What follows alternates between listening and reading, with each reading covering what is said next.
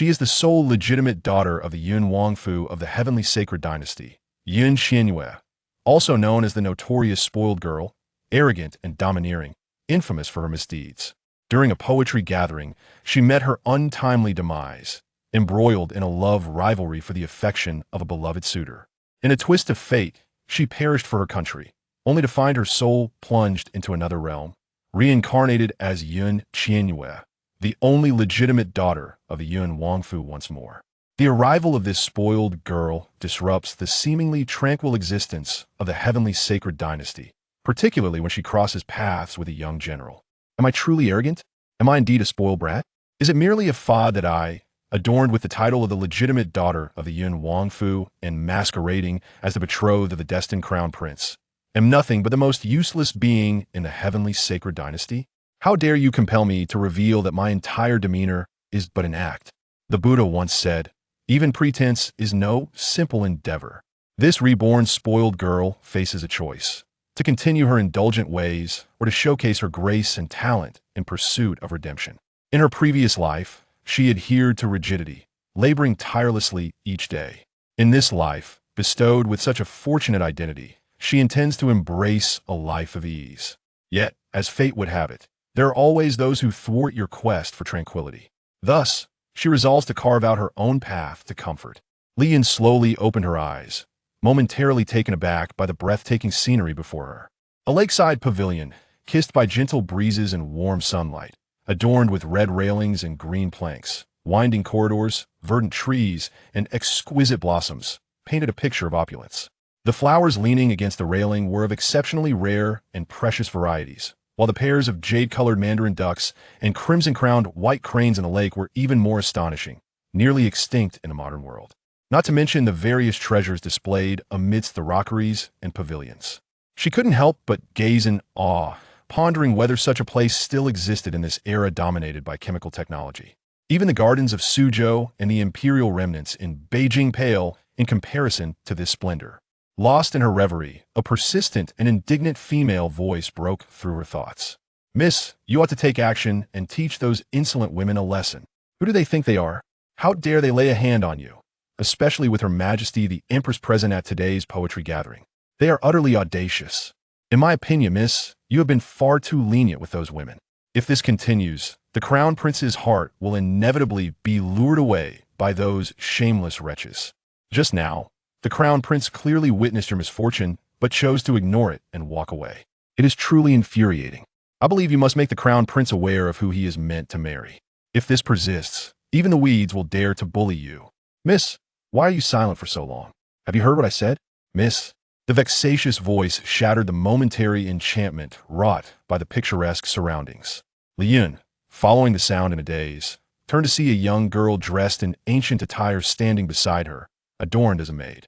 The girl appeared to be around 12 or 13 years old, holding a fan and lightly fanning herself, her eyes brimming with indignation, her youthful face etched with frustration.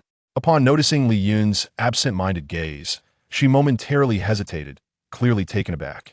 Li Yun regarded her with a dazed expression, feeling her own thoughts drift further into a haze. The girl was momentarily taken aback, her expression of indignation swiftly replaced by a hint of anxiety and uncertainty. Miss, are you unwell? Li Yun remained silent, her dazed eyes gradually sharpening, a sudden glint illuminating her gaze as she fixed her stare upon the girl. Mississippi.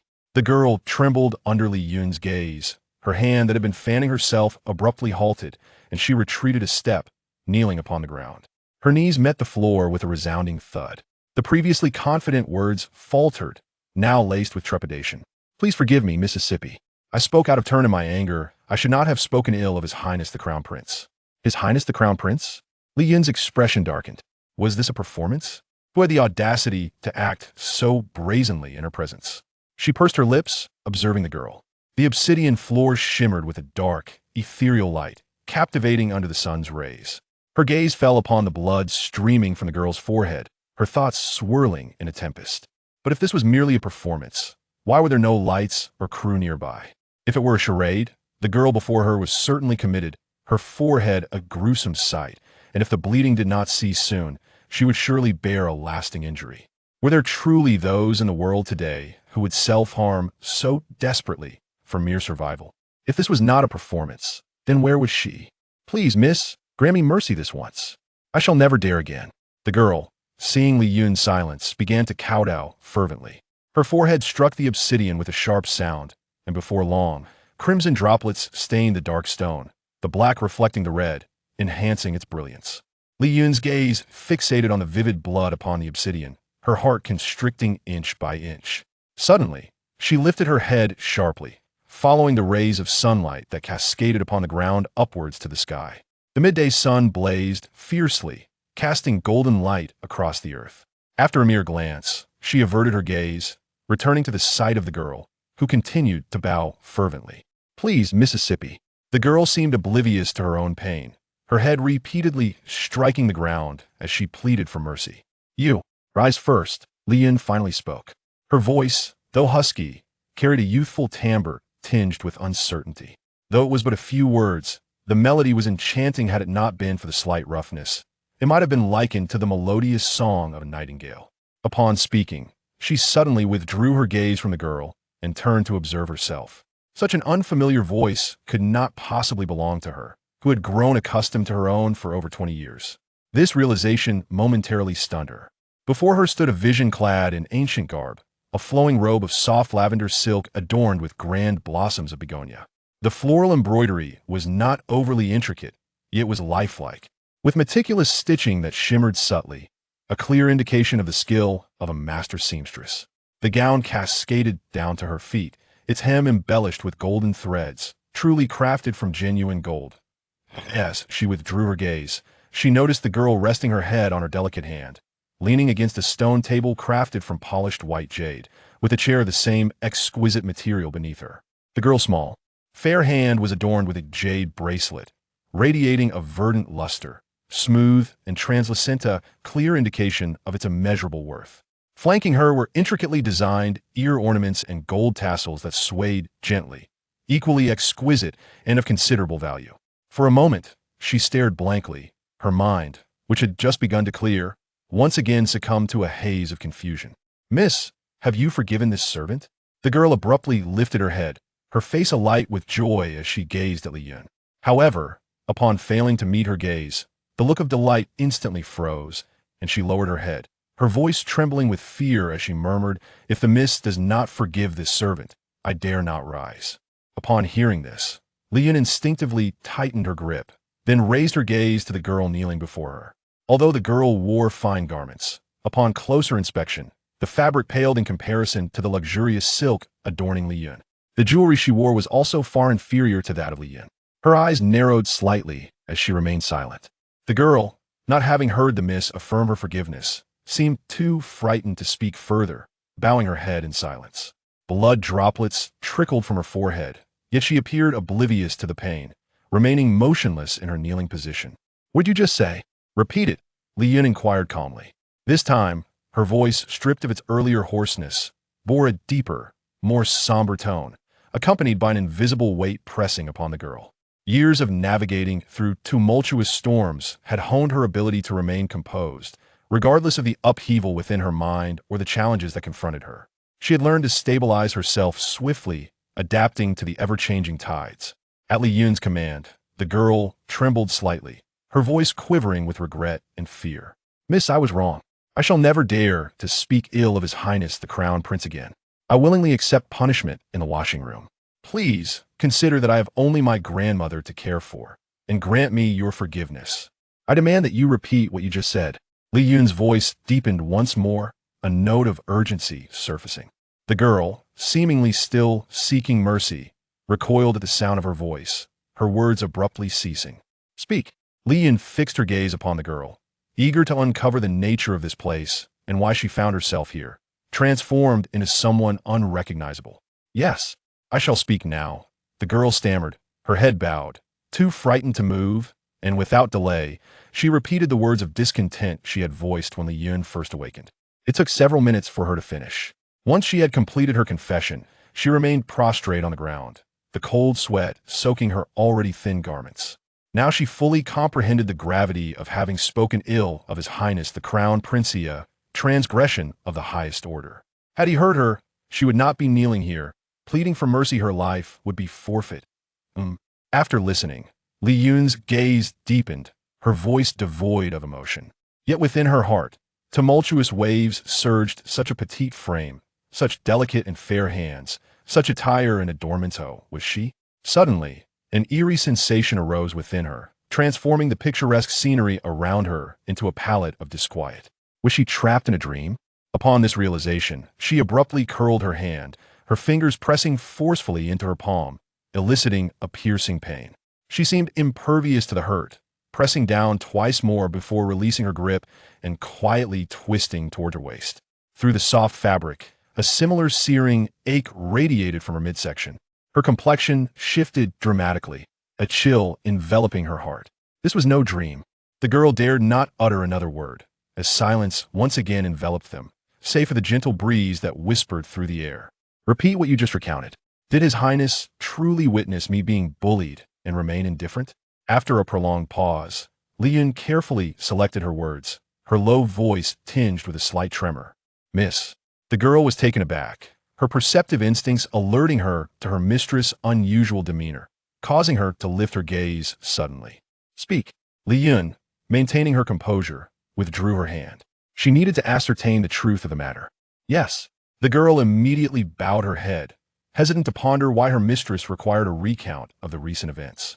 She hastily continued, Today, at the Poetry Appreciation Gathering, you were unwell and initially reluctant to attend. However, considering that His Highness would also be in attendance, you decided to go. But the detestable second miss of the Roan Wangfu and the princess of the Shaoqin Wangfu conspired with Princess Qing Yuan to bully you, attempting to push you into the water while you were distracted.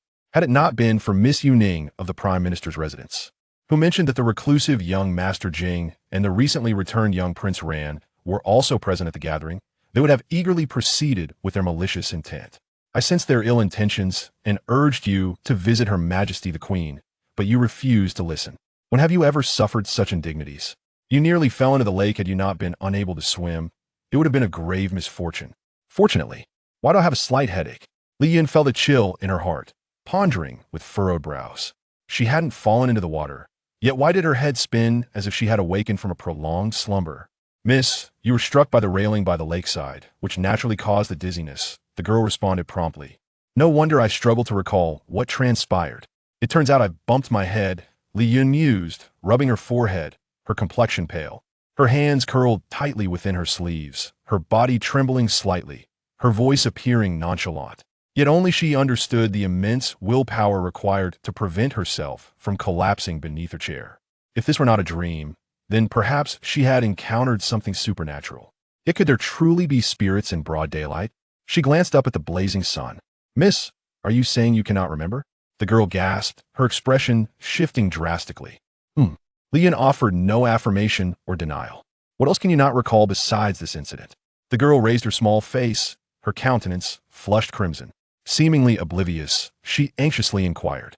Other things I cannot remember include. Li Yun pondered how to extract more information without alarming her interlocutor. As soon as she opened her mouth, a light laugh resonated from a distance, followed by a male voice rich with teasing undertones, melodious and pleasant to the ear. Sister Yu, everyone has gone to the garden. Why do you choose to remain here in leisure? I just saw His Highness the Crown Prince heading to the garden as well. If you delay any longer, be wary that he may become enamored with the myriad of blossoms and forget who you are. Upon hearing these words, Li Yun abruptly turned her head toward the source of the voice. Chapter 2. From behind the artificial mountain, a young man emerged, appearing to be no more than 17 or 18 years of age. He donned an exquisite light purple ancient robe that mirrored the color of her own attire. With broad shoulders and a slender waist, he was adorned with a jade belt. His features were fair, and his countenance was strikingly handsome. Particularly captivating were his phoenix eyes, deep and dark like obsidian gems, radiating a serene glow. He approached her with a fine black landscape fan in hand, his demeanor leisurely and nonchalant, exuding charm and confidence, with a smile gracing his eyes and brows. Li Yun, taken aback by his sudden appearance, found it difficult to appreciate the beauty of this young man, as an unsettling feeling deepened within her. The distance from the artificial mountain to the pavilion where she sat was approximately 10 zhong. Had he just arrived, or had he been lurking behind the mountain all along? Her gaze sharpened momentarily as she reviewed her recent actions, reassured that she had not behaved inappropriately. With a slight sigh of relief, she remained seated, composedly observing the man as he approached. Years of habit instilled in her a cautious nature. She would never act recklessly without first understanding the situation, especially under such bizarre circumstances. Since this was not a dream and there were no phantoms in broad daylight, he must indeed be a real person. As her mind grew clearer, memories began to surface vividly. She recalled commanding everyone at the National Security Bureau to retreat, while she alone stayed behind to dismantle a time bomb. That advanced explosive device had nearly exhausted all her knowledge and skills, and she had only managed to disarm it at the last moment. However, she had discovered that it contained a hidden time device, and there was no time left to disarm it. Thus, she had embraced the device and leapt from the 12th floor, determined to prevent it from destroying the entire security bureau, knowing that countless lives were at stake and that confidential information would be irrevocably lost if she failed. Was there truly a chance of survival after jumping from such a height? She was no superhuman, and the fall could certainly be fatal. Even if she were, the explosion would leave no trace behind. She distinctly remembered that it had been dusk. Raising her gaze to the sky for the third time, the sun blazed fiercely, its rays at their zenith. An incredible thought surged through her mind. The once ludicrous theories of time travel that she had dismissed were inexplicably overturned by this bizarre situation, causing her previous understanding to crumble. Was it possible that such miraculous events existed in the world? Had she narrowly escaped death only to be reborn? And in the ancient past, no less? Despite the implausibility of it all, she maintained an impassive expression. As the young man drew closer, her composure only grew steadier. "What is this? Have you forgotten me?" "You may, after only a few days," he remarked, his gaze piercing as it scrutinized her face.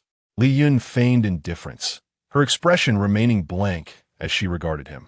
"Ah, it seems you truly do not recognize me." The young man found her stoic demeanor amusing, his eyes flickering momentarily as he stepped closer to the pavilion. Positioning himself directly in front of Li Yun, intent on deciphering her thoughts. A flicker of tension gripped her heart, and she endeavored to mask any sign of vulnerability. With so much still shrouded in mystery, she understood the necessity of restraint. "Ah, it has been a while since I have seen you display such an expression. Who possesses the audacity to bully my dear Yue sister?" The young man discerned no thoughts or emotions from Li Yun's countenance. His gaze, tinged with surprise, bore a faint smile, albeit one that was somewhat somber. Li Yun cast a fleeting glance at him, remaining silent. It seemed she was truly vexed. How rare. The young man regarded Li Yun with keen interest and suddenly chuckled softly, taking a seat upon a nearby stone bench, leisurely fanning himself. "Pray tell me, who has wronged you? I shall ensure they pay for their transgressions." Li Yun shot him a glance, his eyes still sparkled with mirth. Yet the smile did not reach them. She lowered her gaze to the girl kneeling motionless on the ground and spoke in a calm tone devoid of any discernible emotion. "You tell him who has wronged me." The young man paused, seemingly just now noticing the girl on the ground. His gaze fell upon the large pool of fresh blood, his expression unfazed, as if such sights were commonplace. "Yes, miss." The girl trembled, her head bowed as she recounted the events that had just transpired. "So that is how it is. No wonder your sister is upset. Even if the crown prince disregards your situation, he ought to consider the reputation of the empress and the Yun Wangfu. How could he overlook your plight?" "Truly," the young man trailed off, his voice halting mid-sentence, his expression shifting from a smile to one of mild indignation, the unspoken implications clear. Again, the crown prince? Those four words had been the most frequently uttered since her awakening. Li Yun remained impassive. "Come, let us proceed to the scenic garden. It is quite lively there now. The poetry gathering has commenced. If you wish to reclaim your dignity, it will be simple, especially with the empress backing you. Even Princess Qingwan would not dare to act recklessly in front of the empress. The women within shall not withstand your influence." Before the young man could settle comfortably on the bench, he stood abruptly, seizing Li Yun's wrist and pulling her past the kneeling girl as he made to leave. Li Yun was taken aback. How could she, with her grace, allow her wrist to be so easily grasped without evading? Her status had long since dictated that she should not permit others to approach her so readily. Her eyes darkened momentarily, and she attempted to withdraw her hand from his grip. "Do you not wish to go?" he inquired, holding her wrist firmly as he turned to face her. Though he did not exert much strength, Li Yun found herself compelled to rise, her hand firmly ensnared, unable to move.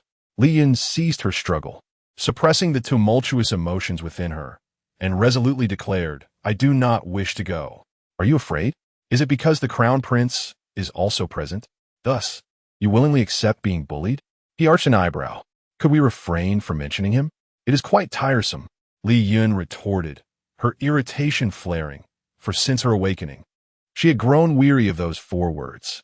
With her free hand, she struck at the young man's grip on her wrist with unreserved force. As she executed the movement, a warm surge unexpectedly coursed from her abdomen, flowing through her veins into her palm, seemingly gathering strength, instilling within her the belief that even a bull could be felled with a single blow. A flicker of astonishment crossed her heart, yet she did not halt her actions. The young man, upon witnessing Li Yun's actions, did not react with anger, but instead broke into a radiant smile, his handsome visage glowing with an almost dazzling beauty. He held her wrist firmly with one hand, while the other gently extended to intercept her flailing hand, a smile returning to his eyes. "Now, this is more like your style. Those women are but delicate flowers and frail willows, easily crushed underfoot as one would an ant. Why endure such indignities? Come, let us deal with them together." With that, he took Li Yun by the hand and began to lead her away. "I said I won't go." Li Yun suppuresit had astonishment. Could this be the manifestation of martial prowess? She recalled having encountered an extraordinary individual before, a master of martial arts capable of slaying a bull with bare hands, effortlessly shattering boulders with a mere palm strike. Did she possess such abilities too? "Are you truly afraid of him?" The young man's smile faltered, his gaze darkening. "You have never feared anything. Why would you suddenly fear him? Is it merely because you are to marry him in the future that you cower so? Have you already submitted to the notion of a husband before even entering the prince's residence?" "I fear him not. I simply do not wish to go." Li Yun found her hand still gripped tightly. If she were capable of martial arts, then surely this individual who could easily block her hand must also possess such skills, though perhaps here they were referred to as martial prowess. Li Yun's thoughts swirled in confusion. Being new to this place, she had yet to comprehend her own circumstances, and her bewilderment at being here made her exceedingly cautious. From the tone of the words exchanged between the girl on the ground and the young man, it was clear that the gathering in the garden was likely to be large. She could not afford to be seen by too many, should her true nature be discovered. Her second chance at life would be for naught, especially considering she was still unaware of this man's identity. How could she allow him to lead her away? If you are unafraid of him, why then do you hesitate to go? Do you not revel in the company of others? The young man regarded Li Yun with a gaze filled with curiosity and intrigue. "I am unwell," she replied. His warm grip contrasted with her cool hand. "I just heard you sustained a blow to your head. Should we not summon a physician?" He reached out to touch her forehead, concern evident in his eyes. Before she could respond, he turned sharply to the girl kneeling on the ground, demanding, "How do you serve your mistress? If she is unwell, why have you not hastened to summon a physician? Do you seek to lose your head? Your Highness, forgive me. It is entirely the fault of the maidservants. I shall fetch a physician for the young lady at once." The girl trembled violently, her forehead bleeding anew as she bowed repeatedly. "Then hurry and fetch the physician." The young man barked, not even glancing at her. "Yes, I shall go immediately." The girl scrambled to her feet, not daring to linger, and hurriedly descended the jade steps. "Wait." Li Yun could not allow her to call for a physician. If a physician arrived and discovered any ailment, deeming her a creature of ill repute, her life would be forfeit.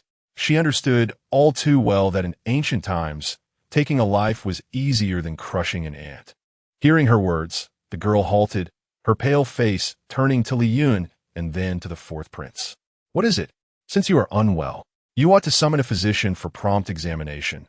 The fourth prince addressed Li Yun with a gentler concern than he had shown to the girl moments before.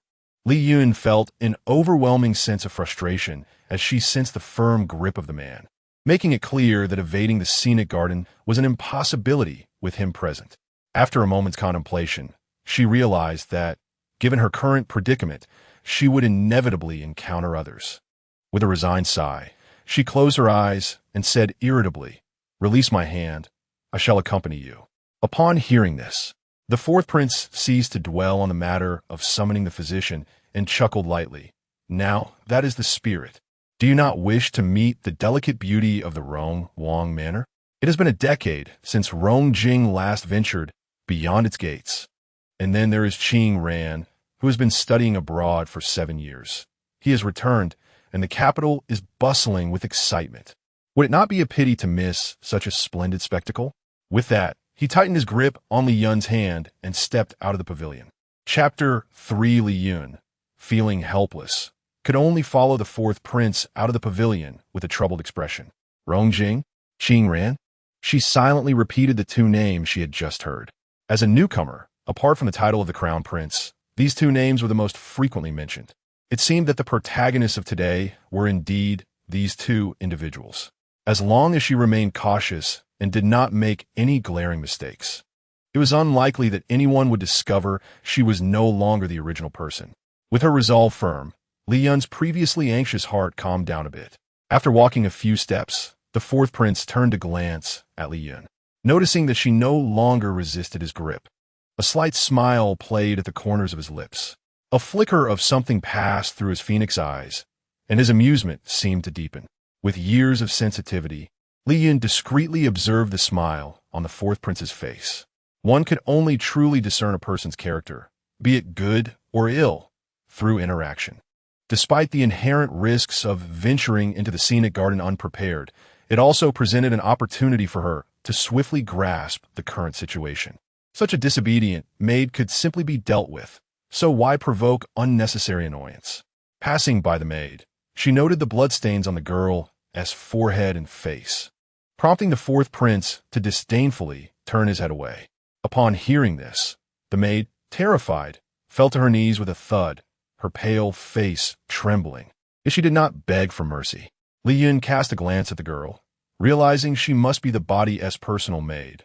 Otherwise, why would she be the only one attending to her upon awakening? Given her role, the maid would undoubtedly be most aware of the nuances of this body. Any slight change in Li Yun could lead to discovery, the consequences of which would be dire. If this girl were to perish, the danger would be mitigated by a fraction. Li Yun studied the maid, who was now a small, frail figure kneeling in fear and silence. Where had gone the spirited demeanor she had upon awakening? At merely 12 or 13 years of age, she was in the prime of youth. Turning her gaze away, Li Yun nonchalantly remarked, "She is somewhat useful in attending to me, so let her stay." The girl seemed taken aback by Li Yun's decision, raising her head in disbelief, her once silent eyes now sparkling with a glimmer of hope. After all, she was just a lowly servant. There was no shortage of such individuals. I could select 10 or 8 from my own household who would certainly obey your commands, not daring to stray. It is better for servants to remain obedient, lest they invite trouble through their words. The fourth prince's tone was equally indifferent. Li Yun contemplated the implications of his words. It appeared he had been lurking behind a rockery all along. Otherwise, how could he have uttered the phrase about inviting trouble through speech? Was it not evident that he had overheard the maid's words? A mere servant daring to scheme against the crown prince. Was that not an invitation for disaster? The girl, now frightened, lowered her head, repeatedly bowing in apology, too terrified to raise it again. "Enough! Stop bowing. If you ruin your appearance, how will you show yourself to others later? Get up, find a place to bandage yourself, and return to the scenic garden to seek me." Li Yun dismissed the fourth prince's remarks with a wave of her hand. She spared the girl's life, hoping she would be more perceptive in the future. Even if she discovered that Li Yun was not the original mistress, she might still assist her, or at the very least, not expose her. "Miss Xia, please pardon this humble servant for this occasion. I shall never dare to offend again." Though the maid ceased her kowtowing, she did not immediately rise, clearly intimidated by the fourth prince. "Sister Yue, when did you become so soft-hearted? Your maids come and go, yet why does this one matter?" The fourth prince halted, turning to cast a scrutinizing glance at Li Yun. Why do you prattle on so? Is it not tiresome? She is but a servant. I may strike her down or spare her at my whim. What concern is it of yours? Are we going to the scenic garden or not? If not, I shall return to the manor, lest my servants become an eyesore to you. Seizing the opportunity, Li Yun retorted impatiently at the fourth prince. Being astute, she discerned from the exchange between the maid and the fourth prince that the owner's demeanor was rather arrogant, dismissive of others, and seldom subjected to bullying. Otherwise, the maid would not have been so indignant over a mere shove. Regardless of the fourth prince's intentions, he continually professed that no one dared to wrong her, prompting her to take a gamble. She would shout at a prince and observe his reaction. I thought you had changed your disposition. It seems you remain as willful as ever. Very well, if I choose to ignore it. It's merely a servant after all. Do you truly believe I possess such idle time? Are you not merely concerned that you might face repercussions because of a maid? The fourth prince appeared unperturbed by Li Yun's outburst, a smile gracing his lips, seemingly accustomed to her demeanor. Delighted even when scolded? Truly pathetic. Li Yun silently cursed while feeling relieved. It seemed her gamble had paid off. She cast a glance at the small maid, who immediately sprang to her feet, respectfully allowing the two to pass. The fourth prince, now silent, took Li Yun's hand and leisurely navigated around the artificial hill, where several intricately paved jade stone paths intertwined. He guided her toward the far right path. Li Yun dared not speak lightly, maintaining a stern countenance, feigning an unpleasant expression, since he deemed such behavior as normal. She decided to comply. As they walked a distance, an elderly woman dressed in ancient garb and styled as a maid hurriedly approached from the opposite direction. Upon seeing them, her face brightened, but upon noticing the fourth prince holding Li Yun's hand, her expression stiffened, quickly masking her emotions as she approached to bow. Esteemed fourth prince and Miss Qian Yue, Her Majesty has sent me to find you, as she noticed Miss Qian Yue has yet to arrive at the scenic garden. Li Yun was at a loss for words, and thus remained silent. The fourth prince donned a kindly smile and remarked, "It seems I, as a son, have not garnered my mother's affection as much as my niece has. How fortunate for Granny's son to seek out Sister Yue. Mother truly dotes on her increasingly. Has mother not realized I have not attended either? Why has no one come to find me? Your Highness, that statement is inaccurate. Her Majesty sent someone to find you early on, but the servants were unable to locate you." Upon hearing that Miss Qian Yue had entered the palace but had not yet appeared at the scenic garden, she dispatched a maid to search for her. Fearing something may have transpired, Granny's son replied, standing tall and unyielding. "So it is. This son has been unfilial and misjudged my mother. By chance, I have just encountered Sister Yue, and we shall proceed to the scenic garden. You should hasten ahead to inform our mother," commanded the fourth prince to Grandma Sunday. "Yes." Grandma Sun cast another glance at Li Yun before swiftly turning back along the original path. The fourth prince, seemingly oblivious to the urgency, continued to leisurely stroll while holding Li Yun's hand. Li Yun processed the information she had just received, realizing that her current identity was that of the queen's niece. Given Grandma Sun's earlier demeanor, she resolutely attempted to withdraw her hand from the fourth prince's grasp. However, he tightened his hold, refusing to let her go. Li Yun shot him a glare, but he feigned ignorance. Resigned, she thought that since others had already seen their connection, any attempt to remedy the situation would be futile. As they turned down 2 corridors, the number of maids and eunuchs increased, bustling about with trays of fruits and beverages. Upon seeing the two holding hands, they displayed expressions of astonishment and disbelief, each offering peculiar greetings. Li Yun paid no heed to their strange looks, focusing instead on the scene before her. Not far off was a vast azure lake, significantly larger than the one she had awakened beside, which could barely be called a pond. In the distance, pavilions emerged from the lake, where dozens of individuals, both men and women, stood, sat, or lounged, adorned in vibrant garments, their faces obscured but their attire resplendent. This must be the poetry gathering at the scenic garden that had been mentioned earlier.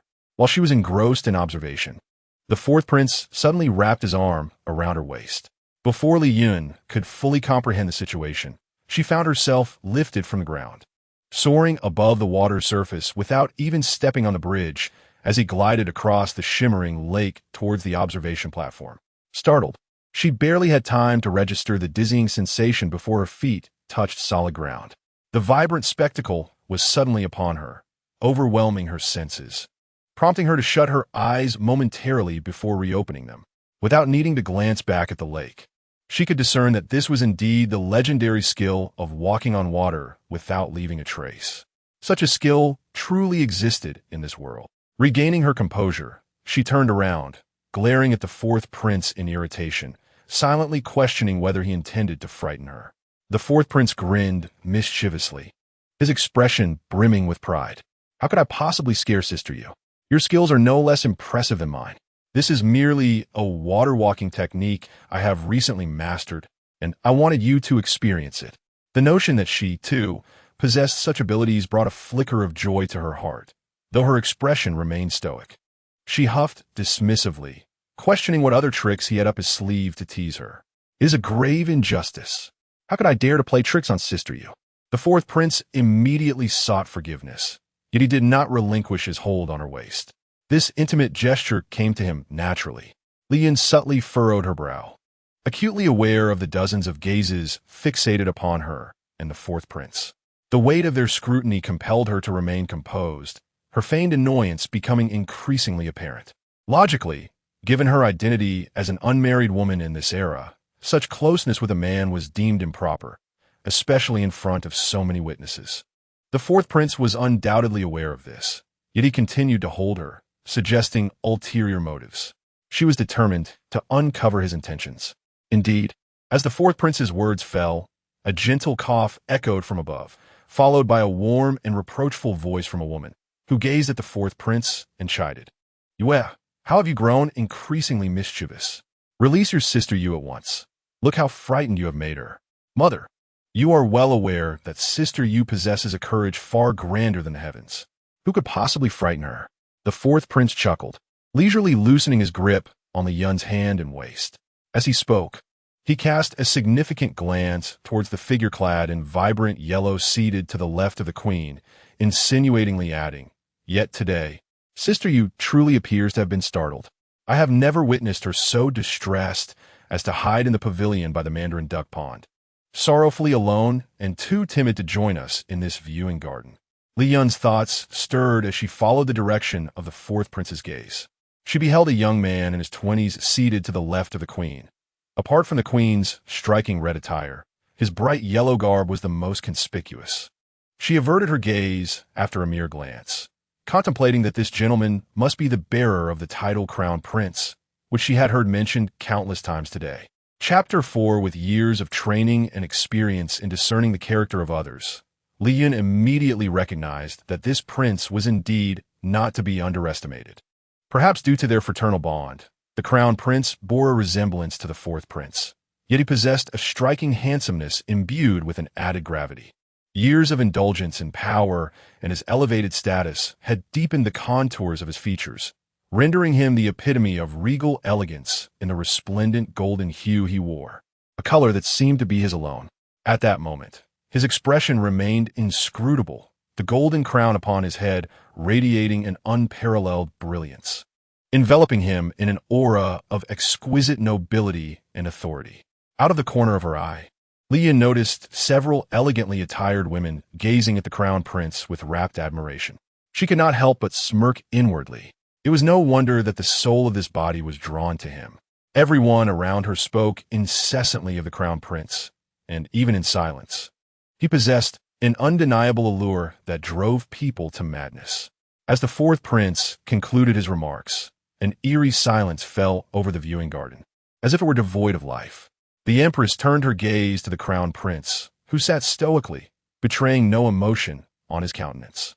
Shifting her attention back to the fourth prince, she noted the playful smile upon his face, which concealed the emotions that lay beneath. With a quiet sigh, she returned her focus to Li Yun, beckoning her with a smile. Oh, has someone been bullying you? My dear Yue, that you dare not enter this garden? Gulme, come to your Aunt S side, and tell me the name of the one who has wronged you. I shall see who has the audacity to mistreat you within these palace walls. Upon hearing the empress's words, several women instantly turned pale.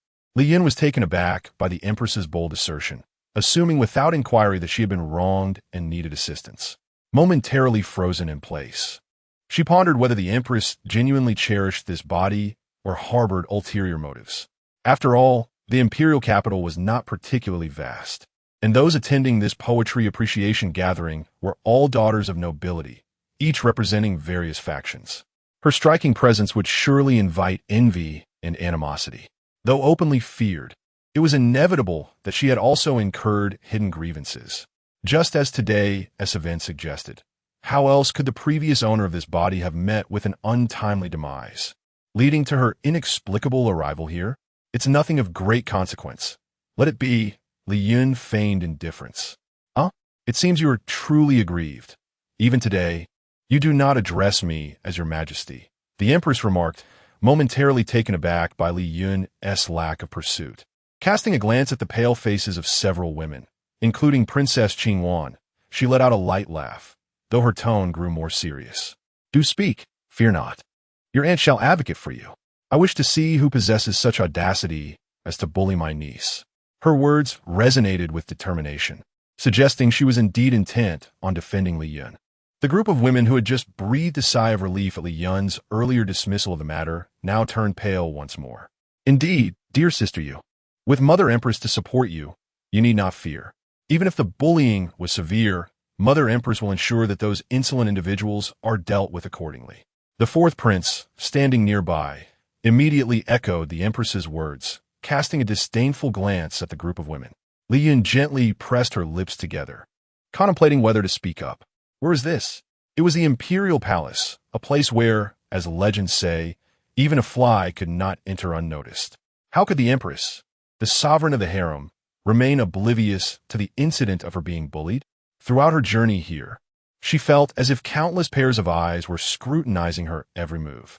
Just as she hesitated, the crown prince, who had remained silent until now, leisurely remarked, Mother, you are making a mountain out of a molehill. It's merely a matter of a few young ladies engaging in playful banter. To label it as bullying is excessive. Sister Yu is unlike the others. She dares to challenge even Father Emperor, who could possibly intimidate her. The young women, upon hearing the crown prince defend them, exchanged delighted glances, their eyes fixated on him. Notably, the two ladies in pink and green dresses, standing beside Princess Qing Yuan, seemed to regard anyone else with disdain. Li Yun scrutinized those two, recalling her maid's earlier words about the second miss of the Rongwang mansion and the princess of the Shaoqin Wang mansion conspiring with Princess Qing Yuan to bully her. It wouldn't be long before she could match names to faces. As the crown prince spoke, Princess Qing Yuan appeared to relax, her gaze toward Li Yun laced with disdain. What my royal brother says is true. It is merely young ladies enjoying themselves. Who in the Tian Sheng Dynasty does not know that Sister Yu of the Yunwang mansion does not bully others, let alone allowing anyone to bully her? Indeed, Sister Qian Yue is not only the cherished jewel of the Yunwang mansion, but also the beloved of the Empress. We dare not bully her. It is enough that she does not bully us. Just a few days ago, a distant cousin of mine offended her on the street, and she had him beaten mercilessly. He is still bedridden at home, interjected the lady in pink, reluctantly tearing her gaze away from the crown prince. The words of Miss Lan are quite accurate.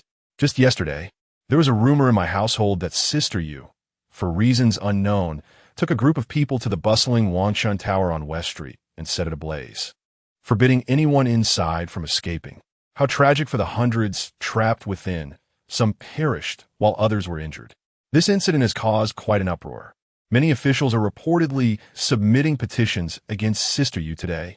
The lady in green also diverted her gaze from the crown prince, now eyeing Li Yun with a hint of schadenfreude. Is this truly the case? The empress appeared remarkably astonished, turning her attention to Li Yun. Listening to the two women's exaggerated accounts, Li Yun furrowed her brows subtly, inwardly lamenting the unexpected gravity of the situation she had stumbled into. Initially, she believed the owner of this body to merely possess a bad temper, yet it seemed her arrogance had escalated to such extremes.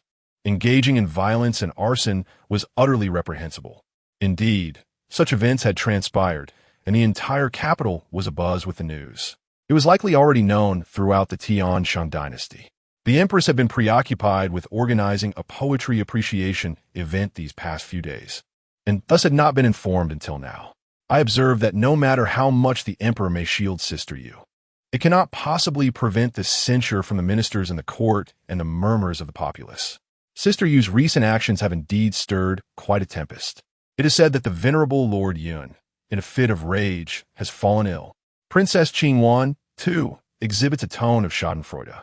The Empress, after a prolonged silence, noted that Li Yun remained uncharacteristically reticent, her expression betraying none of her inner thoughts, which surprised the Empress, for this niece seemed unusually composed today.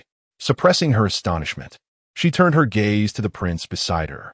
The prince, maintaining his impassive demeanor, cast a fleeting glance at Li Yun, his voice devoid of emotion, acknowledging the unfortunate incident.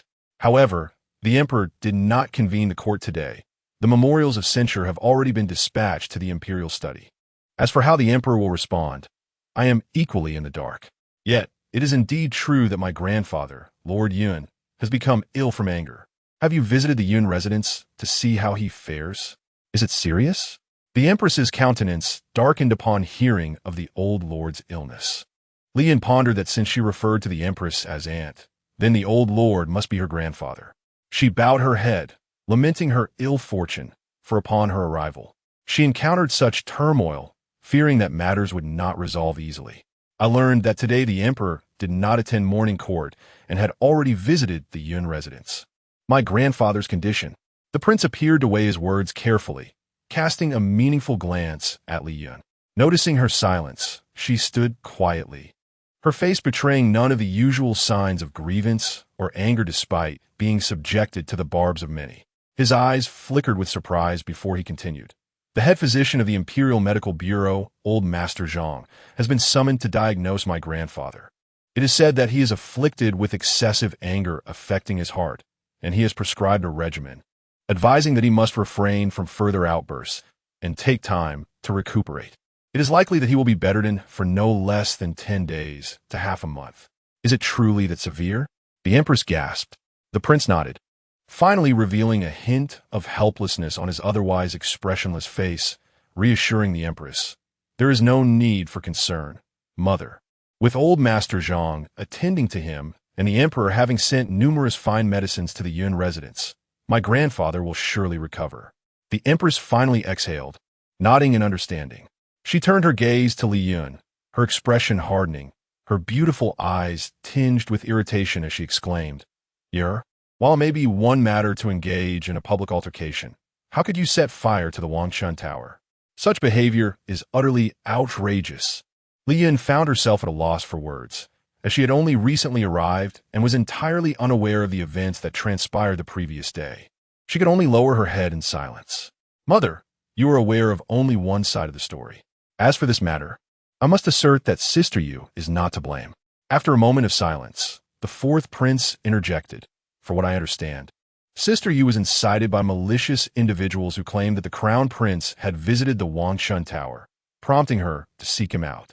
However, the people at the Wangshan Tower were truly despicable, refusing to provide a straightforward answer and even attempting to apprehend Sister Yue to report her to the authorities. In her fury, she set fire to the establishment. The fourth prince continued deliberately. Mother, you must also know that Sister Yue's heart is wholly devoted to the crown prince. How could she endure the thought of her brother visiting such a place? Naturally, burning the Wangshan Tower was an act of frustration. In this regard, she is not entirely at fault. How could the crown prince be so easily seduced by those duplicitous courtesans? Is there yet more to this tale? The empress furrowed her brow and turned to the prince beside her. The crown prince's profound, phoenix-like eyes directed their piercing gaze towards the fourth prince, his dark pupils glimmering like icy blades, remaining silent. The fourth prince, seemingly oblivious, turned to Li Yun beside him, inquiring, although I was not present yesterday, I have heard the entire account of the events. Is that not so, Sister Yue? In the midst of their conversation, they had afforded Li Yun ample time to gather her thoughts. Upon hearing his words, she glanced at the fourth prince, her gaze fleetingly shifting to the empress, before finally resting upon the crown prince. Her previously expressionless face was suddenly awash with a poignant sense of injustice, her eyes brimming with unshed tears, as if they were on the verge of spilling over. Yet, she stubbornly held them back, her head bowed once more, uttering not a single word. But her expression conveyed more than 1,000 sentences ever could. The crown prince was taken aback, observing Li Yun's expression of unvoiced grievance. The empress was swiftly convinced by the fourth princess' words. It was well known that whenever the crown prince was involved, her niece was capable of committing the most reckless acts. No wonder she had set fire to the Wangshan building. With this thought, she furrowed her brow, casting a disapproving glance at the crown prince, exclaiming, "This is absurd. As the esteemed crown prince, how could you venture into such a place? Do you not fear tarnishing your noble status?" Chapter 5, as Li Yun noticed that the empress no longer fixated on her, the focus shifted to the crown prince, causing her heart to ease slightly. Accustomed to her elevated status, she had always been the one to criticize her subordinates, and thus found herself ill at ease with being the subject of scrutiny. Regardless of the fourth prince's motives for assisting her, she would remember this act of kindness. Wangshan Tower, as its name suggests, was hardly a respectable establishment, likely akin to an ancient brothel. For a nation's esteemed crown prince to frequent such a place was not merely a matter of sullied reputation. It could be construed as a severe reflection on his character. Yet, the crown prince, with his handsome visage, did not appear to be one easily swayed by feminine allure. The battles for power beneath the royal authority were akin to bloodless blades, where it was a matter of survival for one or the other. The fourth prince's insidious insinuations could not be dismissed lightly, as many aspired to the crown prince's position. However, beneath the veneer of elegance, there were plenty whose hearts harbored darkness. Perhaps he was not among them. Such matters were difficult to ascertain. Li Yun, seizing a rare moment to collect her thoughts, pondered the situation thoroughly. She was curious to observe how the crown prince would respond. "Mother, please quell your anger.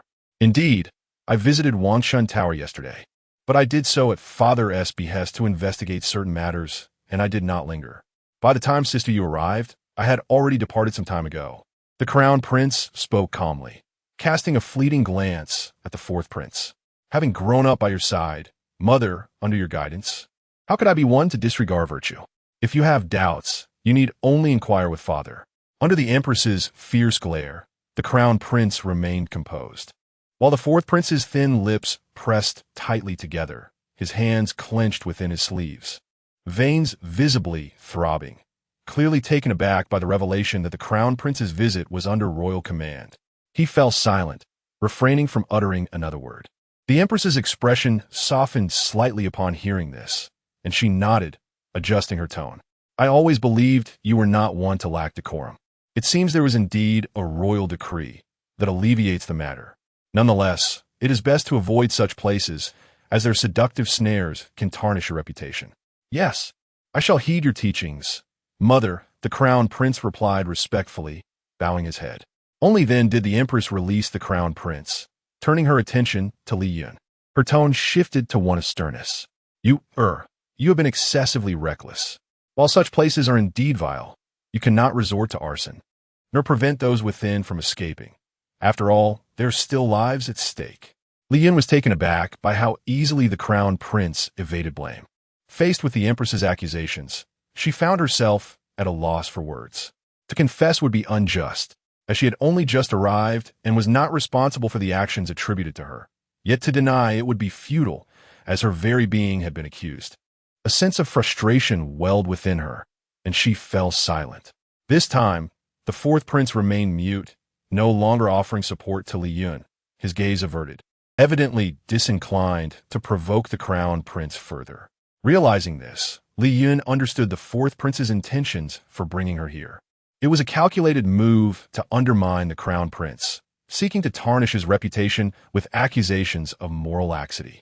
She sighed inwardly, reflecting on the ancient ways, where the most prestigious seat often invited calamity. It seemed the fourth prince was not one to content himself with a life of idleness as a mere prince. As the empress finished speaking, silence enveloped the room. Dozens of gazes fell upon Li Yun, their expressions a tapestry of schadenfreude, amusement, disdain, and indifference. Yet, not a single voice rose to her defense. Li Yun lamented the wretched character of the owner of this body. It seemed she had no true friends. Yue, did you hear what I said? The empress no longer referred to Li Yun as aunt, for the term this palace signified a lofty status, imbued with solemn authority. Truly, she embodied her regal position. With her head bowed, Li Yun murmured, "I heard." Her voice betrayed an overwhelming sense of grievance. Tears cascading down her cheeks in response to her own words. She choked out, "Aunt clearly said she would stand up for me if I were bullied. Yet now she scolds me instead. I have long wished to burn that filthy place to the ground." The last sentiment was expressed with such vehement indignation that it seemed merely setting fire to it would not suffice to quell her anger. The empress, initially puzzled, felt a sense of relief upon hearing Li Yun's tone. It appeared that Yue remained unchanged, perhaps aware of the grave trouble she had caused, yet subdued by the harshness of her circumstances. This demeanor, it seemed, was now the norm. She adopted a stern expression, her voice sharp. "Do you still believe you have any justification? Instead of finding a way to remedy your grave mistake, you dare to cause further trouble within the palace? It seems I've been far too indulgent, fostering your unruly nature." Li Yun's tears flowed as if they were inexhaustible, and she remained silent, defiantly standing her ground. Was the empress not supposed to cherish her? Had her favoritism truly led to such lawlessness? She was determined to uncover whether this affection was genuine or merely a facade. Someone, take this impudent girl, who has committed such a grievous error, yet shows no remorse, to the Ministry of Justice's prison. Await the emperor's judgment. The empress's voice was laced with fury, her disappointment palpable. As the empress spoke, Li Yun felt the atmosphere within the pavilion lighten, revealing the many who wished for her downfall. Numerous young women displayed expressions of delight, for should Li Yun be deemed guilty, they would lose a rival in vying for the crown prince's affections. In but a moment, several guards surged into the pavilion, each armed and bearing cold expressions as they approached Li Yun. She furrowed her brow, contemplating whether to resist. The consequences of defiance loomed large. Yet surrendering meant an inevitable journey to the prison, with the uncertainty of ever being released. She found herself in a state of indecision. 2 guards swiftly seized her, one on either side, lifting her to lead her away. Li Yun realized that her aunt, the empress, was not truly protective. Otherwise, she would not resort to such drastic measures. Even if she dispatched guards, they would not directly send her to the Ministry of Justice's prison, where the outcomes were dauntingly unpredictable. She cursed her lack of memories from this body, forced to judge the hearts of others through mere speculation, which incited her frustration. "Mother, you cannot simply take away Sister Yue," exclaimed the 4th prince, startled at the sight of Li Yun being led away. She has committed a grave error and yet shows no signs of repentance. Do not speak on her behalf again. Today, I shall deal with this audacious, obstinate, and wayward girl. Otherwise, how can I, hailing from the Yunwang residence, rightfully be her aunt and govern the harem, embodying the virtues of motherhood? How shall one justify to the esteemed officials and the common people? The empress silenced the 4th prince. He fell silent, casting a complex glance at Li Yun before averting his gaze and refraining from further speech. Such grandiloquent words. Li Yun found herself momentarily unable to discern the truth, unsure whether the empress sought to protect the Yun Wangfu for the sake of presenting an explanation to the officials and the populace, or if she aimed to distance herself from the repercussions of her aunt's involvement in this matter. The turmoil in her mind was overwhelming, leaving her unable to act decisively. The empress is indeed correct. It was high time for Sister Yue to face consequences. How could this continue? Princess Qingwan echoed the empress's sentiments, asserting that given the magnitude of this incident, if the empress did not impose punishment, how could she provide justice for the wronged souls of Wangshan Tower? The empress's wisdom is clear indeed. The woman in pink and the one in green exchanged knowing smiles, joining in agreement. Li Yun feigned anger as she glared at Princess Qingwan and the 2 women who had chimed in. A glance toward the crown prince revealed his indifference. His expression gave nothing away as he allowed her to be taken down, which only served to amplify her feelings of grievance. In a moment of fury, She turned her ire toward the crown prince, exclaiming, "It was because of you that Wangchun Tower was set ablaze. How can you bear to watch me be sent to the dungeons without offering aid? You are truly heartless." Her accusations rang loudly, infused with genuine rage. She mourned for the deceased woman. How tragic it was to have devoted one's heart only to discover the supposed beloved's coldness in the face of death. Truly despicable. It angered her further that the owner of this body had been so blind as to fall for such a man. What mattered if he was the crown prince? A heartless man is not worthy of love. Moreover, his status is no guarantee of safety. He might very well lose it one day. The crown prince appeared taken aback by Li Yun's fierce words and expression, momentarily rendered speechless. The empress, too, was caught off guard by her niece, who had always been the docile rabbit before the crown prince, so vehemently berating him. The fourth prince, however, was unsurprised, a cold smile forming as he observed Li Yun's transformation. It was evident that she had learned from the events of the previous day, her heart growing cold toward the man she had once adored, thus fueling her vehement outburst. He secretly hoped for her to be even more passionate, to unleash further indignation. After all, since she was destined for the dungeons, survival seemed unlikely. Even if she managed to escape, it was probable she would emerge half-dead, for there were many in the capital who wished for her demise. She currently occupied the most esteemed position for a woman. From the inception of the Tian Sheng Dynasty, the founding emperor had decreed that all future empresses must hail from the Yun Wangfu. Thus, it was said that women held a place of honor within the family. As the sole legitimate daughter of the Yun Wangfu, Qian Yue was the natural choice for the position of empress. However, should she fail to uphold this identity, others would be all too eager to devise ways to usurp it. There were even those who sought to bring down the Yun Wangfu, hoping to see it withdraw from the political arena of the Tian Sheng Dynasty altogether. Yet, the Yun Wangfu, being of venerable lineage, was not easily shaken. It appears that an intriguing spectacle is about to unfold. The fourth prince, with a multitude of thoughts swirling in his mind, adopts a posture of detached observation. He wishes to ascertain whether his esteemed elder brother, the crown prince, will extend his protection to Qian Yue. Does he still covet the grand banner of the Yun Wangfu? If so, he must certainly prevent Qian Yue from facing death in the dungeons of the Ministry of Justice.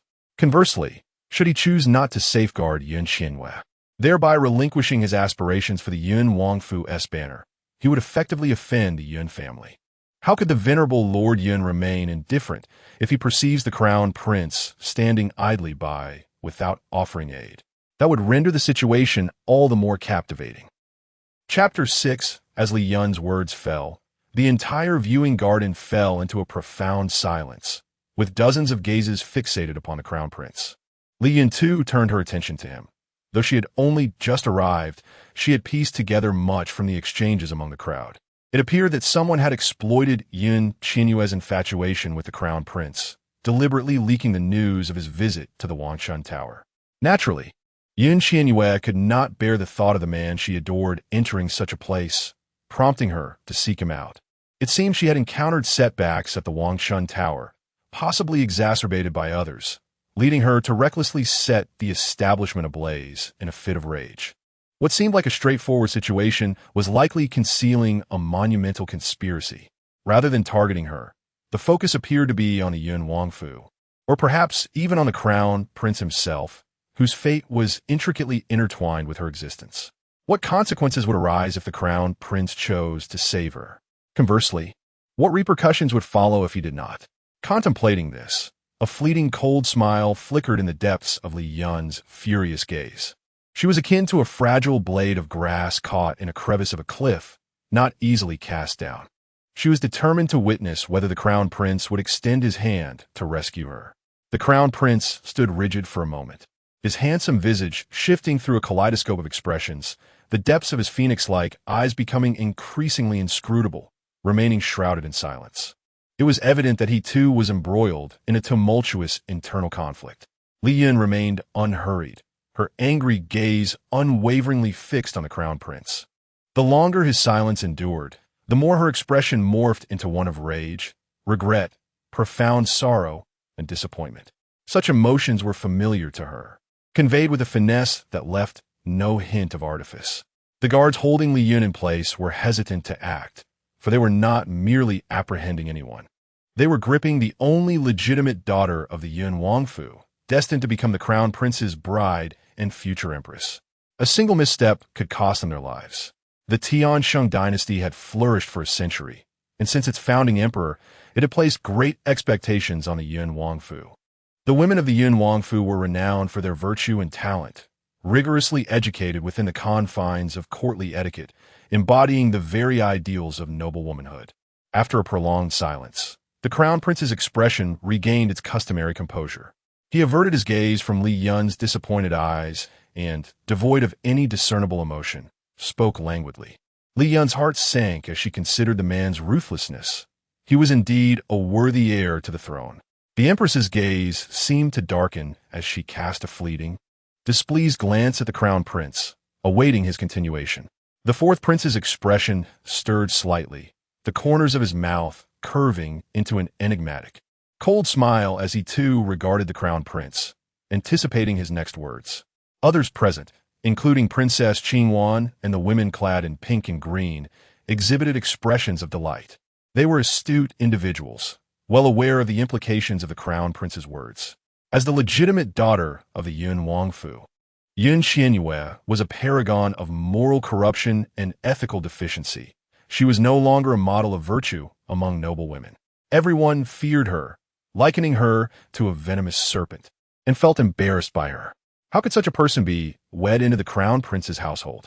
How could she ascend to become an empress, a mother figure to the nation?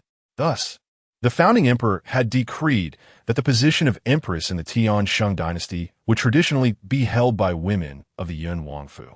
This was an immense honor bestowed upon them by the founding emperor, reflecting his belief in their exemplary upbringing. Under Li Yun's scrutinizing gaze, the crown prince maintained an unusual calmness, bordering on coldness, as he spoke slowly. In a fleeting moment, the tone shifted, becoming somewhat frigid. Yet, even the most sagacious emperor could scarcely foresee the events of a century hence, let alone anticipate that, 100 years later, the House of Yun would bear such an unrefined daughter, particularly the sole legitimate offspring of the Yun family. This was indeed disheartening and a misfortune for our Tian Sheng. As Li Yun wrestled with her indignation, she absorbed further revelations of which she was previously unaware. It turned out that all previous empresses hailed from the House of Yun, given that she was the legitimate daughter of this lineage. She was naturally the prime candidate to marry into the crown prince's household and ascend to the role of empress. Yet it baffled her why. If the House of Yun was aware that her current self was destined for the palace, they would allow her to be raised in such an ignorant and infamous manner. This was truly perplexing. Sister Yu, as a child of the House of Yun, ought to emulate the dignified conduct of our past empresses, adhering to propriety and displaying compassion towards others, especially the weak. Otherwise, how could she embody the role of a mother to the nation? I have never understood how her grandfather could permit her to fall into such a state while simultaneously indulging her. This indeed eludes comprehension. The crown prince continued, deepening Li Yun's confusion. The grandfather he referred to was none other than the empress's father, her own grandfather. Could it be that the old man's excessive affection had led to her reckless behavior?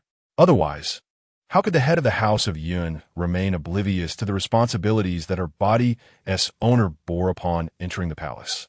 This was not affection. It was detrimental. Alternatively, could it be that he was not her biological grandfather? That seemed implausible, for she had grown up under the watchful gaze of countless eyes. How could one possibly masquerade as someone else without detection? Li Yun felt a headache brewing from her speculations. Thus she ceased her conjectures. It appeared that the crown prince had resolved to abandon her. The pressing concern was to devise a means of escape.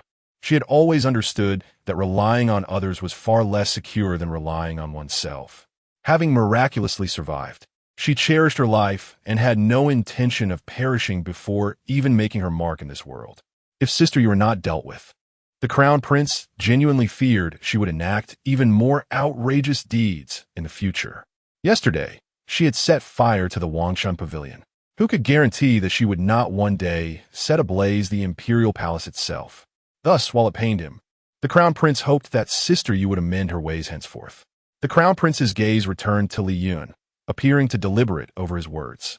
His countenance finally softened with a hint of compassion, and a trace of sorrow was evident in his eyes as he lowered his voice and addressed the Empress. However, I still beseech you on behalf of Sister Yue. After all, this situation arose because of me. Mother, please do not impose too severe a punishment upon Sister Yue. A gentle admonition should suffice. Li Yun scoffed internally. His words were a masterclass in persuasion. He first outlined the potential consequences to the Empress, implying that without punishment, dire outcomes would ensue, only to then intercede on Sister Yue's behalf. Yet throughout, he never explicitly stated that she should not be confined to the prison of the Ministry of Justice. Indeed, the Crown Prince was a figure of considerable astuteness. The Queen seemed to have anticipated the Crown Prince's words, showing no surprise at his statements. After listening to him express his pain, she lowered her head in silence. She then turned her gaze back to Li Yun for a moment, her phoenix eyes flickering with a hint of compassion, suddenly closing her eyes and reopening them. Her expression regained its dignified authority as she declared, "You speak rightly, my son." She has indeed become increasingly unruly, emboldened by the favor of the Cloud Prince's residence and my own indulgence. Just yesterday, the fire at the Wanshan Tower occurred, and I fear it may not be long before she sets the palace ablaze. I have always harbored pity for her due to her mother's early demise, showering her with affection, yet it seems I have only fostered her arrogant and reckless disposition. The Queen's words were laced with a fierce disappointment, resonating with strength and authority. After a brief pause, she continued, "The loss of hundreds of lives in this grave incident truly chills my heart. If I do not punish her, it would be difficult for me to uphold my dignity as the mother of the nation and as her aunt, not to mention the shame it would bring upon the Emperor's love and the goodwill of the people. Moreover, the Cloud Prince's residence would be dishonored by her actions. With all these considerations, there are countless reasons for me to confine her in the prison of the Ministry of Justice, awaiting the Emperor's decree." "Mother." The Crown Prince looked at the Queen, his expression heavy with sorrow, seemingly wishing to plead for her. The fourth prince, however, regarded the Crown Prince with a cold smile, uttering not a single word. "There is no need for further words, my son." The Queen interrupted him with an authoritative wave of her hand, dismissing his plea. "As the heir apparent, you are the embodiment of hope for both the Emperor and our illustrious dynasty. You must not be overly soft-hearted or merciful, nor should you indulge in feminine compassion or parental sentiments. Otherwise, how could you ever succeed the Emperor in governing the realm? Yue has behaved so recklessly and committed such a grave mistake, and yet you still plead for her. This is not helping her, but rather leading her to ruin. If she learns her lesson and matures, she will eventually comprehend the sincerity of both you and me today." Upon hearing the Queen's words, Li Yun was utterly speechless. She had initially believed the Crown Prince to be astute, yet the Queen was equally formidable. It was evident that those who lived in the palace were not to be trifled with. The Queen's ability to maintain her position without being usurped was a testament to her capability, while those who sought to undermine the Crown Prince were undoubtedly numerous. The fact that these two could thrive amidst veiled threats and open hostilities showcased their remarkable prowess.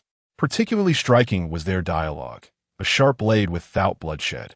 One advocated punishment while simultaneously seeking leniency, and the other spoke with the gravitas of a nation's matriarch, proclaiming that executing the punishment was in the best interest of the accused.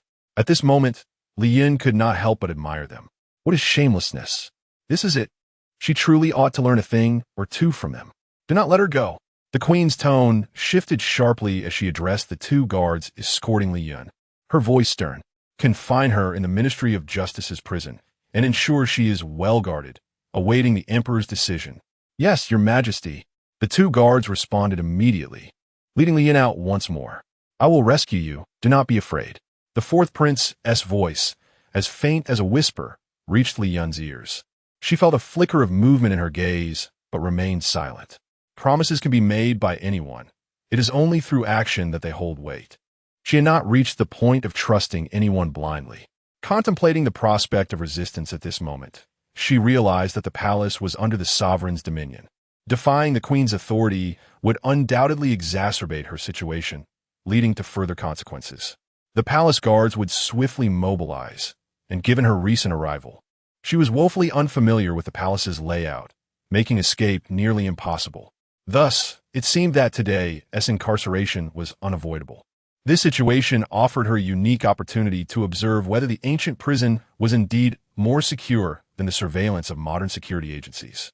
She could also wait to see how events unfolded. If someone came to her rescue, it would be fortuitous. If not, she would devise another plan. Li Yun felt a sense of suffocation, but resigned herself to the circumstances. Therefore, she refrained from resisting and allowed the guards to escort her out quietly. The viewing platform was silent, with dozens of eyes fixed upon the scene. Many young women displayed expressions of joy and excitement. With one formidable rival for the crown prince eliminated, how could they not feel elated? Even if Qian Yue managed to emerge from the prison, it seemed her chances of becoming the crown princess had diminished significantly. Moreover, how could they possibly allow her to escape unharmed? The crown prince and the queen exchanged looks of astonishment. Qian Yue's unusual tranquility today, devoid of her usual tumult, was strikingly different from her past behavior. They silently contemplated her upbringing, having been pampered since childhood, and speculated that she must be genuinely frightened. The fourth prince sensed something amiss in Qian Yue today, though he could not articulate his feelings. After glancing at the queen and the crown prince, he lowered his head, lost in thought. Suddenly, a light, cheerful male voice shattered the silence, exclaiming, "Ha ha! I have triumphed." Following this, the sound of a chessboard being pushed caused pieces to tumble onto the ground. In an instant, 2 chess pieces soared towards Li Yun, and she heard 2 cries of distress as the guards supporting her collapsed to the ground. Shortly thereafter, a rustling sound indicated someone rising from their seat and approaching her, walking with a lively gait and laughing. "Sister Yue, you indeed possess the charm of my youth. That filthy place, the Wangshan Tower, deserved to be burned to the ground, and it has been splendidly incinerated. In my view, Sister Yue, you are not only blameless, but rather a significant contributor. When I set fire to the Hongxiu Tower back in the day, my royal uncle praised my actions." Chapter 7. Li Yun was taken aback to find that someone had come to her rescue. Freed from her restraints, she immediately turned to gaze at the person who had spoken on her behalf. It was then that she noticed, not far behind a vibrant crowd, a white jade table where 2 individuals were seated across from each other. The chessboard atop the table was overturned, pieces scattered about, indicating that the 2 had just been engaged in a game. Due to the throng of people obscuring their figures, she had not previously realized the presence of such remarkable individuals amidst the scene. Both were exceedingly youthful, appearing to be merely 18 or 19 years of age, each possessing strikingly handsome features and graceful postures. One of them was rising to approach her, clad in a light azure brocade long gown, cinched at the waist with a jade belt, from which hung a green jade pendant that swayed rhythmically with his lively steps. His brows and eyes were animated, and as he walked forth, the crowd parted to grant him passage. Many young women, who had earlier cast their glances toward the prince, redirected their attention to him, their faces tinged with a soft blush, their eyes averted yet reluctant to look away, revealing a spring-like allure. For a moment, it seemed as if the very air within the viewing garden had become lighter. Li Yun surmised that this person, who had mentioned the emperor's uncle, must be of royal lineage. She regarded the young man, reflecting that it was indeed rare to encounter someone so pleasing to the eye since her arrival in this world. Soon enough, she would discover his true identity. Shifting her gaze to the other young man seated at the white jade table, she observed that he did not rise, but rather kept his head lowered, fixated on the disarrayed chessboard, seemingly deep in thought. From her vantage point, she could only see his profile, yet even that glimpse revealed a strikingly handsome visage, akin to an iceberg's majestic peak. Redirecting her attention back to the approaching young man, she mused silently that indeed, the ancient world seemed to abound with beautiful men, validating the adage of their abundance. Were these 2 to stroll down the street, they would undoubtedly cause a disruption. "Qingran, I had thought that after 7 years of honing your skills outside, you would have matured. Yet, it seems you remain unchanged," the prince remarked, a hint of exasperation and reproach in his tone. How can the incident at Hongxiu Tower, which you handled without injury, be compared to the tragedy at Wangshan Tower yesterday? At that time, you were unscathed, and your youth, coupled with the Emperor's indulgence, spared you from reproach. But this time it involves hundreds of lives. How can they be equated? I see no difference. Both are merely places of sordid and vile deeds. Qingran retorted as he stepped into the fray, casting a sidelong glance at the prince, his brow arching, his tone growing more audacious. Had it not been for your protection, those individuals would have been consumed in flames long ago. Not just hundreds, but thousands would have perished without a trace. Li Yin was taken aback, realizing that this individual was none other than Qingran, the young prince her maid had mentioned. The prince faltered, his expression darkening abruptly. Those are lives. How can you treat them as trifles? My dear prince, after 7 years apart, how have you become so increasingly naive? While lives are indeed precious, the lives of the shameless and depraved are scarcely worth mourning. Moreover, how many lives have been lost under your watch these past years? How curious it is that you now feign compassion. Do you only feel compassion for lives lost at the hands of Miss Yu? The man halted 3 steps away from Li Yun, earnestly gazing at the crown prince, his expression marked by incredulity. The crown prince's countenance stiffened, a flicker of anger igniting in his eyes. The man, seemingly oblivious to this, altered his tone and sighed dramatically, exclaiming, I have heard that you harbor no affection for Miss Yu and are unwilling to marry her. Yet, must you drive her to despair? Although the Yin Wangfu boasts but one legitimate daughter, there are numerous illegitimate ones. The founding emperor never stipulated that only a legitimate daughter could ascend as empress. Thus an illegitimate daughter could also assume that role. Why must Miss Yu toil to master the art of humility and decorum? Why must she insist on entering the palace? In my opinion, Miss Yu is quite admirable. None in the heavenly realm can rival her authenticity. Aflatings milagrosali uns lips, barely perceptible. This individual was far more agreeable than the 4th prince. Yevingran, the crown prince's voice, now thick with ire, directly pronounced the man's name, his anger palpable. Though the founding emperor did not explicitly declare the necessity of legitimacy. Has there ever been a case in history where a woman of lowly birth entered the palace as empress? Your claims are utterly absurd. Whether or not such assertions were absurd, the crown prince knew the truth in his heart. Among those present who had not witnessed the loss of lives, be it a few, dozens, or even hundreds, it was well known that many noble youths in recent years indulged in a game wherein the most wretched of the populace were released upon a racecourse, while arrows rained down upon them. The victor was determined by the number of hits. One can imagine the scene, blood flowing like rivers, a sight that could hardly be exaggerated.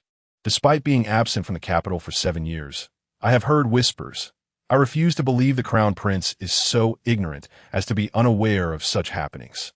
If he is indeed unaware, then his knowledge is woefully lacking.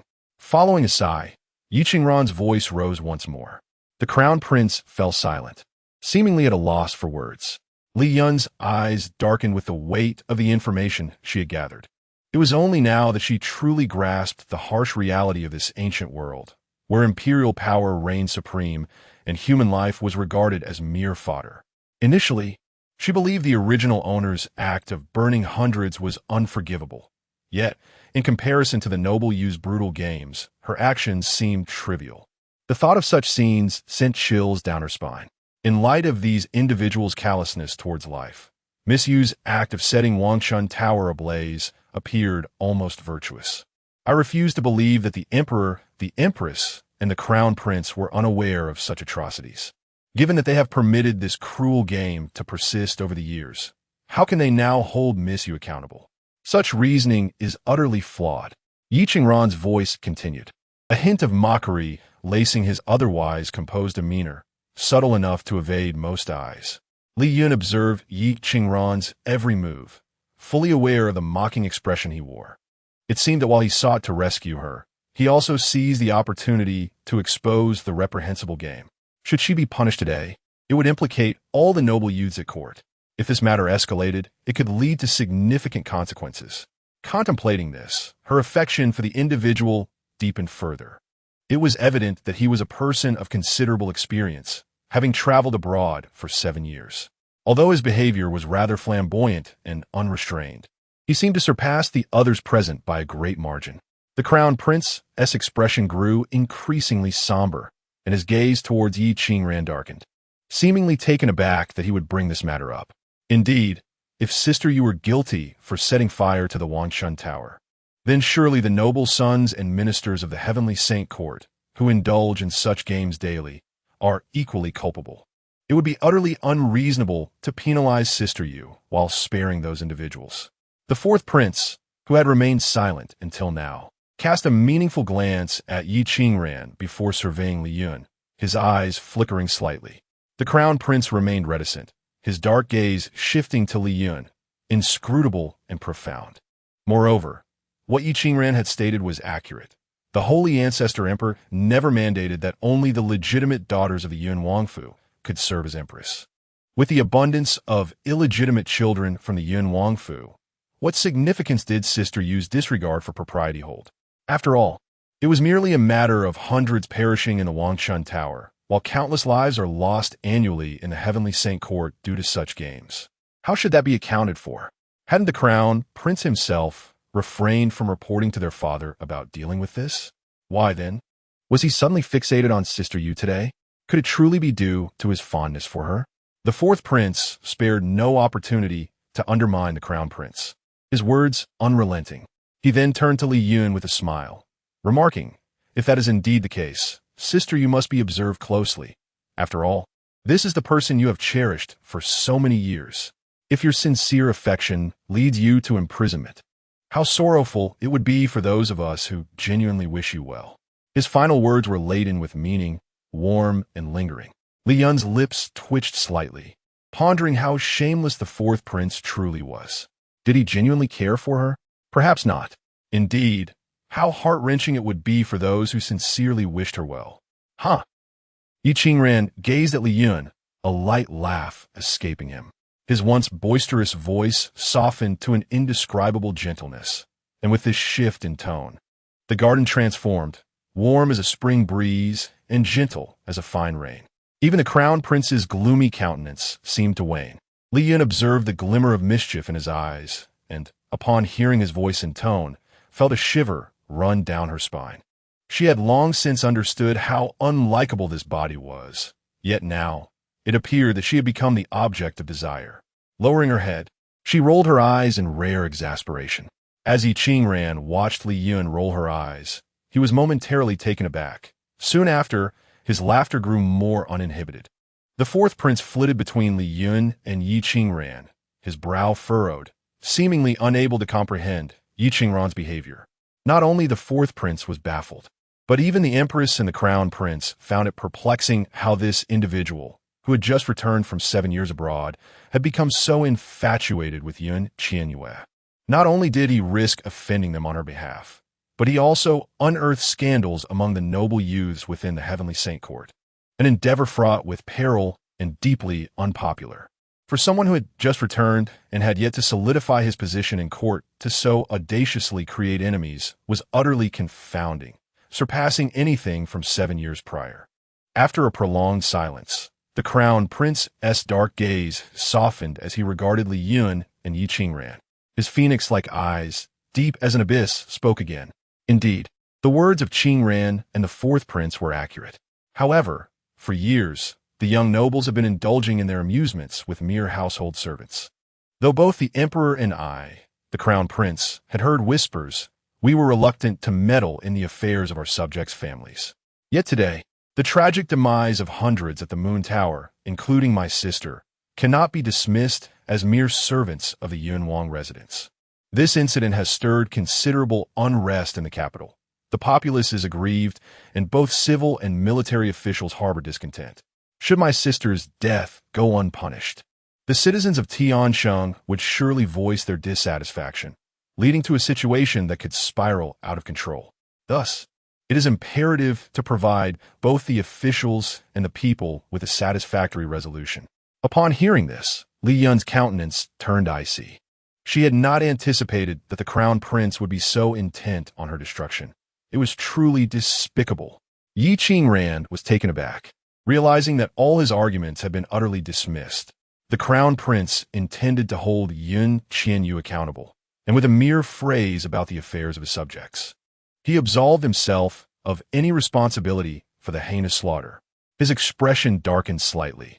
It seemed he had underestimated the crown prince, Tian Sheng, who had clearly changed from the man he once knew 7 years ago. As Tian Sheng concluded his remarks, without waiting for Qingran to respond, he cast a frigid smile, his voice sharp and authoritative as he commanded, "Bring forth Qian Yue, confine her to the Ministry of Justice's prison, and ensure she is closely guarded. No one is permitted to visit her, and she shall await my father's decree regarding her fate." Chapter 8. As the night unfolded, a multitude of imperial guards emerged, encircling Li Yun with their swords drawn, while simultaneously surrounding Yi Qingran and the fourth prince, who were nearest to her.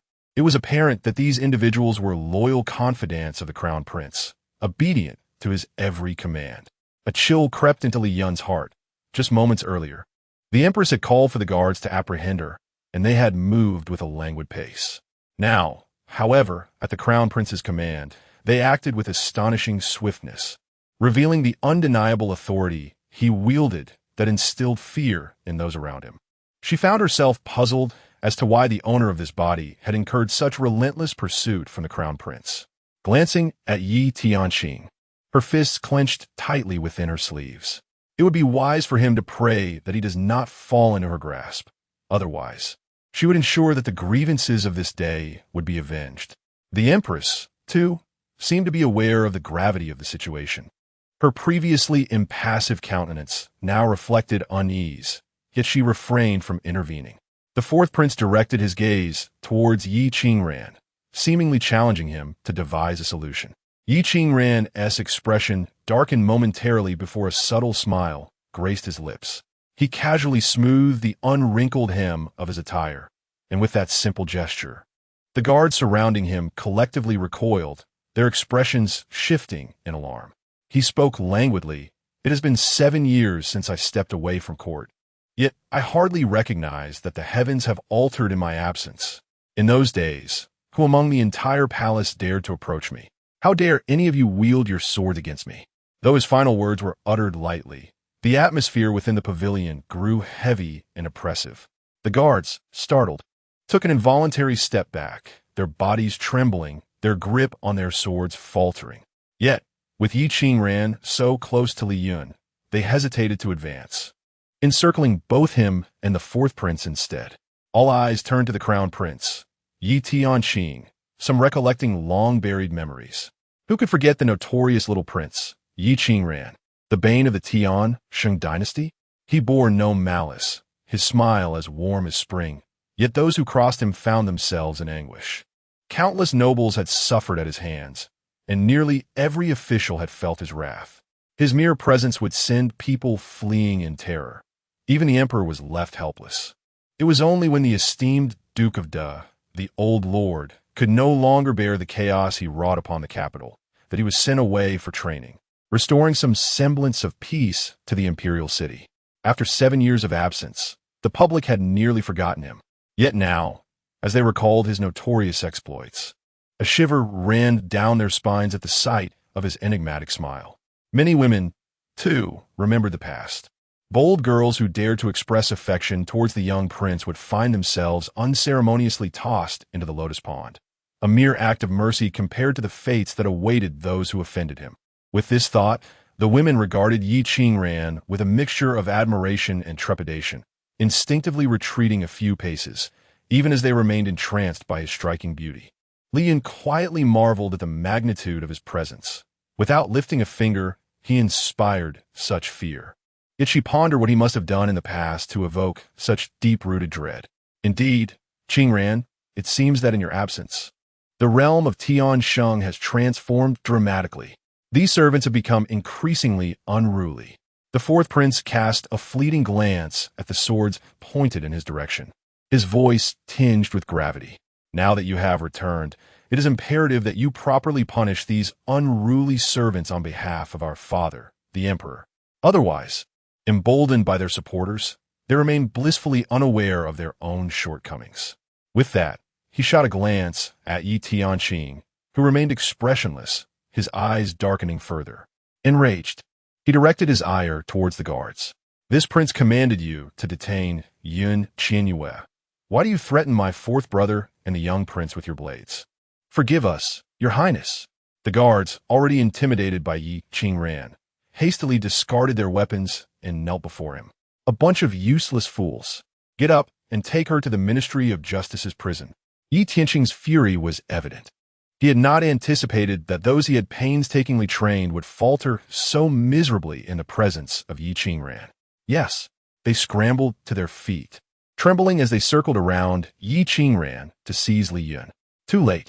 Did you think that offending this young prince would allow you to escape so easily? Yi Qingran's demeanor was nonchalant as he smiled faintly, suddenly waving his hand.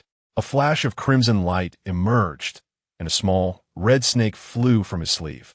In an instant, piteous cries filled the air as dozens of men dropped their swords, clutching their arms and collapsing to the ground. The Rouge Crimson Snake? Li Yun was taken aback, astonished to encounter such a splendid creature here. Yi Tiansheng's expression shifted dramatically, his voice suddenly deepening. Ye Vingran, you openly harm others within the palace and defy my command. What is your true intention? The Empress's complexion paled, though she attempted to maintain her composure. Having never witnessed such a formidable serpent, surrounding women, having missed the moment Yi Qingran struck, only observed the aftermath and thus did not scream. Many gazed at Yi Qingran with admiration, believing that any who could win the heart of this young prince would be blessed for generations. Their jealousy deepened as they witnessed Li Yun's starry-eyed admiration for Yi Qingran. How could this frivolous woman receive such protection from him? It was utterly infuriating. It appears you have acquired something remarkable once more, the fourth prince remarked, observing the obedient snake retreat into Yi Qingran's sleeve, disregarding the prince's dark demeanor. I have always possessed many treasures. Would you care to see? Yi Qingran quipped, raising an eyebrow at the fourth prince.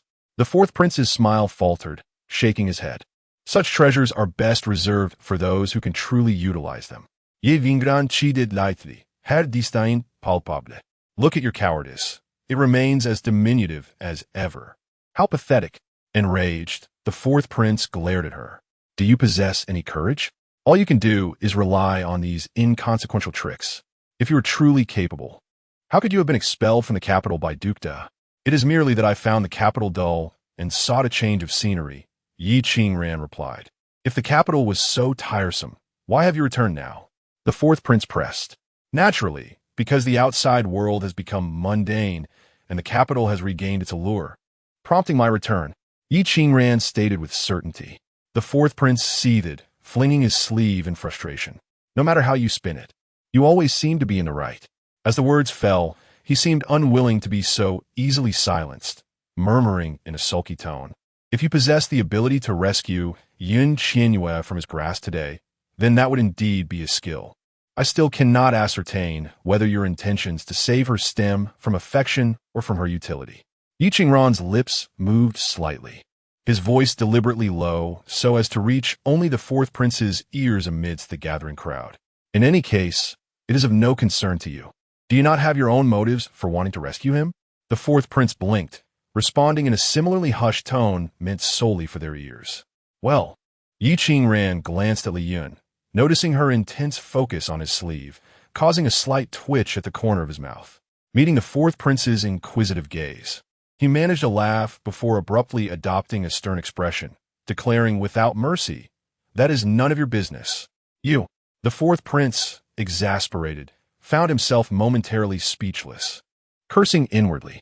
No matter if it was 7 years of external training or even 10 or 20, this little demon king had not changed his ways, remaining as insufferable as ever.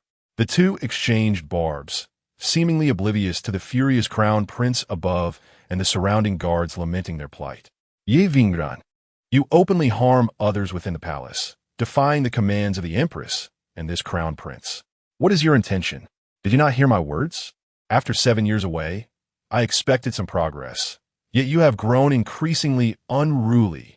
Yi Tianqing could only see their lips moving, unable to hear their words. And as he noticed his remarks were ignored, his expression darkened further. For years, no one dared to oppose him. And yet this Yi Qingran returned only to challenge him. How infuriating. I heard you, Crown Prince. Your voice is so loud that even the surrounding flowers and grass tremble. Truly, you instill fear in me. However, you are rather lacking in compassion. After all, Sister Yu is a beauty of unmatched grace. It is one thing to disfavor her, but how can you heartlessly imprison her?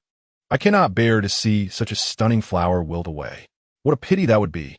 Yi Qingran's blatant disregard for the Crown Prince's words was evident, his light-hearted remarks dissipating the tension of the moment. The fourth prince inwardly cursed. How could Yi Qingran utter such words without a hint of shame? He would show compassion for a delicate beauty? Preposterous. The Crown Prince was furious, veins bulging on his forehead as he fixed a fierce gaze on Yi Qingran. Yet Yi Qingran maintained his nonchalant demeanor, gradually tempering the Crown Prince's wrath. Ignoring Yi Qingran, the Crown Prince slowly remarked, for today's events, I shall overlook your transgressions this time, considering your recent return. There was a pause as he turned his attention to Li Yun, his voice heavy with gravity. It has been said since time immemorial that beautiful women bring disaster. Today, because of you, our brotherhood nearly fractured. Even if I wish to impose a light punishment upon you, it seems that will no longer suffice. Li Yun had completely lost all expression towards him, regarding him with cold indifference. Bring forth my hidden guards, and have Qian Yue imprisoned in the dungeon. Should anyone dare to resist, they shall face death or injury. Anyone who aids her will be considered an accomplice, and they too shall be taken down, regardless of the consequences. Yi Tiansheng's voice, though not raised, resonated with formidable authority, his gaze laced with menace. At this moment, he fully demonstrated the advantage and majesty of a nation's heir. No sooner had he spoken than 100 individuals clad in tight-fitting black attire appeared in unison, encircling Li Yun and bypassing Yi Qingran and the fourth prince, effectively trapping her in an instant. Li Yun remained still, aware that any movement on her part could lead to dire consequences. Knight Qingran gazed at the prince's hidden guard that had appeared, his thin lips pressed tightly together, and his eyes cast into shadow. He had not anticipated that Yi Tiansheng would go so far in his resolve against Qian Yue of the Yuan Wangfu. Despite his unwavering support, it seemed that yielding was out of the question. Clenching his fists within his sleeves, he contemplated whether to take action or refrain. Although he could easily rescue Qian Yue, he feared the repercussions would be dire. Yi Tiansheng would undoubtedly exploit this incident to cast Qian Yue as a source of calamity, laying the blame for his brother's betrayal squarely on her shoulders, an offense far graver than merely incinerating a small establishment like the Wangchun Tower. The emperor would not tolerate such a transgression. Unlike in their youth, he could not afford to act recklessly. Should he openly oppose the prince within the imperial palace, resulting in bloodshed, he surely would not escape the emperor's wrath. With this thought, Knight Qingran lowered his head in frustration, beginning to devise a strategy. The fourth prince observed the hidden guard, a slight smirk playing on his lips. Even if he could not rescue Qian Yue today, drawing out Yi Tiansheng's hidden guard would count as half a victory. As for Qian Yue, he was curious to see if this little demon could indeed effect a rescue. Chapter 9, a pervasive atmosphere of somber intimidation enveloped the viewing garden, plunging it into a grave silence. The young ladies, typically accustomed to fierce rivalries with their half-sisters and concubines, found themselves pale with fear, unaccustomed to such a chilling scene of menace. While they held a deep respect and admiration for the crown prince, a tinge of trepidation and anxiety crept into their hearts, prompting them to instinctively retreat. Since Knight Qingran had intervened in this matter, the empress had remained silent, now merely observing from the sidelines. Ah, I did not anticipate that after 7 years, my elder brother, the crown prince, has grown even more formidable. These hidden guards are truly elite warriors. Knight Qingran mused, a mischievous glint in her eyes. I haven't had a good fight in ages. I am indeed eager to test the prowess of the crown prince's hidden guards. Knight Tiansheng's expression darkened, and he cautioned, "This is no jest. You must contemplate this seriously. Not everything is a game." What a bore. I had hoped to witness my beautiful sister Yu endure such hardships, with the intention of heroically rescuing her. She has given up on the crown prince.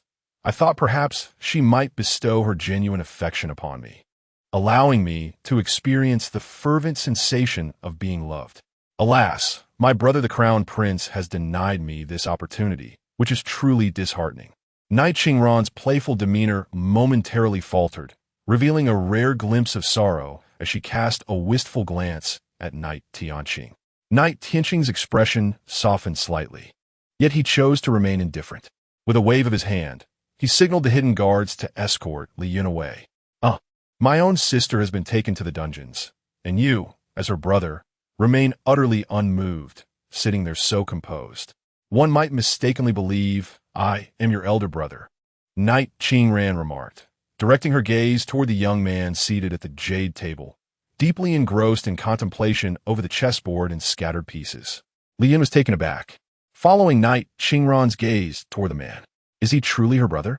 The Crown Prince, too, glanced at the young man, his expression subtly shifting. Indeed, while we are here risking our lives to protect Sister Yue, you, her brother, sit there so placidly. The fourth prince also turned his attention to the young man. Upon hearing their words, the young man slowly lifted his head and cast a brief glance in their direction before returning his gaze to the chessboard. His voice betrayed no emotion as he spoke, with the emperor as our uncle and the empress as our aunt, and although our grandfather lies bedridden, he remains lucid. Yu's transgressions are but trivial matters.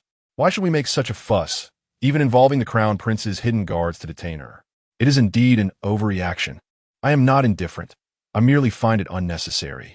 She is but a fragile maiden. There are countless who have committed far greater offenses. Are they not all guilty? Li Yun silently admired his words. So the truly formidable individuals are indeed present here. Knight Qingran paused, then erupted into laughter, her voice regaining its exuberance. Well said. Indeed well said. Brother Muhan, I must confess that I previously underestimated you, haha. The entire viewing garden resonates with his laughter, as he gleefully observes Yun Muhan, who is utterly enraptured. Indeed, none present have slain fewer than she, and her predicament is but a trifling matter. The Crown Prince's hidden guards are truly making a mountain out of a molehill. Furthermore, with Uncle Huang and Annie Huang in the picture, and the venerable Lord Yun still alive, who could truly dare to bully Sister Yue? The Crown Prince gazes at the solemn Yun Muhan and notices Knight Qingran's increasingly darkening expression. Knight Qingran seems to find joy in her words, disregarding the Crown Prince's grim demeanor, as she gestures to Li Yun, saying, Sister Yue, you might as well take up residence in the prison. Rest assured, the Ministry of Justice's dungeon is a splendid place. Not everyone gets to experience it. Your Royal Highness means well by detaining you. He silences the murmurs of the world. After a little while, you can frolic about and return to your former self. As long as Uncle Huang remains steadfast, and Annie Huang stays strong, and the Yun household endures, who could truly harm you? Upon finishing her statement, her eyes suddenly glimmered with excitement. If you find solitary confinement dull, I could accompany you. We would make splendid companions. By the way, do you know how to play dice or engage in cricket battles? Can you? Knight Qingran. The Crown Prince's dark voice interrupted her. Cool, mate. Let's make our way to the Ministry of Justice's dungeon together. The thought grows increasingly amusing. Fear not, with me by your side, you will undoubtedly find joy, and not a single thought of home will cross your mind. Ignoring Knight Tian Sheng, Knight Qingran swiftly approached Li Yun, brushing aside the Crown Prince's hidden guards, seizing Li Yun's hand and departing, while waving back at the Crown Prince. Your Royal Highness need not send anyone to escort us. I am quite familiar with the Ministry of Justice's dungeon and know the way well. It has been 7 years since my last visit. I wonder if the warden has changed? Does he still remember me? Perhaps we could share a drink. Li Yun stifla da lau inwarly, realizing that this individual is indeed a little demon who fears nothing. The hidden guards exchanged glances, awaiting the Crown Prince's directive. Knight Tian Sheng could no longer remain seated. He abruptly stood, glaring at Knight Qingran, and declared, Knight Qingran, enough. Do not presume that my repeated indulgence grants you the liberty to be so brazen. Do you dare to continue this nonsense? Knight Qingran halted, a glint of sharpness flashing in his eyes. After a brief moment, he leisurely turned to face Knight Tian Sheng's furious countenance and grinned. How could I possibly disregard you, Your Royal Highness? Today, I can clearly see that you are adorned in the royal attire of the Crown Prince. That resplendent yellow is indeed conspicuous, aside from Uncle Huang. You alone can don it. Even if I had 10 times the audacity, I would never dare to feign ignorance of you. Knight Tian Sheng's expression remained stormy. Fixing his glare on Knight Qingran. Gradually, he began to stride toward Knight Qingran and Li Yun, his steps steady and deliberate. Though simple, each step emanated an overwhelming aura of menace.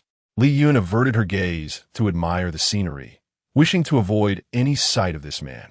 As Yi Qingran observed Yi Tianqing approaching, her eyes flickered slightly. Beneath her voluminous sleeves, she tightened her grip on Li Yun's hand for a brief moment before releasing it, adopting a nonchalant demeanor while smiling at Yi Tianqing.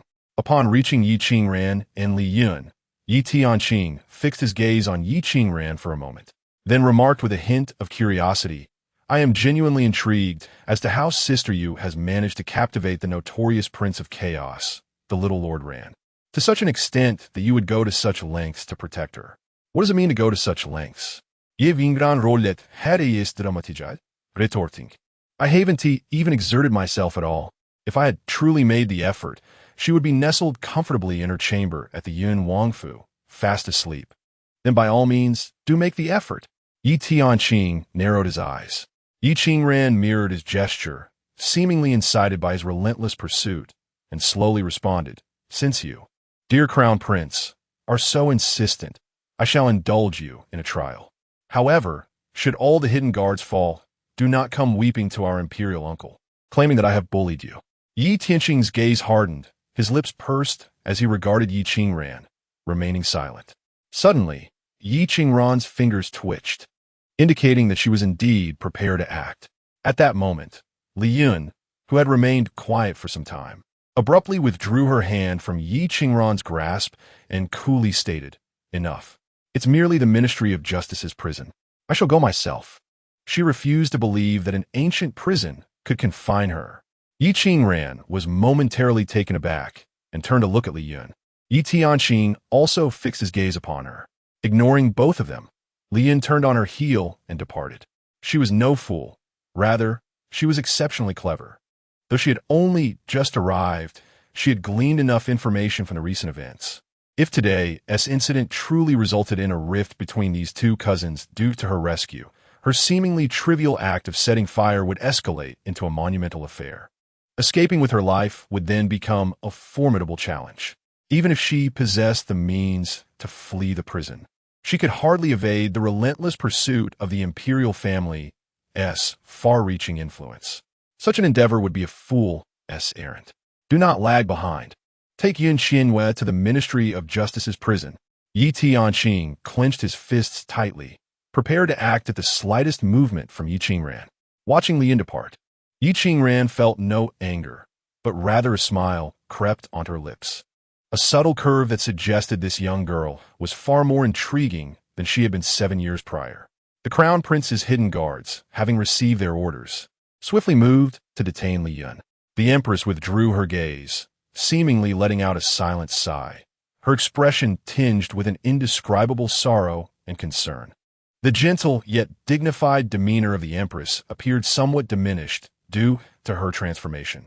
The women, who had paled in fear, became animated once more.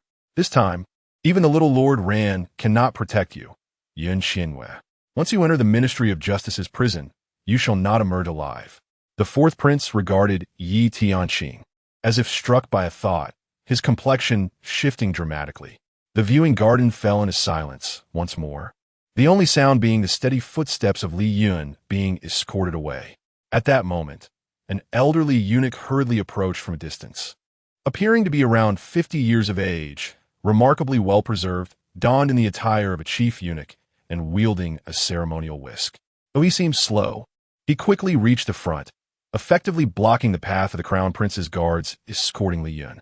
As the night deepened, Yi Tianqing regarded the elderly eunuch with a furrowed brow. Suddenly, Yi Qingran chuckled.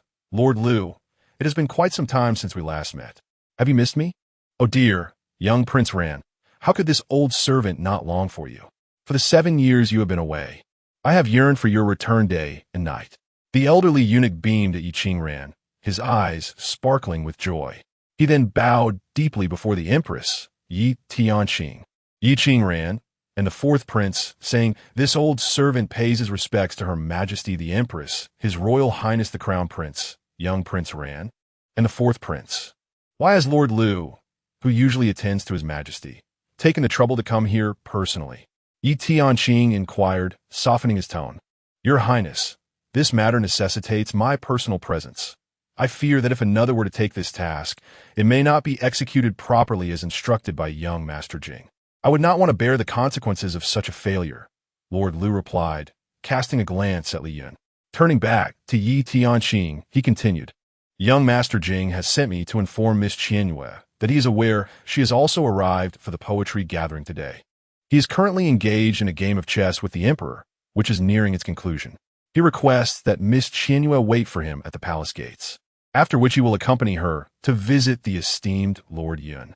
Chapter 10. Although the elderly Lord Lu was advanced in years, his enunciation was remarkably clear. As soon as he finished speaking, a profound silence enveloped the entire viewing garden. The Empress displayed a hint of astonishment, while Yi Tianqing furrowed his brow in concern. The fourth prince gazed at Li Yun in disbelief, as if everyone were perplexed by why Rong Jing, who had not left the estate for a decade, would choose to convey such words, particularly at this moment. Was it not evident that he would not visit the Yun Wangfu himself, but instead accompany Yun Qianyue? Was this not a blatant act of protection for her, especially among the group of women who were secretly reveling in their self-satisfaction? The news that the Grand Steward of the Emperor came personally to relay the young master's message stirred intense jealousy. Rong Jing, who had surpassed the civil and military champions at the tender age of 7, was lauded by the Emperor as a prodigy of the Tian Sheng Dynasty. However, a severe illness nearly claimed his life, leading him to remain bedridden at the Rome Wangfu, shunning the outside world. Yet, each year, the newly appointed civil and military champions were dispatched to the Rome Wangfu to compete with him, entering with high spirits and exiting in defeat. Over the past decade, countless individuals had succumbed, and no champion had ever matched Rong Jing's extraordinary talents, securing his position as the foremost prodigy of the Tian Sheng Dynasty. Such an illustrious figure, akin to a deity of the Tian Sheng, choosing to protect the notorious Yun Qian Yue upon his first emergence in 10 years, was indeed infuriating and envy-inducing. In their hearts, Rong Jing was an untouchable existence. Nearly everyone in the viewing garden was bewildered by the inexplicable fortune that allowed Yun Qian Yue to garner the support of both the young prince and Rong Jing. It was well known that these two were unlike any others. One had achieved fame at the tender age of 7 over a decade ago and had remained a formidable presence ever since, while the other, also a child over a decade ago, had stirred chaos throughout the Tian Sheng. In other words, these two were individuals whose mere footfalls could shake the very ground of the Tian Sheng, and now they had both chosen to support Yun Qian Yue, an unfathomable occurrence. It seems today, my sister Yue is truly spared from any prison misfortune. Yi Vingran chuckled softly. Yi Tianqing's expression darkened as he turned to Lord Lu and inquired, "Has His Majesty conveyed any messages?" "Your Highness, the Emperor is well aware that young Master Jing has left the estate today and that young Prince Yan has returned to the capital. He is, in fact, quite pleased and has canceled the morning court session. After spending the entire morning playing chess with young Master Jing, it must be said that he is indeed formidable. 10 years ago, the Emperor could not best him, and even now, he remains undefeated. The Emperor has praised young Master Jing no less than 10 times this half-day, declaring him truly deserving of the title of the foremost prodigy of the Tian Sheng." Lord Lu spoke, his eyes crinkling with pride as he mentioned Rong Jing. Yi Qingran pursed her lips and murmured that delicate beauty. "Is His Majesty aware that young Master Jing has appointed you to deliver a message to Yue?" The Empress, who had remained silent, glanced at the Crown Prince and then at the still constrained Li Yun before posing her question. His Majesty is indeed aware that this old servant has come to convey a message. Furthermore, he instructed Miss Qian Yue to treat young Master Jing with utmost care and to refrain from losing her temper, lest she provoke him.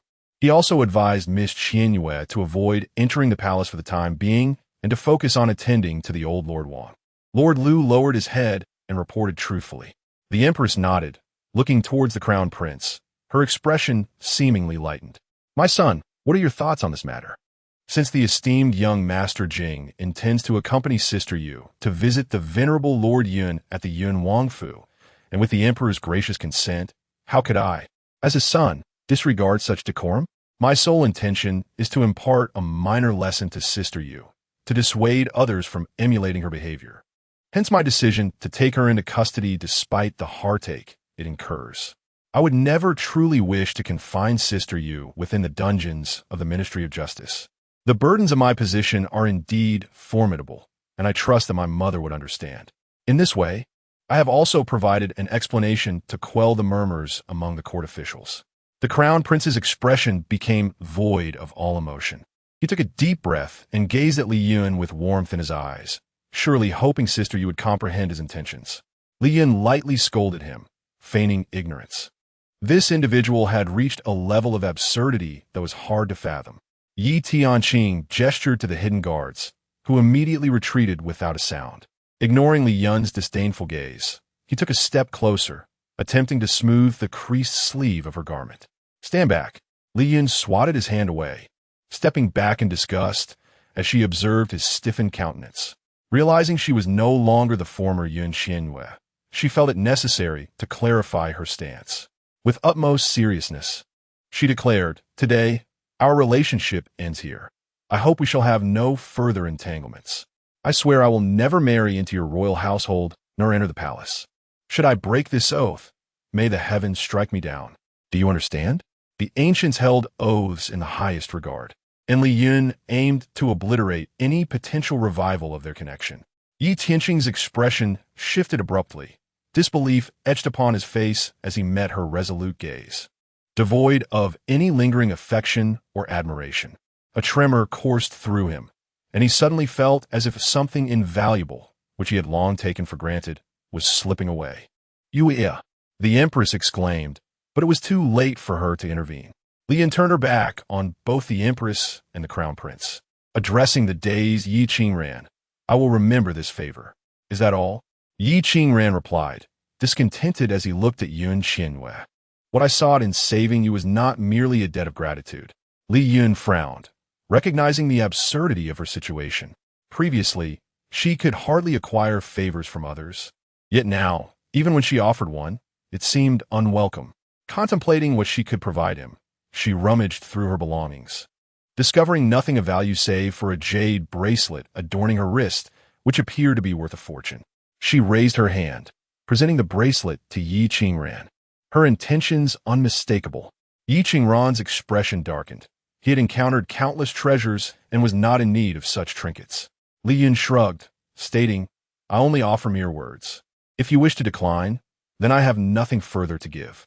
Yi Qingran was taken aback momentarily before bursting into laughter, exclaiming, Sister Yu, you are indeed different from the girl you were 7 years ago. You are far more amusing now. Li Yun glanced upward, having delayed for so long. The sun was already dipping in the west. With her soul now transformed, she reflected that she was indeed not the same as she had been 7 years prior. Yet, this was a secret known only to heaven and earth, one she would likely never reveal to another soul. I had no intention of requesting anything from you, but I have since changed my mind, Yi Qingran said, his laughter ceasing, his gaze sparkling like the stars. Very well. As you wish, I shall accept your favor. Li Yun nodded in agreement. She would eventually come to understand the weight of her relationships. Thus, he ceased to speak, turning his gaze towards the respectful eunuch Lu standing beside her, inquiring, Have you seen my personal maid?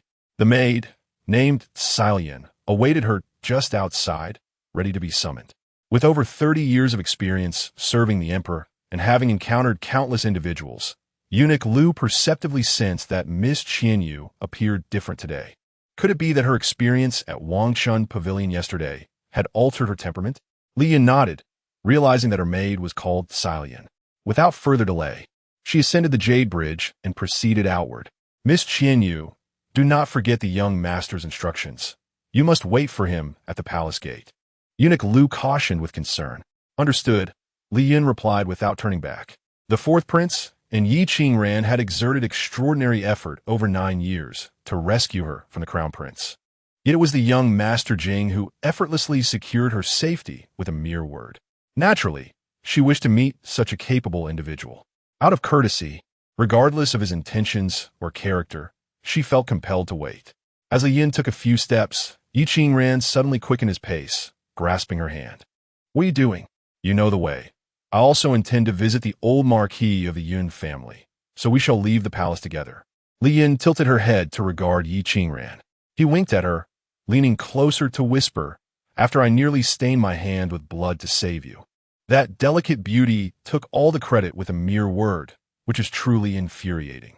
Pausing, he added, Sister Yu, remember my contribution. Do not be deceived by that fragile beauty. He is nothing but a wolf in sheep's clothing, a predator who devours without leaving bones. You must keep your distance from him in the future. Seeing the vexed and unwilling expression on Yi Qingran's face, Li Yin couldn't help but let out a soft laugh. Choosing not to respond. At that moment, Yi Qingran was consumed by resentment, but upon seeing her smile, he was momentarily entranced. He had always found women's smiles to be overly alluring and rather off-putting. Yet today, her smile was pure and unblemished, a refreshing sight he had never encountered before.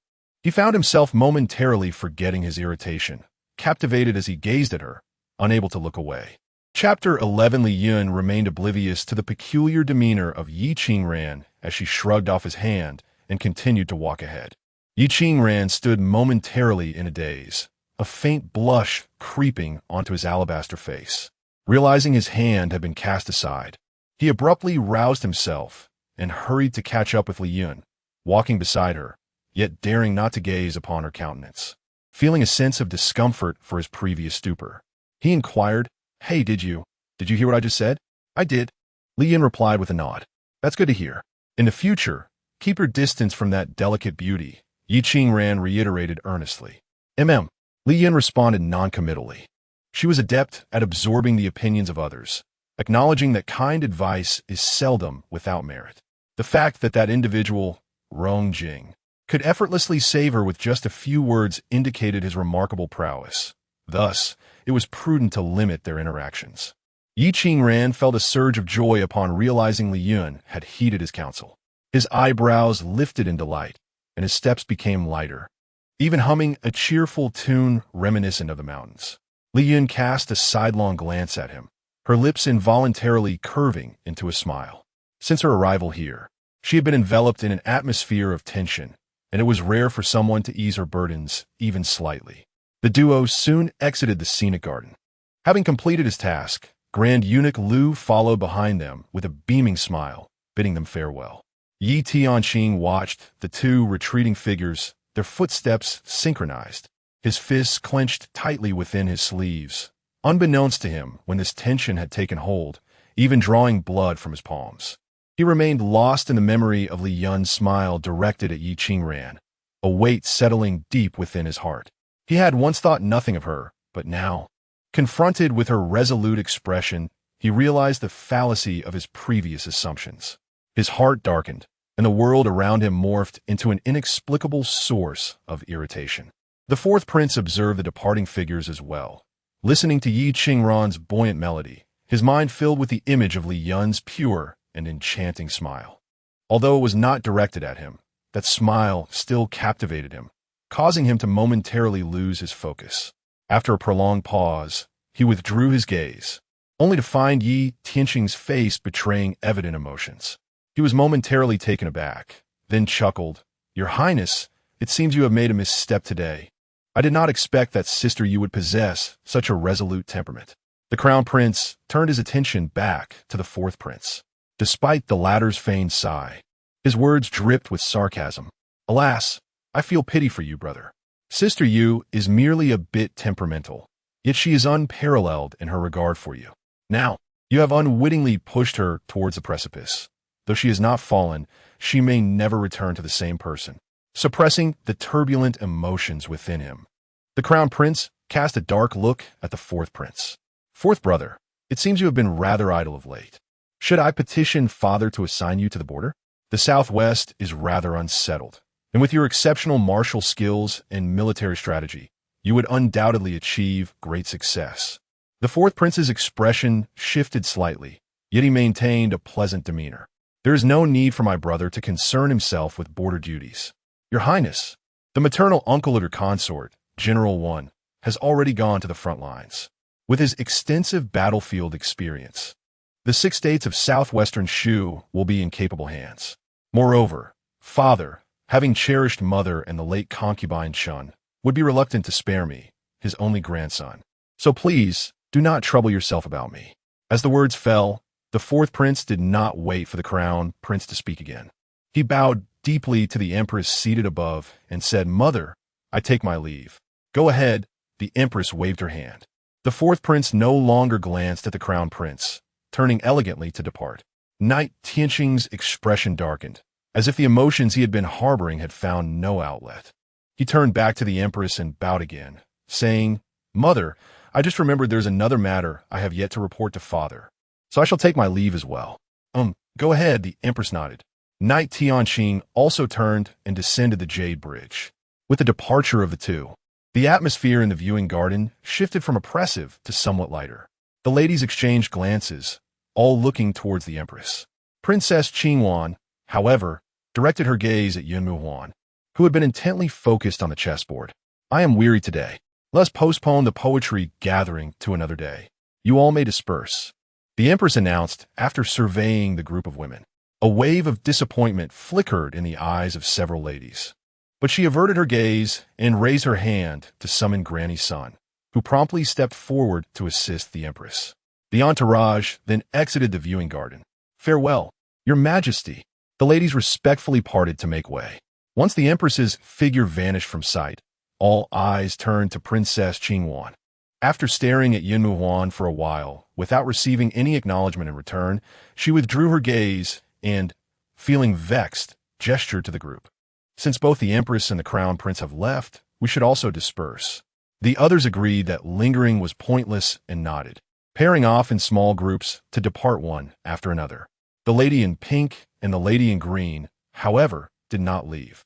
They remained puzzled as to how Qian Yue had garnered the favor of both the young Master Jing and the young Prince Ran, known for their arrogance and notorious reputation. It seemed inconceivable that any daughter of the imperial family could capture the attention of those two. With dissatisfaction in their hearts, they fixed their gazes on Princess Qingwan. "What are you looking at me for? How would I know what fortune Qian Yue encountered today?" Princess Qingwan shot a glare at the two and addressed the lady in pink. "Linglan, young Master Jing is your brother. Do you not know why he would save Qian Yue?" Roan Linglan shook her head. "Princess, as you know, since my brother fell seriously ill, he has completely changed. Though his temperament is gentle, he is indifferent, ignoring everyone in the Roan Wangfu. Even grandfather must arrange for his close attendants to inform him in advance to meet.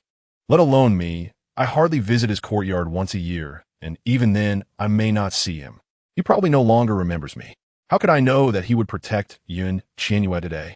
Princess Qingwan furrowed her brow upon hearing this. "But do you know if he has any dealings with Qian Yue? It is said that he spends most of his days in bed. No one from our household has seen him leave the estate for the past 10 years. How could he have dealings with Qian Yue?" Roan Linglan shook her head once more.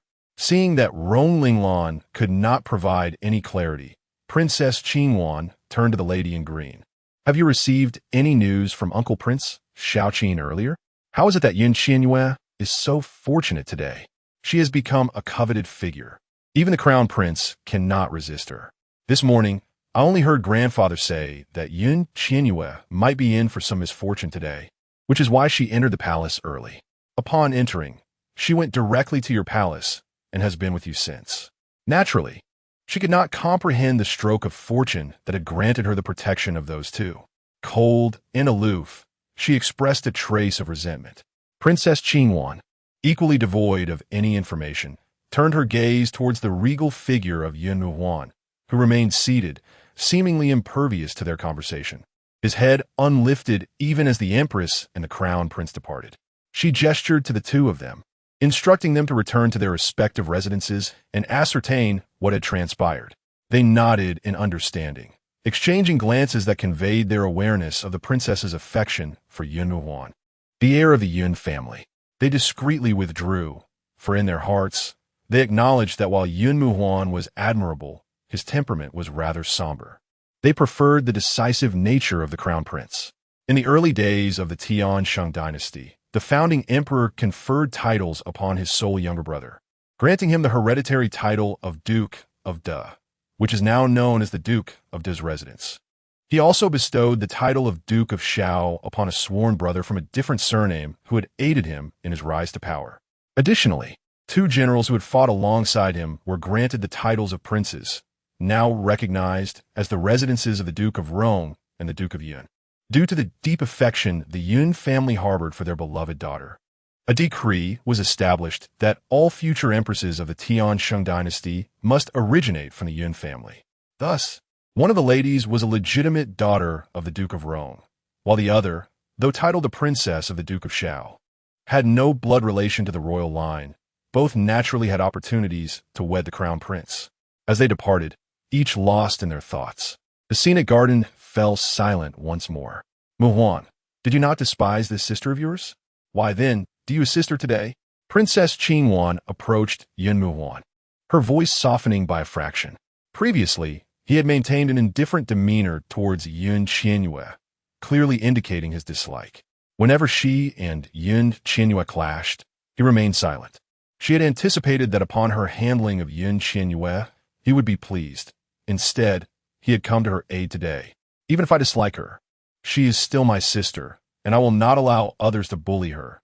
Yun Muhuan suddenly rose, casting a single remark over his shoulder without sparing a glance at Princess Qingwan, and exited the garden with a graceful stride.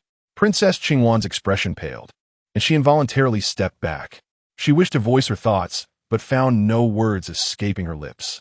She had believed that his disdain for that arrogant and willful woman rendered her unworthy of being a sister.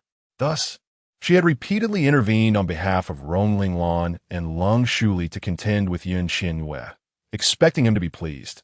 To her dismay, it was not so.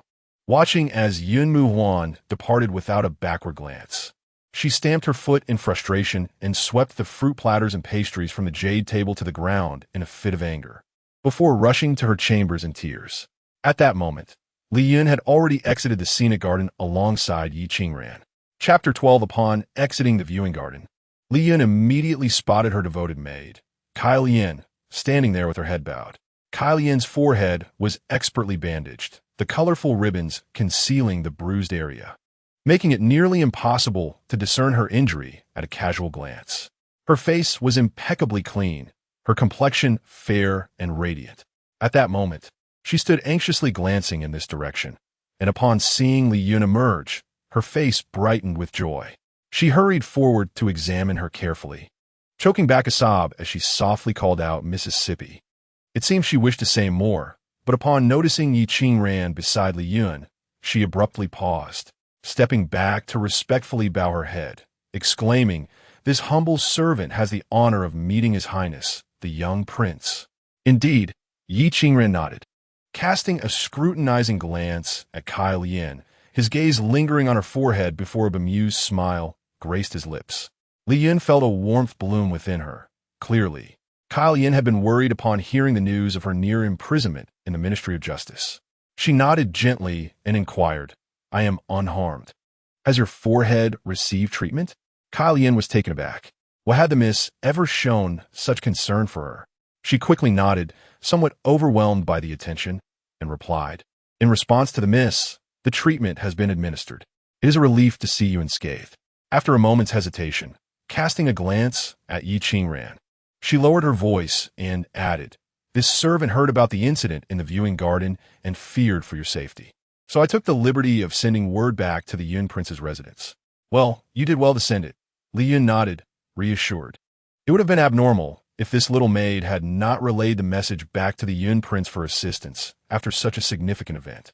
It seemed she had indeed made the right decision to spare Kai Lian's life earlier. She was undoubtedly a person who appreciated gratitude and loyalty. Without pausing her steps, she declared, "Let us depart. Out of the palace." "Yes." Qian Yue stepped aside, following closely behind Li Yun.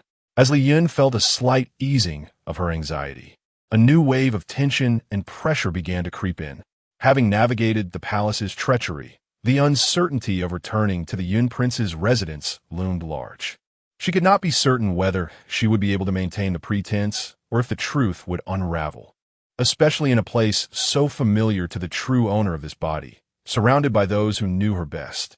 Throughout their journey, the palace maids and eunuchs observed Yi Qingran and Li Yun walking side by side, bowing their heads in respectful acknowledgement from a distance, each one trembling with apprehension. Their reverence magnified beyond measure compared to when she walked alongside the fourth prince.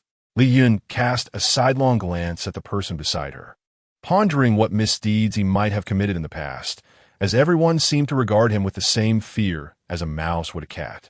The sensation of being feared by all was rather gratifying. "Sister Yu, do you not agree?" Yi Qingran suddenly turned his head, grinning as he addressed Li Yun. "Li Yun's lips wisha, momentarily bucklas." Yi Qingran fell silent thereafter, yet his expression radiated satisfaction as he hummed a cheerful tune with greater enthusiasm. Gai Liang, trailing behind the two, watched them walking side by side, and mused that it would be preferable if the miss did not harbor feelings for the crown prince. Though the young prince was somewhat of a little devil, he appeared to treat the miss well. Nevertheless, could it be that the miss did not have affections for the crown prince? After all, she was destined to enter the palace and become empress, while the crown prince was to ascend the throne. If she did not fancy him, whom could she possibly favor? Yi Qingran remained silent, lost in thought. Li Yun found herself at a loss for words, casually surveying the imperial palace. After a brief exploration, she had grasped the layout, scenery, and pathways of the palace.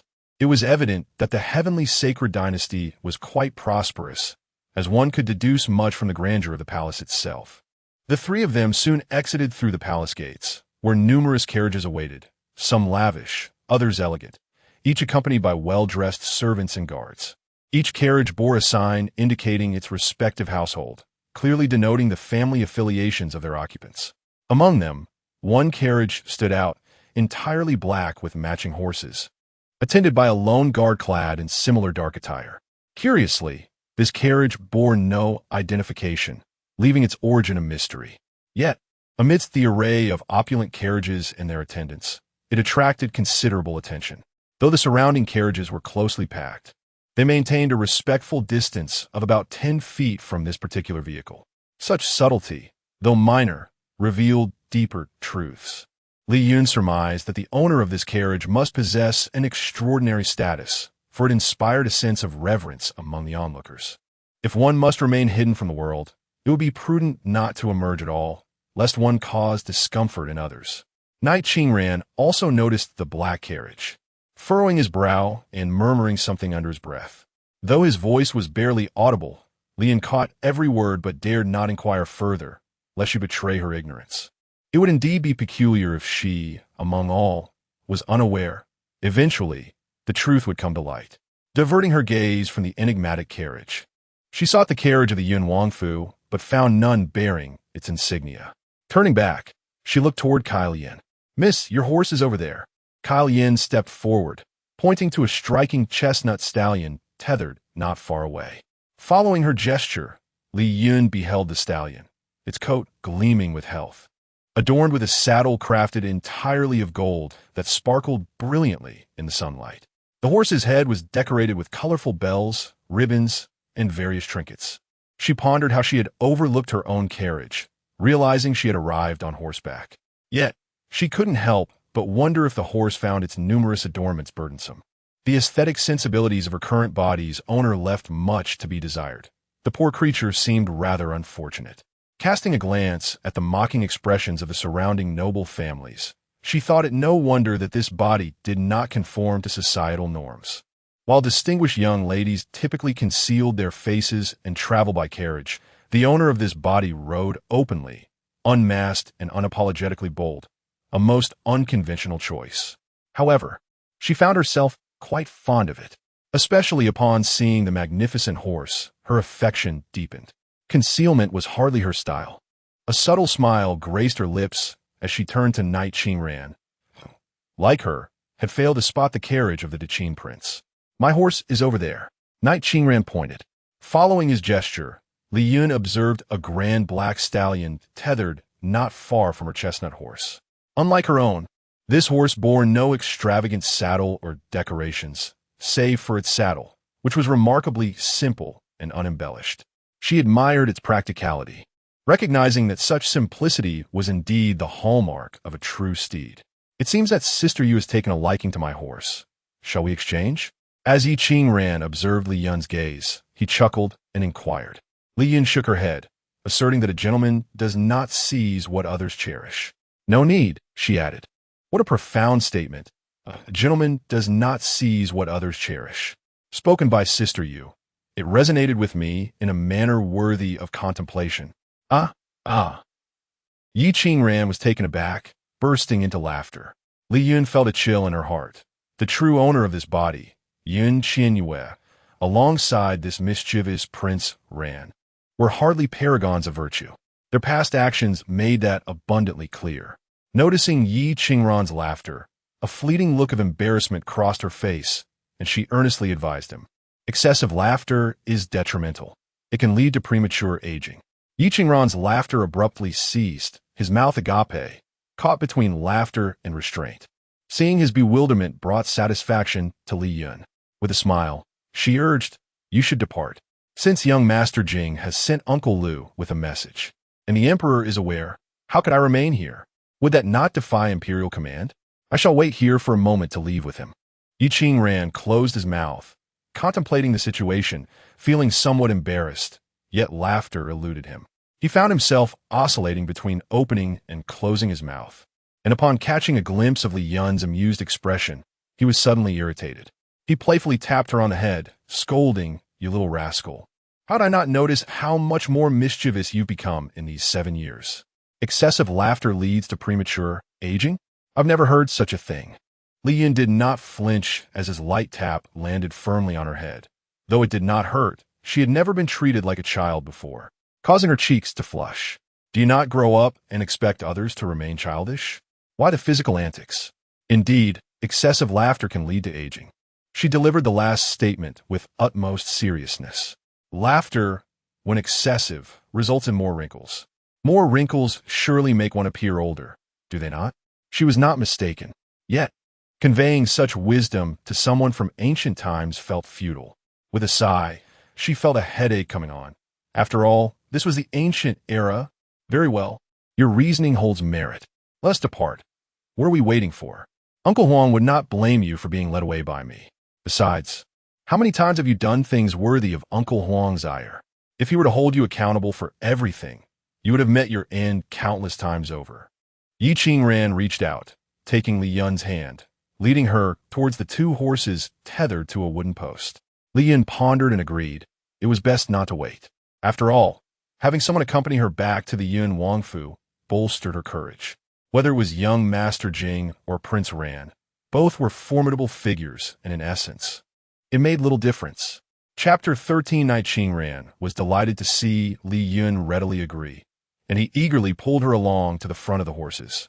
He surveyed her steed, which seemed to recognize its owner, and turned to her with an expression of joy tinged with grievance. Suppressing a laugh, he remarked, "Indeed, this horse embodies the elegance of Sister Yue. It is truly remarkable." Noticing Li Yun arch her brow at him, he quickly swallowed the word pitiful and redirected the conversation, saying, "To be chosen by you is a considerable honor for this horse." Li Yun looked up at the sky, bemused by his audacity in fabricating such nonsense. "I have heard that Sister Yue possesses exceptional equestrian skills. Shall we engage in a friendly competition?" As Knight Qingran approached his horse, he untied the reins and nimbly mounted. His movements fluid and graceful, a sight to behold. He sat tall in the saddle, gazing at Li Yun with a spirited demeanor. Why not? Li Yun thought, relieved that she was not lacking in courage. In her busier days, the best way to relieve stress had always been through playful pursuits, be it racing cars, horse riding, climbing mountains, diving, or skydiving, the list was endless. Riding a horse, naturally, was second nature to her. Then hurry and mount, Knight Qingran urged, his bright phoenix eyes glinting with enthusiasm. Li Yun nodded, reached for the reins, and cleared the area in front of her horse.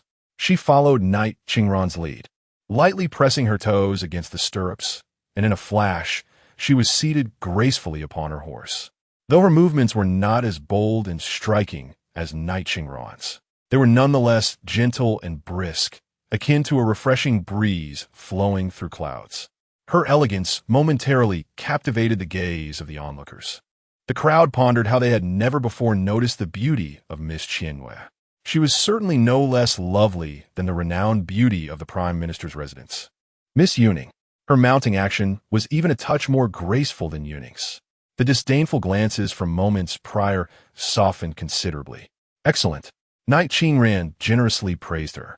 One can discern a person's horsemanship merely by observing their mounting technique, and yours is undoubtedly exceptional.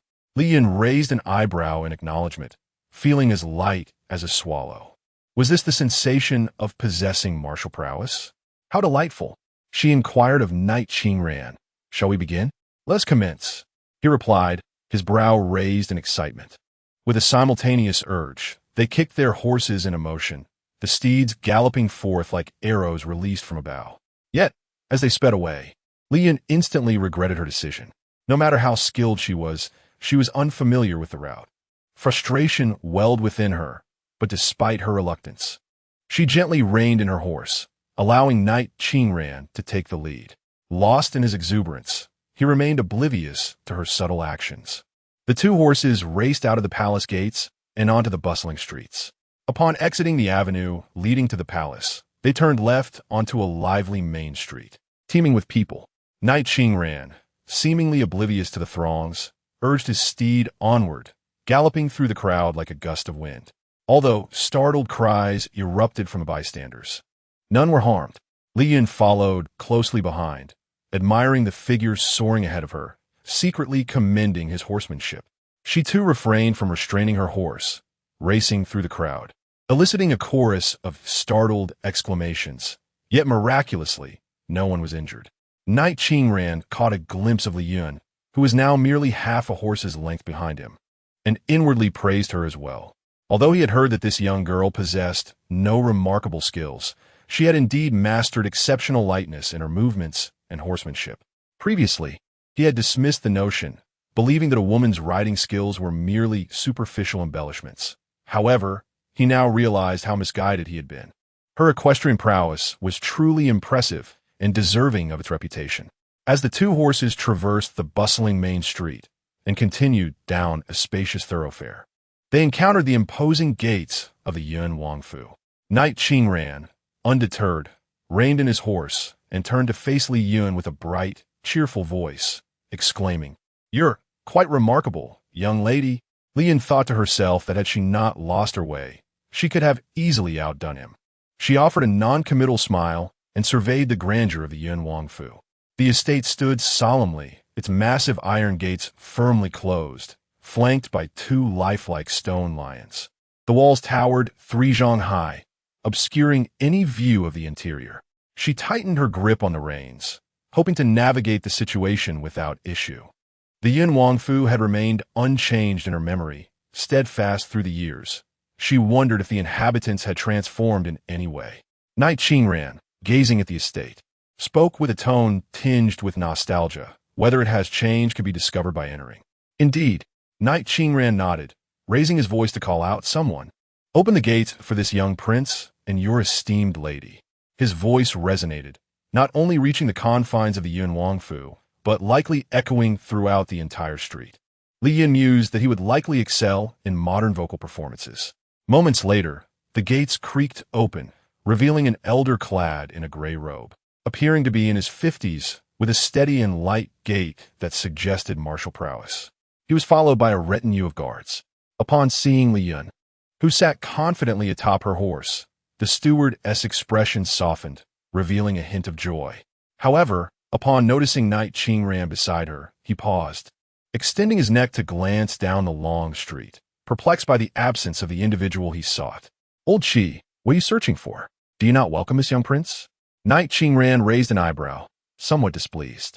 The steward quickly dispelled his confusion and stepped forward to bow respectfully. I greet you, young prince. It has been 7 years since you ventured abroad to study. Indeed, you appear much more refined and spirited than before. Ah, you old rascal. Still as charming with words as ever. Are you afraid I might steal your precious crystal and jade chest set again? Fear not. I now possess a superior set, far exceeding your beloved treasures, and I have no desire for your trifling pieces. Knight Qingran laughed heartily. The stewardess' face flushed slightly, and he shook his head, replying, Your Highness, your words are too kind. Recently, news arrived from the palace that the esteemed young Master Jing would return to the residence accompanied by the young lady. To my surprise, it was the young prince who arrived instead. Thus, I found myself in a state of astonishment, having no intention whatsoever of receiving the young prince with anything less than warm welcome. Ah, you inquire about him? He remains at the palace, engaged in a game of chess with his royal uncle. What audacity he possesses to keep others waiting for him. I, meanwhile, am free of obligations, having not returned to the capital for 7 years, and having heard of the old lord's illness, felt compelled to visit promptly. Ye vingran dismontet grangefui, tossing the reins to a waiting attendant, and strode towards the residence. As she walked, she called out to Li Yun, What are you still doing on horseback? Hurry inside. Sister Yu, this is hardly the way to treat our guests. Li Yun stifled a chuckle in amusement and dismounted, handing her reins to an attendant who approached. Congratulations on your safe return, miss. Yun Ming bowed respectfully to Li Yun. She nodded, uncertain of what to say, and followed Yi Qingran inside. Yun Ming glanced outside once more, yet still saw no sign of Rong Jing. Thus, he instructed the guards, there is no need to close the main gate. I shall accompany the young prince and the young lady inside. When young Master Jing arrives, have someone notify me immediately. Yes, Chief Steward. The guards responded in unison. What a stark contrast in treatment. Old chess master, do you await that delicate beauty to play chess with you, or do you yearn to marry your daughter off to her? Otherwise, why treat that fellow with such reverence? Yi Qingran cast a sidelong glance at Yun Ming. Li Yun could not contain her laughter at his sharp tongue. It was evident that his remarks about Yun Ming being a mere chess enthusiast indicated his passion for the game. Young prince, I bear you no offense. Moreover, my household has no maidens suitable for marriage to young Master Jing. Even if we did, how many noble young ladies aspire to wed him? They would hardly look to the maids of my household. Yun Ming, caught between laughter and exasperation, explained, Though I have a deep fondness for chess and long to challenge young Master Jing. It was merely the old lord's joy at hearing of young Master Jing's visit that prompted his command to me to ensure a warm welcome. Grandfather Yun, you are rather biased, are you not? Why is my joy not acknowledged? Yi Qingran responded with a huff. My dear young prince, it is simply because the old lord was unaware of your arrival. Yun Ming felt himself on the verge of despair, for in the presence of this notorious little tyrant, every word seemed to be misconstrued. Then what are you dawdling for? Hurry and inform them. Yi Qingran strode confidently inside, as if it were his own courtyard. Yes, I shall go at once. Yun Ming quickened his pace, soon overtaking Yi Qingran. Li Yun, feeling a sense of pity for the old gentleman, thought to herself how this once steady elder had been turned into a flustered mess in mere moments. She felt a cold sweat trickle down her back, resolving that it would be best to avoid crossing paths with such a person in the future. Chapter 14, not long after the three departed. The sound of galloping hooves echoed from the far end of the long street, and soon they arrived at the entrance of the Cloud King's residence. The rider pulled the reins sharply and, addressing the silhouette of Yi Qingran, urgently called out, Young Prince. Yi Qingran immediately halted and turned back, while Lian also glanced toward the entrance. There, perched upon his steed, sat a young book boy, appearing to be around 13 or 14 years of age. Upon noticing Yi Qingran's gaze, he quickly panted, Young Prince, the old king commands your immediate return to the palace. Yi Qingran's expression soured at the news, his brow furrowing in displeasure. What could that old man possibly want with me? The book boy, suddenly taken aback, hastily replied, The old king has heard of your return to the capital and hurried back from Qian Temple. He instructed me to fetch you at once. though he did not specify the matter. However, I surmise it has been 7 years since he last saw you. He likely wishes to see you without delay. Yi Qingran scoffed. Wasn't it he who forced me to leave? The book boy fell silent, contemplating that regardless of the circumstances, he was still the young prince's grandfather. Return and inform him that I will visit Grandfather Yun before heading back. Yi Qingran waved dismissively and turned to walk inside. Young prince, it would be wise to return first. The old king might become quite agitated if he learns you chose to visit Grandfather Yun before him. I cannot bear the brunt of his anger. The book boy implored urgently. You can visit Grandfather Yun tomorrow, and it will be just the same. Yi Qingran paused again, his brow furrowing deeper, as if caught in a moment of indecision. Young prince, I believe it best for you to visit the esteemed old king first. After 7 years away, he must be longing to see you. You can certainly visit the Cloud King's residence tomorrow. Yun Meng interjected, having also halted his steps upon hearing the conversation. It seems you are eager for me to leave. Yi Qingran scoffed, yet he turned to walk outside. After taking a couple of steps, he glanced back at Li Yun and said, Sister Yu, I shall return tomorrow. Very well. Li Yun nodded. Without further delay, despite his outward disdain for the esteemed old king, Yi Qingran chose not to take the few short steps to the entrance. Instead, he lightly touched the ground with his toes and leapt into the air, landing swiftly outside on horseback. With a gentle squeeze of his legs against the steed's flank, he set off from the Cloud King's residence towards the Duke's palace. Li Yun reflected on the bonds of kinship, realizing that no matter what, they cannot be severed. Having grown up as an orphan, she could only feel a twinge of envy. Miss, we should be on our way. The old king is awake and awaiting you. Yun Meng turned to Li Yun and urged her forward. Li Yun nodded, following Yun Meng as they moved ahead.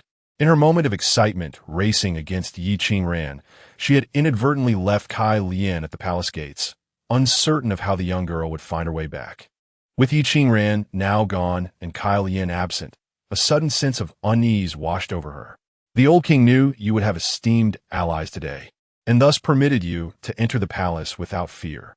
Although you were quite startled, the incident regarding the fire at Wangshan Tower has passed, and you need not worry about the Emperor's wrath any longer, Yun Meng remarked as they walked. Li Yun was taken aback, inquiring with surprise, Grandfather, how did you know I had noble support? The old king surmised that since both young Prince Ran and young Master Jing were present in the palace today, they would certainly not remain indifferent. Yun Meng promptly replied. Grandfather truly possesses an uncanny foresight, Li Yun remarked ambiguously. She could not fathom how the old prince could so confidently assert that Rong Jing and Yi Qingran would come to her aid. Was it due to the Yun royal family, or perhaps the current political climate? In any case, it certainly wasn't because of her. Yun Meng nodded, expressing his relief. It is fortunate that young Master Jing has stepped in to assist. Otherwise, young Master Ran alone would have been incapable of rescuing the young lady. Nevertheless, now the young lady can discern the true feelings of His Highness the Crown Prince. Upon uttering this, he cautiously glanced at Li Yun. Indeed, Li Yun nodded and replied indifferently. I shall have no further dealings with him. Yun Meng was taken aback and suddenly sighed, a mix of joy and concern evident. It is best if the young lady can see things clearly. Li Yun, uncertain of what was being discussed, chose to remain silent. At that moment, a young woman dressed as a maid approached them. Before she could speak, Yun Meng inquired, Yuzhu, why are you not attending to the old prince? Have you come out at his behest? Returning to the chief steward, Yuzhu responded, the old prince has just learned that the young lady returned home alone and has sent me to convey his message, stating that how could the young lady leave without waiting for young Master Jing?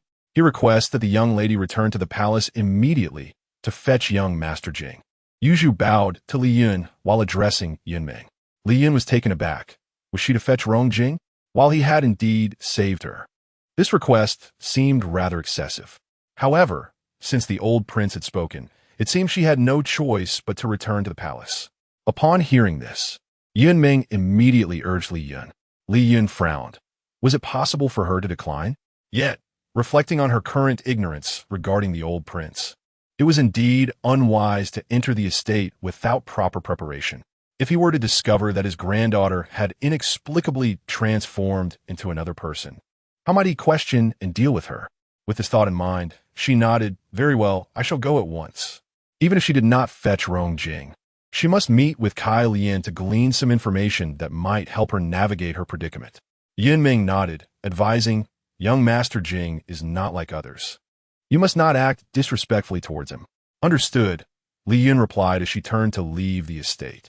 Given the recent turn of events, it seemed the young lady had gained clarity and composure, which was a positive development. As Yun Ming observed Li Yun depart, he gracefully mounted his horse, heading towards the palace, reflecting on the situation. Yu Zhu also smiled, hoping that the old prince would no longer worry about Miss Qian Yue. The old prince, being advanced in age, could hardly bear the burden of daily anxieties. How could one not be troubled? Today's events are far from concluded. It is likely just the beginning. I hope that young Master Jing re-enters society, and with young Master Rance return to the capital. The attention on the Yun royal family will diminish, allowing Miss Qian Yue to find some peace. Yin Meng expressed his concerns with a furrowed brow. The chief steward need not worry, for the old prince often says that good people are favored by heaven. He believes that the young lady is indeed fortunate. Heaven will not forsake her. Yu Zhu gently reassured him with a smile. Indeed, that is true. The old prince's words are invariably wise, Yin Meng responded, his worries dissipating as a smile emerged on his face. He gestured to Yu Zhu. Please return to the old prince and inform him that the young lady has agreed to enter the palace to fetch young Master Jing. I shall await the return of the young lady and young Master Jing here. Yes. Yu Zhu nodded and turned back, retracing her steps. Indeed, instruct the kitchen to prepare a banquet and select dishes favored by His Grace, Lord Jing. Today, Lord Jing shall dine at the residence before returning. Yin Ming glanced at the sky and commanded again. Understood, responded Yu Zhu without looking back. Yin Ming spoke no further, clasping her hands behind her, and leisurely strolled back to the entrance. She hoped the young lady would promptly invite Lord Jing back to the estate without undue delay. Li Yun, riding her horse, pondered deeply about the extraordinary talents of Rong Jing, who could engage in chess with the emperor and received such generous treatment from the venerable Prince Yin. With a mere, gentle utterance, he had spared her from imprisonment. Such a person, whom she had yet to meet, already stirred her curiosity. Lost in thought, she followed the route back to the royal palace. As she traversed the bustling main street, a magnificent carriage approached, its curtains drawn aside to reveal an enchanting visage. Calling out to Li Yun, Sister Yu. Li Yun had often heard the name Sister Yu from the young lady, and now she finally heard a different address. She reined in her horse, halting to gaze at the woman peering from the carriage. Instantly, she was captivated by her stunning beauty, a grace unlike any she had ever seen, gentle and fluid as water. Congratulations, Sister Yu, for evading a calamity today, the lady spoke again, her voice as soft and melodious as her appearance. Li Yun recalled the name Yu Ning mentioned by Kai Lian upon waking, seemingly a lady from the Prime Minister's residence. This morning, thanks to her mentioning that Lord Jing and young Prince Ran had entered the palace, those who had tormented her had departed. She looked into the lady's sincere eyes, sensing genuine concern for her well-being, leading her to believe that this woman possessed a kind heart. She offered a gentle smile in return. Thank you, sister, for your concern. Indeed, not having to face the prison is quite a fortunate event. Upon hearing this, the lady stifled a laugh behind her handkerchief. Sister, do not speak so. With Lord Jing and young Prince Rance assistance, it would have been impossible for you to reside in the prison. The younger sister had been worried earlier, seeking the Empress Dowager's intervention to safeguard her sister. And only after learning of the noble person's aid did she realize her anxieties were unfounded. I appreciate your efforts, dear sister, Li Yun replied, at a loss for words. No wonder she had not encountered this lady among the throng of women in the observation garden. She had been at the palace of the Empress Dowager Qian. Who was the Empress Dowager Qian to be so confident that she would remain unharmed? Why do we, as sisters, engage in such pleasantries? Yu Ning playfully chided with a smile. Noticing Li Yun was heading back towards the palace, she curiously inquired, Sister Yu, are you returning to the palace once more? Yes. I'm going to fetch Lord Jing, Li Yun nodded. Yu Ning was momentarily taken aback, her beautiful eyes flickering with a hint of something before she smiled and said, I recently heard that Lord Jing is to visit the Yun residence. I thought you might be waiting at the palace gates. It seems you have returned to the estate, presuming you would be impatient to wait for someone. But now, what brings you back to the palace? It is merely that my grandfather insisted I fetch someone. I have no choice but to comply, Li Yun replied with a rueful expression.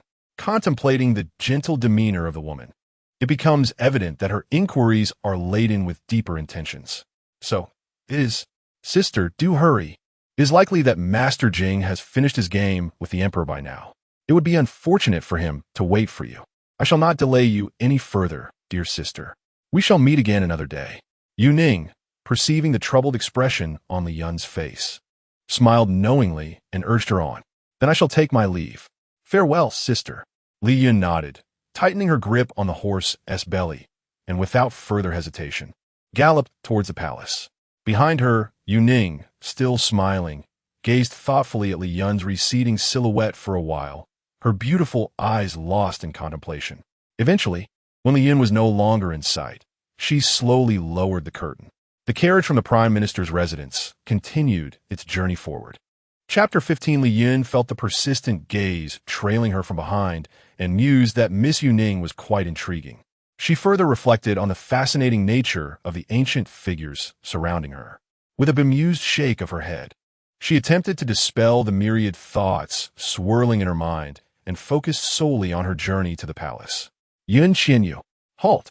An abrupt shout resonated ahead. Startled, Li Yun beheld two opulent carriages approaching. The curtains of both vehicles were simultaneously drawn aside, revealing a lady clad in pink peering out from one carriage, while another lady in green mirrored her action from the other. The voice belonged to the pink-clad lady seated within the first carriage. Li Yun furrowed her brow, contemplating the tumultuous journey to the palace thus far. Nevertheless, she reined in her horse. I tell you, Qian Yue, do not be so smug. Do you think that with my brother and Prince Rand's protection, you can remain unscathed? His Royal Highness will never harbor affection for a creature like you, neither male nor female. Do not delude yourself into thinking that my brother and Prince Rand genuinely care for you. Their assistance is merely out of respect for the late Lord Yun and the Yun family. Who do you think you are? The pink-clad lady was none other than Rong Wangfu's second daughter, Rong Linglan. Li Yun remained silent, regarding Rong Linglan with an icy detachment. If Rong Jing was her brother, then indeed she was the second daughter of the Rong Wangfu, as mentioned by Lian. What are you staring at? Did I speak incorrectly? Have you looked in the mirror to assess your worth? Which man would sincerely come to your aid? You think you are worthy? If not for your fortunate birth into the Yun family, you would have met your demise countless times by now. Rong Linglan continued, her tone sharp and acerbic. Fury ignited within Li Yun, yet she maintained her composure out of courtesy and coldly inquired, Are you finished? Confronted by Li Yun's frigid gaze, Rong Linglan trembled slightly, but remained undaunted. What if I am done? What if I am not? She retorted defiantly. Li Yun, weary of the obstinate woman, dismissed her with a wave of her whip and galloped past, leaving Rong Linglan fuming. Damn it, Qian, you stop? Rong Linglan glared at Li Yun's retreating figure. Li Yun, seemingly deaf to the outburst, spurred her horse forward, fuming as she lowered the curtain and snapped at the coachman. Drive faster. We must return to inquire of grandfather why my brother chose to rescue this foolish woman. The coachman of the Rong Wangfu, not daring to delay, urged the horses to gallop once more. Meanwhile, within the carriage of the Shaoqin Wangfu, Long Shuli also drew her curtain. Today, witnessing the crown prince's resolute disposition in dealing with Qian Yue was unmistakably harsh, devoid of pretense. She contemplated the long road ahead, firmly believing that Qian Yue would never ascend to the position of crown princess. The remainder of the journey passed peacefully, and even upon encountering other carriages returning home, the occupants merely peeked through the curtains without uttering a word. Li Yun pressed on, arriving at the palace gates in no time. Upon her arrival, she observed that the once splendid array of carriages had departed, leaving only the earlier all-black carriage waiting silently. The young, ebony-clad guard at the front remained as impassive as before, his expression unchanged throughout her brief sojourn to the Yun Wangfu and back. Li Yun could not help but marvel, pondering if he were some form of automaton. Miss, why have you returned again? Lian waited at the palace gates, and upon seeing Li Yun return, she approached with a look of confusion and inquired, Didn't you return to the manor with the young prince? I did return, but my grandfather would not allow me to go back alone, so I came to fetch someone else, Li Yun replied, glancing at Salian. In my excitement at racing with the young prince, I completely forgot about you. Why didn't you return to the manor on your own? I stayed because I feared that if young Master Jing came out and did not find you, he might be displeased, Salian explained promptly. What a thoughtful girl you are, Li Yun remarked, pondering how Salian had overheard her earlier, irritable words when she had just awakened. It seemed that this girl had never faced hardship, and the sudden bullying must have distressed her greatly. If that were the case, with proper guidance and kindness, this young maid could indeed become a trusted confidant. Li Yun nodded appreciatively. You have worked hard. Miss, please do not say that. It is my duty, Salian responded, visibly startled at the compliment. Li Yun reflected on how the previous owner of this body must have treated her personal maid poorly. Otherwise, Salian would not have been so astonished by a simple word of praise. Turning her gaze back to the palace gates, she inquired, Has young Master Jing not yet exited the palace? Indeed, young Master Jing has not yet emerged, Salian answered promptly. Then we shall wait here, Li Yun decided, dismounting her horse. Salian quickly took the reins, securing the horse in its previous spot before returning to stand beside Li Yun, maintaining a respectful posture with her hands crossed before her. Li Yun stole a glance at her, smiling, while contemplating how to discreetly extract information about the internal affairs of the Yun Wangfu. However, this was quite a delicate endeavor. She could not feign amnesia to elicit information, as that would be perilous if discovered. After pondering for a while without a suitable approach, she felt a sense of despair, realizing that any question could be fraught with risk. Just then, Sally interjected, Miss, look! At the palace gates, Li Yun, intrigued, lifted her gaze to the entrance, where she saw a figure emerging, accompanied by eunuch Lu. In that fleeting moment, she found herself utterly captivated by the individual who stepped forth. Clad in a crescent-white brocade robe, pristine and unblemished, he bore no embellishments save for an exquisite jade pendant. He held a fine, oiled paper umbrella, perfectly shielding himself from the blazing sun. His hands were long and fair, and though the umbrella obscured his features, his demeanor exuded elegance. He strolled leisurely, as if meandering through a garden, unhurried and graceful, reminiscent of a gentle breeze descending from the heavens, making one willingly lose themselves in admiration despite not seeing his visage. As he approached, all eyes, including Li Yun's, were drawn to him, captivating the attention of the palace guards.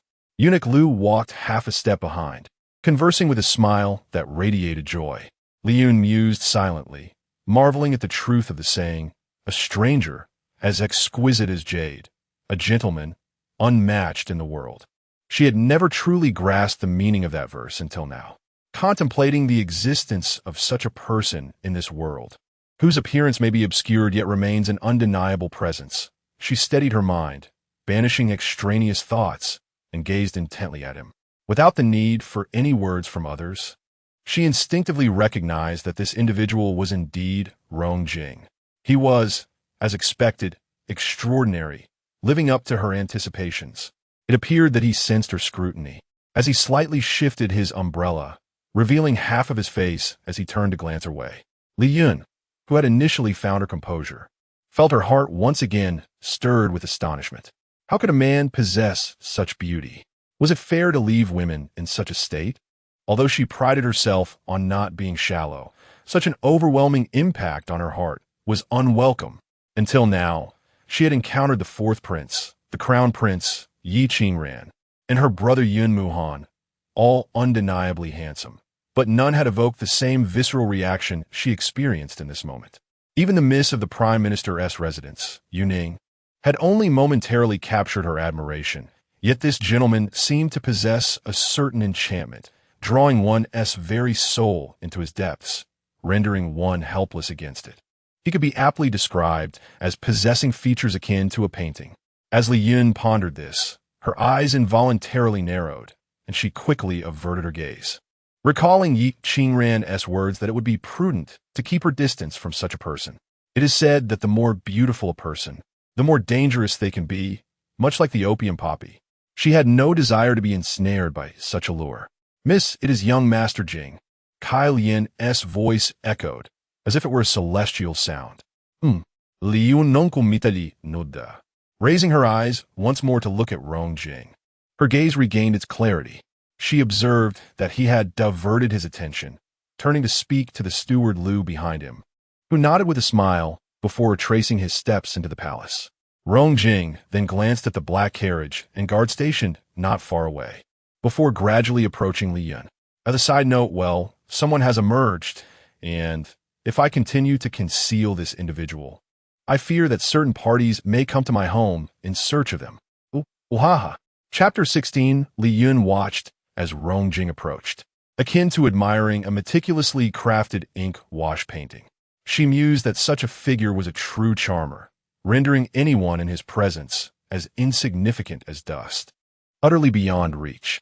Before long, Rong Jing halted just a step away from her, his eyes, as clear as spring water, scrutinizing her intently. Li Yun had never been examined so closely by any man. It felt as if she were transparent before him. Momentarily taken aback, her cheeks flushed slightly as she averted her gaze, clearing her throat. You may leave now. Without waiting for her to finish, Rong Jing turned and made his way towards the carriage, his voice melodious and pleasant, his steps remaining graceful and unhurried. He uttered not a single word more. Li Yun stood stunned, her eyes wide as she watched his retreating figure. Was he truly departing just like that? Rong Jing seemed oblivious to the intensity of her gaze upon him as he reached the sleek black carriage. The dark-clad man stationed at the front promptly took the umbrella from his hand and lifted the carriage curtain. Rong Jing leaned slightly to enter the carriage, and the curtain fell, concealing him from view. Li Yun was left utterly dumbfounded, contemplating the idiosyncrasies that often accompanied those of high stature, while she remained in a daze. The black-clad guard had already taken his seat at the front, not sparing a glance in her direction as he cracked the whip, prompting the carriage to depart swiftly and steadily from the palace gates. Li Yun's leap zwisha. Such was the nature of masters, reflected in their attendance. Miss, young Master Jing has left. Shall we? Kai Lian, retracting her gaze, inquired of Li Yun. Although she was uncertain why young Master Jing had come to her aid, it was well known that he seldom allowed anyone to approach within 3 steps. Yet, he had stood merely a step away from Li Yun. This was astonishing enough. Yes, let's go, Li Yun replied with a slight pout. Kai Lian hastily took the reins and handed them to Li Yun. With agility, Li Yun mounted her horse and looked back at Kai Lian. Shall I carry you? Replying to the miss, I truly do not require it. I can simply run behind you. Kai Lian quickly shook her head. Since waking, Li Yun had been extraordinarily peculiar, treating her with an unprecedented kindness, which left her somewhat flabbergasted and overwhelmed. Run behind me? Li Yun felt exasperated. Even though the palace was in close proximity to the Yun Wangfu, it was still several streets away, at least 5 li. While it was feasible to run back that way, it would certainly be exhausting. She reached out to pull Kai Lian up. Come on, I will take you back. Miss, I truly do not need it. How could a servant ride with a miss? I can run just fine. Kai Lian not only refrained from accepting, but also stepped back in trepidation. What are you dawdling for? I said it's fine. Get on. Li Yun frowned, her tone leaving no room for argument. Kai Lian shivered, no longer daring to retreat. She looked at Li Yun with eyes that seemed on the verge of tears. Unable to maintain her stern demeanor, Li Yun sighed helplessly. You are my maid. What does it matter if others see me carrying you? Come on, let us return quickly. I have not eaten all day and am quite famished. In truth, her primary concern was that without Kai Lian to guide her, she might struggle to locate her residence in the Yun Wangfu. Upon hearing this, Kai Lian swiftly swallowed the tears that threatened to spill over. She glanced around hesitantly at Li Yun, and upon seeing her resolute and encouraging expression, mustered the courage to step forward and tremulously extended her hand. The moment her hand reached out, Li Yun grasped it gently and pulled her to sit behind her. Without further delay, she squeezed her legs against the horse's flanks, and the chestnut steed leaped forth like an arrow released from a bow. Kai Yun, feeling frightened, clutched Li Yun's waist tightly, suddenly sensing that today's mistress felt extraordinarily warm, akin to a long-lost family member. Li Yun, observing the small hand that clung to her waist, couldn't help but smile faintly. For reasons unknown, The presence of this little girl beside her instilled a sense of steadiness. Perhaps it was because she was the first person Li Yun encountered upon arriving here, evoking a uniquely special sentiment. As they caught up to Rong Jing's carriage, Li Yun reluctantly reined in her horse, allowing it to slow its pace and follow behind the carriage. They traversed the bustling main street, now nearing dusk, and the flow of people had visibly increased. Various exotic goods lined the streets, with the incessant cries of vendors filling the air. Li Yun found it fascinating, realizing that night markets had already been popular in ancient times. After walking a while longer, she noticed that the most prosperous two large taverns stood charred and blackened, appearing to have recently fallen victim to a fierce blaze. A thought crossed her mind. She had rushed earlier and missed noticing this. And now it became clear. Was that the famed Wangshan Tower?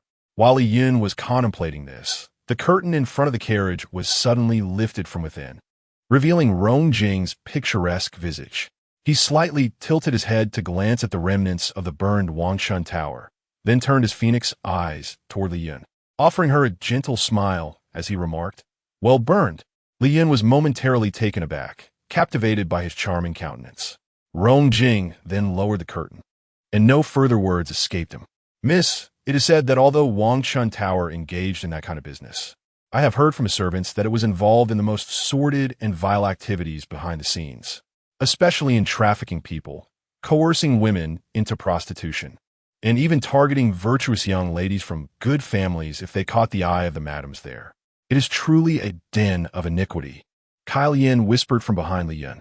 "Is that so? Then it was indeed well burned." Li Yun nodded. "Does this mean I have done a good deed?" "Yes, indeed. People in the capital privately discuss such matters. I believe it to be true. However, the influence behind Wangshan Tower is too formidable, which is why such deeds have been suppressed, and no one dares to expose them." Kai Lian continued in a hushed tone. "With you having burned Wangshan Tower, while it may seem reckless, the common folk are secretly applauding. It is simply that no one dares to speak publicly on your behalf." Li Yun nodded again, pondering how much this little girl knew. After a moment's thought, she quietly inquired, "Could it be that the backing of Wangshan Tower consists of all the officials in the capital? Otherwise, why would those people draft memorials to impeach me for burning it?" "Miss, consider this," Kai Lian urged. "Even though those ministers may not have any illicit affairs behind the scenes of the Wangshan Tower, the individuals within, both male and female, are undeniably of exquisite beauty. After all, this establishment is frequented by dignitaries and young lords who harbor affections for one another. The fire that has now consumed them all is bound to incite jealousy, is it not? Naturally, they have banded together to submit a petition for your impeachment, correct?" Kai Lian's voice was barely a whisper. Li Yun suddenly came to a realization. She had indeed become the target of collective animosity. "Is the prince behind the Wangshan Tower?" Li Yun inquired in a hushed tone. Kai Lian was taken aback, immediately releasing her grasp on Li Yun, her face paling as she nearly fell from her horse. Fortunately, Li Yun was quick enough to catch her, and, observing her fright, she asked with curiosity, "Did I guess correctly?" Kai Lian shook her head, fear evident in her demeanor as she quietly replied, "This servant does not know." "If you do not know, then what is there to fear?" Li Yun looked at her intently. Seeing that Li Yun bore no signs of anger, Kai Lian exhaled softly, her expression pained as she said, "This servant cannot help but feel frightened upon hearing the name of His Royal Highness. Is he truly that terrifying?" Li Yun recalled how the prince had relentlessly sought to bring about her demise, her expression darkening. "Miss?" Kai Lian gasped again, meeting Li Yun's probing gaze, and she could only lower her head and speak honestly in a hushed tone.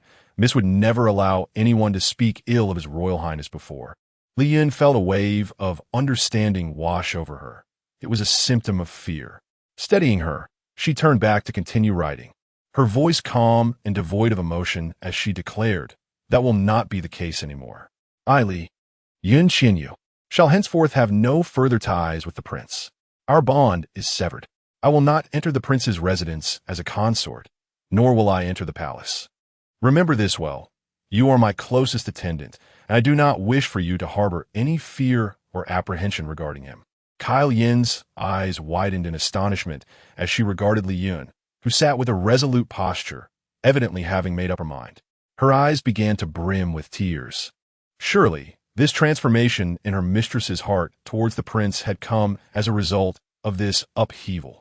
Previously, she had sensed that, despite her mistress's difficult temperament and her unkind treatment towards them, the maids around her were constantly being replaced, and she had only been there for half a year. However, as time passed, she found her mistress to be sincere and straightforward, except when it came to matters concerning the prince, which transformed her into a different person capable of reckless actions. The secret deeds she had undertaken for the prince were countless, yet he remained oblivious, even treating her with indifference or disdain. Now that her mistress had gained clarity, although Kai Lian felt a sense of joy, it was accompanied by sorrow, recognizing the hardships her mistress had endured.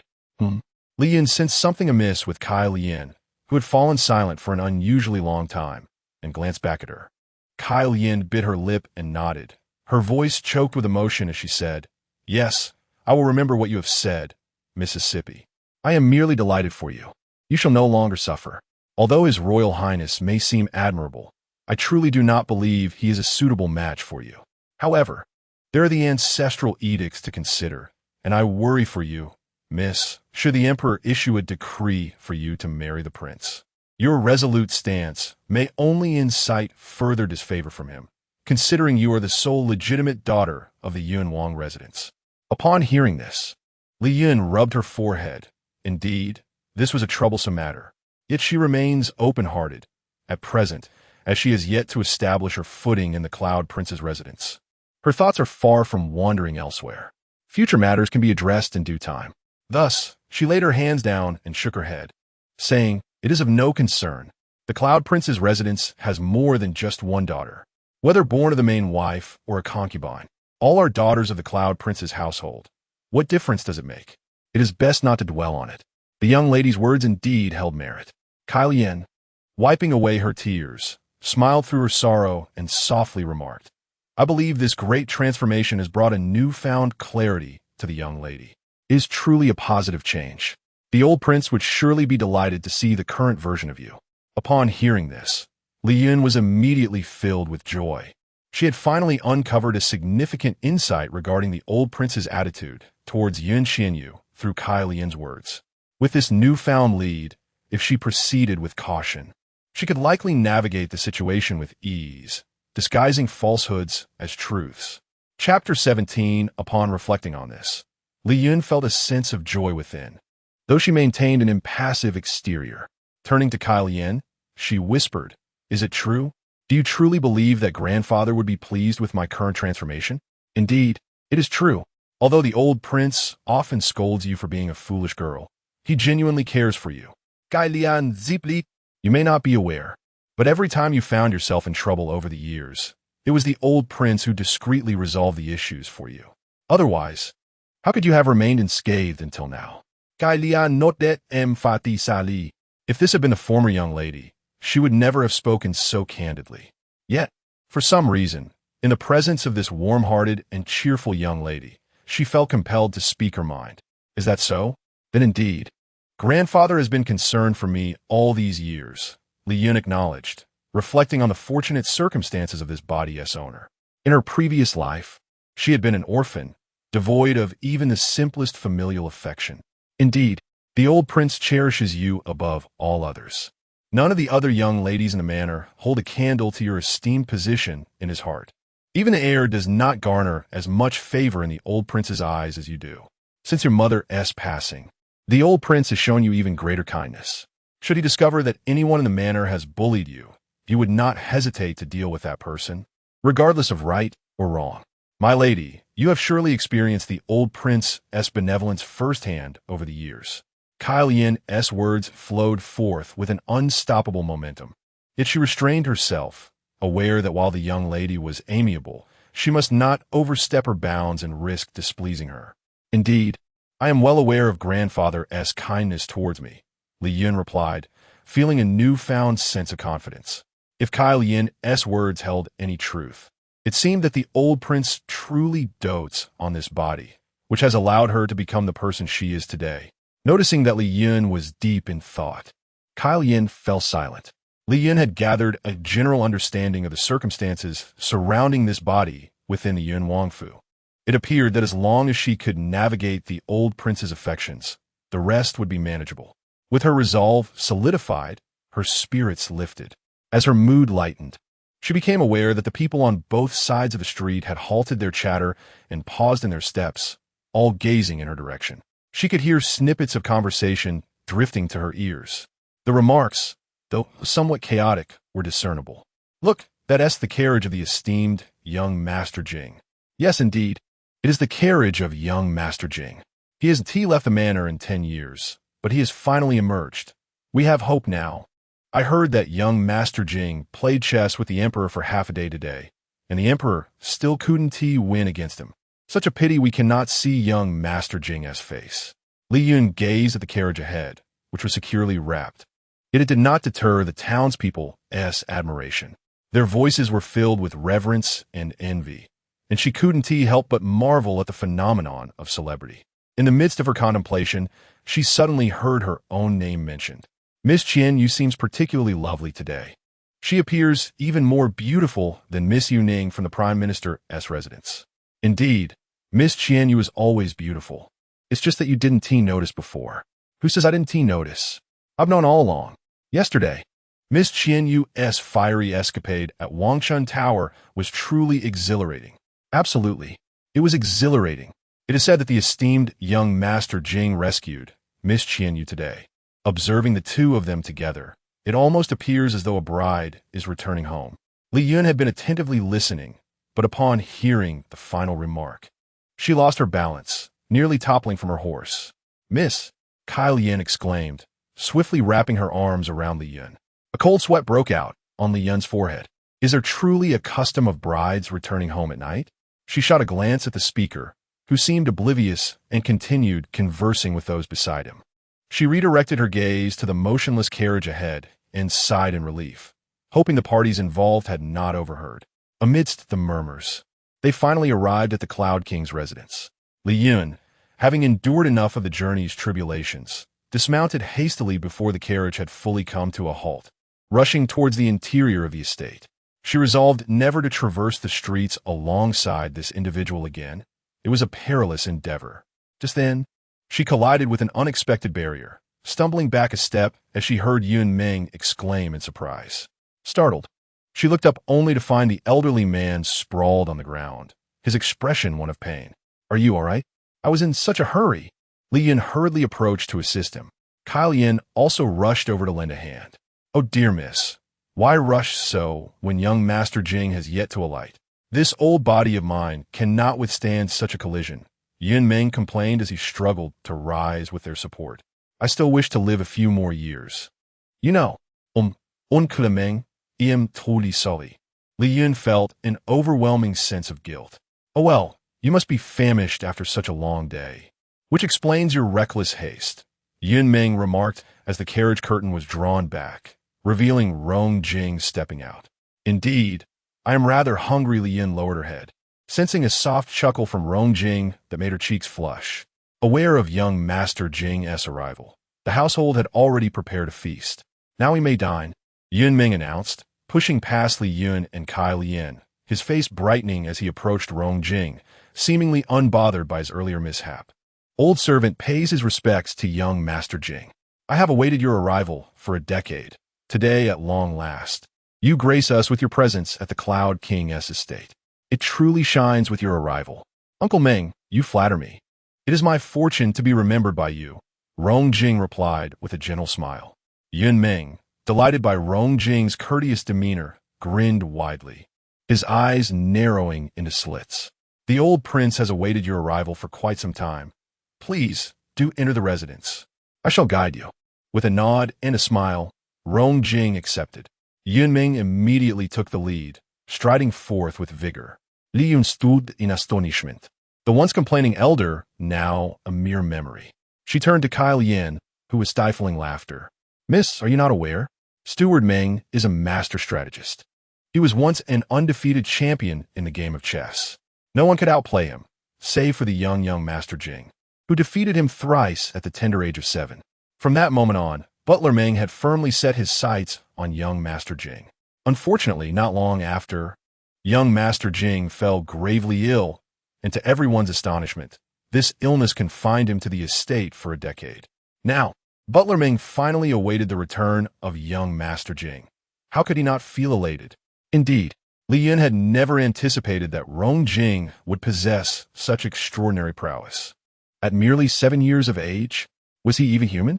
She gazed at Rong Jing, who followed closely behind Yun Ming as they entered, and noted that this time he was without an umbrella. Yet, his steps remained graceful and unhurried, his slender figure reminiscent of bamboo. Clad in a crescent-hued brocade robe, perfectly tailored to his form, he moved with a poetic elegance, truly a sight to behold. It was hard to imagine that such a person had been bettered in for a decade. Truly, when heaven opens a door for you, it often closes a window. Miss, what are you dawdling for? The old prince wishes to see you as well, Yun Ming called out, having taken several strides, and noticing Li Yun had not followed. Oh! Li Yun quickly gathered her thoughts, stepped forward to catch up, and motioned for Kai Lian to follow. Understanding the cue, Kai Lian promptly trailed behind Li Yun into the interior. The man in black who drove the carriage did not enter the estate, but instead waited quietly beside the carriage. Chapter 18. Although the Wang residence lacks the grandeur and opulence of a royal palace, it possesses a unique charm of antiquity and splendor. Rockeries, stone carvings, pavilions, and water pavilions, along with bridges, flowers, and trees create a picturesque scene. The landscape, though seemingly chaotic, is evidently curated with great care. Steward Yun Ming led the way while conversing with Rong Jing, who occasionally nodded with a smile. Li Yun silently memorized the layout of the estate, pondering how embarrassing it would be to lose her way in the Wang residence. From time to time, servants passed by. The young men approached with expressions of reverence to pay their respects, while the maidens gazed at Rong Jing with admiration. Upon noticing Li Yun accompanying him, their faces displayed envy. What charmer! Li Yun mutarat. It's only natural for a bride to attract such attention. Rong Jing suddenly turned around and smiled at Li Yun. Her face flushed. He had indeed overheard her remark. She shot him a glare, but felt a twinge of guilt for being caught speaking behind his back. Wanting to retort, she quickly changed her words. I didn't mean you. Indeed, I didn't mean you either, Rong Jing replied, turning back. Li Yun felt momentarily speechless. She could hear Rong Jing chuckle softly, his laughter melodious and refined. The frustration bubbled within her, reminding her that appearances can be deceiving, and one should not judge a book by its cover. He seemed so gentle and cultured, like a poem or a painting. Yet, much like the saying by Yi Qingran, he was a wolf in sheep's clothing. Nevertheless, he was now a revered figure at the Wang residence and had rescued her from a dire predicament. As a newcomer, it was wisest not to offend him. So she swallowed her irritation and maintained a stern demeanor as she walked behind him. Steward Yun Ming appeared oblivious to the unspoken tension behind them, continuing to chat animatedly with Rong Jing. Rong Jing responded appropriately, offering brief yet relevant comments that delighted Yun Ming even further. Li Yun mused that calling Steward Yun Ming a chess basket was more fitting than his actual name. Having passed through the grand courtyard, they arrived at the main courtyard, which featured 4 entrances. Yun Ming finally paused his chatter and addressed Rong Jing, saying, Young Master Jing, the old prince mentioned that you and Miss Qian Yue could head straight in without an announcement. Shall I escort you? Indeed, Rong Jing nodded. Yun Ming gestured for them to enter. Rong Jing glanced back at Li Yun, who snorted in response through her nostrils. He merely chuckled and proceeded into the courtyard. Is it young Master Jing and that troublesome girl returning? As they entered the courtyard, a voice from the main house called out, aged yet robust. Li Yun thought that the old prince did not seem to be in ill health from the sound of his voice. Greetings, Grandfather Yun. It is indeed Rong Jing. He replied with a smile. Ah, hearing that troublesome girl grunt like a pig, I knew she must have brought you back. The old prince's voice came again. Li Yun's face darkened. Was he referring to her? Did he just compare her to a pig, though aged? The old man's hearing was remarkably sharp. Rong Jing cast a glance at Li Yun, smiling without a word. Listening to the elderly Lord Yun, he remarked, Your footsteps are delicate and soundless, more graceful than that wretched girl. It appears your ailment has improved. In response, Yun replied, partially recovered. At that moment, Rongjing had already arrived at the doorway. The jade bracelet had been waiting at the entrance and promptly bowed to open the curtain as Rongjing stepped inside. Li Ron took a deep breath and followed closely behind. The room was spacious, adorned with a painting of longevity and prosperity directly opposite. The furnishings consisted of exquisite antiques. On the 8 Immortals table lay freshly brewed tea, exuding a subtle fragrance. Towards the inner side stood a large mahogany bed, its curtains drawn back, revealing a frail old man leaning against the bed, his beard streaked with gray. His eyes squinted as he scrutinized Rongjing's entrance. Despite her mental preparations, Li Yun felt a pang of anxiety. After all, her soul was not truly that of Yun Qian Yue. Fortunately, the old man ignored her, focusing solely on Rongjing. Rongjing, unfazed by the scrutiny, approached the bed with an air of composed elegance, casually lifting the hem of her garment before gracefully taking a seat on an adjacent chair. Li Yun's fingers intertwined and then spread apart, the sweat in her palms dissipating slightly. Unsure if she should approach and call him grandfather, she thought, well, being partially recovered means I have survived. The elderly Lord Yun nodded approvingly at Rongjing, then cast a sharp glance at Li Yun, who lingered at the doorway. His tone shifted to one of ire. You, foolish girl, when bullied, retaliate. Hiding by the Mandarin duck pond only shows weakness. Pathetic. Li Yun gazed at him, pouting in a display of grievance. Are you really feeling wronged? Have you forgotten your martial arts training? Why do you not utilize the hidden guards I provided you? When the second lady of the Rong family, or that little girl from the prince's residence, bully you, strike back. How many times must I remind you that I will shield you if you retaliate? Why can't you learn from this? The elderly lord bombarded Li Yun with his reproaches, akin to a cannon firing off. Li Yun thought to herself that while she was aware of her martial skills, she did not possess hidden guards. Nor did she know how to reflect on your actions. The elderly lord fumed, his beard quivering in agitation. With her head bowed, Li Yun slowly approached the 8 Immortals table and seated herself properly. Every time you face adversity, you adopt this downtrodden demeanor, truly lacking in growth. Keep your distance from me. The elderly lord waved dismissively as if swatting away a fly. Li Yun stood speechless, unable to fathom how Yun Qian Yue endured such scoldings daily. She could only rise and step toward the exit. Wasn't it far enough outside? Wouldn't her departure suffice? Just as well, she preferred not to be present. It would be wiser to return to her own courtyard and room, close the door, and contemplate her situation before taking action. Come back. Did I permit you to leave? The elderly Lord Yun grew more incensed as he noticed Li Yun attempting to exit. Li Yun rolled her eyes internally, reluctantly turning back, disregarding whether Rongjing found her predicament amusing. Passing this hurdle was all that mattered. With a hint of grievance, she softly addressed the elderly lord. If the outside is the farthest and you won't allow me to go, then where am I to go? Rongjing chuckled softly. Upon hearing the sound of Rongjing's laughter, the old Lord Yin seemed to recall that there was indeed another person present.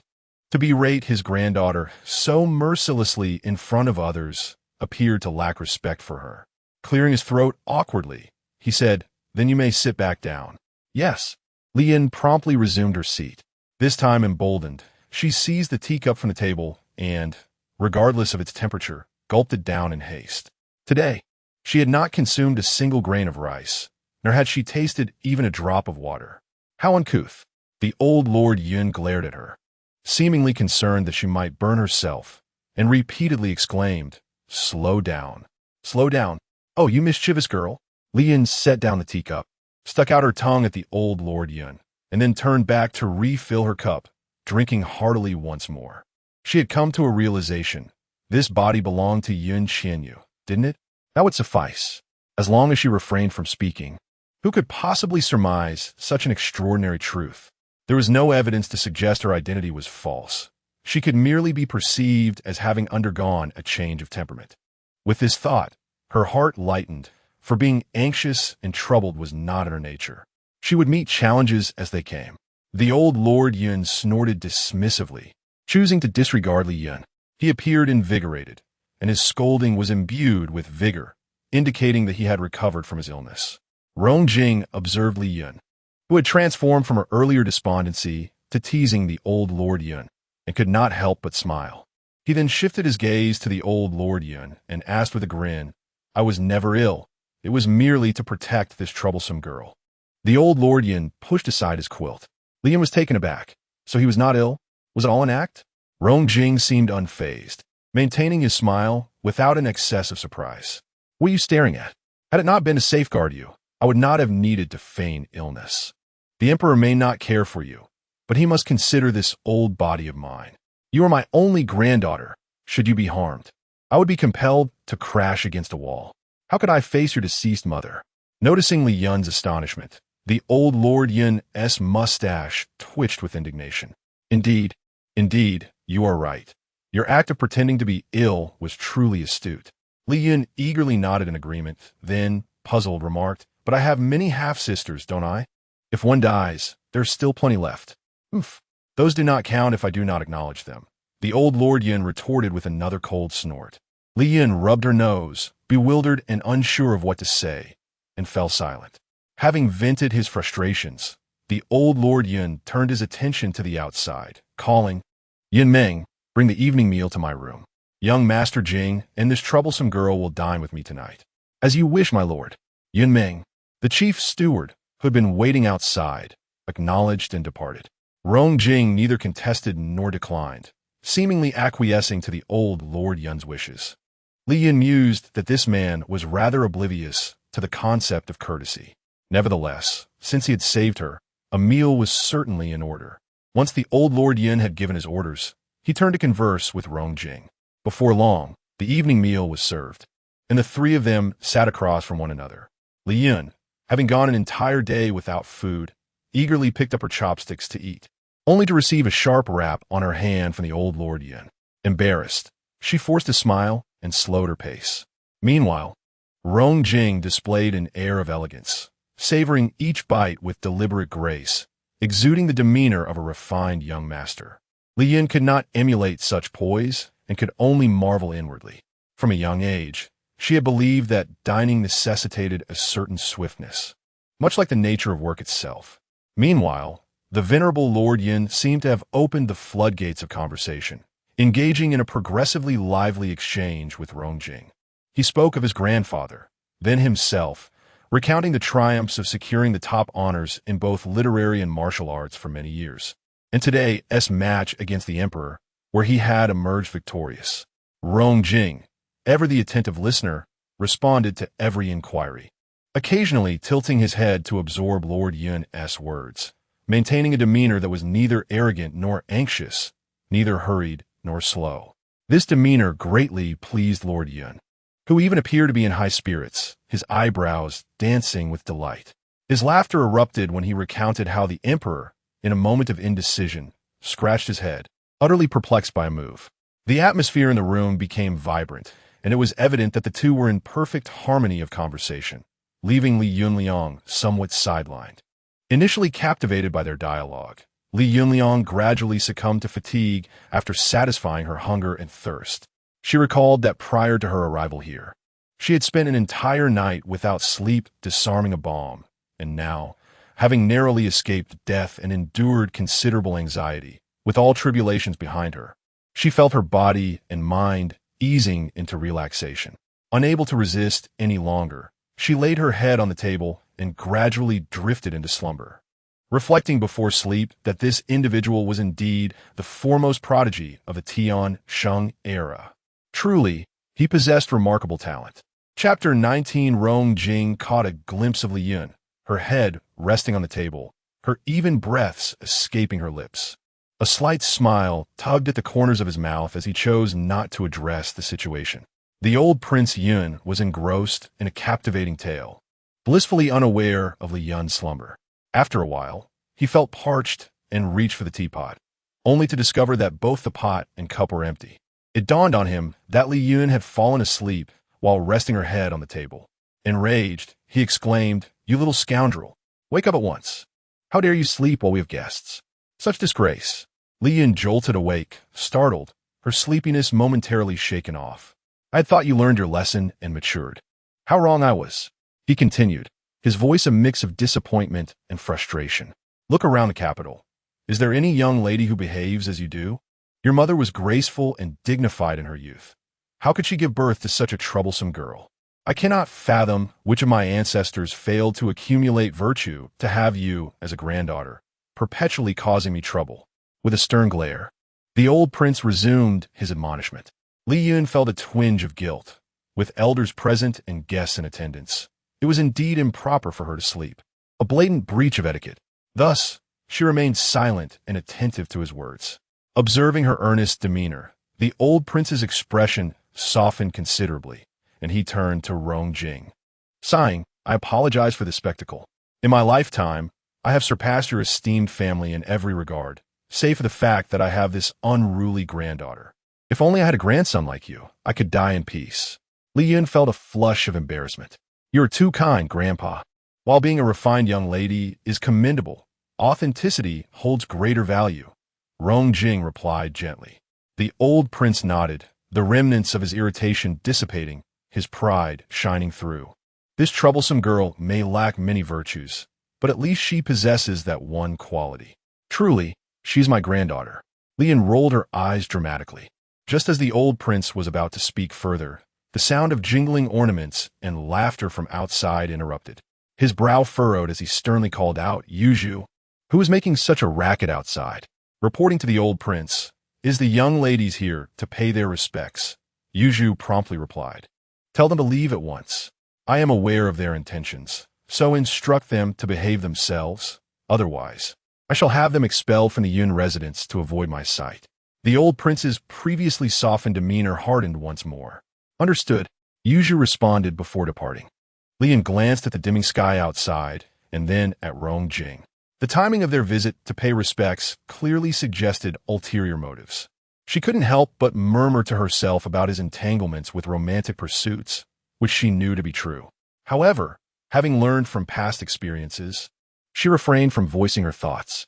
Noticing Rong Jing's knowing smile, she averted her gaze, her lips twitching slightly. Dear ladies, the old prince is currently entertaining esteemed guests. You need not pay your respects. It would be best for you to return. Yuzhu's voice echoed from outside, neither overly obsequious nor dismissive. Grandfather, we too are your granddaughters. Why this disparity in treatment? We know that Sister Yue is present. Why should we be barred from paying our respects? Are we to be deemed unworthy simply because we are not of the primary line? Came a defiant voice from outside, followed by a chorus of agreement. Indeed, grandfather, your favoritism is quite unreasonable. One female voice indignantly echoed. We have esteemed guests. It is not as if we are unworthy of their presence. We are here out of filial piety, another voice chimed in. In quick succession, a cacophony of voices erupted outside. Li Yun pondered how many daughters the Duke Yun had besides herself, and how many granddaughters the old duke possessed. She found herself in awe of the formidable reproductive capabilities of women in ancient times. All of you get out. If you make another sound, I shall send you all to the side courtyard, and you shall never return to the Duke Yun's residence in this lifetime. The old duke bellowed in a fit of rage. The previously boisterous crowd outside fell abruptly silent. Ladies, please return. Filial duty does not hinge on this moment. The tranquil voice of Yuzhu offered, especially emphasizing the phrase, not worth the loss. She sought to calm the situation. Though the young ladies were reluctant, they were acutely aware of the old duke's fragile health. Provoking him could result in dire consequences. After all, the young Master Jing had not left the estate for 10 years, and they finally had the chance to see him, only to have it snatched away at the last moment. The injustice was infuriating. Why did Qian Yue get to meet him, and even receive his assistance? Was it merely her status as a legitimate daughter? What else did she possess? She lacked the skills of music, chess, calligraphy, and needlework, just as they did. Though they were born of lesser status, they were infinitely more capable. They could not fathom why the old man was so enamored with her. Yet, despite their grievances, they could do nothing. Compared to being expelled from the duke's residence, the opportunity to meet the young Master Jing would come again. With this reasoning, the young ladies exchanged glances, huffed in unison, and slowly retreated from the courtyard. Li Yun mused whether the harsh division between legitimate and illegitimate offspring in this world was the cause of the old duke's singular affection for Qian Yue. It seemed that her existence under the duke's protection granted her a certain privilege within the household. Thus, enduring a few rebukes did not seem so unworthy. I am utterly exasperated. They're all a bunch of unrefined individuals. The old duke huffed in frustration. Grandfather, please do not be angry. If you become ill from your anger, it would be detrimental. Come, let us see you smile. Li Yun thought of the old man as a child in need of coaxing and reached to tug at his beard in an attempt to elicit a smile from him. You impudent girl, are you wishing for me to truly fall ill so that no one will care for you? The old duke shot her a glare and swatted her hand away. Of course not. Li Yun withdrew her hand with a chuckle. Considering how he always glared, surely his eyes must tire. Rong Jing observed the two with a smile. He glanced at the twilight sky, rose to his feet, and gently smoothed the creases of his crescent-patterned robe with his slender, fair fingers. He bowed to the old duke. It is getting late. I must take my leave. The emperor has instructed me to ensure that Qian Yue attends to you well, so please continue to rest. Qian Yue? Li Yun thought to herself that she was still not well acquainted with him. Would the old duke persist in feigning illness? Her expression darkened. Oh, you know my heart best, young man. The old duke chuckled heartily, nodding in agreement and waving his hand. Now off you go. If you linger too long, that old fellow Rome will come looking for me. Please take care, Duke. Rong Jing smiled as he turned to depart. Why are you still standing there, you silly girl? Hurry and see young Master Jing off. You truly lack the etiquette of hospitality. Lord Yin waved his hand, urging her to leave. Yes. Li Yun slowly rose from her chair and stepped outside, relieved to finally send off this esteemed guest and return to her much-needed slumber. She was utterly exhausted. The two exited Lord Yun's courtyard, Li Yun navigating towards the gate by memory. Young Master Rong Jing remained as composed as ever, walking with an elegant grace that suggested even thunder and hail would not ruffle his demeanor. After walking a short distance, Li Yun glanced around to ensure no one was watching and turned back to Rong Jing, saying, Aren't you familiar with the way? You can manage on your own. All right. Rong Jing nodded and sidestepped her, continuing forward. Li Yun was surprised by his agreeable nature, realizing he truly did not require her assistance. She hesitated for a moment, stifled a yawn, and unable to withstand her weariness any longer, turned around to head back without seeing him off. Salian had been waiting outside Lord Yun's courtyard. Upon seeing Li Yun escorting Rong Jing out, she followed at a distance. When she noticed her mistress leaving young Master Jing to return alone, she hurried forward and whispered, Miss, how can you let young Master Jing leave by himself while you return alone? He said he didn't need me to see him off. He knows the way. Li Yun rublia, yawning rapidly. She waved her hand dismissively at Salian's concerned expression. It's fine. Let's go back to sleep. I am utterly exhausted. Salian observed Li Yun, reflecting on her mistress's sincerity. If young Master Jing said he didn't need an escort, she would genuinely not provide one.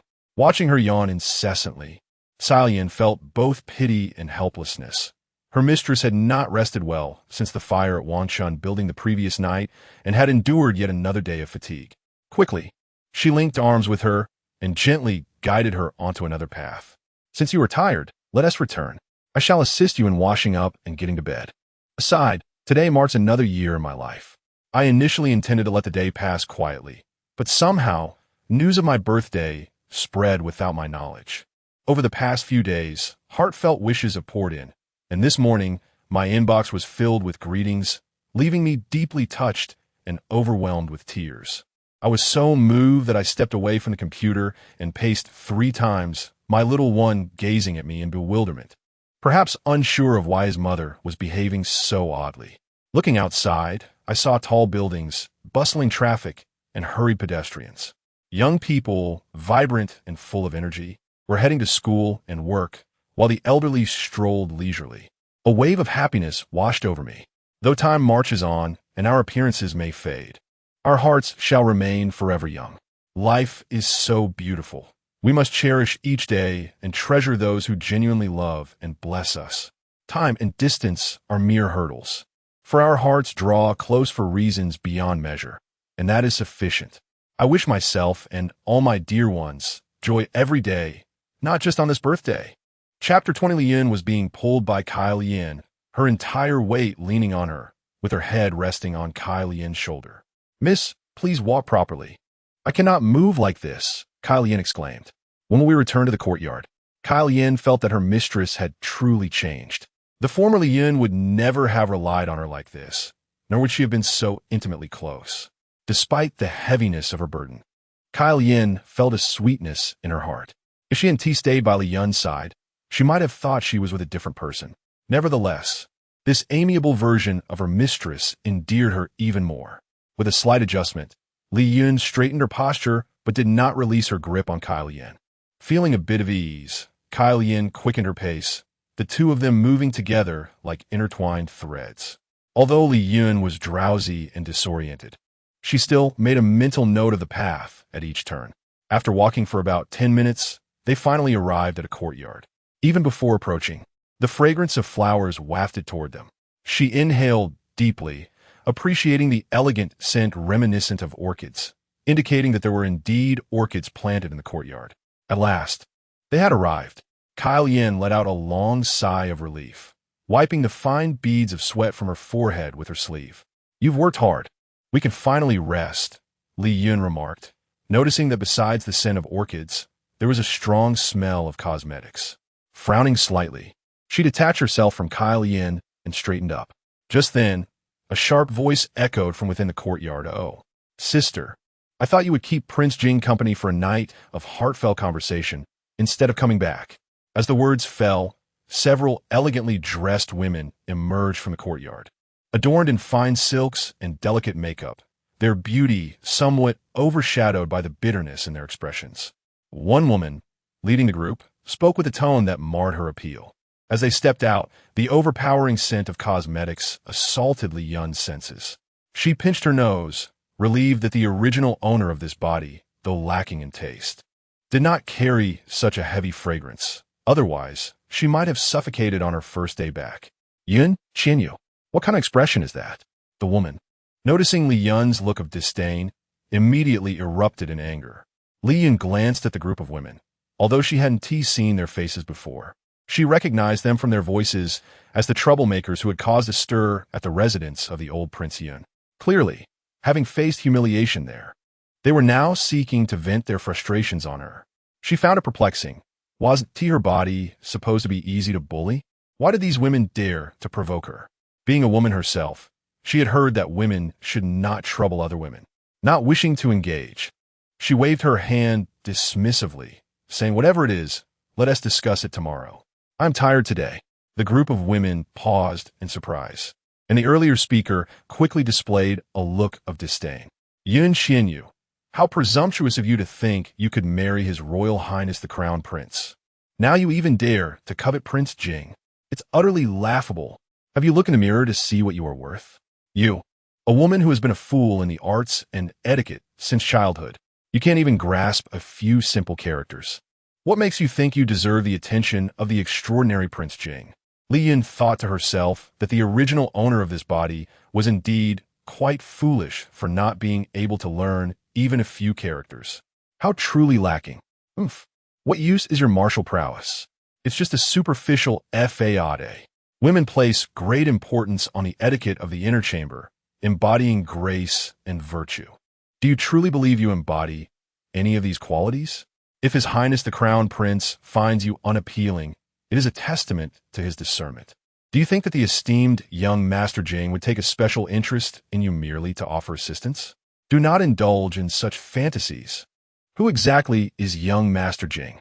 He is a figure of even greater talent and insight than the Crown Prince himself. Another woman interjected, "Indeed, when the time comes for the heavenly sovereign to favor someone, it certainly will not be you.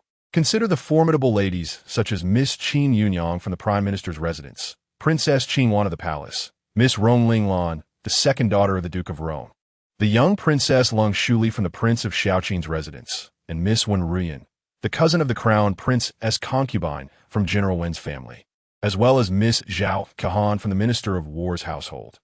Which of these women cannot be regarded as exceptional talents? Look at yourself, you foolish girl.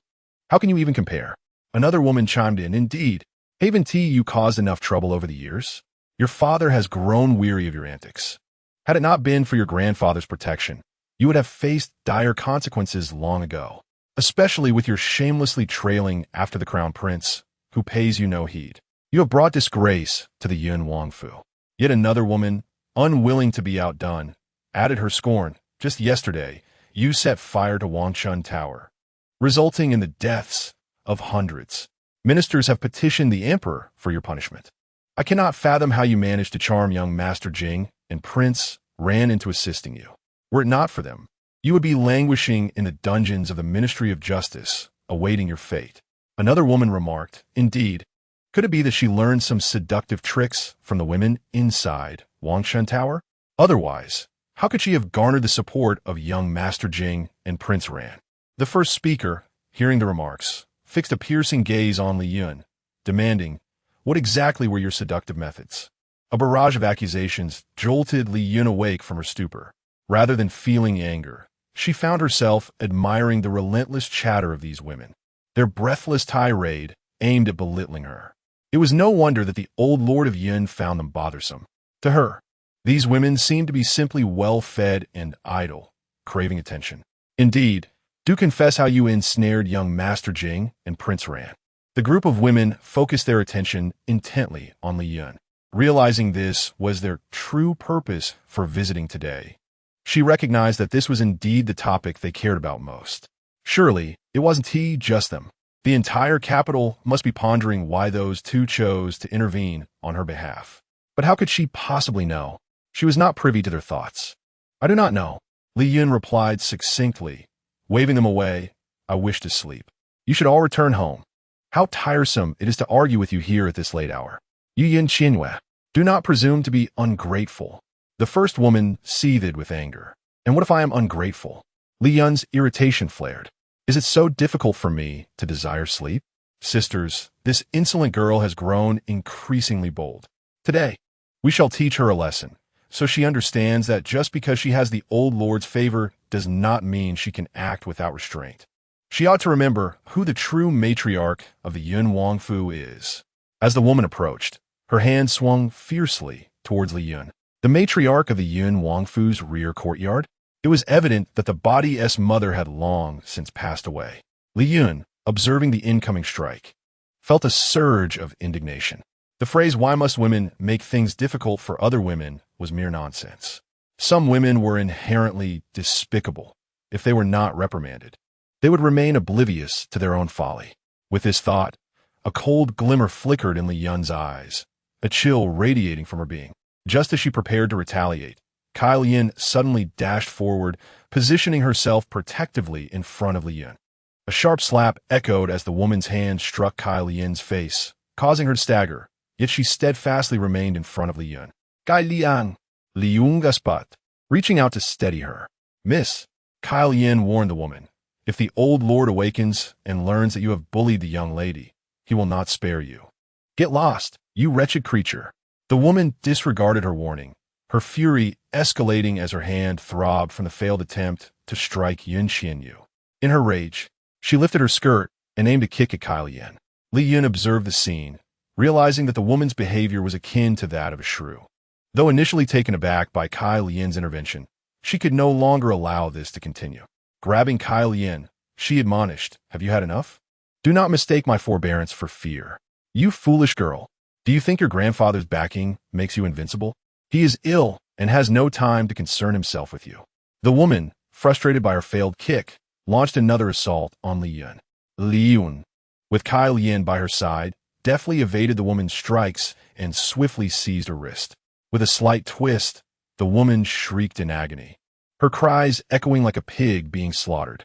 Li Yun scoffed, her gaze unyielding as she tightened her grip, indifferent to the woman's pallor. She seldom resorted to violence, but when she did, it was with the intent to impart a lesson that would linger for a lifetime. Today, she was determined to shatter the woman's wrist, ensuring that the memory of her would forever haunt her.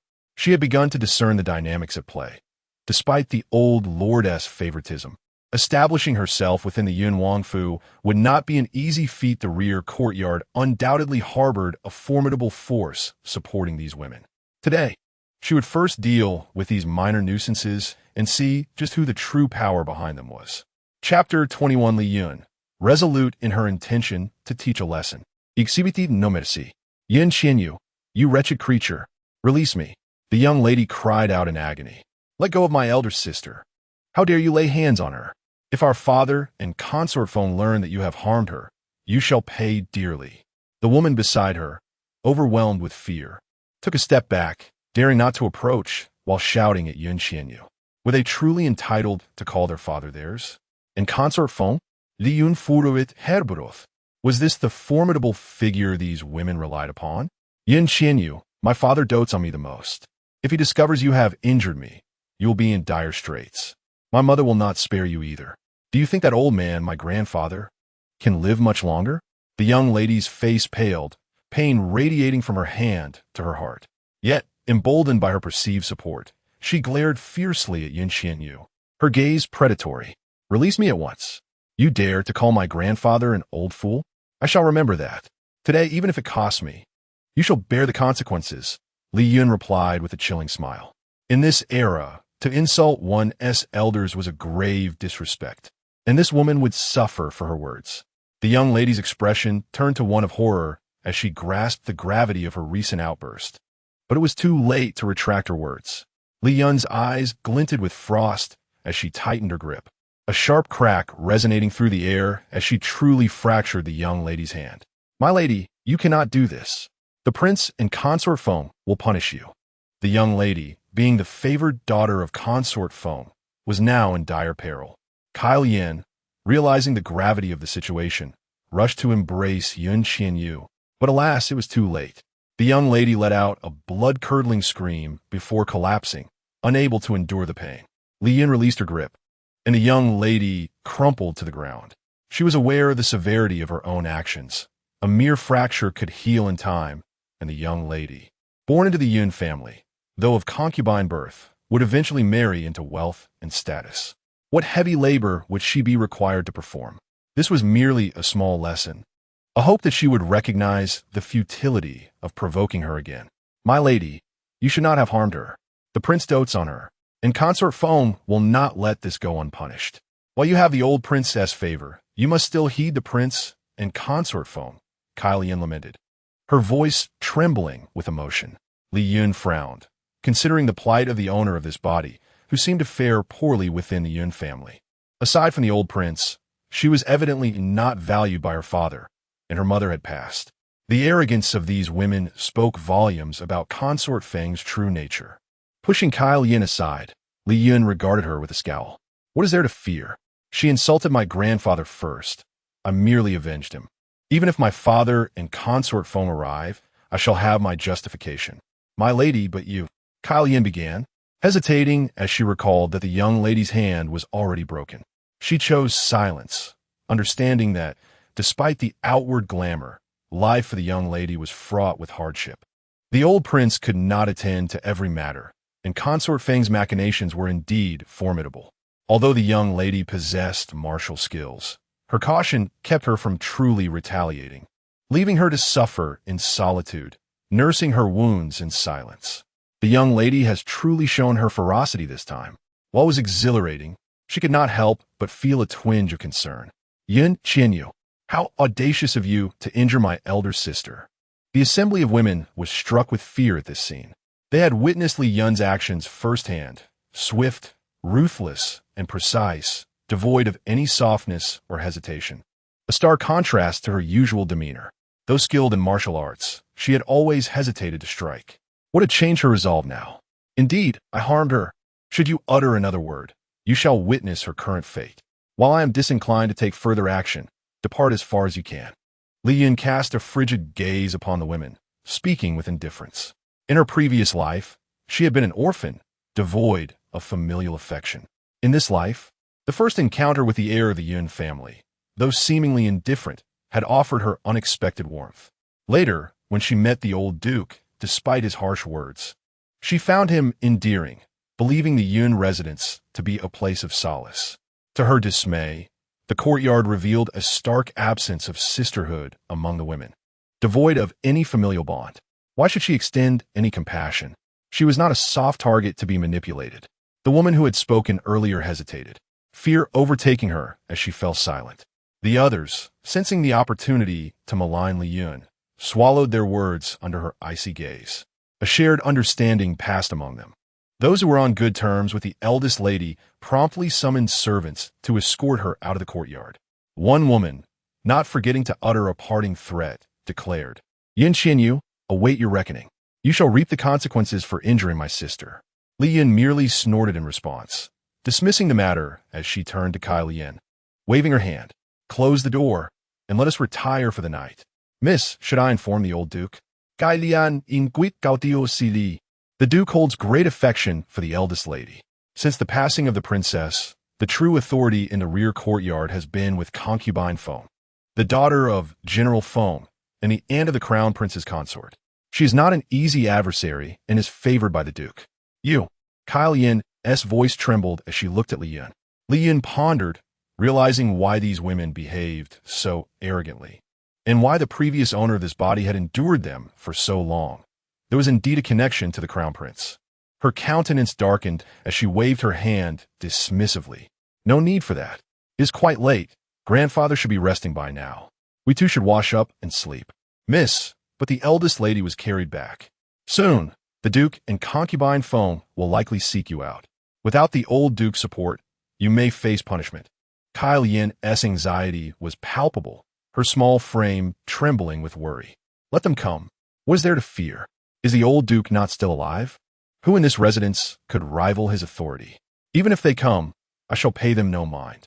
Seeing Kai Lian still quaking with fear, Li Yun sighed, placing a reassuring hand on her shoulder. Do not be afraid. They will be preoccupied with treating the eldest lady's injuries tonight and will not have time to cause trouble. Tomorrow, I shall pay my respects to grandfather early.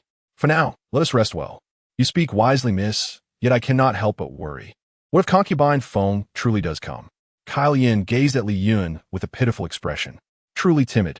Once this body merely endured without ever retaliating. Now, she is frightened at the mere thought of taking action. Without uttering another word, Li Yun grasped Kai Lian's hand and led her inside. Let us first tend to your face with some medicine, and then we shall retire for the night. Even if they come, I shall not allow them to bully you again. Be good. The young mistress. Kai Lian found herself both amused and exasperated, as if she were a little cat being comforted. Yet, her fear did diminish somewhat. After taking a couple of steps, Li Yun glanced at the several doors before her, recalling that the old Prince Yun resided in the central room. Given that this was her courtyard, it was likely her chamber lay in the middle as well. She guided Kai Lian toward the central room. Mrs. returned. The servants pay their respects. More than 10 individuals emerged from the central and adjacent rooms, concubines and maids, all appearing pale and trembling as they approached to offer their greetings. Li Yun halted, furrowing her brows as she scrutinized the group. In ancient times, large households typically boasted numerous servants. It seemed these were the ones attending to the owner of this body. Despite the commotion outside, none had ventured forth. Her gaze shifted slightly, and she observed each individual intently. Though dusk had fallen, she could still discern the emotions etched upon their faces: fear, worry, schadenfreude, and cold indifference. You, and you, she pointed decisively. Do not linger in my courtyard tomorrow. Go wherever you please. As for you three, and the last one at the back, I do not care what roles you played in this courtyard before. From this day forth, you shall remain by my side. The rest of you will continue your duties here, but do not show yourselves before me unless necessary. Who is Li Yun? Having navigated through life for over 20 years, she had honed her discerning eye. Now, with a mere glance at their expressions, she could surmise their true natures. Having spoken, she paid no heed to their incredulous stares and strode into the room, lazily waving her hand. You all heard my words, did you not? If so, you may disperse. Miss, I have served you faithfully all this time. How can you dismiss me? One of the older women stepped forward, clutching Li Yun's arm. Disbelief etched across her plump face. Li Yun frowned at her. This was the very woman she had identified first, having caught a glimmer of schadenfreude on her countenance. Though well concealed, it had not escaped her keen perception. Miss, the wet nurse has been with you since childhood. Kai Lian in does it. unable to fathom why the young mistress was suddenly punishing those in the courtyard. Fortunately, the individuals Li Yun had chosen to promote were kind-hearted and had maintained a good rapport with her. She was aware that others acted as spies in the various courtyards, but they never dared to speak against her unless provoked. However, the wet nurse was someone the mistress had always relied upon, and Qian could not understand why Li Yun would choose to dismiss her today. Greed leads to ruin. You would do well to remember that. Li Yun remarca, casting a glance at the wet nurse adorned in gold and jewels, her wrists laden with bracelets. With a cold snort, she thought to herself that the former owner of this body had been easily deceived, but she would not be so easily swayed. Did the wet nurse consider herself extraordinary? Above all, she detested those in ancient times who believed themselves superior simply for having nursed their masters for a few moments. Chapter 22. The wet nurse trembled, her mouth agape and her eyes wide with disbelief as she gazed at Li Yun. Li Yun shrugged her off and stepped into the room, instructing the dazed Qian as she walked. You shall be in charge of this household from now on. Anyone who disobeys must be dealt with harshly. I do not wish to be troubled by their antics. Yes, miss. Qian finally grasped the reality that her mistress had indeed transformed. Although the former miss had a fierce temperament, she possessed a soft heart, always going to great lengths to accommodate the wet nurse's requests. How could the previous miss have so callously dismissed her today without uttering a word? Where was the former compassion? You're not the miss. The wet nurse suddenly pointed at Li Yun, her eyes gleaming with intensity. Li Yun narrowed her eyes, turning back to regard her coldly. You claim I am not the miss? Then who am I? Shall I remove my garments for you to verify my identity? Do not presume that just because you are the wet nurse, I will continue to tolerate your insolence. You are not the miss. The miss would never treat me this way. The wet nurse fixated on Li Yun's gaze. Ah. Li Yun unexpectedly chuckled, then turned to Qian, casually remarking, You tell her, who am I truly? Wet nurse, how can you say such a thing? This is clearly the miss. I have not left her side today. If you are unwilling to depart, do not dare to claim she is not the miss. Qian, whose heart was inherently good, found herself swayed by Li Yun's warmth and concern, now glaring at the wet nurse in indignation. She's clearly not the miss. Where did you find this woman who resembles the miss so closely to impersonate her? Speak the truth. The wet nurse, now devoid of her previous respectful demeanor, pointed angrily at Qian. You speak nonsense. How could I possibly find someone to impersonate the miss? Qian retorted, her eyes fixed on the wet nurse. Yet, the wet nurse's long-standing authority weighed heavily. Qian's voice lacked the necessary conviction, and she too felt that the miss was behaving oddly, as if she were a different person entirely. Thus, her rebuttal lacked strength. Li Yun contemplated how this young girl still required guidance. If she could not maintain her composure in such a situation, how could Li Yun ever trust her? Now that she had assumed the identity of Qian Yue, she could not allow any disruptions. Having just passed through the scrutiny of the esteemed Duke Yun, she could not let a mere wet nurse undermine her hard work. With a chilling gaze, she declared with anger, You know well what you have done over these years. Do you require me to enumerate each transgression? I have remained in the palace today. Could I have possibly been replaced by someone in the presence of Her Majesty and His Highness? Upon returning home, I went directly to Grandfather-esque side. Does he not possess better discernment than a mere servant? The wet nurse seemed taken aback. Having never witnessed such a formidable presence from Li Yun, she instinctively took 2 steps back. Someone, throw her out. I refuse to be associated with such a treacherous wet nurse. Li Yun commanded sharply. The dozen or so individuals in the courtyard appeared stunned, none daring to move forward. Are you all deaf? I said to throw her out. Did you not hear me? Li Yun's voice grew even more commanding as she shouted. Yes, miss. The individuals who had earlier been summoned by Li Yun to remain by her side finally stepped forward to seize the wet nurse. Even those who had previously maintained a cold indifference within the courtyard swiftly approached, emboldened by the prospect of action, having all endured the wet nurse's bullying in silence, too intimidated to resist. Now that they witnessed the young lady's genuine intent to expel the wet nurse, there was no longer any reason to refrain from taking action. Please spare this old servant. I am at fault. I shall never again. The wet nurse, realizing Li Yun was serious, hastily dropped to her knees in supplication. Li Yun regarded her with a frigid stare, contemplating her own nature. Far from benevolent, she harbored no reservations about facilitating the wet nurse's demise should she seek it. Regardless of her past ideals of equality, the myriad events since her arrival in this world, particularly the harrowing experience of nearly being imprisoned by tyranny within the palace, had imparted a crucial lesson. Equality was a mere illusion. What truly mattered was power, and weakness was intolerable, especially when she was still finding her footing in this unfamiliar realm. She ought to be grateful for the commotion caused by the group of women today, for it provided her the opportunity to eradicate the parasites plaguing this courtyard. Otherwise, she might have suffered a misfortune upon her arrival, particularly at the hands of the wet nurse, who was so intimately familiar with her body and possessed such nefarious intentions. She could no longer allow her to remain close. "Young lady, I am deserving of death. I beseech you to spare me for the sake of my service over the past decade. I shall never dare again. I implore your forgiveness." The wet nurse, disregarding the attempts of those nearby to restrain her, fell to the ground and fervently knocked her head against the earth. "If you wish for my mercy, then tell me what treachery you have plotted against me all these years." Li Yun abruptly altered her stance, lacking the memories of her body's previous owner. This might present an opportunity to uncover the secrets of the Yunwang residence. "My lady?" The wet nurse's face lit up with hope as she gazed at Li Yun.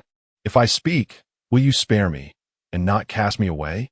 "Very well," Li Yun replied in a tone devoid of emotion. "All right, I shall reveal that I am." The wet nurse seemed resolute. Just as she was about to divulge her secrets, an anguished cry escaped her lips, and she collapsed to the ground. A dagger lodged deep within her back, striking a fatal blow. Her corpulent visage contorted, eyes wide open, refusing to close in death. A chill coursed through Li Yun as her gaze fixated on the direction from which the dagger had flown. She had not anticipated that someone would act so swiftly to silence the wet nurse before her eyes. The thrower had been too quick. By the time she comprehended the situation, it was already too late. Even if she had reacted in time, she hesitated to act recklessly, aware that the enemy lurked in the shadows while she remained exposed. "My lady, there is a thief." Salian immediately reacted, positioning herself to shield Li Yun. "Indeed, there is a thief, a formidable one at that." Li Yun's eyes shifted toward the banyan tree outside the courtyard. Although night had fallen, obscuring its form, she could faintly discern the branches swaying imperceptibly before settling into stillness. By the time she approached, the area would undoubtedly be deserted. She pursed her lips, averted her gaze, loosened her tightly clenched hands, and pushed Salian aside, instructing her to secure the area and report the incident to her grandfather for resolution on the morrow. "My lady, will we not inform the authorities to apprehend the thief?" Salian queried, bewildered as she looked at Li Yun, struggling to fathom the sudden demise of the wet nurse, who had just moments ago been alive. Even she, lacking in wit, understood that someone had silenced the wet nurse to prevent her from revealing secrets. It is truly terrifying to contemplate that had the dagger been aimed at the young lady instead of the wet nurse, it would have been the young lady who perished. No, this is a matter of the Yun Wangfu. After all, the wet nurse is merely a servant of the household. It would be more prudent to leave this issue to grandfather to handle. Li Yun shook her head. The martial prowess displayed by that individual was remarkable. Although she could not be certain if it was indeed the person associated with the concubine Feng, the influence of that individual's backing was undoubtedly formidable. Given that she had yet to establish her footing within the Yun Wangfu, it was unwise to escalate this situation. After all, it was her wet nurse who had died. Having barely extricated herself from today's troubles at Wangshan Building, it would be unfortunate to become embroiled in further complications. Besides, the wet nurse likely had little virtue, especially as she was well acquainted with Li Yun's body. Her death could be seen as a relief, sparing her from further worry.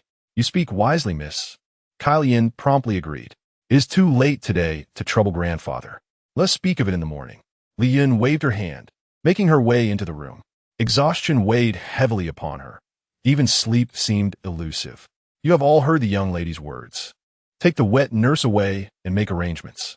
Tomorrow, we shall await the old lord's judgment regarding the thief. You may leave. The young lady has had a long day and needs rest." Qian, recognizing Li Yun's fatigue, boldly instructed others to remove the wet nurse. Those who had harbored resentment towards the wet nurse now felt a surge of sorrow and indignation upon witnessing her sudden demise. The audacity of that thief was shocking. A few individuals complied with Qian's orders and carried the body to the woodshed. Qian then directed the cleaning of the courtyard before entering the room, only to find Li Yun lying in bed, fully clothed, already fast asleep under the covers. She pondered how weary her young lady had been that day and hoped that, with the old lord as protection, she would not face punishment from the prince or concubine Feng. That night, the royal physician moved in and out of concubine Feng's quarters, while the lights of the Yun Wangfu remained aglow throughout the night. In stark contrast, Li Yun slept soundly, without even a single dream to disturb her slumber. Chapter 23. On the following day, at the witching hour, Qian entered and called for Li Yun to rise. Li Yun, still ensnared in the clutches of slumber, lazily swatted Qian aside, turning over with a drowsy protest, "Go play somewhere else, do not disturb me." Qian, observing Li Yun's indifference, felt a surge of anxiety. After the tumultuous events of the previous day, how could she fathom that Miss Li could still be asleep? She had been awake all night, listening to the sounds of people coming and going from the courtyard of the concubine Feng, fearing that concubine Feng might descend upon Qian Yue Pavilion. Now, as the night deepened and the courtyard fell silent, it was likely that concubine Feng had nearly concluded her dealings with the eldest daughter and might soon arrive. How could she allow Li Yun to continue sleeping? "Miss, please awaken. It is already past midnight. It would be prudent for you to pay your respects to the old lord. If concubine Feng and the prince were to arrive, you would be unable to go." Qian tugged at Li Yun, disregarding the customary deference of a servant. "It is only midnight. Do not disturb me. I wish to sleep a little longer." Li Yun swatted Qian away once more, relishing what was arguably the most restful sleep she had enjoyed in years. "Miss, I implore you, do not linger in slumber. You are aware of concubine Feng's methods, and the prince does not favor you. If they were to arrive and prevent you from visiting the old lord, you might find yourself in a most unfortunate position. Last night, it was said that concubine Feng summoned all the imperial physicians, even alarming the prince's residence. We still do not know the extent of the injury to your hand. You are the apple of concubine Feng's eye. How could she possibly let you off the hook after such an incident?" Qian rambled on about the potential consequences, straining to pull Li Yun from her cocoon of blankets. Li Yun, now unable to resist the din, opened her bleary eyes and glared at Qian. "I told you it is nothing to worry about. Why must you be so bothersome, child? If they come, they come. What is there to fear? Forgive me, miss, but I act out of concern for your well-being. Besides, there was the matter of the wet nurse being murdered yesterday. You must hurry to the old lord. He favors you. And even if the prince and concubine Feng seek the old lord, you shall not suffer. Otherwise, I fear greatly." Qian was on the verge of tears. Fine, stop crying. I shall rise, I shall rise. You have frightened me into compliance." Li Yun capitulata. Qian's face brightened immediately as she hurriedly retrieved garments and assisted Li Yun in tossing off her covers, attending to her grooming and dressing. Li Yun sat up on the bed, still unable to shake off her drowsiness. With deft hands, Qian swiftly removed Li Yun's old attire, replacing it with a similarly hued silk robe, deftly tying the delicate sash and fastening the clasps, all while adorning her wrist with a light scarf. Li Yun regarded the elaborate clothing with a sense of exasperation. It seemed cumbersome and unwieldy, yet understanding that such was the way of dress in ancient times, she resigned herself to being a puppet under Qian's ministrations, her gaze wandering about the room. This chamber, though slightly smaller than the old lord's, was distinguished by its elegant decor, exuding a fragrance that spoke of femininity. Incense wafted from the burner, and a traditional ink wash painting adorned the wall, with a folding screen depicting a chorus of birds separating the space. Beneath her was a grand bed crafted from pear wood, draped with a light purple canopy, while jewel-laden curtains framed the entrance. The room was filled with an array of exquisite antiques, each a testament to opulence. Li Yun gazed at the room, her heart filled with curiosity, and inquired of the bustling Qian, who arranged this room. "Miss, You must have been in a deep slumber. This room is said to be entirely arranged by your own hands, not even allowing the wet nurse to intervene. Qian Yue replied, momentarily taken aback, then chuckled. Mentioning the wet nurse, her expression dimmed slightly. Was it truly the mistress of this body who had orchestrated such elegance? It was hard to reconcile with the style she had perceived since her arrival. For instance, the proud horse adorned so exquisitely. With this thought, she continued, "And what of that horse? See, your servant mentioned you were in a daze, and it seems you truly are. Naturally, it was you as well. The steed you have never permitted anyone else to touch." Qian Yue regarded Li Yun's bewildered demeanor with a touch of resignation. Previously, the wet nurse had attended to the young lady's dressing and other matters, never realizing that the mistress could awaken in such a daze. Yesterday, at the Mandarin Duck Pool, the young lady had awakened forgetful, and today was no different. Did she always rise in such confusion? This thought eased her heart. As long as the young lady remained herself, that was enough. Li Yun abruptly awakened, half of the sleepiness dispelled, and rubbed her forehead. Indeed, I was lost in slumber, and I still wish to sleep. What should I do? Before she could finish her thought, she reached out and embraced Qian Yue's waist, resting her head against her. Qian Yue found it amusing that the young lady was acting so childishly. "Miss, you must rise. Even if you wish to sleep, you cannot. We must first go to the old prince. Once matters settle, you may rest at your leisure. I promise not to rouse you. Is that a promise you make?" Li Yun queried softly, contemplating her newfound separation from the security bureau.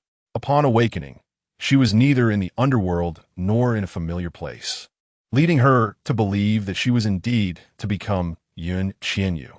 "Yes, I promise," Qian Yue assured her promptly. Li Yun then released her, rising from the bed. "I have already prepared water. After you cleanse your face, I shall style your hair, and then we will proceed to the old prince," Qian Yue stated. "All right," Li Yun responded, approaching the basin to wash her face. Qian Yue handed her a handkerchief to dry her face, and then Li Yun sat before the mirror as Qian Yue took up a comb to style her hair. It was then that Li Yun beheld her current visage for the first time. The face she had known for over 20 years bore not a hint of resemblance to this unfamiliar one. She appeared to be merely 14 or 15, youthful and strange. Her previous countenance had been considered beautiful, yet it paled in comparison to this one. Though still unrefined, the beauty was evident. No wonder the common folk had remarked on her beauty during her return on horseback with Rong Jing. This face was indeed as striking as that of Miss Yu Ning from the Prime Minister's residence. While Yu Ning was renowned for her delicate grace, Li Yun possessed an equally captivating allure, enhanced by a vibrant clarity. Especially in the sharpness of her brows and eyes, a brilliance now radiated. It left her in a dreamlike state, unable to look away. "Miss, to save time, shall I style a simple hairdo for you?" Qian Yue, unaware of Li Yun's reverie, suggested. "Yes." Li Yun nudda. Qian Yue swiftly set to work, deftly arranging the hair until it blossomed atop Li Yun's head like a magnificent flower. Though her words seemed simple, Li Yun found the intricacy of the hairstyle hard to fathom. In a short while, Qian Yue stepped back to admire her handiwork in the mirror and remarked, "Miss, I must say, you are truly more beautiful than ever." "How so?" Li Yun inquired. "While you were always lovely, there was a melancholic air about your eyes, and smiles were a rarity upon your face. Now, the gloom has entirely dissipated, and your countenance is adorned with smiles, making you appear transformed from within and without." Qian Yue spoke with heartfelt sincerity. "Yet, it is still merely me. How can you discern such nuances?" Li Yun replied with a faint smile, her heart a tempest of emotions. Was she lamenting the loss of her former self? Perhaps, yet she felt only confusion. The once most youthful and talented general of the National Security Bureau was no more. She was no longer Li Yun. Apart from the deep-seated memories of that name and its experiences, there was no trace of Li Yun left in or out of this body. "Miss," Qian Yue noticed the change in Li Yun's expression and, sensing her unspoken sorrow, gently called out to her. Li Yun composed herself and smiled. "Let us go." Qian Yue scrutinized Li Yun closely, but found no further signs of distress, and quickly nodded, leading the way outside. "Qian Yue, come forth. I demand to know what grudge you bear against your older sister that you would so ruthlessly maim her." A furious shout echoed from outside, followed by the hasty footsteps of a crowd rushing into Qian Yue Pavilion. Salian's face paled, her voice trembling. "Miss, we are finished. The concubine Feng has arrived. Let her come," Li Yun thought to herself, noting how early her arrival was. "What shall we do, miss?" Salian fretted, her anxiety palpable. Given the circumstances, it was evident that concubine Feng would not spare Li Yun. "You should flee to old Prince Wang's residence using your lightness skill. I will hold her off here. I fear the back door will not suffice." Li Yun shook her head. If concubine Feng had come prepared, she would undoubtedly prevent any escape. "What shall we do then?" "Mississippi." Salian's eyes brimmed with tears, regretting that she had not urged Li Yun to rise sooner. "Fear not. There is no need for worry. Come, let us greet concubine Feng." Li Yun resolved that any trouble would befall another, not her. She silently vowed that she was no longer Li Yun. She was Yun Qian Yue, and she must hasten to forget the name Li Yun. For should it slip from her lips one day, it would spell disaster. With her new identity firmly in mind, she steadied herself and strode confidently towards the door. Chapter 24. Yun Qianyue's composure inexplicably calmed Kai Lian's anxious heart. Without further hesitation, she found herself following her outside. She pondered the potential repercussions if the Feng concubine were to truly punish her. The commotion would surely reach the old prince's ears. Upon stepping outside, a formidable group approached the courtyard entrance. At the forefront was a woman dressed as a noble lady, appearing to be in her 40s. She was strikingly beautiful, adorned in resplendent jewels, her hair elegantly coiffed, with golden ornaments swaying as she walked, her long skirt trailing behind her, exuding an air of undeniable grandeur. Following her were over 20 maids and servants. Yun Qianyue did not need to guess. The evident fury on the woman's face confirmed that she was indeed the Feng concubine whom Kai Lian had mentioned. She could not help but marvel at the imposing presence of this noble lady from a high-ranking family. However, she noticed with some disappointment that her father, the prince, was absent. "Yun Qianyue, you have harmed your own sister. Do you not know your crime?" The Feng concubine's beautiful eyes blazed with fury as she spotted Yun Qianyue, her voice thunderous. She had never anticipated that the little girl she had been secretly bullying for years would dare to strike back, and worse still, injure her precious eldest daughter. Upon hearing from the palace physician that her daughter would never play the qin again, she felt an overwhelming urge to devour Yun Qianyue alive, who had given her the audacity to act so ruthlessly against her daughter. "My elder sister insulted our grandfather, and, as his legitimate sister, I merely taught her a small lesson on his behalf. If our grandfather were to intervene, it would not be just her hand at stake, but her very life." Yun Qianyue ignored the Feng concubine's rage and spoke with an air of indifference. She mused that this woman could be considered her stepmother. "Do you still believe you are in the right? Your elder sister has always been gentle and dignified. How could she insult our grandfather?" "Yun Qianyue, do not fabricate excuses for your transgressions. Only you, an ill-mannered girl lacking respect for your elders, would behave in such a way." The Feng concubine glared fiercely, striding forward until she stood directly before Yun Qianyue. "She insulted our grandfather and attempted to strike me, which resulted in my maid being harmed. These are the facts. If you do not believe me, perhaps you could bring my elder sister and me before our grandfather to confront this matter directly and discern the truth of my claims." Yun Qianyue's expression remained unyielding as she faced the Feng concubine, unperturbed by her wrath. "I know well the character of my daughter, and the entire realm of Tian Sheng is well aware of your character too. There is no need for confrontation. The truth is already evident.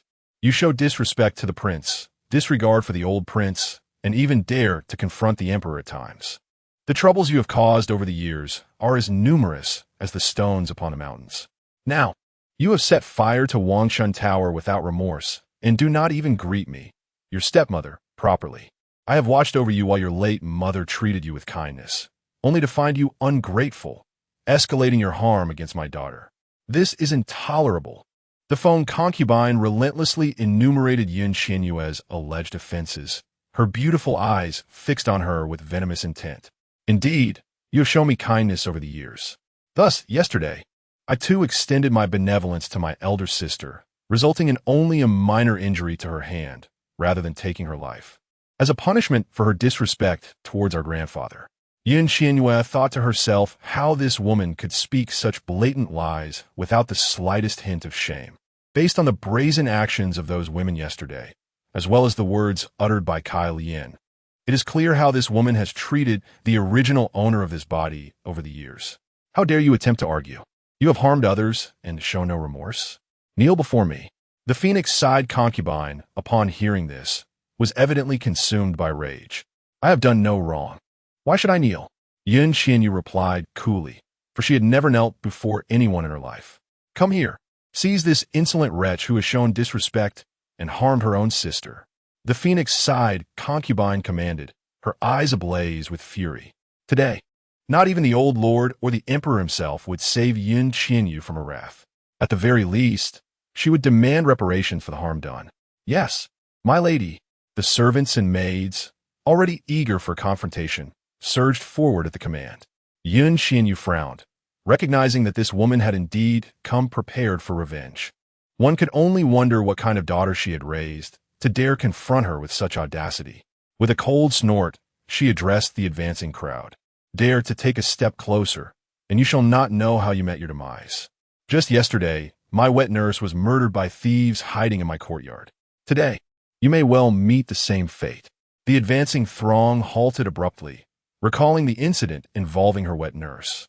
Do not listen to her exaggerated claims. How could she possibly know how her wet nurse died? The phoenix-side concubine's voice grew sharper. Seize her. I wish to see who dares to kill before me.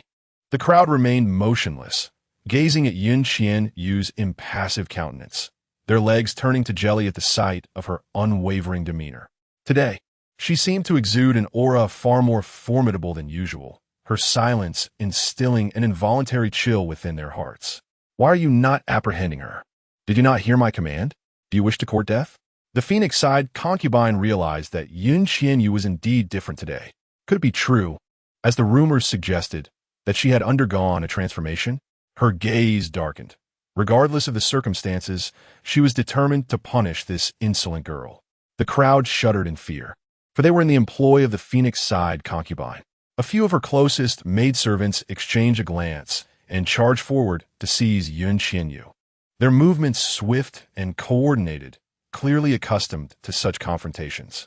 Several of the women were robust and appeared to possess some martial skill. In an instant, they had reached Qian Yue. Miss, quickly retreat. Qian Yue interjected, shielding Qian Yue and pushing her away. At that moment, the attendants from the Shallow Moon Pavilion rushed to protect her. Leading the charge were those whom Qian Yue had promoted the previous day. Though they trembled before the phoenix-side concubine, they stood resolutely in front of her, urgently pleading, Miss, you must escape. What a loyal group of servants, willing to defy the very will of their mistress. How audacious! Seize them all, the phoenix-side concubine bellowed. She could not comprehend how, in just one day, the Shallow Moon Pavilion's servants had suddenly turned against her. All of you step aside. Qian Yue lightly pushed aside Qian Yue and several others who stood before her, a warmth blossoming within her heart. The principle of reciprocating kindness was one she wielded with ease, observing the individuals rushing towards her, although nimble in their movements. Their steps were disorganized and chaotic. With a disdainful snort, she wondered how such inept individuals could hope to capture her. A series of swift kicks ensued, resulting in a cacophony of anguished cries as those who had approached her crumpled to the ground, clutching their twisted limbs, unable to rise again. The expression of the phoenix-side consort darkened significantly. Qian Yue, you possess an audacity that knows no bounds, daring to retaliate against those who have harmed me? I maintain my innocence.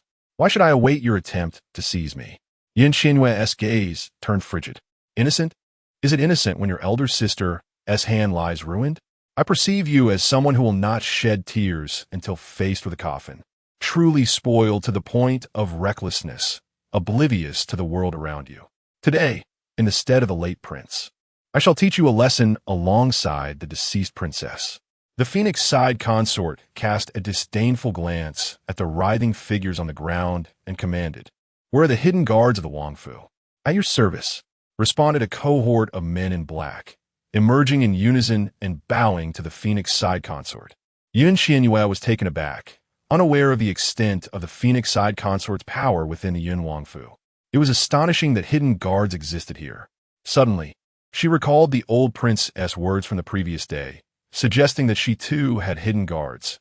She wondered if she could summon them in a similar manner. Seize this unruly wretch who has harmed her elder sister and dispense immediate punishment. A glimmer of ruthless satisfaction flashed in the Phoenix side consort's eyes. Over the years, her pride did not stem from merely becoming the de facto matriarch of the Wangfu's rear courtyard, but from acquiring half of the hidden guards from the prince himself. She was eager to see how Qian Yue could possibly escape this predicament. Even if the old prince were to arrive shortly, what could he do? She was determined to flay Qian Yue alive. Chapter 25. As the words of the Phoenix consort fell, the hidden guards of the royal residence sprang forth, commanded to seize Qian Yue. Mississippi. Kai Lian's face turned pale with fright, her body weakening in trepidation. What are you afraid of? Qian Yue shot a glare at Kai Lian, contemplating whether to test the hidden guards the old prince had mentioned. If they truly existed, that would be splendid. If not, she would take matters into her own hands. After all, she had yet to ascertain the basic condition of this body and had no desire to reveal her abilities before such a multitude. With this thought, upon seeing the advancing hidden guards, she called out softly, "Are my hidden guards present?" The Phoenix consort was taken aback. This insolent girl has hidden guards? How had she not heard of this? Moreover, despite being bullied, she had never seen her utilize them. Present. Upon Qian Yue's words, a figure descended lightly into the courtyard. Clad in black, with a mask concealing his features, the individual was shrouded in mystery. Yet, from his physique and manner of speech, it was evident he was a young man. So, she truly does have hidden guards? But is it merely this one? Yet, considering how silently he appeared, she realized that despite being so near, she had not detected his approach. This suggested his skills surpassed those of the Phoenix consort's hidden guards. Quality over quantity. She was not so superficial as to believe one could not contend with several dozen. Qian Yue nodded and inquired, "What is your duty?" "To follow the young lady's commands without question," the hidden guard replied, devoid of emotion. "Excellent." Qian Yue felt satisfied. She casually disregarded the bewildered hidden guards. Fixing her gaze on the Phoenix consort, she commanded, "Throw this unruly woman who misuses family authority into the lake to feed the fish." The hidden guard hesitated, seemingly surprised that his appearance was not to fend off the royal guards, but rather to cast a woman into the lake. He stood motionless, his eyes reflecting a peculiar expression as he contemplated whether such skills were indeed being wasted on this task. "Were you not just saying your duty is to heed my commands? What is this? Is it not so?" Qian Yue raised an eyebrow. The hidden guard promptly turned, and with a subtle wave of his sleeve, without discernible motion, the Phoenix consort was hurled from the Qian Yue pavilion. The direction was straight towards the only azure lake within the royal estate. "Qian Yue, you have great audacity. You dare, ah!" A terrified scream echoed from afar, swiftly followed by the loud splash of someone hitting the water. It was evident the Phoenix consort had plunged into the lake. "Excellent. I shall remember this deed." Qian Yue smiled, feeling a sense of satisfaction. The hidden guard remained silent, standing still, his expression obscured, revealing only his peculiar gaze. "Do you still wish to act?" Qian Yue was unfazed by her hidden guard's demeanor. Those with true abilities often possessed eccentric temperaments, much like the one she had encountered the previous day. Along with his attendant, she turned to the bewildered hidden guards of the royal residence, her gaze sharp. "Your duty is to protect the royal estate. Yet you have engaged in this domestic strife among women, which is a disgrace to the identity of the royal guards. I shall certainly report this to my grandfather. Since you are unfit for your roles, it will be best to dismiss you all to alleviate my concerns." Upon hearing those words, the individuals were struck with shock, their gazes converging upon Qian Yue's hidden guard, who stood unwavering. In unison, several of them turned and knelt upon the ground, collectively exclaiming, "Miss Qian Yue, please forgive us. We are merely following the orders of the prince." and we act solely upon the directives of Lady Feng. Qian Yue, following their gaze, also regarded her hidden guard, sensing that these individuals appeared to be under his command. However, she was not inclined to delve into the matter. She would eventually uncover the truth. Retracting her gaze, she regarded them with indifference, stating, "Whether you are spared or not is for my grandfather to decide. I hold no authority in this matter." In response, the individuals bowed their heads and fell silent upon the ground. "Do you have a name?" Qian Yue inquired of her hidden guard. "Mo Li," the man replied, his peculiar expression fading into a void of stillness. "Ah, Mo Li, very well. I shall remember that." Qian Yue nodded, beckoning to the stunned Kai Lian. "Let us go. My grandfather is likely awake by now. We shall pay our respects." With that, she stepped outside. She intended to visit the old prince's quarters to express her greetings, while concurrently informing him of the events from yesterday and this morning, as well as extending her gratitude for the splendid hidden guard he had bestowed upon her. Otherwise, had she confronted Lady Feng today, she might have truly found herself at a disadvantage. "Mississippi, what about them?" Kai Lian asked, gesturing toward the kneeling guards of the prince's residence. "Do not concern yourself with them. They may soon cease to be guards of this estate." Qian Yue replied without turning back. Kai Lian noted that, feeling a surge of admiration for her mistress's commanding presence. However, upon glancing at the maids and matrons sprawled on the ground, as well as the dazed individuals from Lady Feng's quarters, she could not suppress her worry. She leaned closer to Qian Yue and whispered, "Miss, the prince has yet to appear. He may not be within the residence. If he discovers that you cast Lady Feng into the lake, I fear he may become enraged with you. How severe do you think the prince's anger can be?" Qian Yue tilted her head to question Kai Lian. "I do not know, Mississippi. I have only been by your side for half a year and have seldom encountered the prince. All I know is that he does not hold you in high regard, as his countenance darkens whenever he sees you. Yet, I have witnessed him smiling and praising the eldest lady." Kai Lian continued, noting how the other ladies endeared themselves to the prince, unlike her mistress. Suddenly, Kai Lian fell silent, as if fearing to distress Qian Yue further. She quickly glanced at her mistress's expression, noting her impassive demeanor, which made her heart ache. "Miss, perhaps the prince does not yet recognize your merits. Once he becomes aware of your worth, he will surely come to appreciate you." "Indeed, I believe so. He simply does not see my value." Qian Yue nodded, though she remained unconvinced. "If he does not like me, so be it. I am not currency to be adored by all. Even currency does not garner universal affection." Reflecting on the chattering women from the previous day, she surmised that her father, the prince, was likely a man of many liaisons, having fathered numerous daughters. Thus, it was reasonable to presume that there were many women in his life. The two soon exited Qian Yue Pavilion, retracing their steps toward the old prince's quarters. "If you wish for Lady Feng to remain alive, you must hasten to rescue her."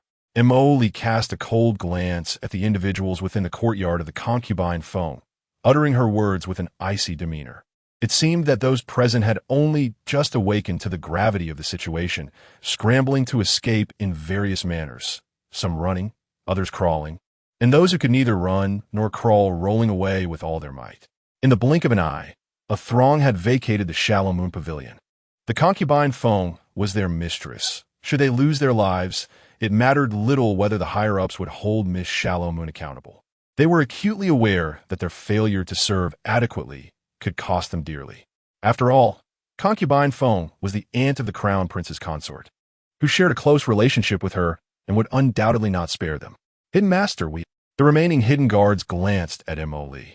Though they had followed concubine Feng's orders, they had never truly acted against Miss Shallow Moon over the years, a fact they were well aware of. Nevertheless, they had partaken in many actions detrimental to Miss Shallow Moon, for the commands of concubine Feng were tantamount to those of the prince, and they dared not defy them. "Since the miss has reported to the old prince, you shall await his judgment," Mo Li remarked without glancing back at the hidden guards, her figure vanishing in an instant. The hidden guards lowered their heads in despair. Given the old prince's fondness for Miss Shallow Moon, their days of comfort were likely numbered. Not far from the Shallow Moon Pavilion, Yin Shallow Moon felt a surge of satisfaction. This time, She would ensure that all the spirits within the Yun royal mansion understood that she was not to be trifled with. Anyone wishing to confront her in the future would need to weigh their options carefully. Just as she was reveling in her triumph, Qian Yue suddenly seized her arm, her face filled with alarm. "Miss, you must command someone to rescue concubine Feng from the lake. She is the daughter of General Feng and the aunt of the crown prince's consort. Furthermore, the influential General Wan, who is related to the crown prince's consort, has many allies among the court and numerous military generals who are either friends with General Feng or serve under him. If, by any chance, concubine Feng were to perish, it would stir a tremendous uproar." Yin Shallow Moon halted in her tracks, surprised by the woman's significant connections.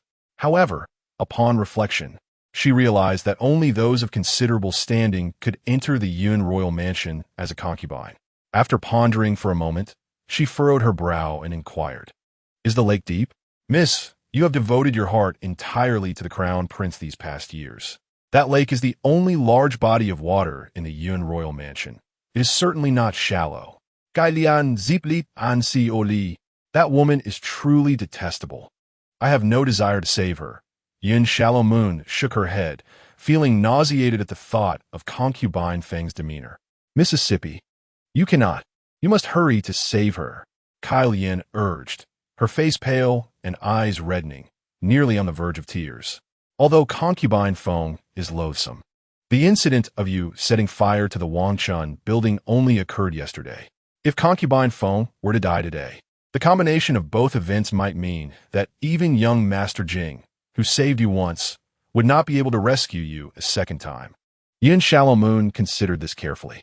With a wave of her hand, she responded irritably, "Then go and summon someone to bring her out quickly."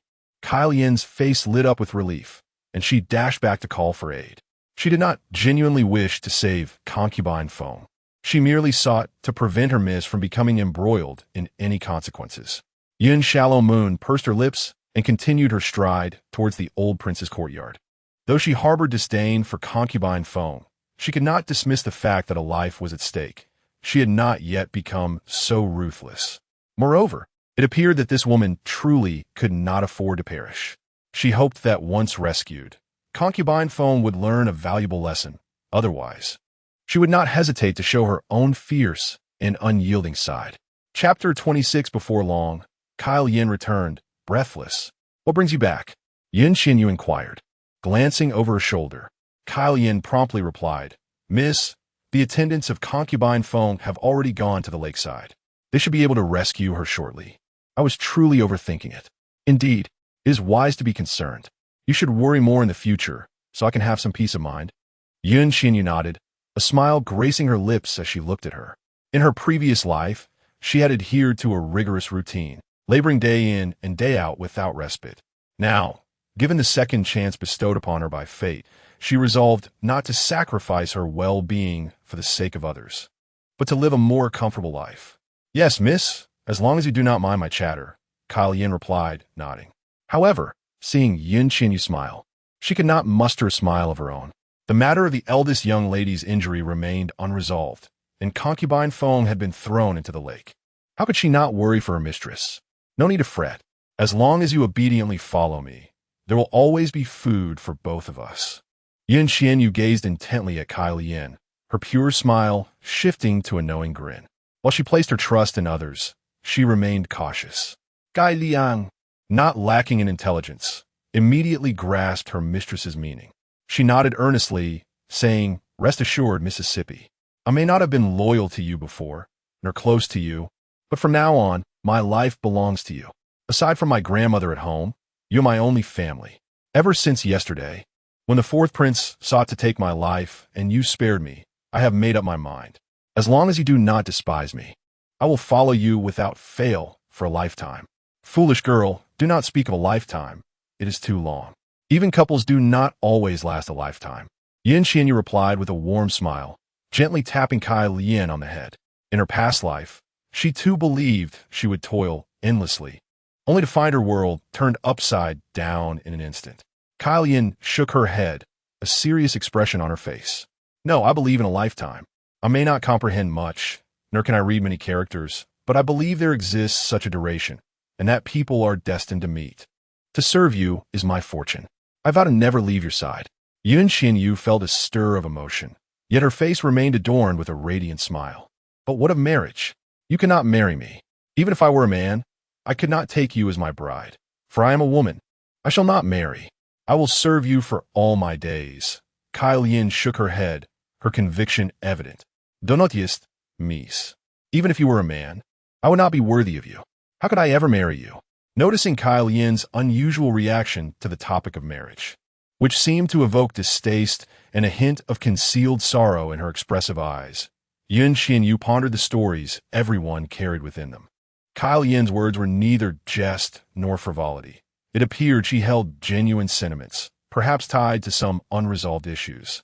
She gently patted Qian's shoulder, choosing not to pry into her private matters, and spoke warmly.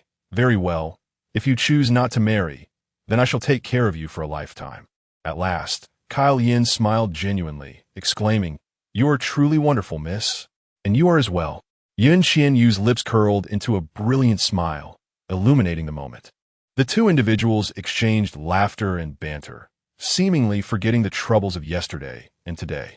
Before long, they arrived at the entrance of the old Lord Yun's courtyard, where they found Yu Zhu already awaiting them at the door. Qian fell silent and returned to stand behind Qian Yue with decorum. Qian Yue offered a friendly smile to Yu Zhu, recognizing that anyone who served closely by the old lord must possess considerable capability. Naturally, she had no intention of offending her. Greetings to Miss Qian Yue. Yu Zhu approached with a smile, bowing respectfully.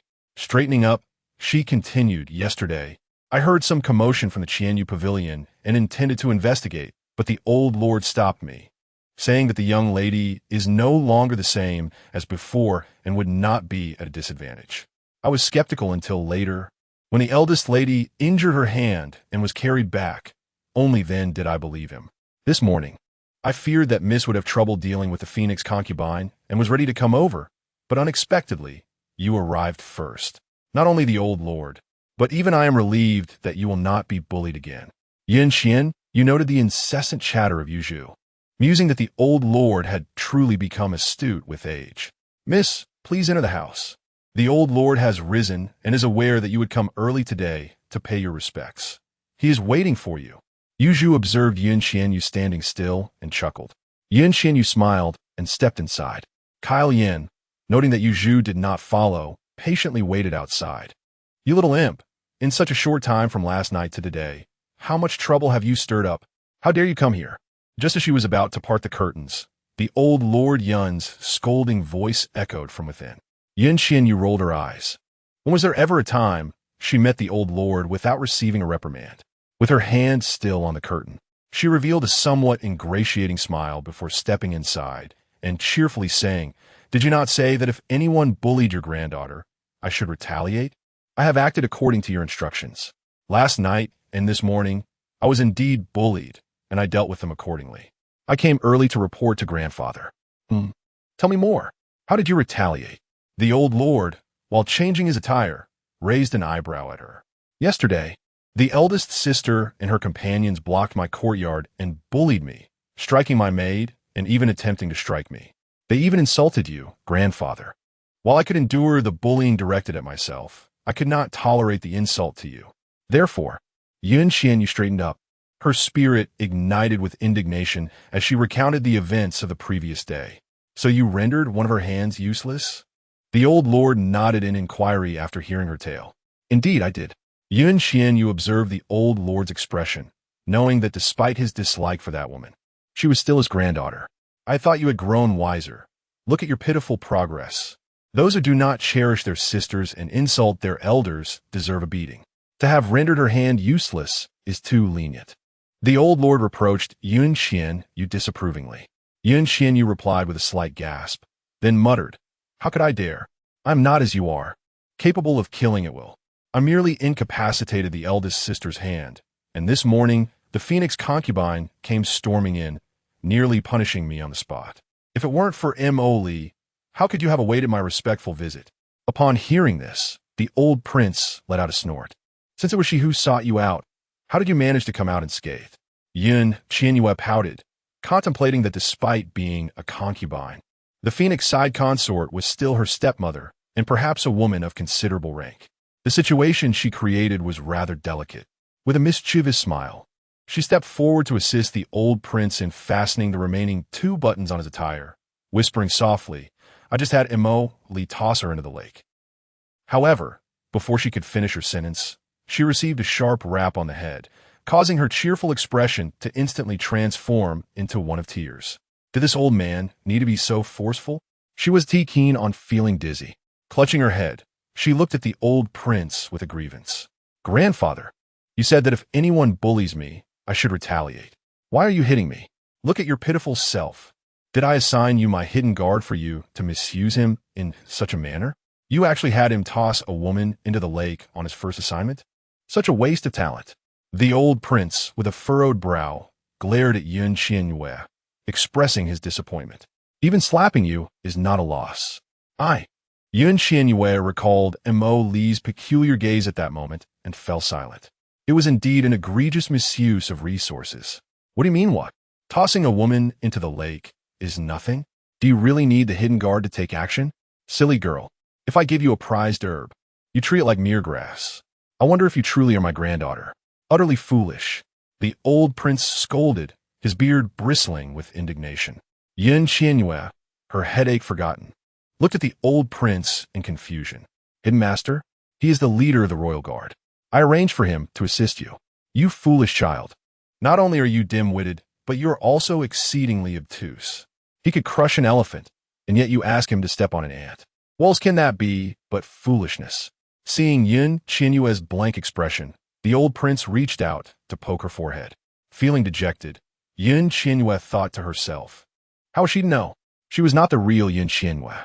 Previously, everyone praised her for her extraordinary intelligence and talent, never making mistakes, always completing tasks flawlessly. Yet now, having been reborn into this body for merely a short time, she had been scolded for her stupidity countless times. She was at a loss for words. Lowering her head, she admitted her fault with a good attitude. "I know now. I want to do it again. If I had known that woman would be tossed, I would have done it myself instead of letting Mo Li handle it." Before she could finish, she received another tap on her head, and in a fit of anger, she hugged her head and retreated. "Grandfather, I already admitted my mistake. Why do you still hit me? Are you addicted to it?" The old prince snorted.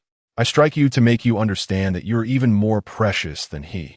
Your identity and abilities should not be sullied by your own hands. You are the legitimate daughter of the Yun family, the most esteemed woman in the entire Tian Sheng Dynasty. Moreover, the Phoenix true scripture that I passed on to you is not meant for you to use against a woman." "Nonsense. The Phoenix true scripture? Is it your martial art?"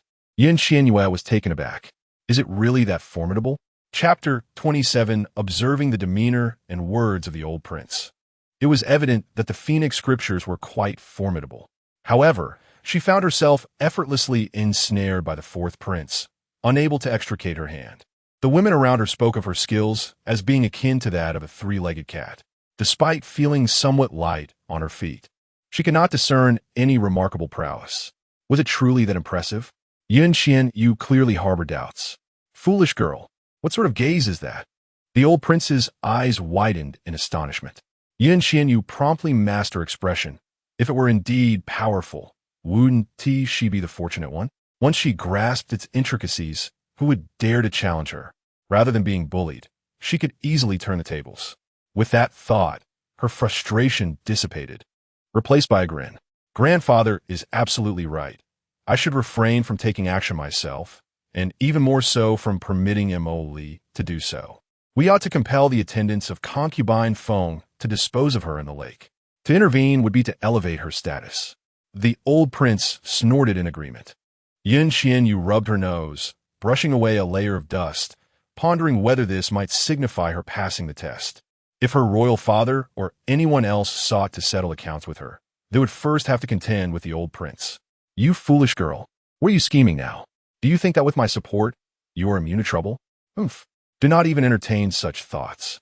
This matter must be resolved by you alone. I, an old man, have no time to concern myself with your affairs." The old prince chided her again.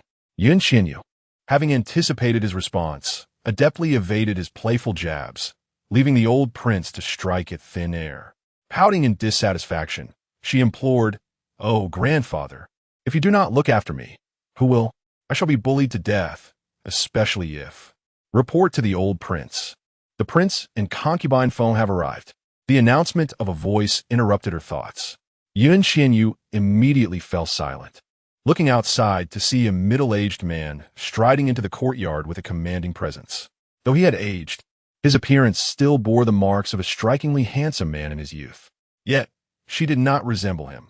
Rather, she took after her mother. Following him was concubine Feng, drenched from head to toe. It was apparent why they had come. She glanced at the old prince, who bestowed upon her a look that conveyed, "You must handle this," before taking his seat in the main position, seemingly awaiting the unfolding drama. Qian Yue felt helpless. It seemed the old man had resolutely decided to distance himself from her troubles. Why was she so unfortunate? Previously, whenever she faced difficulties, this old gentleman had shielded her. Yet now, upon her arrival, she found herself without his protection. Biting her lip, she noticed the prince and concubine Feng approaching the entrance and quickly moved to sit beside the old prince. He cast a sidelong glance at her. Although his expression remained impassive, a glimmer of amusement flickered in his eyes. Son pays his respects to father. The prince entered, casting a disapproving glance at Qian Yue before bowing to the old prince. The old prince grunted, maintaining an air of inscrutability. Daughter-in-law pays her respects to father. Concubine Feng also regarded Qian Yue, her gaze filled with venomous resentment.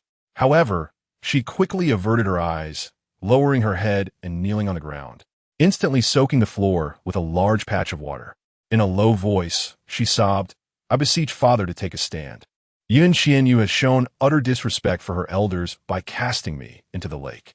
I am her mother, and I implore you to punish her, lest she grow even more unruly in the future.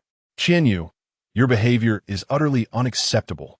Yesterday, you injured your elder sister, and today you audaciously cast your mother into the lake. Are you planning to expel both me and your grandfather from the Yin Wangfu tomorrow?" As the side consort Feng's words fell, the prince glared at Qian Yue with fury. Seeing her sit there immobile, he bellowed, "Why aren't you kneeling? Is my father here to demand an explanation? Why not inquire about the circumstances? How could I possibly strike or throw someone without cause? Why did I not harm anyone else in the residence, but specifically injure my elder sister? Why did I not throw any other concubines into the lake, but chose to cast aside the side consort Feng?" Qian Yue remained seated, ignoring the prince's furious outburst, raising an eyebrow with indifference. "Surely, my father did not bother to ask before coming to question me, did he? Your favoritism is rather blatant, isn't it?" The prince was taken aback, gazing at Qian Yue in astonishment, as if he had never witnessed her articulate thoughts so clearly. "Furthermore, my mother has long passed away. The side consort Feng is merely a concubine of my father. As a stepmother, she cannot be deemed my mother, as far as I am aware. The hierarchy among the court's noblewomen is quite strict." Qian Yue continued, "I am the legitimate daughter. My mother is the princess. The side consort Feng aspires to be my mother, but she lacks the qualifications. You, the side consort Feng, whose tear-stained face was already a sight to behold, now wept even more profusely." Seeing the old prince remain impassive, allowing Qian Yue to speak, she turned to the dazed prince and cried, "My lord, look at her. Although I am not her mother, I have devoted myself to managing the Wangfu since my sister's departure. I can no longer bear this. No longer bearing, it is just as well." Qian Yue couldn't be bothered to spare a glance at the side consort Feng. Is pretending not a skill worth mastering? "Qian Yue, your behavior is utterly unacceptable. How can you speak of your stepmother in such a manner?" The prince furrowed his brow, though his tone lacked the previous sharpness. "Father, did I misstate anything just now?" Qian Yue retorted with an arched brow. The side consort Feng immediately cried even harder. The prince wished to counter her claims, but found himself at a loss for words, feeling somewhat embarrassed before the old prince. After a while, he managed to say, "While you are not wrong, is this the manner in which you address your father? When my father entered, I intended to greet him properly, but he did not allow me the chance to do so before launching an unfounded inquiry. How can this be blamed on me? If my attitude has been poor, I trust my father is aware of it. This cannot be helped. It is simply the way I was born. Even the emperor does not fault me for my rudeness. It would be rather trivial for my father to be angry over this. Yun Qian, you could not even muster a change in expression. Is it not commonly said that she is a wayward child? Then she shall embody that completely. You are truly incorrigible. The prince glared at Yun Qian. She raised her gaze to the ceiling, knowing that the entire realm of Tian Sheng was likely aware of this situation. It was utterly redundant. Explain to me why you injured your elder sister yesterday, and why you harmed your stepmother today. Clarify everything.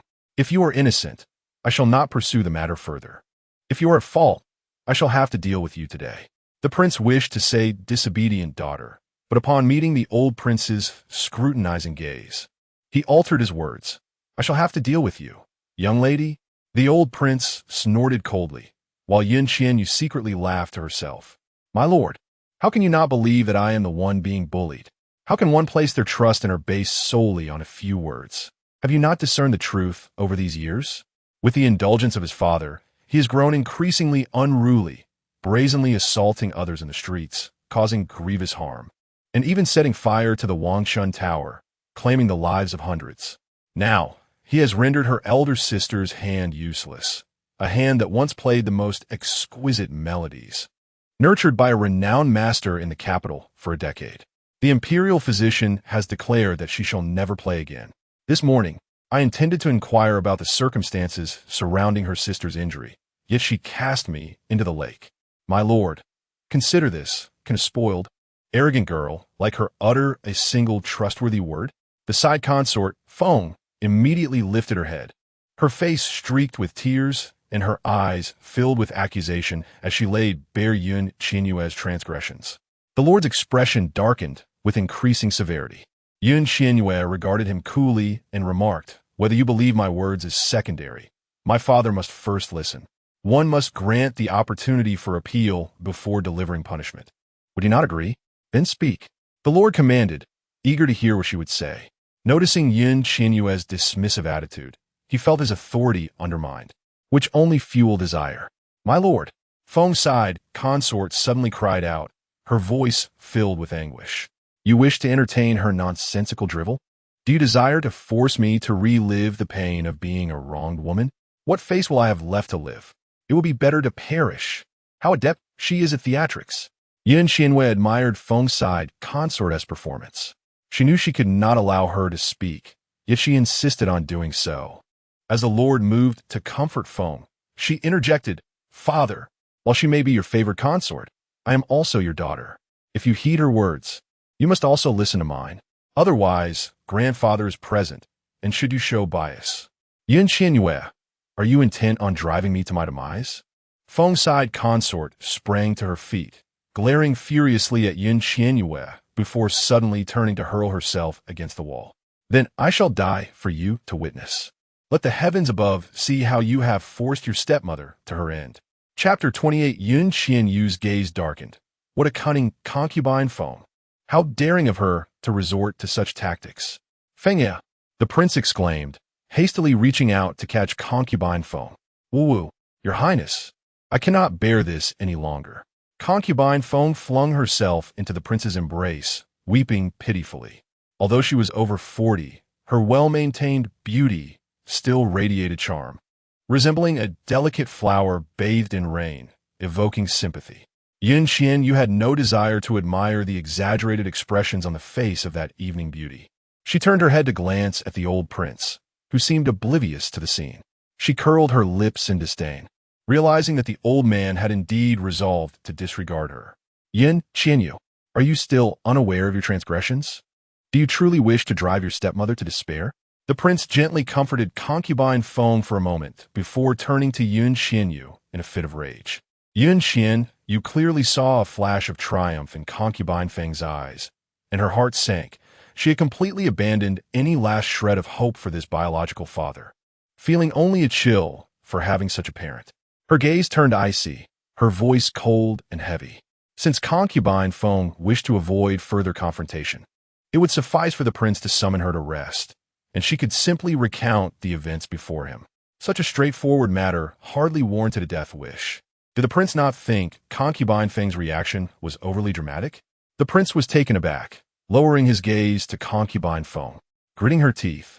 Concubine Feng's previously subdued sobs escalated once more. Breaking free from the prince's grasp, she rushed towards the wall. "Your Highness, just let me die. If I endure any more humiliation at her hands, how can I ever regain my standing in the Yun royal residence? Do not speak of death. I have never promised you such."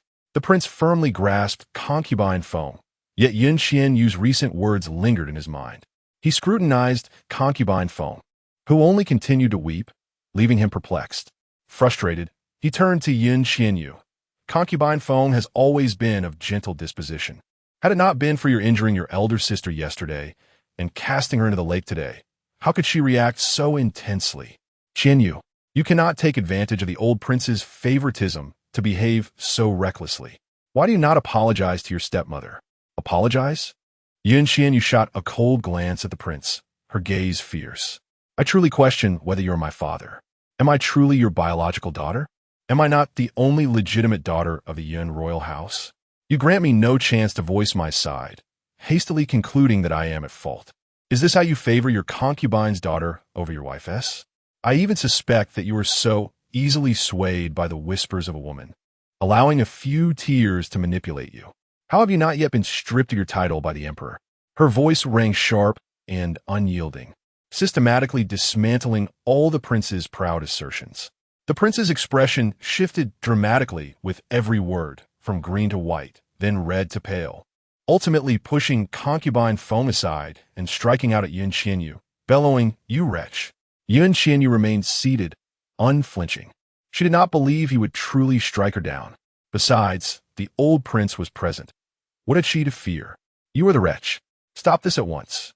Lord Wang, observing the unfolding drama with a bemused expression, finally intervened when he witnessed the prince's fury directed towards Yun Xianyue. In a fit of rage, he seized his cane and hurled it at the prince, exclaiming, "What has she said that justifies your violent impulse?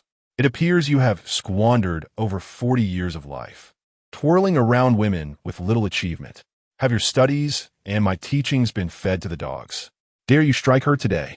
The prince's hand halted mere inches from Yun Xianyue's face, yet he felt the force of Lord Wang's cane strike him, a painful reminder that jolted him into clarity.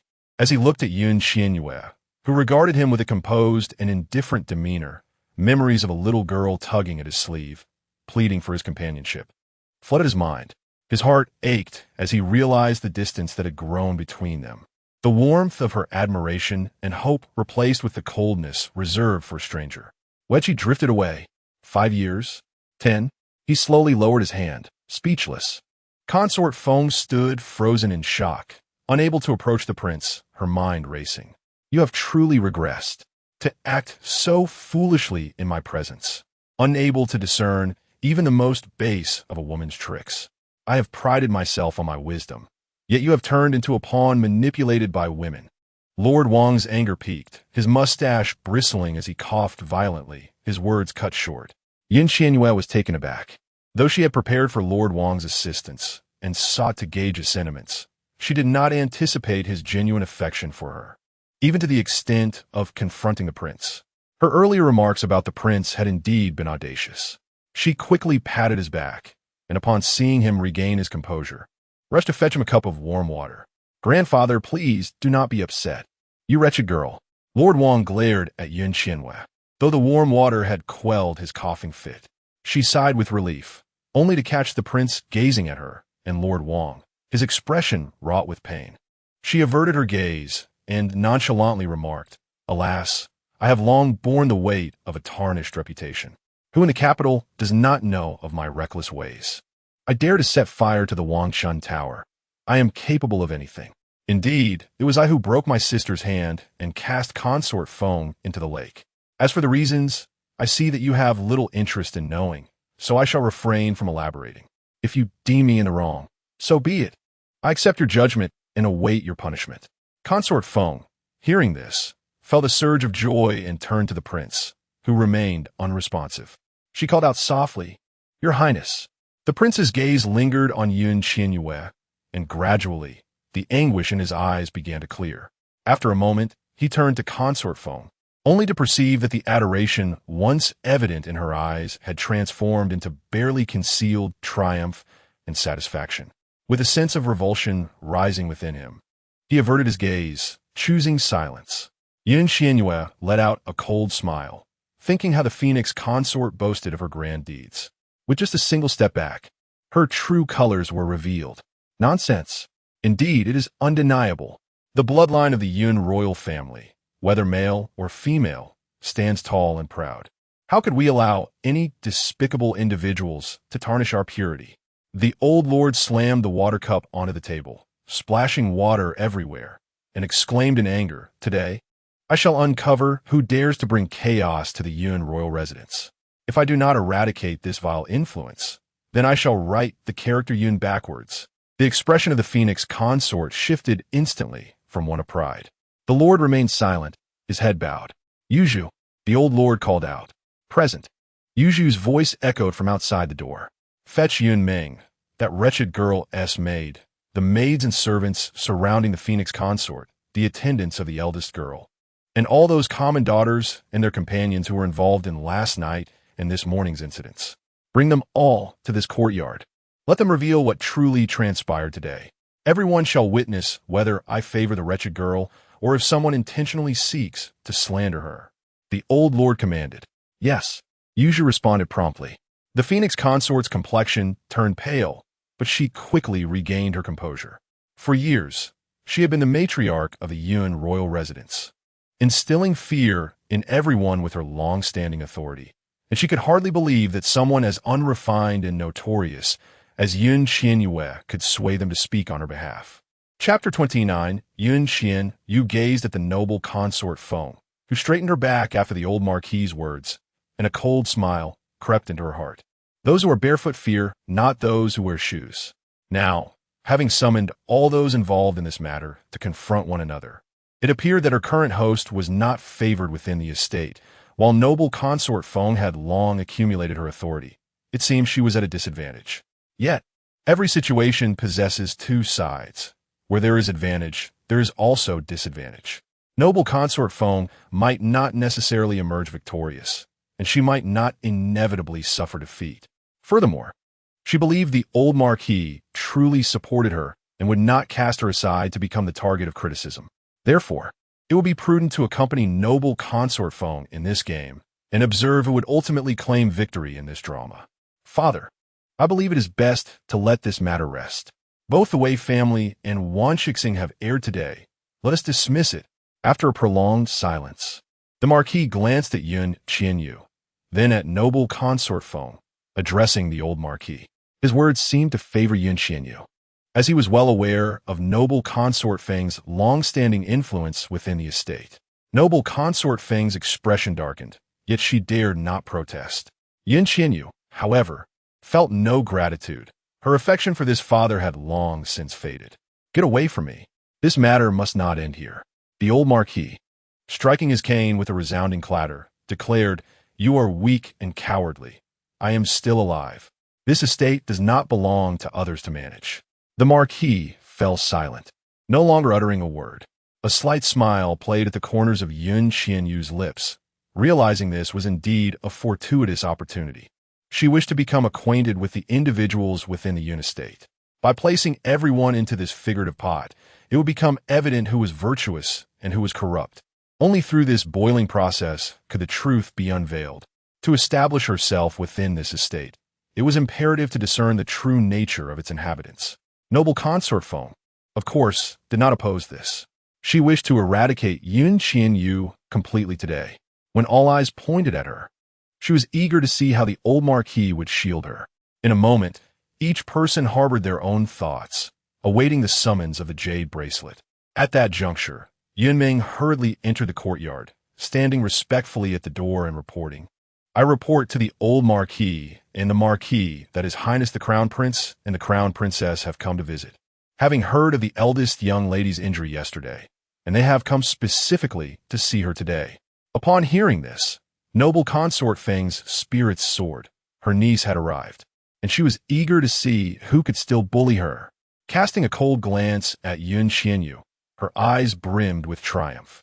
With the crown princess's backing, she was keen to witness how Qian Yue would meet her demise. She promptly called out, "Why have you not yet invited His Highness the Crown Prince and the Crown Princess inside?" Qian Yue chose to ignore the triumphant glint in noble consort Feng's eyes. Snorting inwardly, was she merely a crown princess? Could she truly elevate the Yun estate to the heavens? Having navigated the palace unscathed, could the crown prince now imprison her in the criminal department? Absurd. What madness was this? How could they possibly invite His Highness the Crown Prince and the Crown Princess in at such a time? The prince turned and reprimanded concubine Feng, then addressed the outside. "Since His Highness the Crown Prince and the Crown Prince's consort have come to visit the young lady, let them be directly invited to Xianghe courtyard. They should be well attended to." "Your Highness, how can the Crown Prince and the Crown Prince's consort not first pay their respects to the king?" Concubine Feng countered. "Naturally, they should come here first. How could concubine Feng not act? Now that the Crown Prince's consort was her maternal kin, she required their support." Observing the prince's continued defense of that wretched girl Qian Yue, she realized she could not rely on him. The prince's expression darkened. "Feng, family shame should not be broadcasted. Do you not understand this principle? Your Highness, how could the Crown Prince and the Crown Prince's consort be considered outsiders? They are indeed part of the family of this concubine." Concubine Feng retorted, leaving no room for argument. "You." The prince's eyes glinted with anger. Today, he discovered that the woman who had always complied with him could so boldly oppose him, and he felt a sense of regret for having misjudged her. Such a woman, where was her supposed gentleness?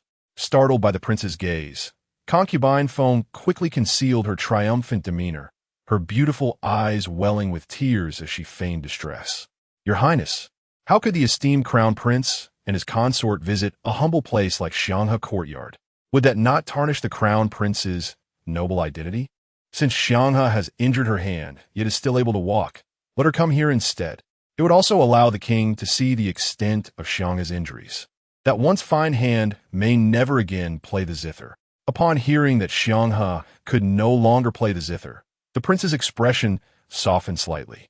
He regarded concubine Feng once more and acknowledged that there was some merit to her argument. With a sigh, he reflected on her subtle manipulations, which had never escalated into significant troubles.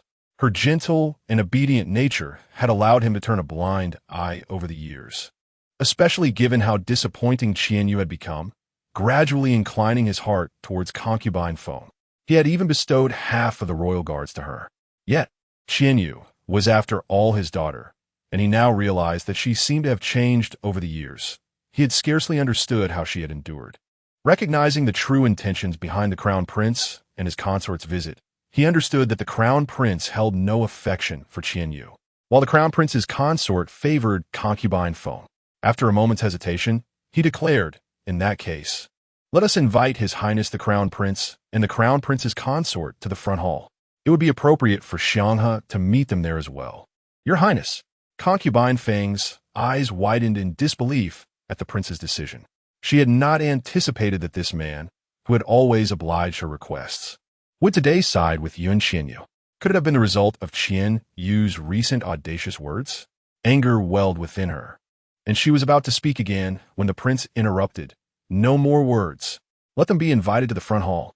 Seeing the prince's resolute attitude, concubine Feng felt frustrated yet powerless. Since both the crown prince and his consort were her family, they could not be considered outsiders. Why should not the king invite them inside? Given the crown prince's esteemed status and the fact that matters here could not be resolved in haste, how could they allow him to wait for long? "I believe it would be best for father to invite them in." Suddenly, Qian Yue, who had remained silent until now, spoke up. As her words fell, she turned to the old prince and winked. "Grandfather, what do you think?"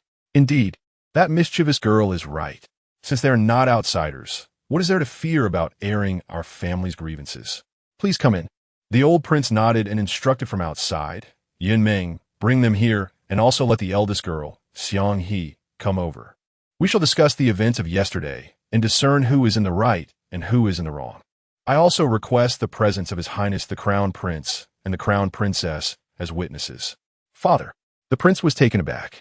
He had not anticipated that Qian Yue would take the initiative to invite the crown prince and crown princess in. Did she believe that the crown prince would side with her, or was she truly innocent? Yet, even if she were innocent, what difference would it make? Who in this household would dare to speak up for her? He immediately protested. I find this inappropriate. What is inappropriate? To my eyes, there is nothing amiss. Let them in. The old prince waved dismissively at the prince. You need not say more. Simply observe. He commanded Yunmeng, bring them here. Yes.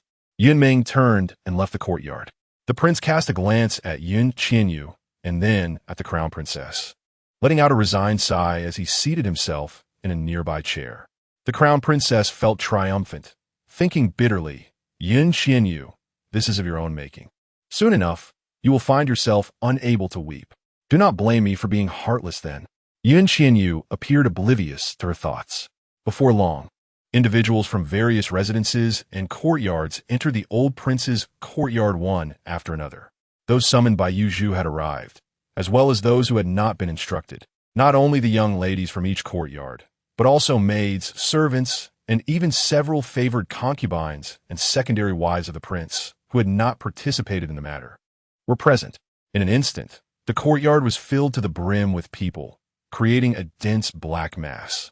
The crown princess wore a smug expression. She knew that these individuals understood who truly held the reins of the inner quarters and naturally would not dare to abstain from assisting her. She cast a glance at Qian Yue, her meaning clear. The prince furrowed his brow, but chose not to speak this time. Shortly after, the crown prince and crown princess entered the old prince's courtyard. Behind them, in addition to Yunmeng, was yet another person, Yi Qingran. Qian Yue smiled faintly, recalling that Yi Qingran had mentioned visiting the old prince today. Now that she had arrived, it was indeed a fortuitous coincidence. However, she was unperturbed by the crowd. The more, the merrier. Today, as performance required a multitude to fully unfold, providing ample opportunity for both enactment and observation. Chapter 30. Upon seeing His Highness the Crown Prince accompanied by the Crown Princess, the side consort, Feng, initially felt a surge of joy. However, her expression soured instantaneously upon glimpsing the countenance of Yi Qingran. The incident from the previous day, wherein the young prince and the noble heir of Jing jointly intervened to protect Qian Yue, had already spread like wildfire throughout the palace. It was common knowledge among the citizens of the imperial capital, and it surely reached the ears of the sovereign as well. What purpose did Yi Qingran serve in coming here today? If you were present, how could she possibly punish Qian Yue? A scheme began to form in her mind. Old Lord Yun's face brightened at the sight of Yi Qingran. What an unexpected gust of mischief had swept through our residence today. How delightful. Father, I believe it would be best to let today's matter rest. After all, it concerns family affairs, the prince suggested to the old lord. Let rest? On the contrary, this is perfect. They have all come to bear witness. Do you think that, even if they had not come, this grand estate could conceal such matters? The old lord cast a sidelong glance at the side consort, huffing disdainfully. The prince fell silent immediately. The side consort's eyes darted about before settling into a fixed gaze, her previously unpleasant demeanor now replaced with a semblance of mirth. Qian Yue had been vigilantly observing the side consort's actions, and upon noticing her renewed malice, she smirked coldly.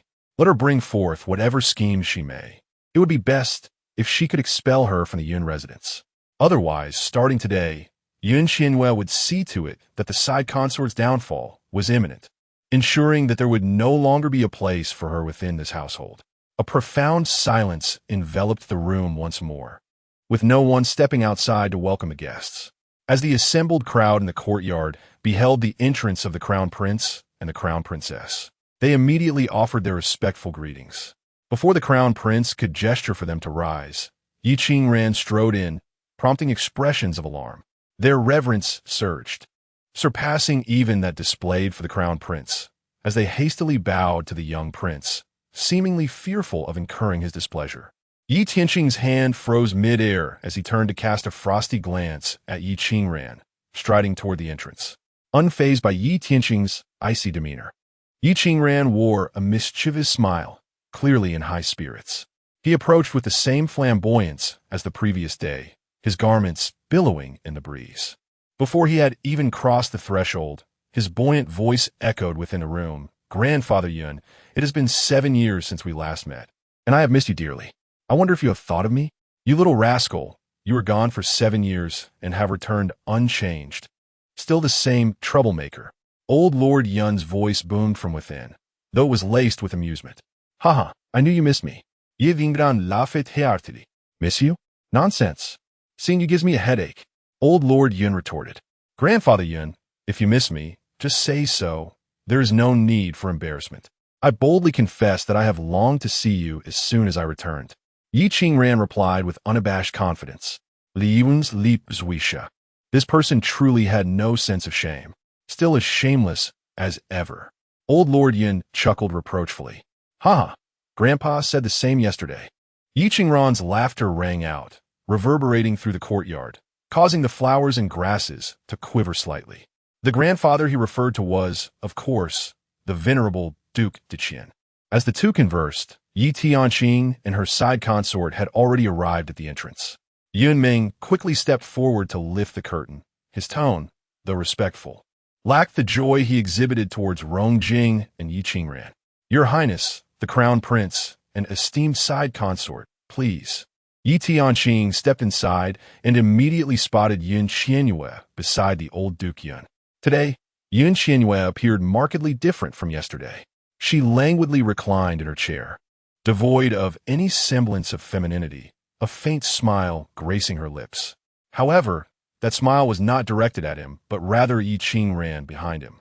She did not spare him a glance upon his entrance, her gaze fixed solely on Yi Qingran, causing his expression to darken instantly.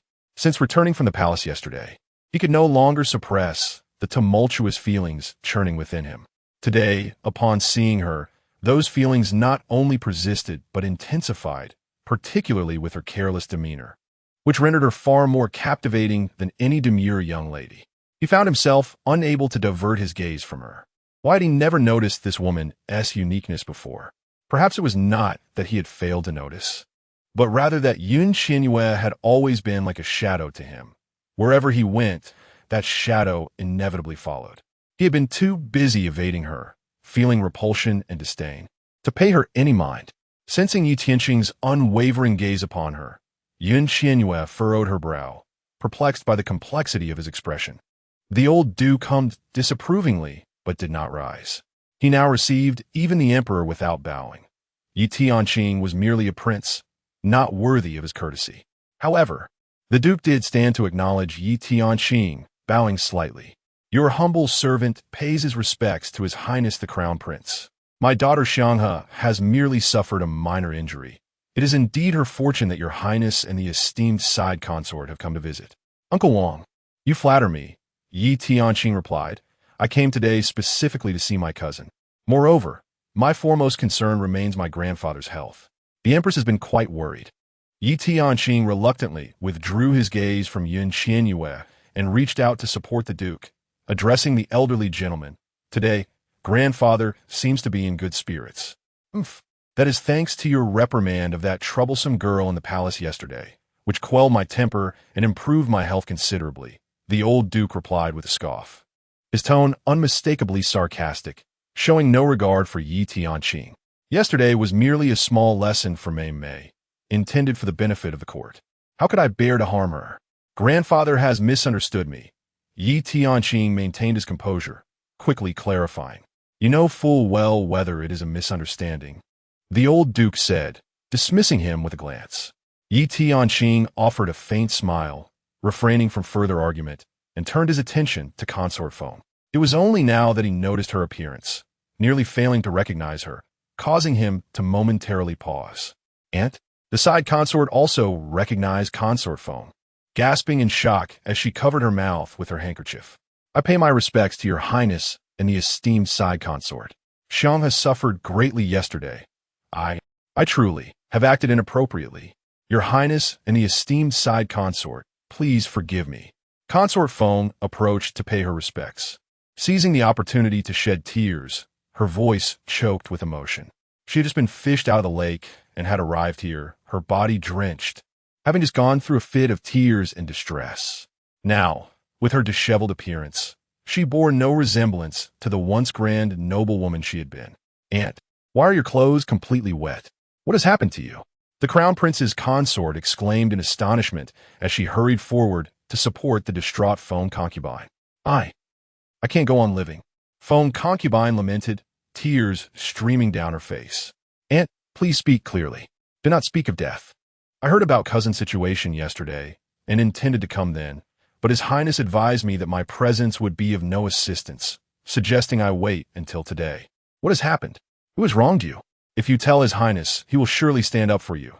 The crown prince's consort reassured phone concubine, glancing towards Qian Yue, who appeared markedly different than before. Tian Sheng frowned, but remained silent, redirecting his gaze towards Qian Yue. Hearing this, phone concubine felt a glimmer of hope and was about to speak when Knight Xingran's voice rang out again, filled with delight. "Sister Yu, our horse race yesterday was far too brief to satiate our spirits. The weather today is splendid. Let us venture out for another competition. The West Mountain racetrack is vast enough for us to run several laps." Before he finished, he had already approached Qian Yue, his smile exuberant. Noticing her gentle silence, he inquired, "What say you? I know you were not fully satisfied yesterday." Phone concubine held back her words, her heart seething with resentment towards Knight Xingran. "It seems today is not feasible," Qian Yue replied, shaking her head. "Why not? Are you truly going to heed the emperor's words and remain here to attend to old Master Yin?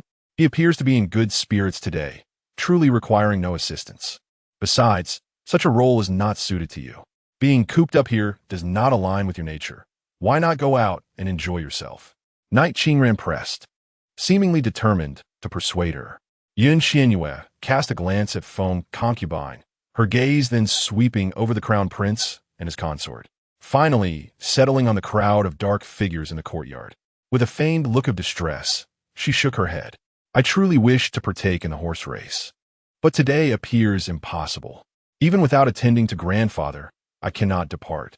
There are those who claim I have bullied her and her daughter, and they insist on seeking an explanation from me." With that, she glanced once more at phone concubine, her voice trailing off with a melancholic tone.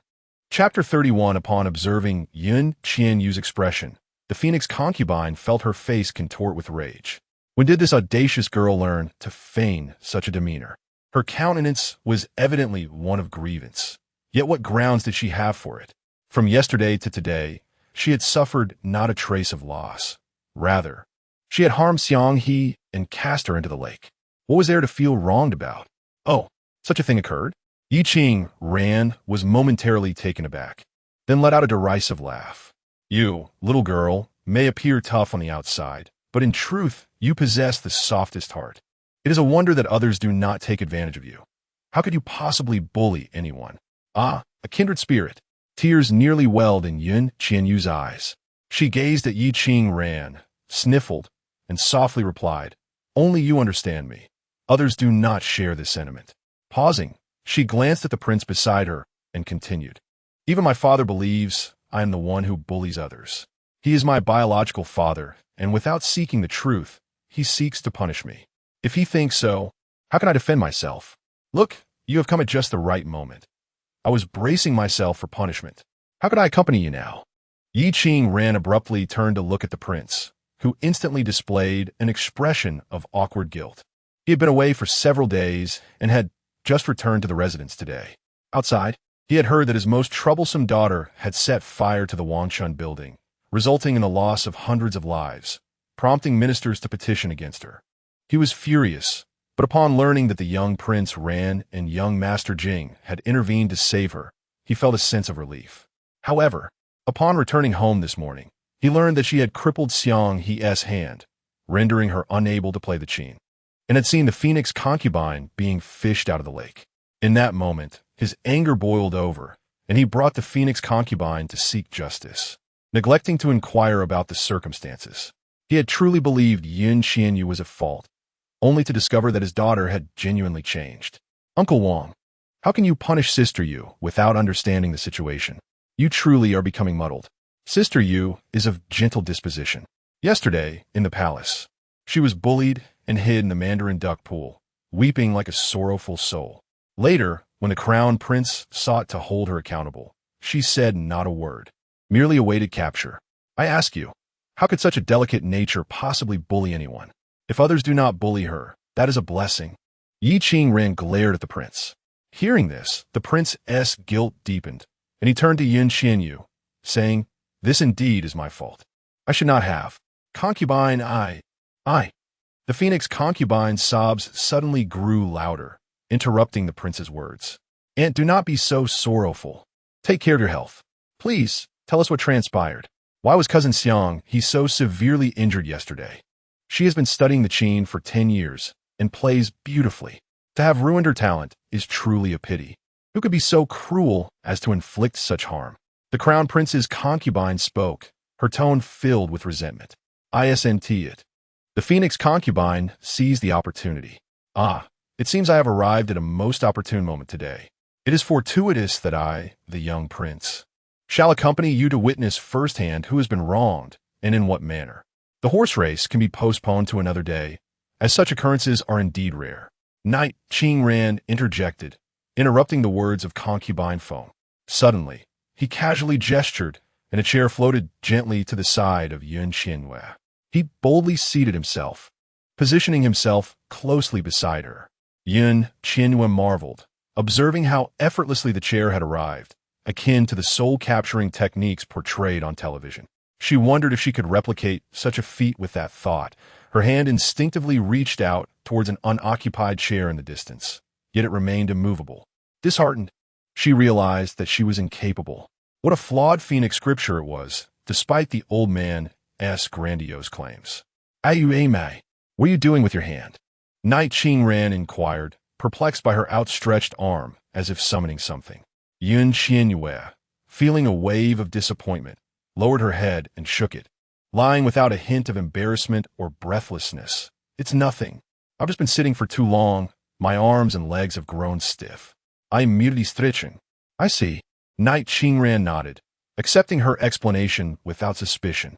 The old prince snorted, fully aware of the thoughts swirling in that mischievous girl's mind. What was the significance of merely summoning objects from afar? If she had truly mastered the phoenix scripture he had imparted to her, she could accomplish feats far greater than mere telekinesis, perhaps even moving a mountain. Such lack of vision. He scolded, "You silly girl." Qian Yue discreetly stuck her tongue out at the old prince. Knight Qingran, observing her playful demeanor, could not help but smile. He had never encountered a woman quite like her. Calm, composed, resolute, perceptive of the situation, and astoundingly intelligent. Just yesterday, when he had faced off against Knight Tian Sheng in the palace, she had boldly chosen to venture into the dungeons, fully aware that should matters escalate into violence, it would be detrimental to her. Her confident demeanor during the horse race and her playful innocence while joking, all these facets of her character presented a striking contrast. After years of meeting countless women, he found himself most enchanted by this one. For a moment, he could not tear his gaze away from her. Qian Yue turned to find Knight Qingran's handsome face adorned with a smile, and she couldn't help but lament, "It's one thing to be handsome, but must you smile like that?" She wished he would maintain some distance, for she was not particularly resilient against such beauty. Before she could voice her thoughts, the prince's concubine suddenly exclaimed, "The capital whispers that the young prince keeps his distance from all women. Yet from my perspective, that does not seem to be the case. It appears that you may have captured the young prince's heart." She continued, "The young prince has been away for 7 years, and upon his return, he is so close to you, May. Could it be that they have exchanged letters during his absence?" Qian Yue, hearing these words, slowly raised her head. It was the first time she had truly looked at Knight Tian Sheng and his concubine since they entered. Today, Knight Tian Sheng was not donned his princely robes, but wore a dark brocade garment, stripped of the royal crown and the aura of superiority. He appeared merely as an ordinary young gentleman, save for the darker, more complex gaze he directed towards her, which bore no resemblance to the previous day. The woman beside him was exceptionally beautiful, adorned in fine silks and satins, her head crowned with jewels. Her hair styled high in a cloud-like bun that exposed her fair neck. Multiple gold and jade bangles adorned her wrists, radiating an air of opulence. At that moment, she held the hand of the Phoenix concubine, smiling as she cast a warm gaze upon Qian Yue and Yiqing Ran, her expression exuding an indescribable warmth. The implications of her words clear to all present. In ancient times, correspondence between unmarried men and women signified something significant, especially considering Qian Yue's status and her entanglements with Yi Tianqing while exchanging letters with Yiqing Ran. It easily suggested the possibility of her being involved with two suitors and perhaps even entangled with Rong Jing, the one who had rescued her and returned her to the Yun royal residence, thereby implying a threefold entanglement. Otherwise, it was unclear why the young prince and the heir of the Jing family would go to such lengths to assist Qian Yue, providing a convenient explanation for all. In an instant, even the old prince's expression darkened. The Phoenix concubine leaned against the crown prince's concubine, a malicious smile gracing her lips. Indeed, she was her niece, and her thoughts aligned perfectly with her own. Today, they would either ruin Qian Yue or ensure she bore the stigma of being a flirt. She relished the thought of how audacious Qian Yue would remain. This was far worse than being ridiculed for her reckless behavior. If word got out, the spittle of the world would drown her. Qian Yue understood their intentions as well, reflecting on the fact that the crown prince's concubine was certainly not someone to be trifled with, especially being associated with Yi Tianqing. A mere sentence had bestowed upon her such a grave accusation. Rather than respond with anger, she chuckled lightly and replied, "It seems the crown prince's concubine speaks as if she has witnessed these events firsthand. If we follow your logic, then considering the numerous mistakes I have made over the years, the emperor and my esteemed uncle have never held me accountable, always protecting me. Does that imply I have been corresponding with my esteemed uncle as well?" The crown prince's concubine turned pale, taken aback by Qian Yue's audacity to invoke the emperor in her defense. Given her boldness, she would never dare claim correspondence with the emperor herself. She was momentarily at a loss for words. Indeed, the crown prince's concubine possesses remarkable insight. With the emperor's busy schedule, you somehow know that the imperial study is cluttered not only with ministers' memorials, but also with letters from Miss Yu. Truly impressive. Yiqing Ran, who was on the verge of anger and ready to dismiss the woman, found his fury dissipating and laughter erupting from him upon hearing Qian Yue's response. He turned to Yi Tianqing and remarked, "Crown Prince, you have certainly chosen a capable concubine. With her by your side, she must have the ability to discern all affairs of the world, even the movements of the emperor and the fourth prince's residence." Yiqing Ran's words were sharp. If Qian Yue had ignited a small spark, he had fanned it into a raging inferno. While monitoring the fourth prince's residence was one thing, surveilling the emperor's every move was a grave offense. Although Yi Tianqing was the crown prince and heir to the throne, he could not bear such a sin. Indeed, Yi Tianqing's expression darkened instantly as he turned to the crown prince's concubine, barking angrily, "What nonsense are you spouting? I am well aware of all that Miss Yu has accomplished over the years. How could she possibly be corresponding with Qing Ran? If I hear another word of your fabrications, I will have you expelled from the crown prince's residence." Chapter 32. Qian Yue's lips curled slightly. What does it mean to attempt to steal a chicken only to end up pecking at rice? Is precisely the crown prince's concubine. Indeed, the crown prince's concubine is remarkably astute. I cannot recall anyone in the Tian Sheng Dynasty who possesses such an ability to discern the actions of others without ever stepping outside their door. The elderly minister resolved to report this extraordinary talent of the crown prince's concubine to the emperor, for such a gift surely ought to contribute to the affairs of our Tian Sheng Dynasty. Old Lord Yun's expression softened as he smiled in agreement with Yiqing Ran's words. However, Yi Tianqing's countenance darkened further, glaring intently at the crown prince's concubine. She forcefully pushed away the concubine Feng who was leaning on her shoulder and knelt before the crown prince, her face pale and panic-stricken, repeatedly exclaiming, "I am at fault. I merely spoke out of turn, foolishly speculating about the young prince's friendship with Sister Yu. I beg your highness for forgiveness." "Oh, so it was mere idle talk," Yiqing Ran exclaimed, suddenly enlightened, and turned to Yi Tianqing with a smile.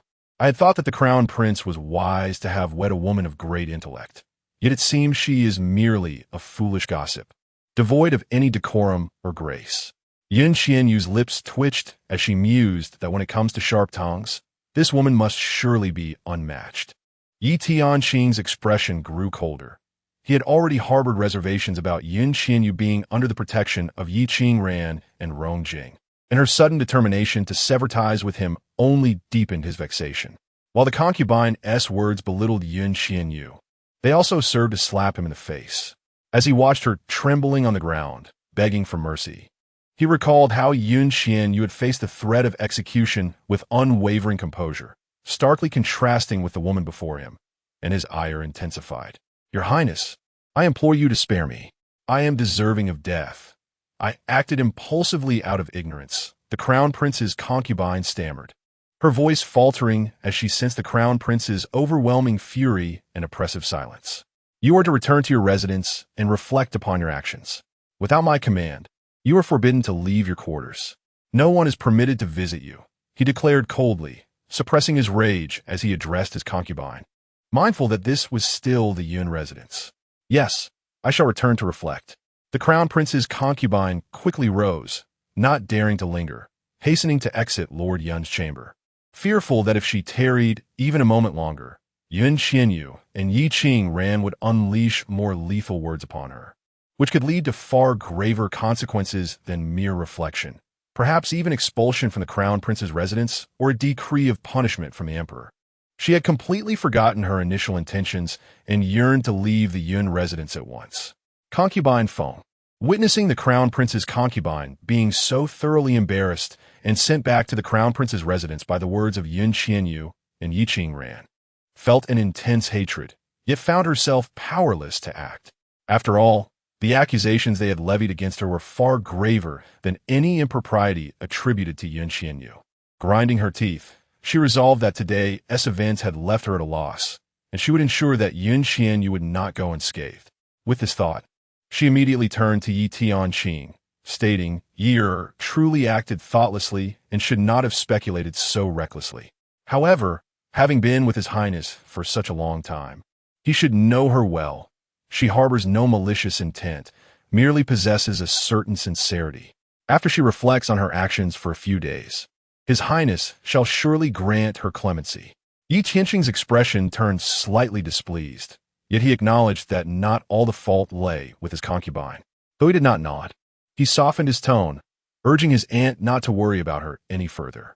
By contemplating her past transgressions, she would undoubtedly become more prudent in the future. The concubine Feng nodded, refraining from further comment.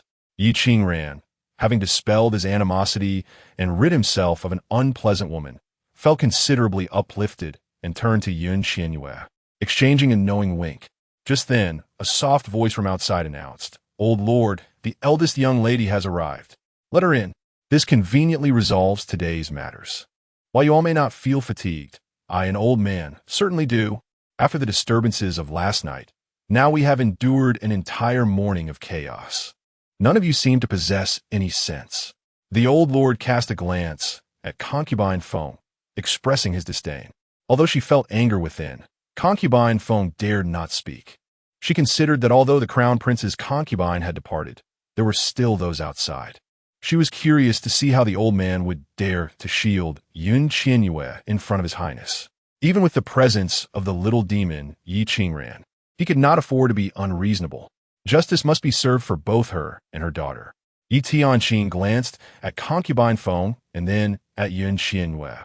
Having already grasped the situation, he remained silent, turning his gaze toward the entrance. Before long, the beaded curtain was lifted and Yun Xianghe, supported by a maidservant, entered. In stark contrast to her previous flamboyant appearance, today she donned a simple garment, her face devoid of makeup, and with the maid's assistance, she moved delicately, appearing frail and delicate. Her almond-shaped eyes were swollen from crying, and a bandaged hand wrapped in white silk rested prominently before her. Upon entering, her reddened eyes scanned the room, lingering on the crown prince Yi Tianqing for a few seconds before she bowed her head and knelt, tears spilling forth before she uttered a word. A fleeting look of satisfaction crossed concubine Feng's eyes, contemplating that her daughter was not unworthy of her upbringing.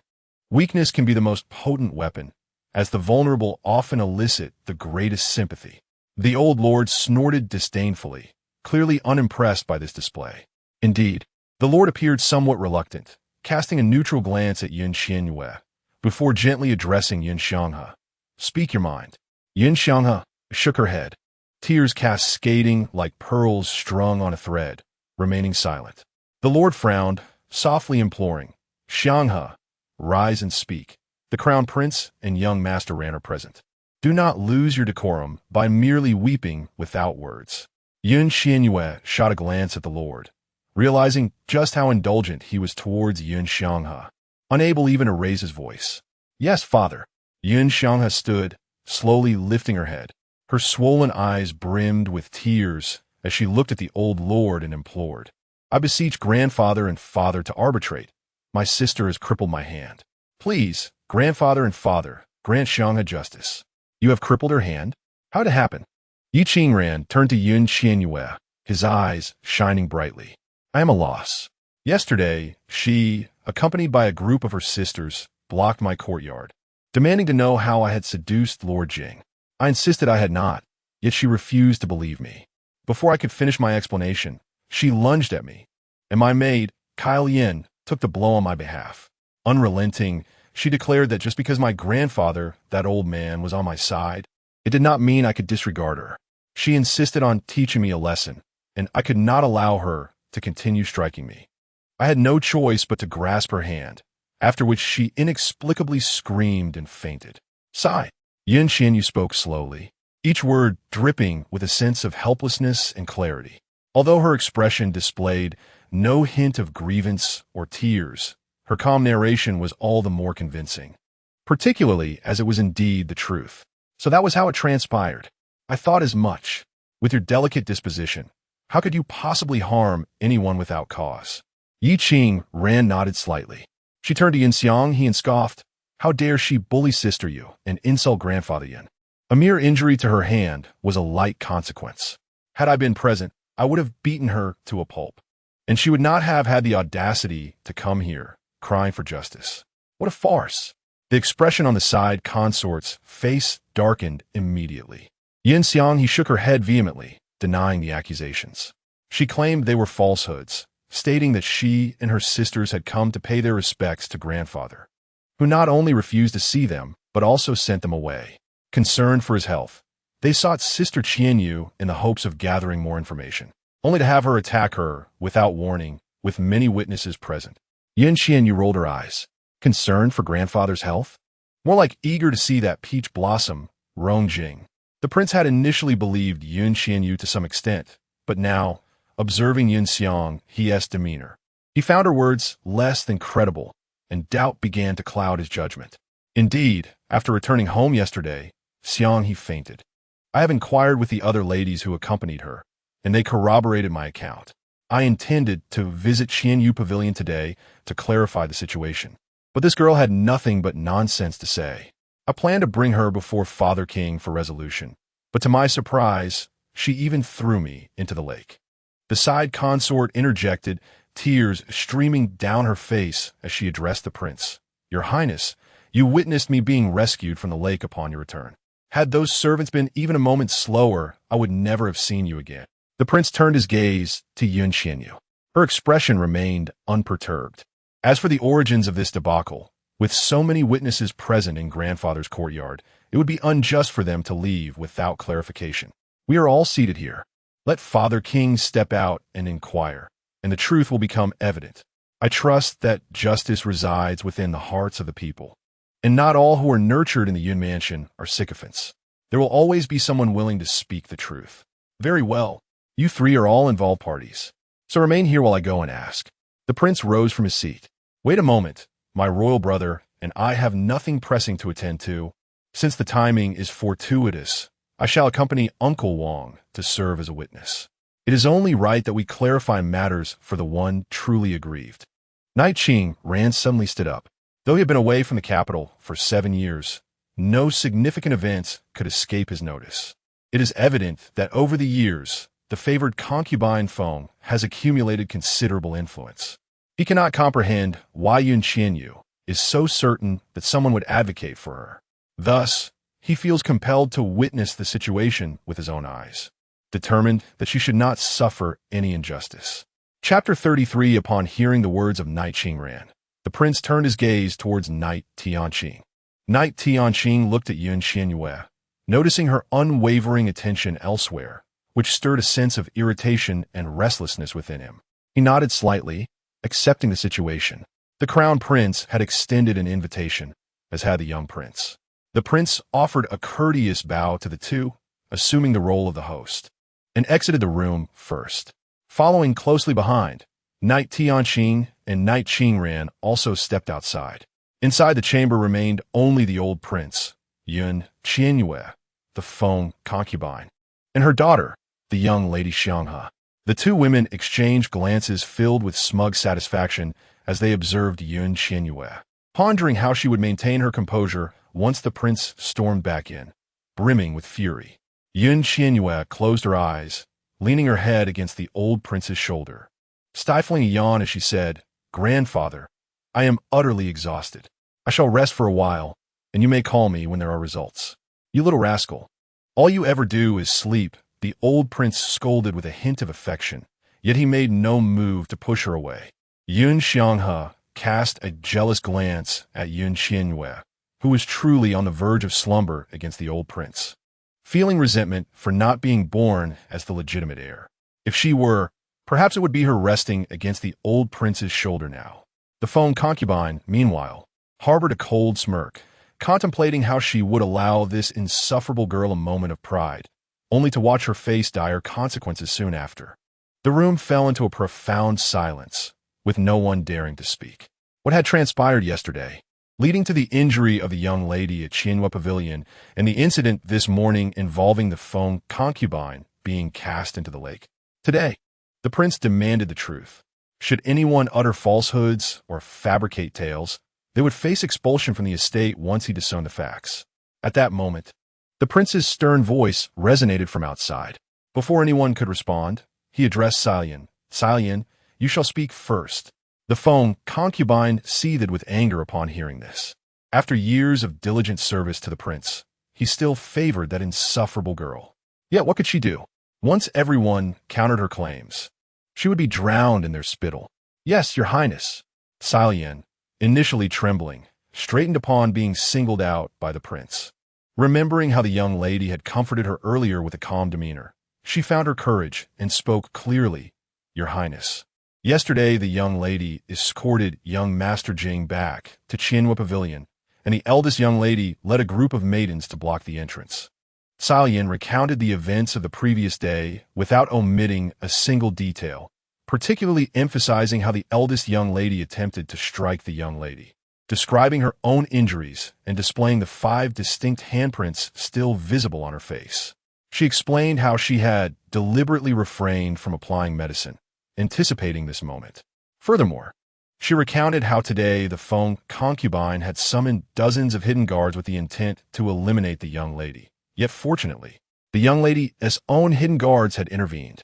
Initially nervous when addressing the prince, the young prince, and His Royal Highness the Crown Prince, Salian's emotions intensified as she continued, vividly illustrating the scene as if the listeners were present at the moment.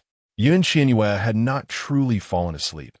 Rather, she contemplated how Salian possessed an undeniable talent for storytelling. The prince's expression darkened as he absorbed the unfolding narrative. Though he occasionally displayed confusion, he was far from foolish.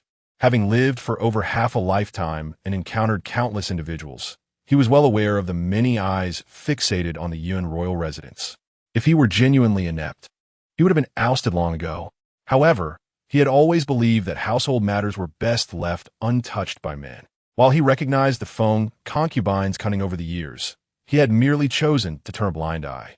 To his astonishment, their audacity knew no bounds. He had always believed that despite being an illegitimate child, Xianghe possessed the demeanor befitting a noble. In light of Qian Yue's disappointing actions, Xianghe remained his pride. Yet, he was taken aback by Xianghe's behavior. the favored concubine, relying on the half of the hidden guards he had provided, dared to threaten the life of his legitimate daughter. No matter her shortcomings, she was still his daughter, the offspring of his most beloved woman and his sole child. This was the very reason he had refrained from marrying again or elevating any other woman to the status of primary consort for all these years. Now, on the brink of losing his daughter, he felt a surge of anger that left his hands trembling. Xilian fell silent, bowing her head and refraining from uttering another word. How terrifying! After a 7-year absence from the capital, the turmoil within the Yun royal residence was indeed an eye-opener. Ye vingran kudikut her tombu in astonishment. Seemingly oblivious to the Lord's grim countenance, and gently advised, Uncle Wang, it is indeed inappropriate for your household to lack a proper consort. If only Aunt Qing were alive, your residence would not be shrouded in such chaos. Moreover, Sister Yue is Aunt Qing's only child. If she were to be harmed by those hidden guards you entrusted to other women, how would Aunt Qing feel in the afterlife? Yi Qingran's trailing words were laden with implication. The Lord's fury was ignited, and just as he opened his mouth to rebuke, the crown prince Yi Tianqing spoke slowly. This is merely the perspective of this young girl. After all, she is Sister Yu's personal maid. Perhaps Uncle Wang should hear other opinions. If others corroborate her account, it would lend credence to the truth, allowing you to adjudicate fairly. If not, further investigation is warranted. At these words, the Lord suppressed his anger and nodded. You are right. Come, each of you step forward and share your thoughts. Inside the room, the favored concubine beamed with satisfaction. Her niece had not married the crown prince in vain, for he was assisting her in a critical moment. Xianghe's beautiful eyes were fixed on Yi Tianqing's figure in the courtyard, unable to look away. The old lord snorted softly. Qian Yue appeared to be in a deep slumber, her breathing steady. After the lord spoke, the courtyard fell into silence for a considerable time, with no one daring to voice a word. What is this? Are you all mute? Speak up. The lord asserted his authority. It dawned on him today that he had not involved himself in the affairs of the inner courtyard for quite some time. It seemed no one regarded him as a true lord anymore. Your Excellency, everything Sister Xilian has said is indeed true. A young maid, promoted by Qian Yue, stepped forward. Though still somewhat anxious, her voice trembled yet conveyed her message clearly. Your Excellency, the facts are as she states. I can attest to this, another maid, also favored by Qian Yue, chimed in. With the first one leading, she felt less nervous as she spoke. Your Excellency, this old servant can also testify. One of the three left by Qian Yue, Mama Zhao, stepped forward. You're all from Qian Yue Pavilion. Your testimonies alone may not suffice. Is anyone else willing to speak? The Lord was pleasantly surprised to discover that his daughter had a few loyal servants, his expression softening as he inquired of others. Your Excellency, all they have said is indeed true. I, the maidservant, can attest to it. Miss Qian Yue acted out of necessity. As the prince's words fell, a multitude knelt before him in a flurry. The prince, taken aback, expressed his astonishment, inquiring which courtyard they served. I am a servant of the second Miss S courtyard. I accompanied her to Qian Yue Pavilion yesterday. One individual spoke. I serve in the fourth Miss S courtyard. I too was with her at Qian Yue Pavilion yesterday. Another chimed in. I am from the fifth Miss S courtyard. I followed her to Qian Yue Pavilion yesterday. Yet another added. Soon, a chorus of voices arose, comprising maids, matrons, and young servants, all from different households, corroborating Kai Lian's claims as entirely truthful. Some went so far as to embellish the narrative, recounting how the eldest miss had been aggressively intent on reprimanding Miss Qian Yue, leaving her no choice but to intervene. Yi Qingran's lips curled into a smile, realizing that there was no need for him to assist at all. Yi Tianqing's expression remained inscrutable, his phoenix eyes deep and enigmatic. Impossible. How could this be? The side consort, upon hearing the testimonies from outside, widened her eyes in disbelief, struggling to accept what her own ears had registered. Unable to remain within the confines of the room any longer, she rushed out.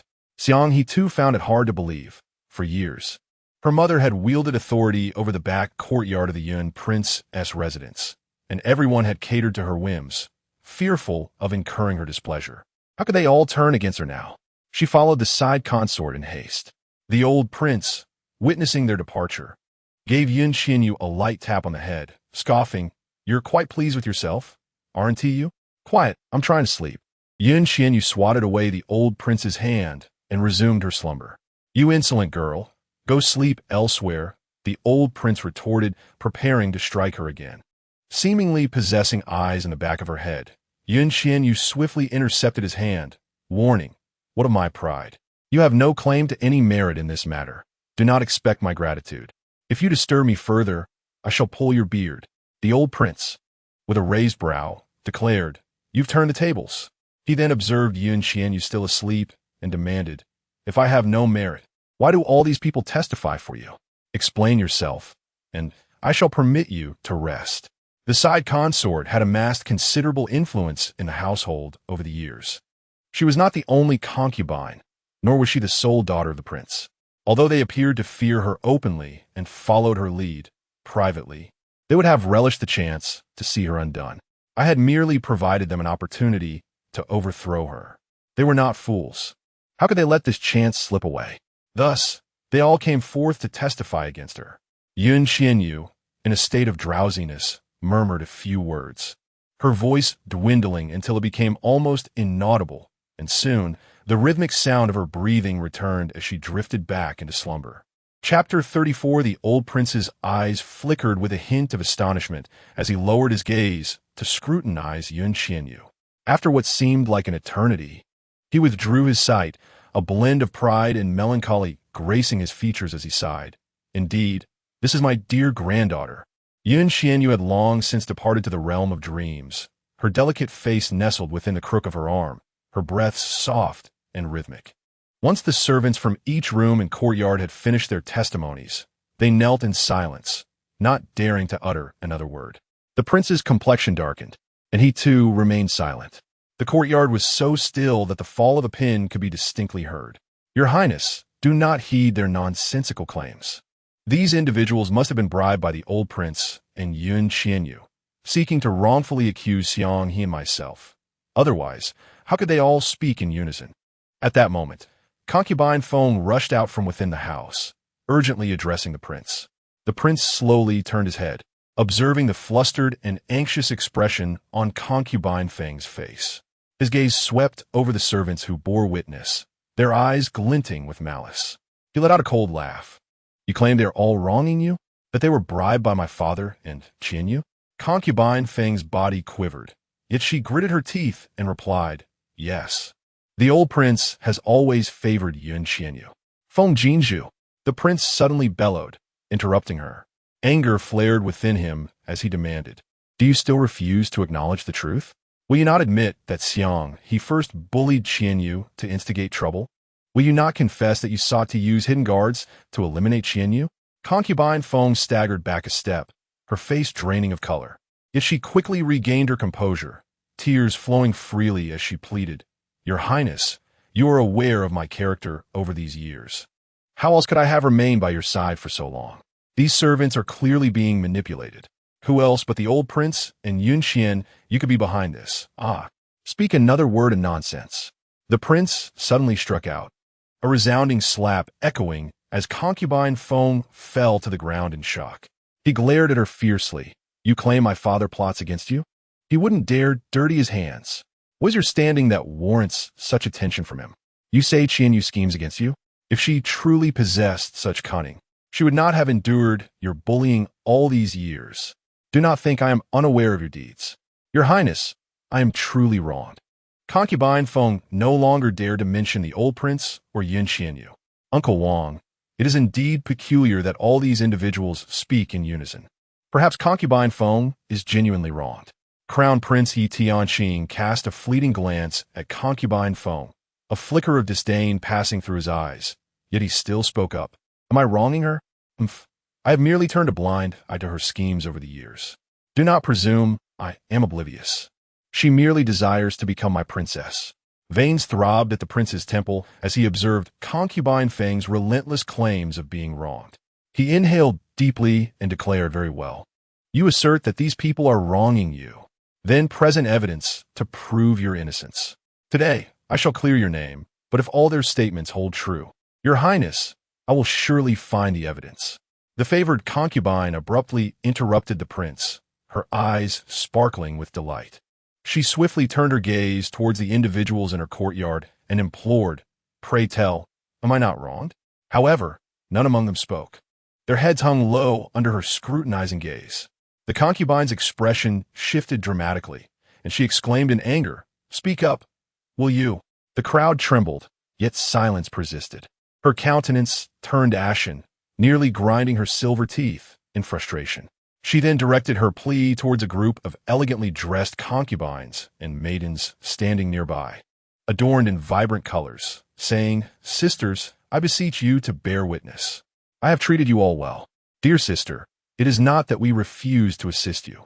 It is simply that we were in our own quarters yesterday and this morning. We know not what has transpired." One woman of similar age to the favored concubine replied, "Indeed, we have not witnessed it firsthand, and thus cannot testify." Another chimed in, "How can we provide testimony when we are unaware of the events?" Echoed several others in agreement. The favored concubine's heart sank, and she swiftly turned to a younger group of women, numbering around 10, all of whom were the lesser-born daughters of the household. They had often flattered her, calling her mother, and now she implored, "You were with Xiang He yesterday." "Yes, we accompanied our elder sister. Thus we witnessed the elder sister bully the third sister."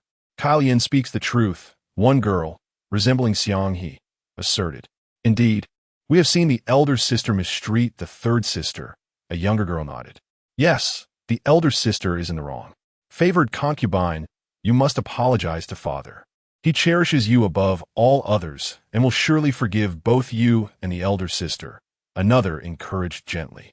At that moment, the favored concubine's eyes nearly bulged with disbelief, her body trembling as she pointed at them. "What more can you say? Have you two been bribed by father and Qian Yue? Are the hundreds in this household, even your own maids and servants, bought off? Feng Jinzhu, I have truly misjudged you." The prince thundered, his hands clenched tightly, veins prominently visible. The favored concubine despondently closed her eyes, a sudden realization dawning upon her. All her scheming over the years, believing she had the entire prince's residence under her control, was in vain, as a trivial matter cast her into an abyss from which there was no return. The affectionate flattery she received daily, the endearments of mother uttered more sincerely than those for their real mothers, were merely a reflection of her power.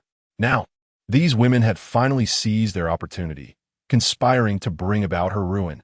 No wonder Qian Yue remained unfazed upon hearing that the old prince summoned everyone.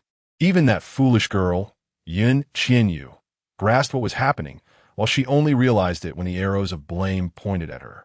Suddenly, she erupted into laughter, unsure if she was mocking herself or others. "What more can you say?"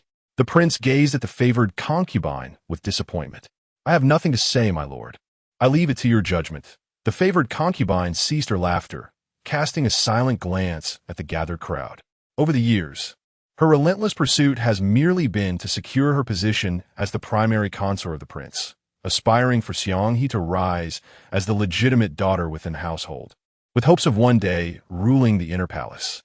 However, through these years, she has come to realize that no matter her efforts, she remains merely a secondary consort. Her countless hints and suggestions have been met with the prince's indifference, revealing his lack of intention to elevate her to the status of the main consort. She understands that his heart continues to linger on the deceased, and while one might contend with the living, who can compete with the memory of the dead? Thus, she has ceased her struggles and shifted her focus to Qian Yue. Fortunately, Qian Yue has been spoiled beyond measure by the old prince and is infatuated with Tian Sheng, leading her to commit numerous reckless acts that have tarnished her reputation. She has remained by, watching with a smile, contemplating the day when Qian Yue might face calamity. For then her daughter would have her chance. Her daughter, meticulously nurtured since childhood and educated by the finest masters in the arts of music, chess, calligraphy, and painting, far surpasses the utterly unskilled Qian Yue. The only thing she lacks is the identity of a legitimate daughter. Recently, following the fire at Wangchun Lu that claimed hundreds of lives, she sensed an opportunity arising and spent the day in joy within her chamber, believing that this time, No one could save Yun Qian. Unexpectedly, the young Master Jing and the young prince intervened to protect her.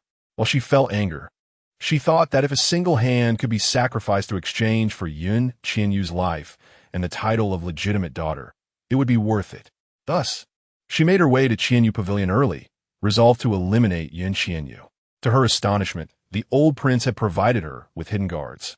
Everything was merely a step away, just a single step. Gome, take this. The prince, no longer regarding Consort Feng, spoke with bitterness. Uncle Wang, although Consort Feng is your secondary consort, she is also a member of the Yun Wangfu.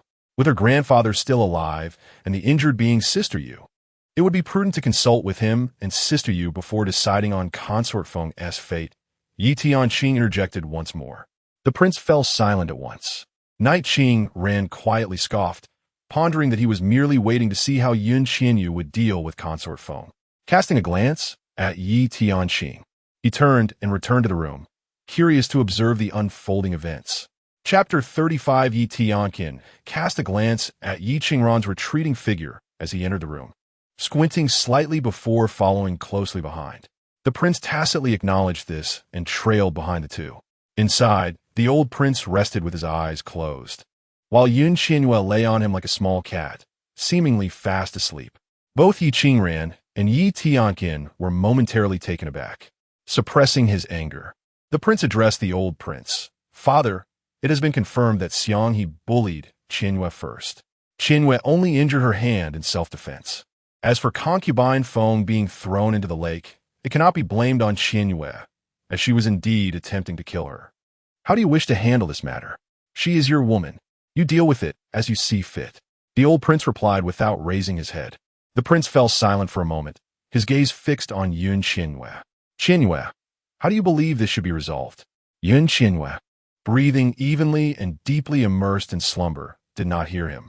Qianyue, wake up. The prince's voice grew louder. With the crown prince and the young prince still present, it was rather disrespectful for her to be sleeping on the old prince.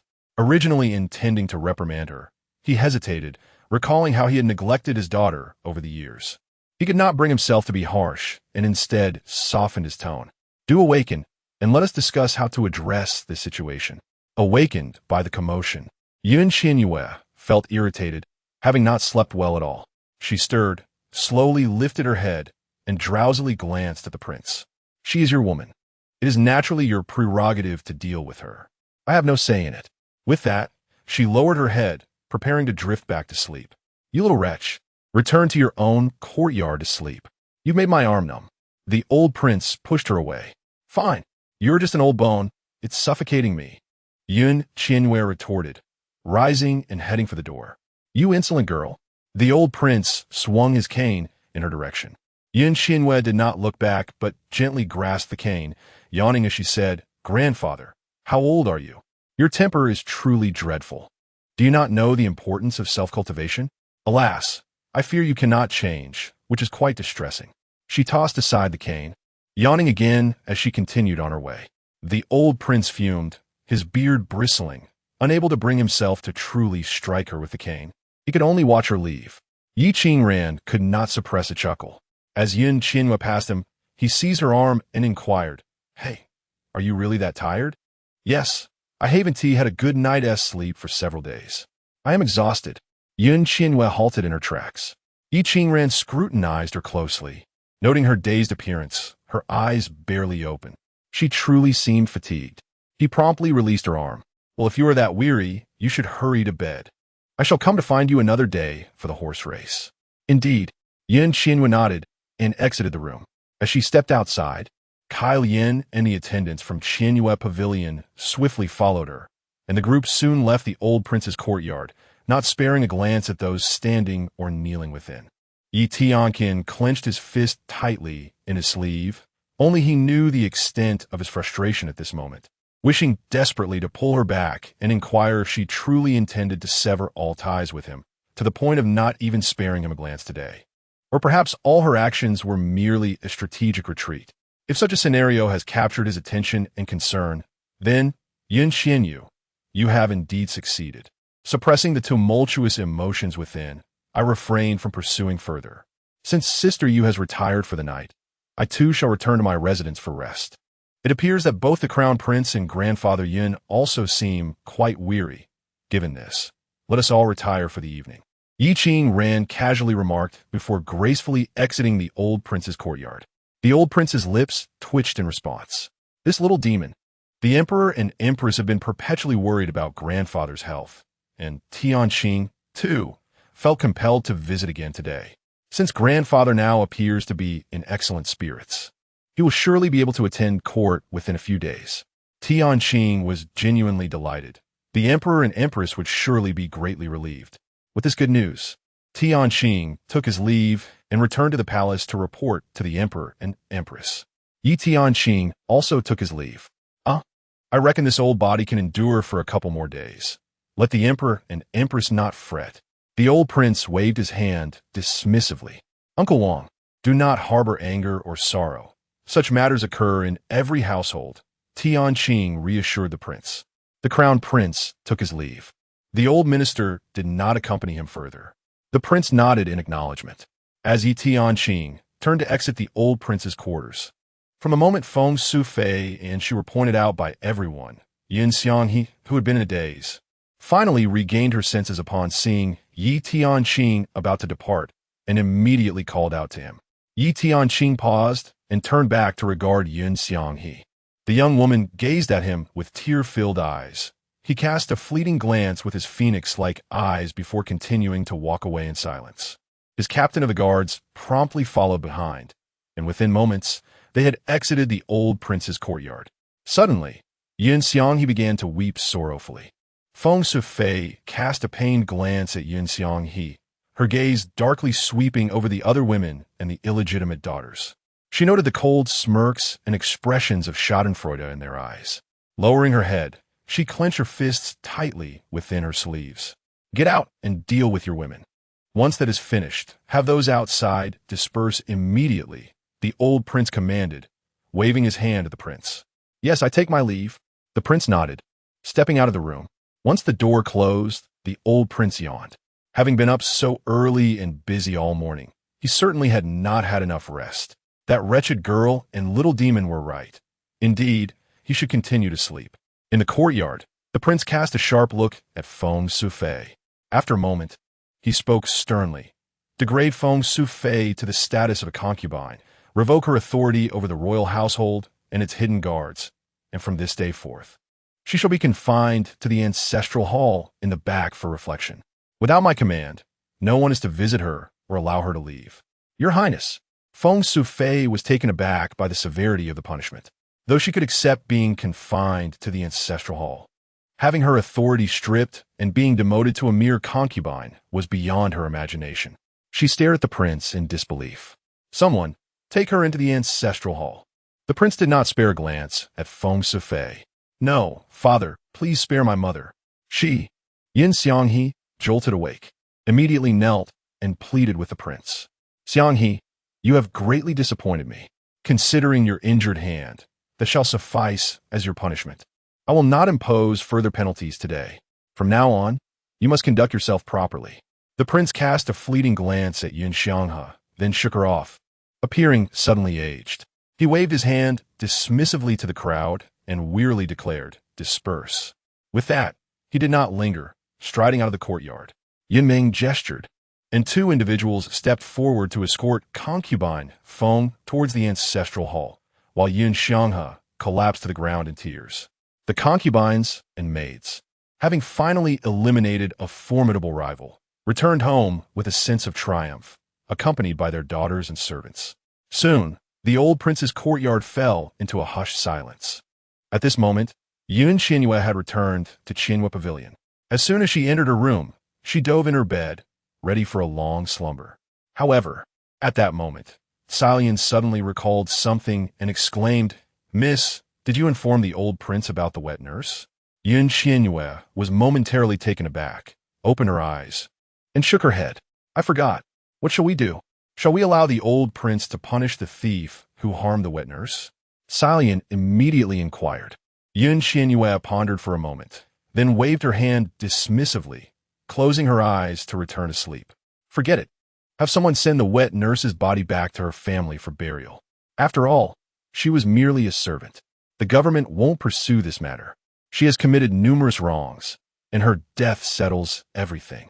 Give her family some silver as a gesture of goodwill for the bond between us. Understood? Salia nodded, thinking how kind-hearted the miss was, considering that the wet nurse had treated her poorly, yet she still intended to provide for her family. However, she voiced her concerns. But if we do not investigate, what if the thief returns to harm the miss again? When the thief returns, we shall catch him then. That will suffice. Do not worry. No one can harm me. Qian Yue reassured her, waving her hand. She was still weary and commanded. As long as I do not awaken, do not disturb me, for any matter, no matter how grave. Very well, miss, sleep peacefully. I will instruct Ting Yu and Ting Snow to guard the outside. Salian replied. I shall take the wet nurse to her family. Qian Yue responded. Salian tucked her in, turned to leave, and gently closed the door. She then whispered instructions to the two young maids of similar age, who nodded in understanding. And together they carried the wet nurse's body out of Qian Yue Pavilion. Yume Mai, Chunjing 8828, Mingling Ruo Ruli, Hu Xiaobei, Chunjing 8828, Ji Junyan, Chunjing 8828, O Jian Hongzhuang Wenichi, Ran Qingye, Kusengyan, Vingiziji, Zui Shenk Mengxi, Darkilev, Rapaelian, Viangnande Yue, Bir Besekizbir, 4-0-2-3-3, Zui Shenk Mengxi. Due to the character limit for digressions, I will list half for now and will continue to share the rest with you tomorrow. I appreciate all the love you have sent my way. Love you all. Chapter 36. Qian Yue had slumbered for a full 2 days and nights, ultimately roused by the pangs of hunger. As she opened her eyes, she beheld Kai Lian, along with 2 young maidservants and a maternal figure, all standing by her bedside with expressions of concern. Upon noticing her awakening, their faces illuminated with joy, nearly moved to tears. Kai Lian rushed forward, enveloping her in a warm embrace, exclaiming, Miss, you have frightened me to death. At last you are awake. What on earth has happened? Why does everyone look so worried? Qian Yue gazed at Kai Lian and the others in the room, feeling as if she had returned from the dead. Had she merely taken a nap? Yet, what a blissful slumber it had been. After years of relentless busyness, living like a machine without respite, she finally felt rejuvenated. You must understand, you have slept far too long, a full 2 days and nights. I was terrified and nearly went to seek the old lord. However, just as I stepped out of Qian Yue Pavilion, I encountered the young master. He came to check on you, assuring me that you were simply in a deep sleep, which allowed me to breathe easy. Kai Lian continued, releasing Qian Yue, but still chastising her. Miss, you truly know how to sleep. The young master? Which young master? Qian Yue momentarily struggled to comprehend. Miss, you must be quite dazed from your slumber. Which other young master could it be but ours? Surely you do not think it is young Master Jing? He has not visited the manor these past few days. Kai Lian promptly responded. Oh, it is my brother. Qian Yue realized. Indeed, it is your brother, Kai Lian affirmed with a smile. Is he truly my biological brother? Qian Yue furrowed her brow, recalling their brief encounter in the palace when he had spoken a kind word on her behalf, after which she had not seen him again upon returning home. Alas, miss, you truly seem to be muddled. The young master is the biological son of the princess, just as you are. He is 3 years your senior, now 18, while you are 15. The princess passed away 2 years after giving birth to you. He is, in fact, your only kin aside from the old lord and the lord.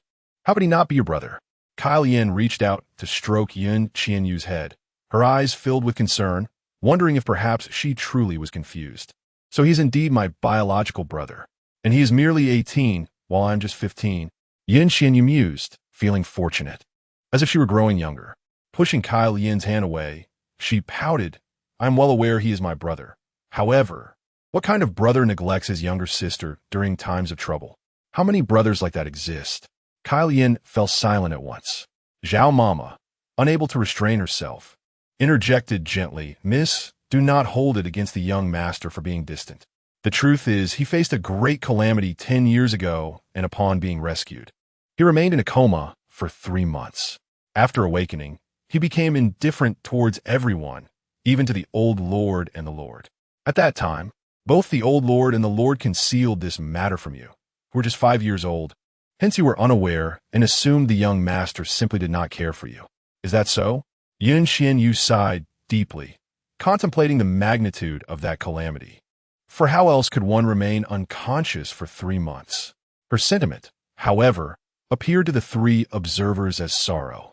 Madame Zhao secretly chastised herself for being too talkative, quickly adding, however, although the young master has remained indifferent to everyone over the years, he has been quite considerate towards Miss, discreetly aiding her in evading numerous hidden dangers within the manor. It is merely that Miss has been rather obstinate, persistently clinging to His Highness the Crown Prince, which has naturally led to a distance between the young master and yourself. Qian Yue mused that perhaps the former owner of this body had become infatuated with Yi Tianqing, her gaze fixated solely upon him. With her own brother not drawing near, she too would not take the initiative, resulting in a growing chasm between them. She nodded slightly, realizing it was indeed her fault. If he did not approach her, it was she who should reach out to him instead. Indeed, the young master is quite kind. Yesterday, upon hearing about your situation from a maid, he did not hesitate and came right away.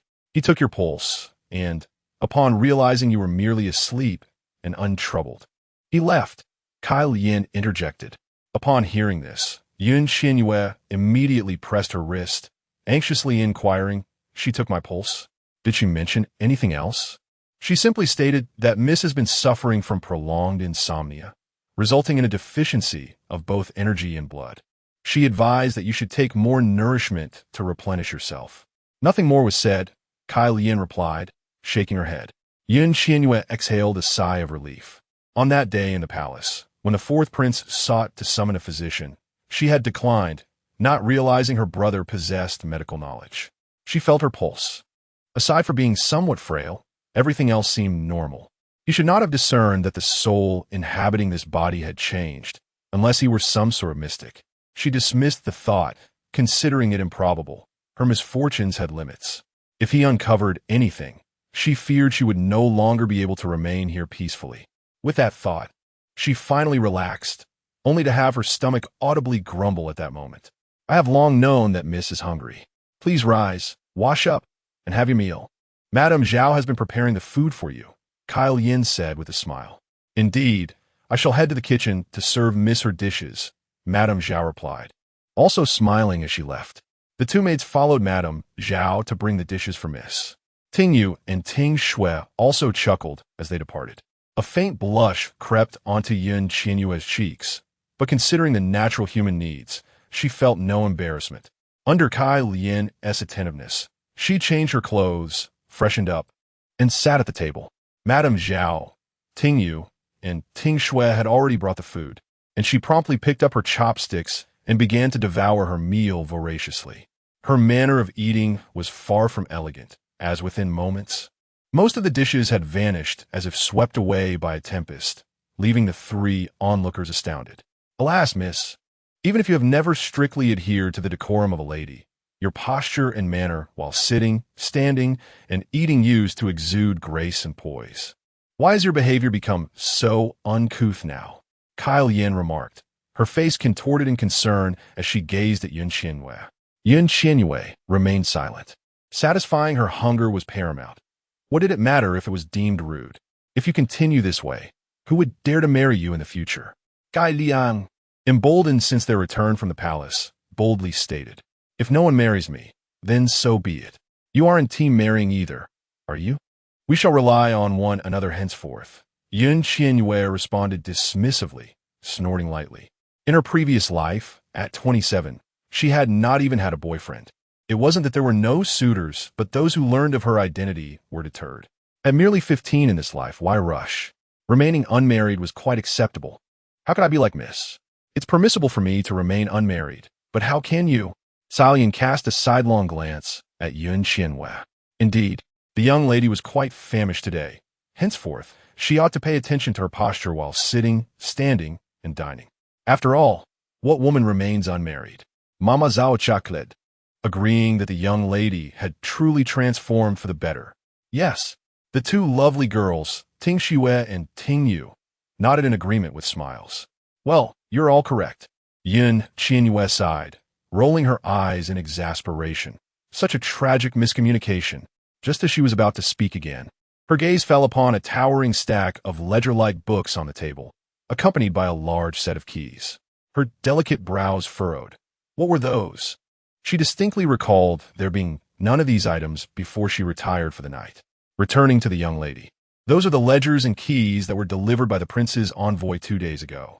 It is said that from now on, you shall oversee the household affairs. Xiaolian chirped with delight. What? Upon hearing this, Qian Yue sprang from her chair, abandoning her meal, and shouted in indignation. Young lady? Xiaolian and the others were taken aback, all eyes fixed on Qian Yue. Why should I manage the household? Is this an attempt to bully me? I refuse. Quickly return all of this to him. Qian Yue exclaimed angrily. In her previous life, she had toiled endlessly, drowning in digital files and endless schemes, with no respite. Now, having finally attained the identity of a young lady, she had hoped to live a leisurely life, only to be presented with a mountain of troubles instead. She would not acquiesce. Chapter 37. As Qian Yue's words fell, Kai Lian and the 4 others within were left in a state of bewilderment, gazing at her in shock. What is it? Why are you all looking at me like that? Qian Yue queried, noticing the identical expressions of astonishment on Kai Lian. Zhao Mama, Ting Yu, and Ting Shui's faces akin to that of witnessing a peculiar creature, which caused her heart to flutter with unease. Miss, have you truly lost your senses? Should I fetch a doctor for you? Or perhaps summon the young master to take a look? Kai Lian asked, her small face scrunched up in evident concern and anxiety as she regarded Qian Yue. I am not out of my wits. Qian Yue rolled her eyes. Why are you all staring at me? Miss, do you have any idea how many people have tried in vain to seize the household accounts and keys? It is said that after the side consort phone was confined to the ancestral hall the other day, 2 concubines pursued the prince to the study, but he expelled them. Subsequently, he sent the chief steward, Uncle Meng, to deliver the accounts and keys to you. I refrained from calling you, as you had instructed me not to disturb you for trivial matters. How can you possibly return these to the prince now? Kai Lian disapproved, her gaze directed at Li Yun, convinced that the miss had indeed lost her sense of judgment. Indeed, miss, the authority to manage the household is a remarkable opportunity. The prince has gone out of his way to present it to you. How could you refuse? Zhao Mama added her voice of disapproval. Miss, you should accept it.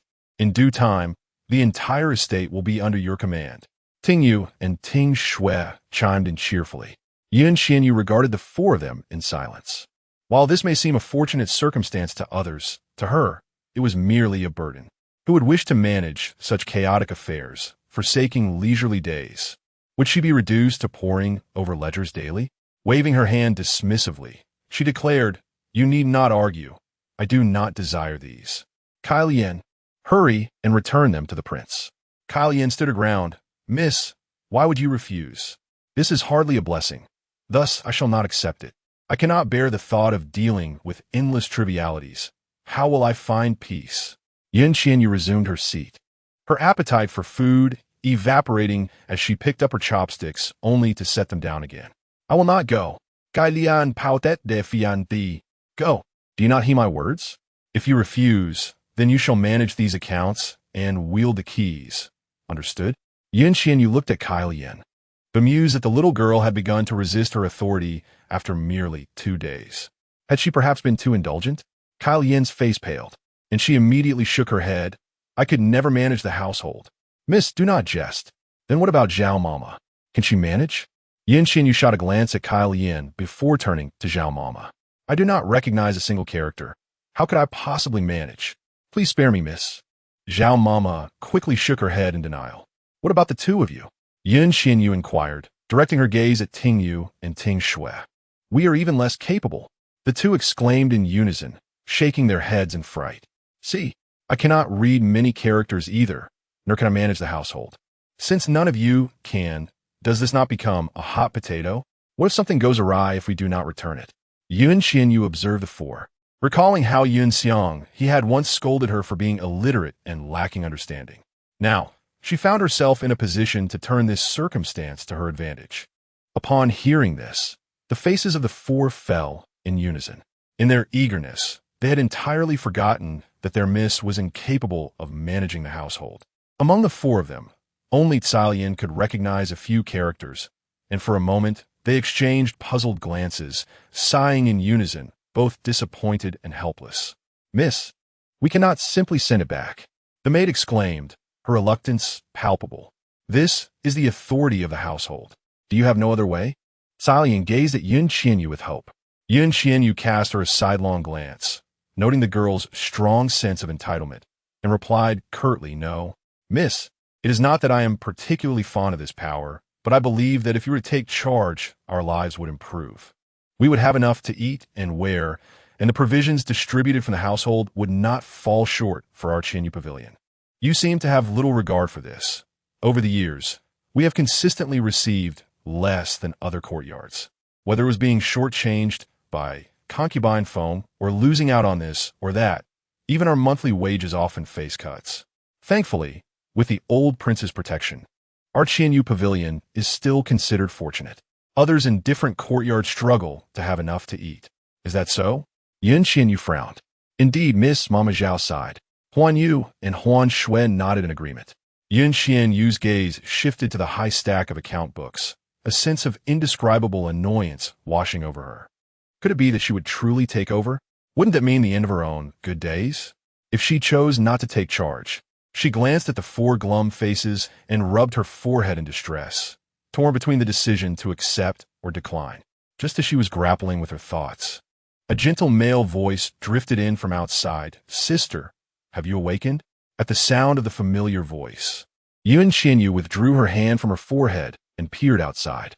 A remarkably young man was entering the courtyard, tall and graceful, clad in a long robe of emerald silk, his handsome face bearing a serene expression, his phoenix-like eyes devoid of color. She stared at him in confusion for a few seconds before it dawned on her that he was her brother, the heir of the Yun Wangfu, seemingly named Yun Muhan. "Miss, it's the heir." Tsalian promptly nudged Qian Yue. "Shall we go greet him?" Qian Yue remained still. After all, she was not truly Qian Yue. She found it impossible to approach a stranger with familiarity. She shook her head. "No need. My brother has already entered." Tsalian nodded, while Mama Zhao exchanged glances with Huan Yu and Huan Shui, prompting them to hasten to the door and lift the curtain. They respectfully addressed Yun Muhan, "Young master, please come in. The miss has just awakened and is having her meal." Yun Muhan slightly inclined his head and stepped inside. His eyes immediately fell upon the disarray of dishes on the table, and there stood Qian Yue, gazing at him, her eyes clear and pure, reminiscent of glistening snow. Though she bore the languor of having just awakened, she appeared refreshingly vibrant. He paused for a moment, then asked gently, "Father sent me to check if my sister has awakened.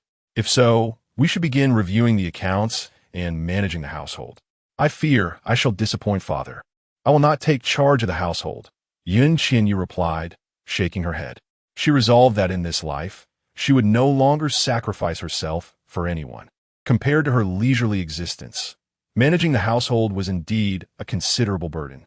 She could only express her apologies to Tsalian and the others, hoping to secure better welfare for Qian Yue Pavilion, so they might enjoy a good life alongside her in the future.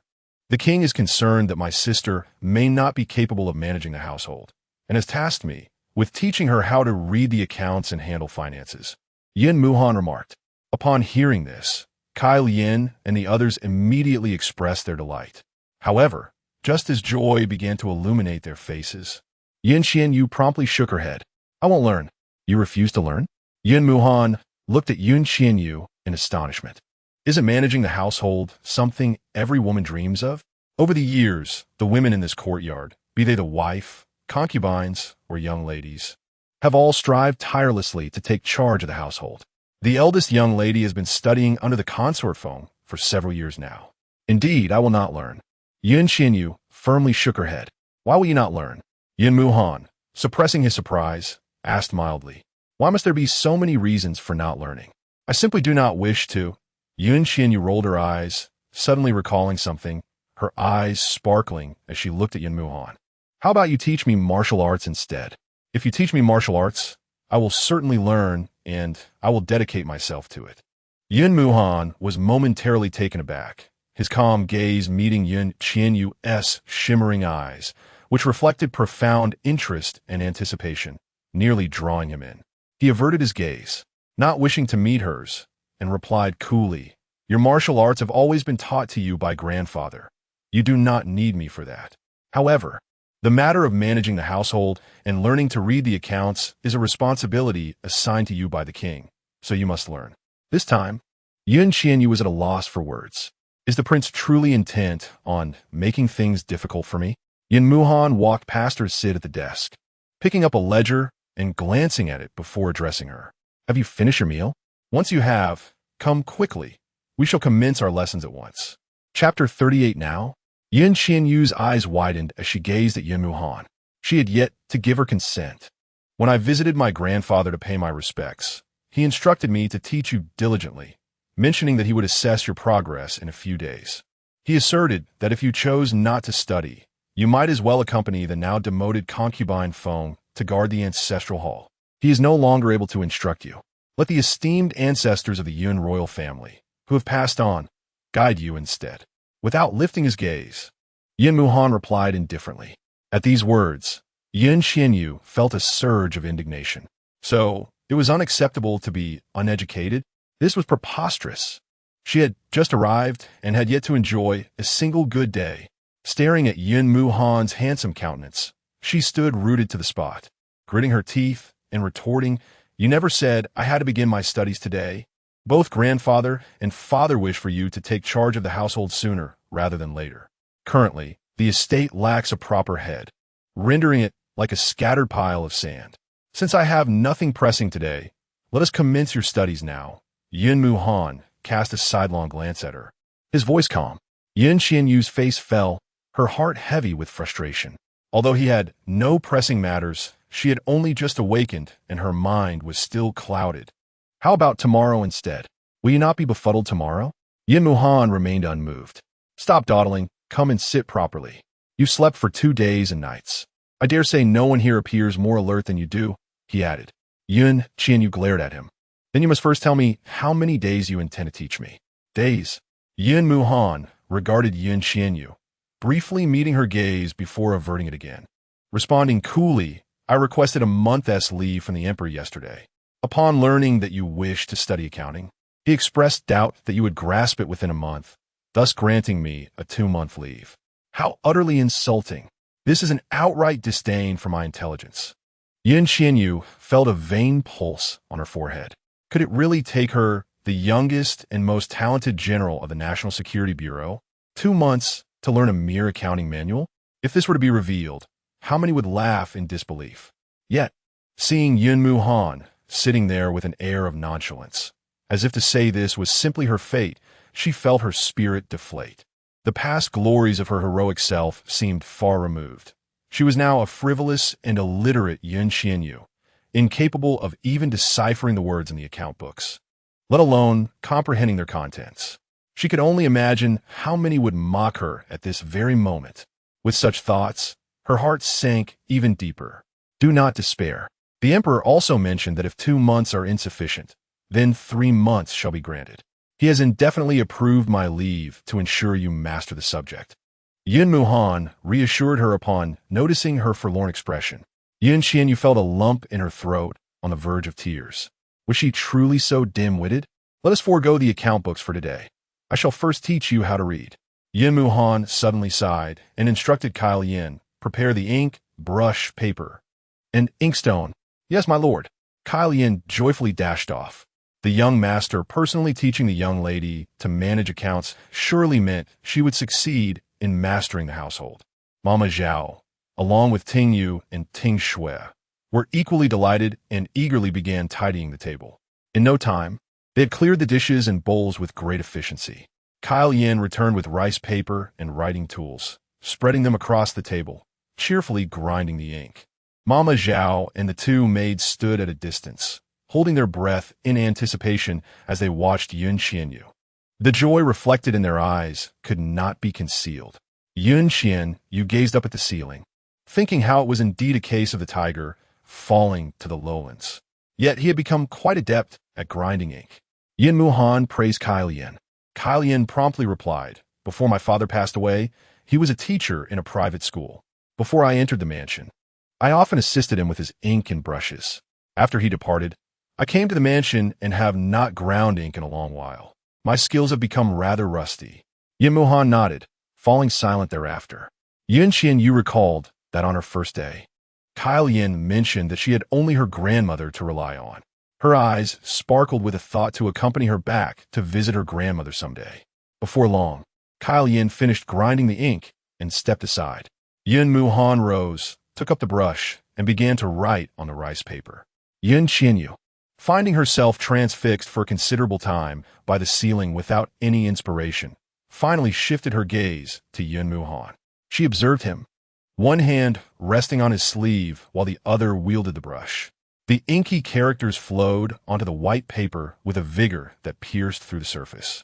The strokes possessed both strength and grace, resembling silver hooks and iron paintings, exquisite in their minutiae, embodying an artistry that commanded profound admiration.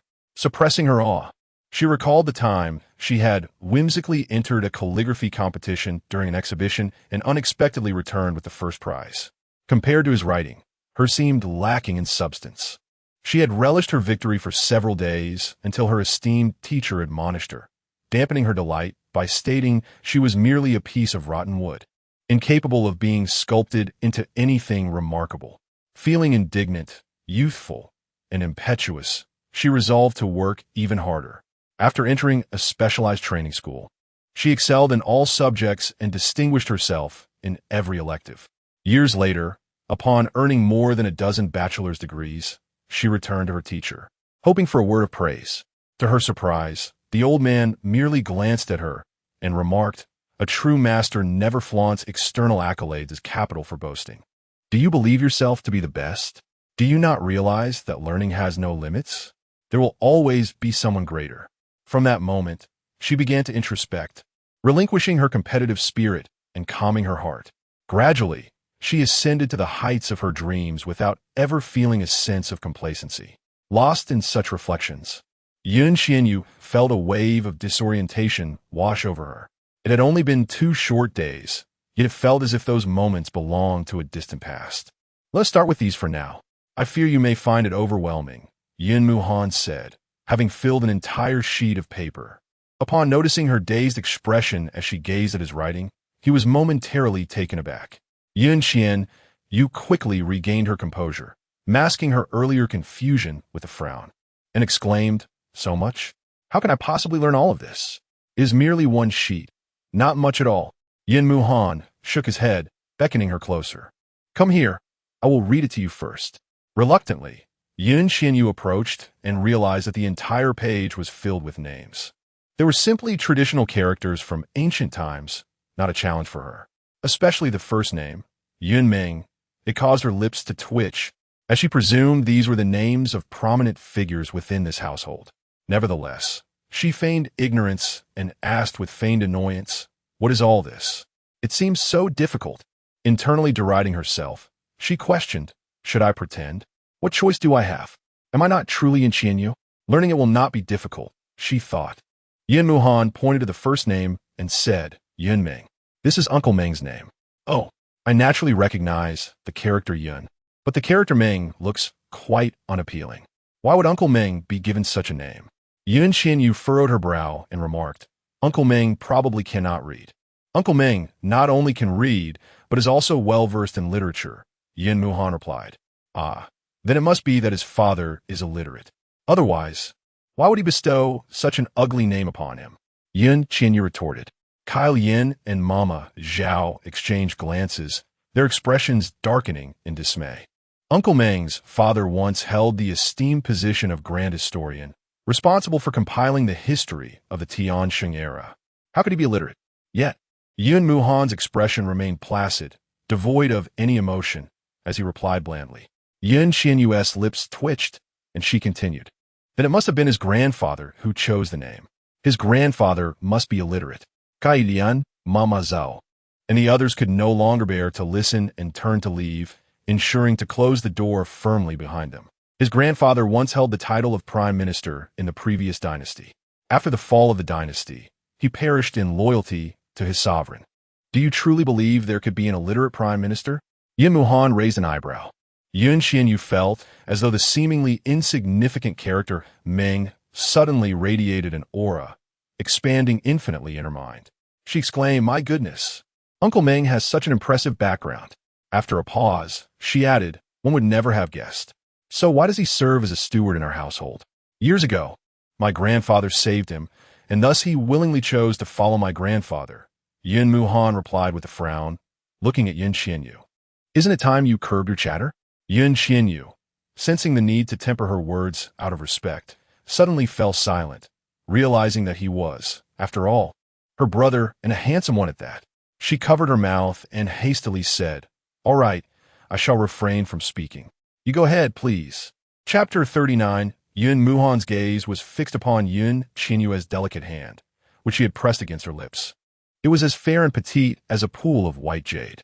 He slightly lifted his gaze and noticed her eyes twinkling with liveliness, devoid of their usual melancholic aura. Instead, there was a refined radiance shimmering between her brows and eyes, prompting him to narrow his eyes slightly. "All right, please do not look at me like that. It is rather intimidating.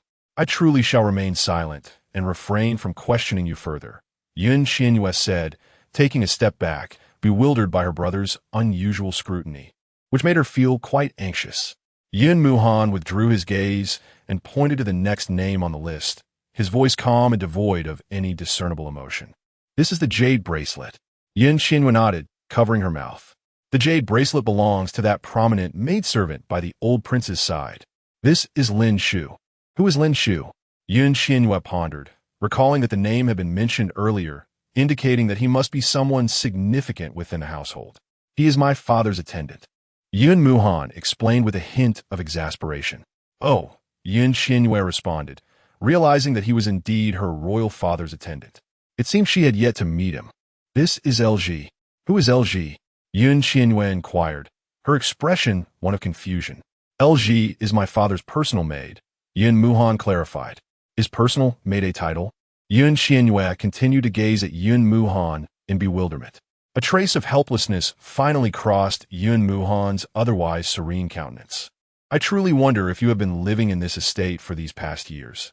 How could you be unaware of the household members, and not even know what a personal maid is?"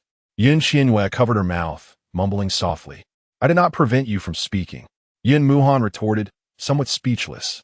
Seeing that a faint expression finally graced his otherwise placid face, Qian Yue felt a sense of pride swell within her. "Have you nothing to say now?" "You do have a point. I have been negligent," Yin Muhan conceded, redirecting his attention to the written names and continuing his explanation. "A personal maid is a woman who attends to my father's writing and ink needs." "Concubine?" Qian Yue blurted out as the term crossed her mind. A frown creased her brow as she regarded Yin Muhan. "Do you also have a concubine?" Yin Muhan's expression darkened significantly. "I do not have a concubine." "Oh." Qian Yue nodded. "Then do you have a secondary wife? An elder sister-in-law? A younger sister-in-law?" "I have no secondary wife, and I have not had a formal wedding. How could I possibly have a sister-in-law?" Yin Muhan seemed to be grinding his teeth. "Oh, then you do have a personal maid? If this personal maid is not a concubine, then what is she? A bedwarmer?" Qian Yue pressed on with her inquiries. Suddenly, Yin Muhan turned and fixed his gaze upon Qian Yue with a fierce intensity. Startled, she took a step back, fearfully gazing at him, and quickly retracted her words. "All right, I shall not ask any more. Whatever you have is your business. I shall not pry." Yin Muhan stared at Qian Yue for a while, then withdrew his gaze, seemingly taking a deep breath before returning to his usual calm demeanor. "I possess nothing. Neither does Shuremo. Shuremo is a woman who specifically attends to the calligraphy and painting needs of the king, assisting him in managing memorials and other duties. Unlike the concubines and secondary wives within the residence, she is a unique presence beside their father, akin to a female aide." "Oh," Qian Yue suddenly understood. "So, she is essentially his secretary. It seems this green branch serving the prince must be quite talented." She could not help but look at Yin Muhan with curiosity. "If she is so useful, then why don't you have her?" "Unnecessary," Yin Muhan succinctly replied with those 3 words. "Let us continue." "Very well." Qian Yue recognized the futility of further inquiry and promptly closed her mouth. Yin Muhan then pointed to the names below. This is Hong Mei, and this is Hai Tang, the two closest maids attending to third aunt, managing all her daily needs. This is Granny Guan, a maid from third aunt's dowry. This is Chui Air, third aunt's second-ranked maid, overseeing some trivial matters in her courtyard. And this is Li Air, her third-ranked maid, responsible for washing. Yin Muhan continued to name each individual while explaining their roles. Qian Yue admired him and seized a moment of silence to inquire, "Brother, you are truly impressive. Do you not have any other matters to attend to, watching over third aunt so closely? You even know the name of a mere washing maid. Is third aunt exceptionally beautiful, or are her maids all striking?" Yin Muhan lifted his head to gaze at Qian Yue once more. This time his expression darkened, and even his usually clear eyes appeared shadowed. In a voice that turned cold, he said, "Qian Yue." "Yes." Qian Yue shuddered slightly and stood at attention. "If you wish to manage the household, you must be acutely aware of how many people reside within this estate, and you should know the details of each courtyard and the roles of every individual. How else can you take charge?" Yin Muhan stated. "Third aunt and fifth aunt are the two favored concubines of our father, aside from the esteemed consort phone. Should you not be informed of the affairs and individuals within their courtyards?" "Oh, now I see. No wonder you are so well informed." Qian Yue felt a pang of guilt for doubting such a distinguished gentleman's character. She quickly reflected upon her attitude, but could not help but add, "Indeed, this is essential knowledge for a household manager. However, if you are so knowledgeable, why do you even need to teach me? You could simply manage the household yourself. I am a man. How could I oversee matters of the inner court?" Yin Muhan appeared irritated. "Men can manage households as well. Just look at Uncle Meng. He is our estate's chief steward." Qian Yue felt a glimmer of hope in escaping this predicament and eagerly grasped Yin Muhan's sleeve, her eyes sparkling as she looked at him. "Brother, since learning this is so challenging, I shall not pursue it further. You can manage the household, all right? After all, you are the heir, and the entire Yun Wangfu will belong to you in the future. You have taken charge of the backyard, and in the future, your wife will step in to manage it. Despite your arduous efforts to teach me, I will not retain control of the household for long. As I am destined to marry, your teachings would be in vain. Perhaps it would be better if you hadn't taught me at all, sparing you the effort. You wouldn't have to seek permission like an emperor, and you could. Have you finished speaking? If so, let go of me immediately." Yin Muhan's voice suddenly sounded like a collapsing iceberg, chilling to the core. Qian Yue shivered, as if frozen, yet she did not release her grip, continuing to plead, "Brother, you know I'm not cut out for this. Why not let me off from learning? This is truly beyond my capabilities. I feel as though I have aged several years even before mastering it. If I were to learn how to manage the household, I would likely lose several years of my life. To speak to grandfather and father about this, it would be mutually beneficial for you to manage the household. By the way, have you become engaged? Which young lady is it? Will she manage the household? If she can, that would be splendid. I shall summon her to take charge of our household in advance.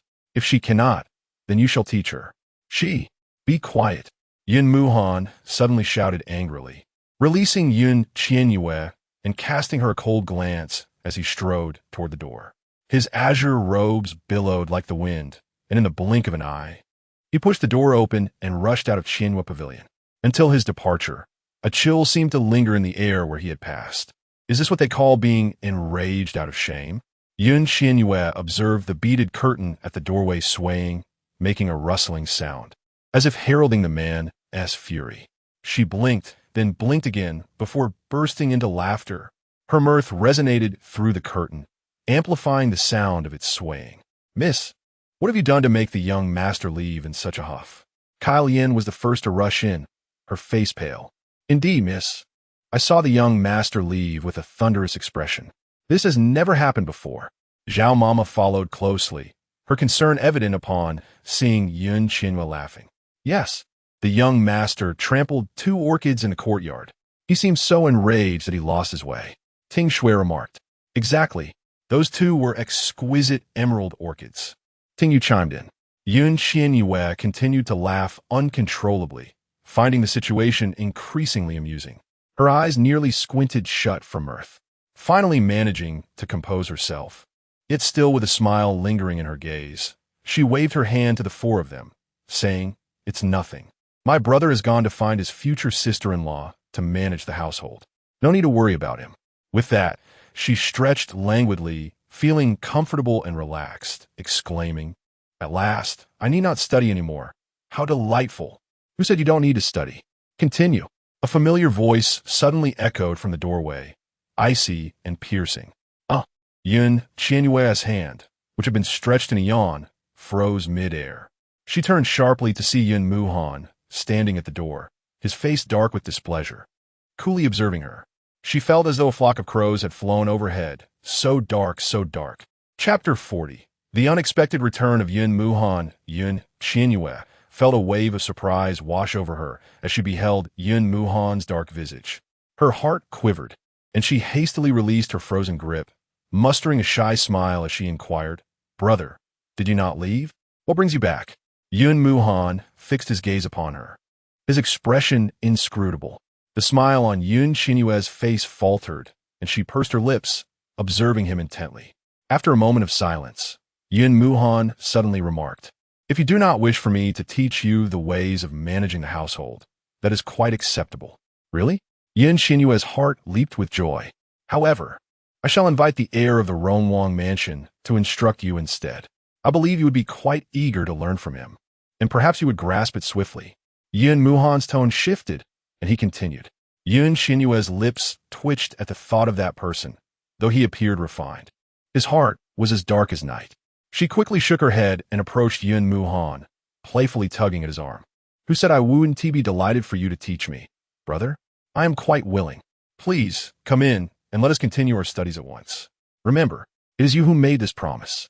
Should you fail to apply yourself diligently, I shall not be lenient." Yun Muhan evaded her hand and re-entered the room. Yun Qianyue touched her nose, pondering her ill fate.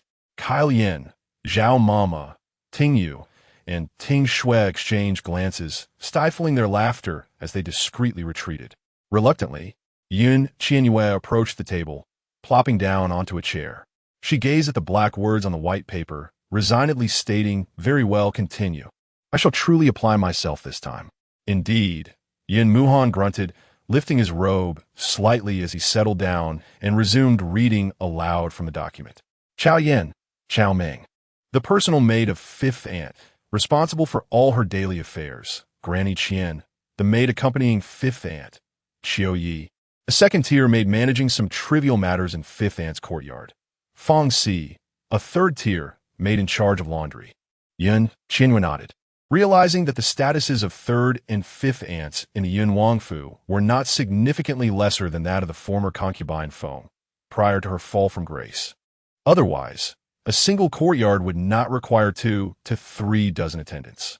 With concubine Feng's downfall, it seemed these two had ascended to prominence. Kyle Yin, your personal maid. Zhao Mama, formerly in charge of the kitchen in Qianyue Pavilion. Ting Shui and Ting Yu, previously responsible for the cleaning within Qianyue Pavilion. Now, they have all been brought close to you. Noticing Yun Qianyue's silence, Yun Muhan glanced up to find her intently focused on the spot where his finger rested, prompting him to continue reading. Yundi, the personal maid of eldest Miss Yun Xianghe. Granny Jiang, the wet nurse of eldest Miss. Bai Lu, the personal maid of second Miss Yun Xiangxia. Granny He, the wet nurse of second Mississippi. Yun Muhan's voice was calm and his enunciation clear. At first, Yun Qianyue sat upright, but gradually she slumped over the table, fixated on his finger, musing about what a handsome man would need such elegant hands for. That concludes the reading. Have you memorized it? Yun Muhan retracted his hand, fixing his gaze on Yun Qianyue. No, it is too much. How could I possibly remember all of it? Yun Qianyue shook her head without lifting it. Unperturbed, Yun Muhan replied, "Then we shall go through it once more." "All right." Yun Qianyue nodded eagerly. Half an hour later, Yun Muhan raised his head once more to inquire of Yun Qianyue. "Have you remembered this time?" "No." Yun Qianyue shook her head again. "Then, let us go over it once more." Yun Muhan pointed back to the beginning.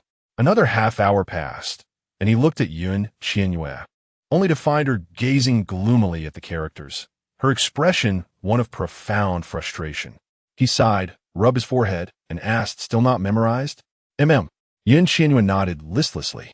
Yin Muhan furrowed his brow, and with a sudden sigh, remarked, I have been too hasty. Let us start from the very beginning, one character at a time. All right. Yin Qian Yue agreed. Yin Muhan stood up, retrieved a fresh sheet of paper, and wrote the character Yun upon it. He then handed the brush to Yin Qian Yue, saying, You write this character. Yin Qian Yue took the brush, clutching it tightly in her small hand, as if fearing it might slip from her grasp. Seeing this, Yin Muhan shook his head and advised, There is no need to hold it so tightly. It will not fall. Oh. Yin Qian Yue nodded obediently. Yet she found herself unable to put the brush to the paper for half a day. Go on and write. Yin Muhan, feeling a bit exasperated, prompted her. Yin Qian Yue adopted a resolute expression, gripping the brush and forcefully attempting to inscribe it on the paper. Do not apply too much pressure, Yin Muhan called out again. Yin Qian Yue nodded once more, closed her eyes, and concentrated on recalling how she had first learned to write. Though she prided herself on her excellent memory, the events of over 20 years ago had long since faded from her mind. All she could clearly remember now was the process of writing well. Opening her eyes, she felt a wave of discouragement wash over her. Relax and write. It does not matter if you make mistakes. Yin Muhan's tone softened considerably. You said that, right? That it does not matter if I write it incorrectly? Yin Qian Yue tilted her head, looking at Yin Muhan. She had initially perceived him as aloof and indifferent upon their first meeting in the palace. Yet now he appeared quite different. It does not matter, Yin Muhan replied, no longer glancing at her, having already prepared himself for her mistakes. Yin Qian Yue lowered her head, a faint smile playing at the corners of her mouth. Suddenly, she picked up the brush and began to imitate the character Yin Muhan had written. It took her nearly the duration of a burning incense stick to complete a single yun. Upon finishing, she looked at her own writing and felt somewhat disheartened. Yet she forced herself to exclaim joyfully, Brother, I am done. Do you see? Did I write it correctly? Yin Muhan looked down at the paper, where the scrawl could hardly be deemed a character, and his lips twitched. What is it? Did I not write well? Yin Qian Yue gazed at him, silently criticizing herself, but still pretended to be frustrated as she tossed the brush aside. I told you I could not write well, yet you insisted I try. I do not wish to continue learning. It is too difficult. If grandfather were to see how you wrote the character Yun like this, his cane would certainly find its way to you.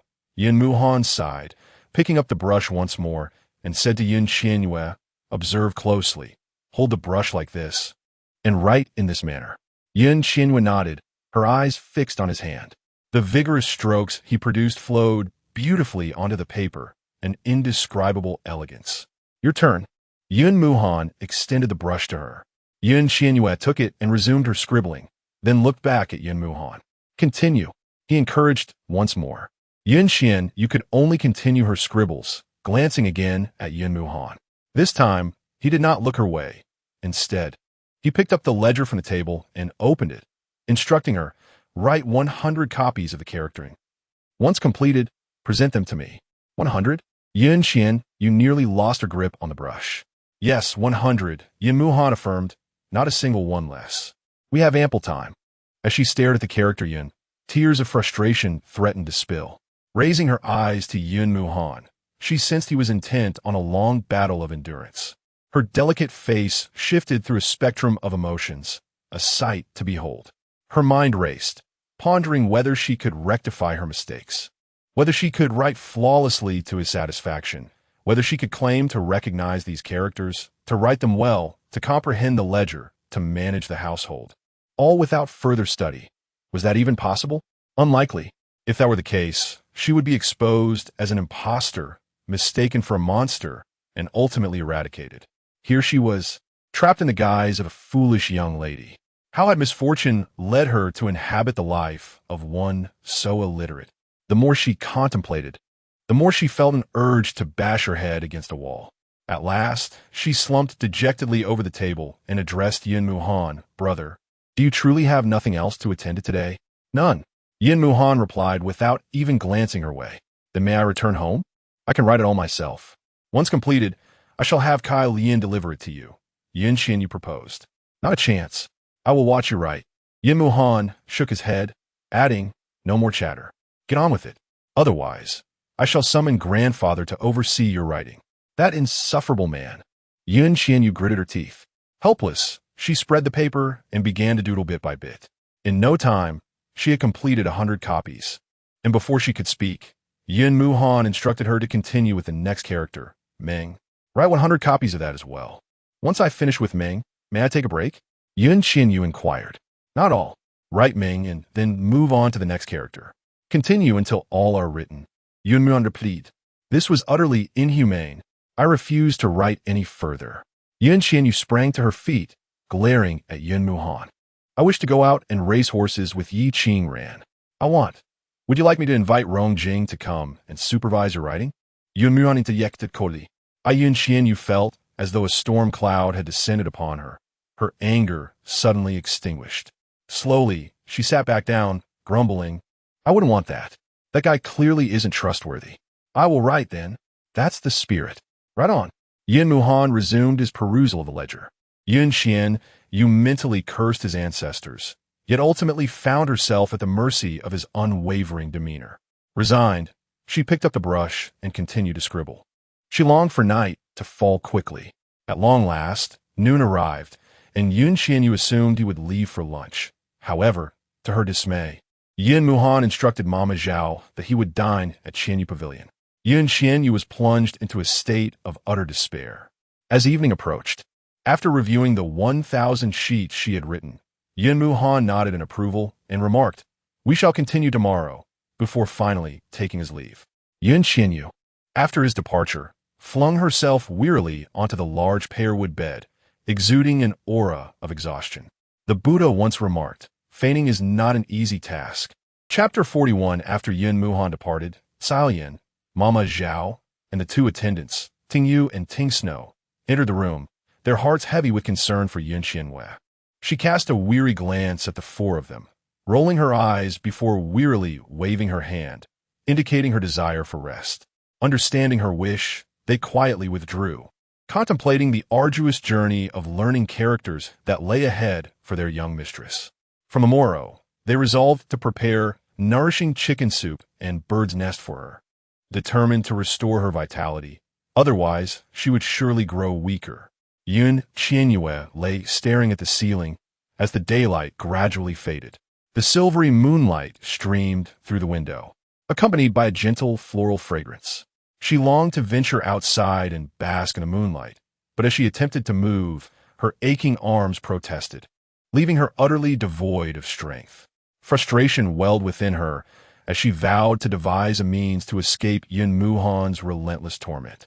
After much contemplation, exhaustion overtook her, and she gradually succumbed to slumber. On the following day, before dawn had even broken, Yun Qianyu was deep in sleep when familiar footsteps echoed in the courtyard. She stirred slightly, then abruptly yanked the blanket over her head in protest. Must Yin Muhan arrive so early? She thought. True to expectation, Salian's voice soon reached her ears, announcing, "The young master has arrived. Tell him I am not yet finished with my sleep." Yun Qianyu retorted, irritation lacing her tone. Salian fell silent, glancing back at Yin Muhan. "When I was studying, I would rise at the third watch. It is already the fifth watch. You ought to be awake. Grandfather has instructed that you need not pay your respects for the time being. Focus on your studies. I shall grant you the time it takes to burn an incense stick to rise. Should you fail to do so, I shall enter," Yin Muhan replied, his voice as calm and detached as the day prior. With a sudden burst of determination, Yun Qianyu flung off the covers, her expression darkening. "What if he comes in? Though he is my brother, I am not his true sister," she thought, vexation mounting as she sat up and hastily dressed. "Miss, allow me to assist you with your attire," Salian offered, noticing Yin Muhan turned away to admire the orchids in the courtyard. As she stepped inside, she found Yun Qianyu grappling with her clothing, and her heart ached for her young mistress. Once dressed and refreshed, Yin Muhan entered the room. Yun Qianyu regarded him with a glum expression, but he paid her no mind, instead picking up the account book and instructing her, "Continue copying the characters from yesterday's practice." With that, he turned his attention elsewhere. Qian Yue stood motionless, her fatigue etched across her brow. Yin Muhan cast a brief glance her way. Is one day too much to endure? Last night, I reported to grandfather on your progress in learning characters. He scolded me for my foolishness, claiming that if Rong Jing were to teach you, you would grasp it in no time. I am curious to see whether his assertion holds merit. If not, I will write. Qian Yue quickly conceded, raising her hand in surrender. Very well, then write, Yin Muhan replied, his gaze shifting away. With gritted teeth, Qian Yue picked up the brush, channeling her frustrations into each stroke, envisioning the characters as if they were Rong Jing himself. Do I bear a grudge against him? No. He even saved me. Yet, why do I feel as though I am at odds with him? Is it so evident that I fear Rong Jing? Is that why Yin Muhan continues to threaten me? Yet, I cannot deny that his threats yield results. I am inherently sensitive to danger. The poisonous plant that is Rong Jing, the wolf cloaked in sheep's clothing, is surely known by more than just her. Even the old prince and Yin Muhan are aware of that person's malevolence. In a moment of despair, she considers that it is best for her to avoid any contact. For now, she must endure. After all, Yin Muhan is certainly preferable to Rong Jing. Thus, another day was spent in the practice of calligraphy under the guidance of Qian Yue. As evening approached, when Yin Muhan departed, he tossed a remark over his shoulder, this time with an additional 3 words indicating progress. Continue like this tomorrow. Qian Yue shot him a glare, rendered speechless. On the 3rd day, at 10 minutes past 4 in the morning, Qian Yue awoke. She threw off the covers and sat up, determined that she would not allow this person to torment her again today. She resolved to resist. Her plan was to stealthily slip out of the residence and evade his pursuit. With this thought, her fatigue dissipated and she dressed without calling for Kyle Yin. Quietly pushing open her door, glancing around, she saw that Kyle Yin and Mama Zhao were still in slumber, which filled her with delight. She tiptoed lightly toward the courtyard. Just as she reached the entrance of Qian Yue Pavilion, Yin Muhan walked in, a book in hand, and they collided. He cast a casual glance at her and remarked, I knew you would be diligent today, so I came early to wait for you. Qian Yue was taken aback, nearly brought to tears. What sort of person was he? This day, her attempt to escape failed, and she spent another aimless day practicing calligraphy in Qian Yue Pavilion. When evening came and Yin Muhan departed, he left behind another comment, noting her improvement from the previous day and expressing hope that she would rise as early tomorrow as she did today. Qian Yue nearly hurled her brush at his face in frustration. After he left, she seethed with irritation, staring at the entrance of Qian Yue Pavilion for a considerable time before suddenly charging outside. If she could not escape in the morning, surely she could do so at night? This thought invigorated her. Miss, where are you going?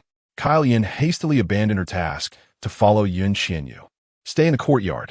No one is permitted to accompany me, nor to alert anyone else. If you disobey, you shall no longer follow me.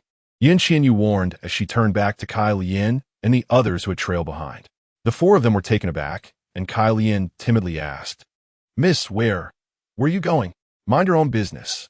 Qian Yue retorted, striding purposefully forward. Sister, where are you off to? To her surprise, Yin Muhan stood at the door, having not left, and inquired coolly as he observed her emergence. Qian Yue's expression darkened immediately. Was he akin to Zhuge Liang? With his astute foresight? Irritated, she snapped, I'm going to find Yi Qing Ran to race horses. It seems you are not too fatigued after all. In that case, continue practicing your calligraphy, Yin Muhan replied. Do you have any humanity left? Qian Yue fumed. Did he think she was a sickly cat because she had not shown her claws? What sort of brother was this? She glared at Yin Muhan, declaring, I said I'm going to find Yi Qing Ran for a horse race. Do you understand? Grandfather has recently instructed you to focus solely on literacy and forbids you from going anywhere. Furthermore, the emperor has arranged a position for Prince Ran, and he has gone to the Ministry of War today. You will not find him at the Duke of De's residence, Yin Muhan stated, disregarding Qian Yue's ire. Perhaps I can ride alone? Qian Yue ground her teeth. Is it so impossible for you to delay your appointment by a day to rescue me from this dire predicament? In her anger, she even found herself resenting Yi Qing Ran. No, it is too dark now. It is unsafe for a girl like you. Yin Muhan shook his head, blocking her path. You. Yun Qianyu took a deep breath, gritting her teeth. Is it permissible for me to ride within the estate? Yin Muhan seemed to hesitate for a moment before nodding. Very well. Since you wish to ride, I shall accompany you. Are you not willing to leave me be? Yun Qianyu felt as though her lungs might burst with frustration, her eyes wide as she repeated each word. I said I want to ride alone.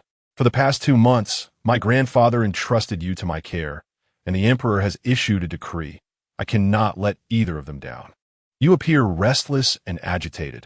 How can you possibly ride alone?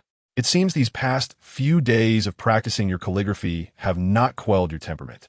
If this continues, I will have no choice but to seek out Rongjing. He is the most talented prodigy of the Tian Sheng era and will surely have a way to help you focus on your studies. Yin Muhan regarded Yun Qianyu with a furrowed brow, speaking with a hint of exasperation. Yun Qianyu was utterly a loss for words, glaring at Yin Muhan with clenched teeth. She longed to rush back and perfect her calligraphy to show him, to recite the accounts backward for him. Yet, despite her thoughts, she had not lost a reason. Frustrated, she lowered her head, her spirit deflated. She resolved that this debt must be repaid. If he were to be betrothed, she would ensure it fell through, and if he were not, she would devise ways to prevent him from ever becoming engaged, preferably remaining a bachelor for life. With this thought, her heart felt considerably lighter. She averted her gaze from him, declaring, I shall not ride. I'm going back to sleep. Very well, go. Yin Muhan nodded, watching her retreating figure. He added, I have stationed 100 hidden guards in Qian Yue Pavilion, and another 100 at each entrance of the estate. Do not think you can sneak out again. With your current skills, you likely cannot escape. With that, he turned and left with a leisurely stride. Chapter 42. Yun Qianyu gazed at the retreating figure of Yin Muhan, nearly choking on her frustration. Had she truly stationed 100 hidden guards at the Qian Yue Pavilion, and another 100 at each of the 4 gates of the Wang residence? That amounted to 500 individuals. Not to mention she was alone. Even 10 people would find it impossible to escape. Taking a deep breath, she reminded herself to remain calm. Yet it was an exercise in futility. Her exquisite visage twisted into a hue reminiscent of liver. For heaven's sake, this life was unbearable.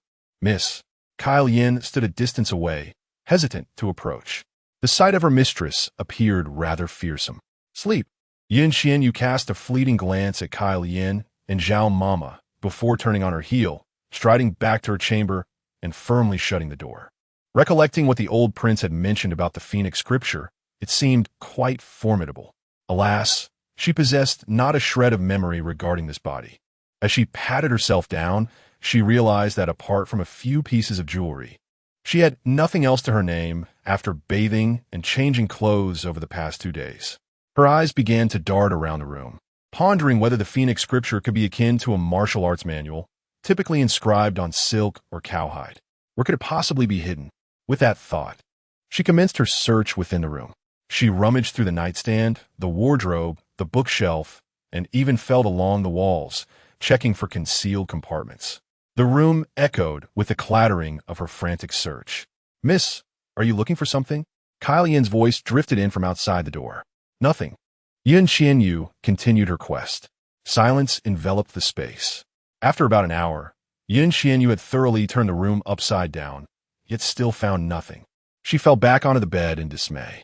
Was there truly a possibility that the Phoenix scripture existed? Or had it been memorized by Yun Qianyu, who feared it might be destroyed if someone else learned it? What hope could she possibly cling to? Miss, have you found what you were looking for? Kyle Yin's cautious voice resounded once more. Not at all. Yun Qianyu replied dejectedly. What exactly are you searching for? If you tell me, perhaps I can assist you. Gai Lian Vento. At these words, Yun Qianyu felt a flicker of hope. Just as she was about to mention the Phoenix scripture, she hesitated, realizing that such a confidential matter would likely be unknown to a young maid who had only been around for half a year. After a moment's consideration, she replied, Something precious given to me by my grandfather. I've forgotten where I placed it. Do you know? Kyle Yin shook her head. I have only been here for 6 months. In that time, aside from caring for you, the old prince has given you nothing. It must be something from before my arrival. Many of the maids who served you have either perished or left, and now it is just me. Ah, but surely your wet nurse would know. She was close to you in the past. Alas, she has passed away. Is fate truly conspiring against me? Qian Yue closed her eyes in despair. Miss, is it truly important? What shall we do? Should I come in to help you search? Yin inquired again. Forget it. It's not that significant. If it cannot be found, then so be it.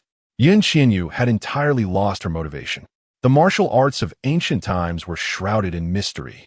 Perhaps even if she found it, she would not practice it, rendering it equally useless. Exhausted, she closed her eyes. You may leave now. I wish to sleep. Certainly. Yin retreated. On the following day, Yun Muhan arrived early at Qian Yue Pavilion once again. Throughout the day, Qian Yue languidly navigated her tasks with a lack of enthusiasm. As she departed, Yun Muhan cast a glance in her direction, yet uttered not a single word. In the ensuing days, Qian Yue resigned herself to her fate. Let it be a test of endurance between her and Yun Muhan. After all, she had spent over a decade training in a military academy. If she lacked even this modicum of perseverance, what was she doing there? She would have long been reduced to mere fodder, a pancake made of salt. For a fortnight, the atmosphere around Qian Yue Pavilion was so still that even the birds dared not disturb it. Qian Yue had grown weary of memorizing the names of those within the estate. She envisioned the day when she would confront those who incessantly vexed her, ensuring each one faced her wrath. One evening, as Yun Muhan was leaving, he casually remarked that it seemed she had become quite familiar with the names of the household staff, and that they would begin studying the accounts the following day. Very well. Qian Yue elongated her response. Yun Muhan regarded her with a serious expression before rising and exiting the pavilion. No sooner had he left than Yin sighed heavily. Qian Yue feigned ignorance to her sighs, but after a few moments of repeated exhalations from Yin, she shot her a glare. It's not as if you are the one laboring to learn to read. Why do you sigh so? Yin looked at Qian Yue with a hint of grievance. I sigh for you, my lady. I had no idea that learning to read would be so arduous. Had I known, I would have heeded your advice and returned the accounts to the prince before his arrival. Now you are unhappy every day, and it pains me to see it. Have you not noticed? Even Mama Zhao, Ting Yu, and Ting Shui have lost their smiles of late. Let alone the others serving us in Qian Yue Pavilion. They all appear as mute as the dead. What do I do about it? Qian Yue slumped against her chair, closing her eyes in despair. Moreover, tomorrow marks the day of the Blessing Festival. The heavens are to be appeased for 3 days. Yet, the prince has insisted that you begin studying the accounts tomorrow. Does this not mean you will be confined to the estate as well? I have heard that the esteemed monk, Master Lingyin, will hold a lecture at Lingtai Temple on Shangshuan Mountain tomorrow. The mountain will surely be bustling with activity. It is said that the emperor has commanded the crown prince to attend in his stead, and scholars and young gentlemen from the capital are flocking there as well. I have also heard that many young ladies from various households have already gone in advance. It is a rare occasion to both pray for blessings and listen to the teachings of a holy monk, a moment that comes only once in several years. Yin chattered on, punctuating each statement with a sigh, lamenting that her lady was confined to learning to read and unable to attend. Qian Yue curled her lip in indifference. What if I cannot go? It's just a monk. My lady, how can you say such a thing? Master Lingyin is no ordinary monk. You may not be aware, but it is said that he possesses profound Buddhist wisdom and can discern the will of heaven. He once read the emperor's fortune and proclaimed that he would ascend to the throne. At that time, the late emperor had not yet named a crown prince. Yet soon after, he declared the current emperor as such, and upon his ascension, did he not become the supreme ruler? As Yin whispered softly into Qian Yue's ear, she remarked, I have heard that many young ladies do not attend to listen to the Buddhist teachings, but rather to seek a divination slip from Master Lingyin, hoping to find a suitable husband. How absurd! Qian Yue's countenance darkened. In that case, I certainly shall not go. Even if I were not illiterate, I would still refuse. Should that charlatan discern that I am not of this realm, but a spirit as legend describes, and attempt to bind me for some incantation, would I not be condemned to leave without the prospect of return? My lady, today is a splendid occasion to bask in the radiance of the Buddha. Even if you are deemed illiterate and cannot attend, why would you still wish to abstain? Yin queried, perplexed. There is no reason. Qian Yue displayed an expression that conveyed her sentiments were beyond comprehension. It was said that upon Master Ling Yin's arrival at Ling Tai Temple, he had extended an invitation to young Master Jing, recalling their fortuitous meeting a decade prior, which had been rather fruitful, though he had to depart hastily due to pressing matters. Now, with the young master recovered and returning to the public, he had specifically invited young Master Jing to a discussion at Shangshuan Mountain. Qian exclaimed, "Young Master Jing has accepted the invitation. Goodness, Rong Jing is attending as well? Then I am even less inclined to go. These past few days, I have been tormented by Yun Mu Han's manipulation of that individual, wishing fervently to return him to his mother's womb. My lady, do you not understand? Listening to the sacred monk's teachings is an exquisite pleasure. To now also hear the discourse between the young master and the monk is a delight beyond measure." When news of young Master Jing's acceptance of the invitation spread, the entire capital was in a frenzy. It is said that people from all directions are hastily making their way to Ling Tai Temple, especially those esteemed young ladies, each one purchasing garments and incense. The shops have been completely emptied in a single day, as everyone yearns to catch a glimpse of young Master Jing's grace. Qian spoke with unbridled enthusiasm. Qian Yue rolled her eyes in exasperation. She knew all too well that Rong Jing was nothing but a blighted peach blossom. It would be best if that charlatan captured him tomorrow, leading him to renounce the world and reduce the number of calamities within it. Then, Yun Mu Han could no longer utilize him as a means to threaten her. Alas, it is regrettable that no matter how splendid tomorrow may be, my lady will still be unable to attend. Qian's small face fell, seemingly engulfed in sorrow. Qian Yue glanced at her, noting the young girl's unwavering faith in Buddhism. Rising, she sauntered towards the bed, dismissively waving her hand. "It is of little consequence if we cannot go. Do not linger here lamenting. It is late, and sleep is in order." Qian nodded, dejectedly making her way outside. At that moment, the sound of hurried footsteps echoed from outside, as if someone were in a great rush. Qian Yue turned to look out the window, only to see Yun Ming hastily entering Qian Yue Pavilion. She furrowed her brow. For the past half-month, she had been confined within Qian Yue Pavilion, seeing only Yun Mu Han aside from the staff. What business could the chief steward have at this hour? A foreboding feeling washed over her. "My lady, it is the chief steward. Could it be that you might be allowed to leave the estate tomorrow?" Qian's spirits lifted instantly. "Close your crow's mouth." Qian Yue admonished her sharply. Qian immediately fell silent, yet her eyes remained hopeful as she watched Yun Ming approach. Indeed, before long, Yun Ming arrived at the threshold, halting his steps, and through the open door, he addressed Qian Yue. "This old servant pays his respects to Miss Qian Yue." The old prince dispatched a servant to convey a message to the young lady, stating that in light of her exemplary conduct in recent days, she was granted a reprieve from her studies on the morrow.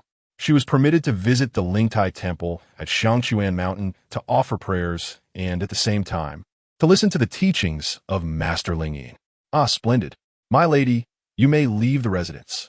The maid, Salian, exclaimed joyfully, eager to prepare the necessary items for the journey. "Stop!" Qian Yue interjected sternly, halting Salian's exuberance. The maid's cheerfulness abruptly ceased as she observed Qian Yue's expression, which suggested her reluctance to visit Shangshuan Mountain. Salian's spirit dampened immediately.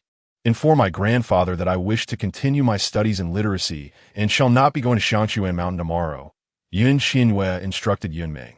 Yun Ming was taken aback, but upon seeing the composed demeanor of Qian Yue, he chuckled softly. "The old prince is aware that you have been cooped up in the estate for too long. He believes that tomorrow would be a perfect opportunity for you to clear your mind, and if you choose to stay at Ling Tai Temple for a few days, that is also acceptable. Furthermore, the old prince has already sent word to the Rong princess residence, requesting that young Master Jing accompany you. The messenger reported that young Master Jing has agreed and will come to fetch you in the morning. Your garments and cosmetics have long been prepared by the old servant. You need not worry. With young Master Jing's protection, no one would dare to mistreat you. Rest assured and prepare for your journey tomorrow. I must hasten to arrange all that you will require." With that, Without allowing Qian Yue a chance to protest, Yun Ming hurriedly departed, his figure quickly disappearing from Shangyue Pavilion. Xiaoyan, reflecting on the efficiency of the chief steward, thought to herself that he had spoken at length without pausing for breath.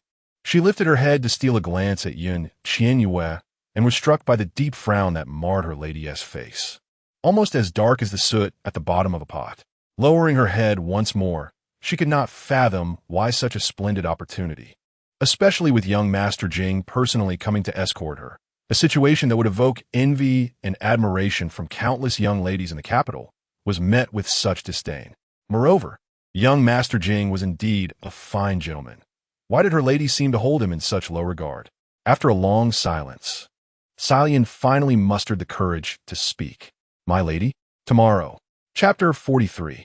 Can she decline? Damn it. Qian Yue took a deep breath and waved her hand dismissively at Kyle Yin. Hurry and prepare. Yes, miss. Kyle Yin responded joyfully and dashed away.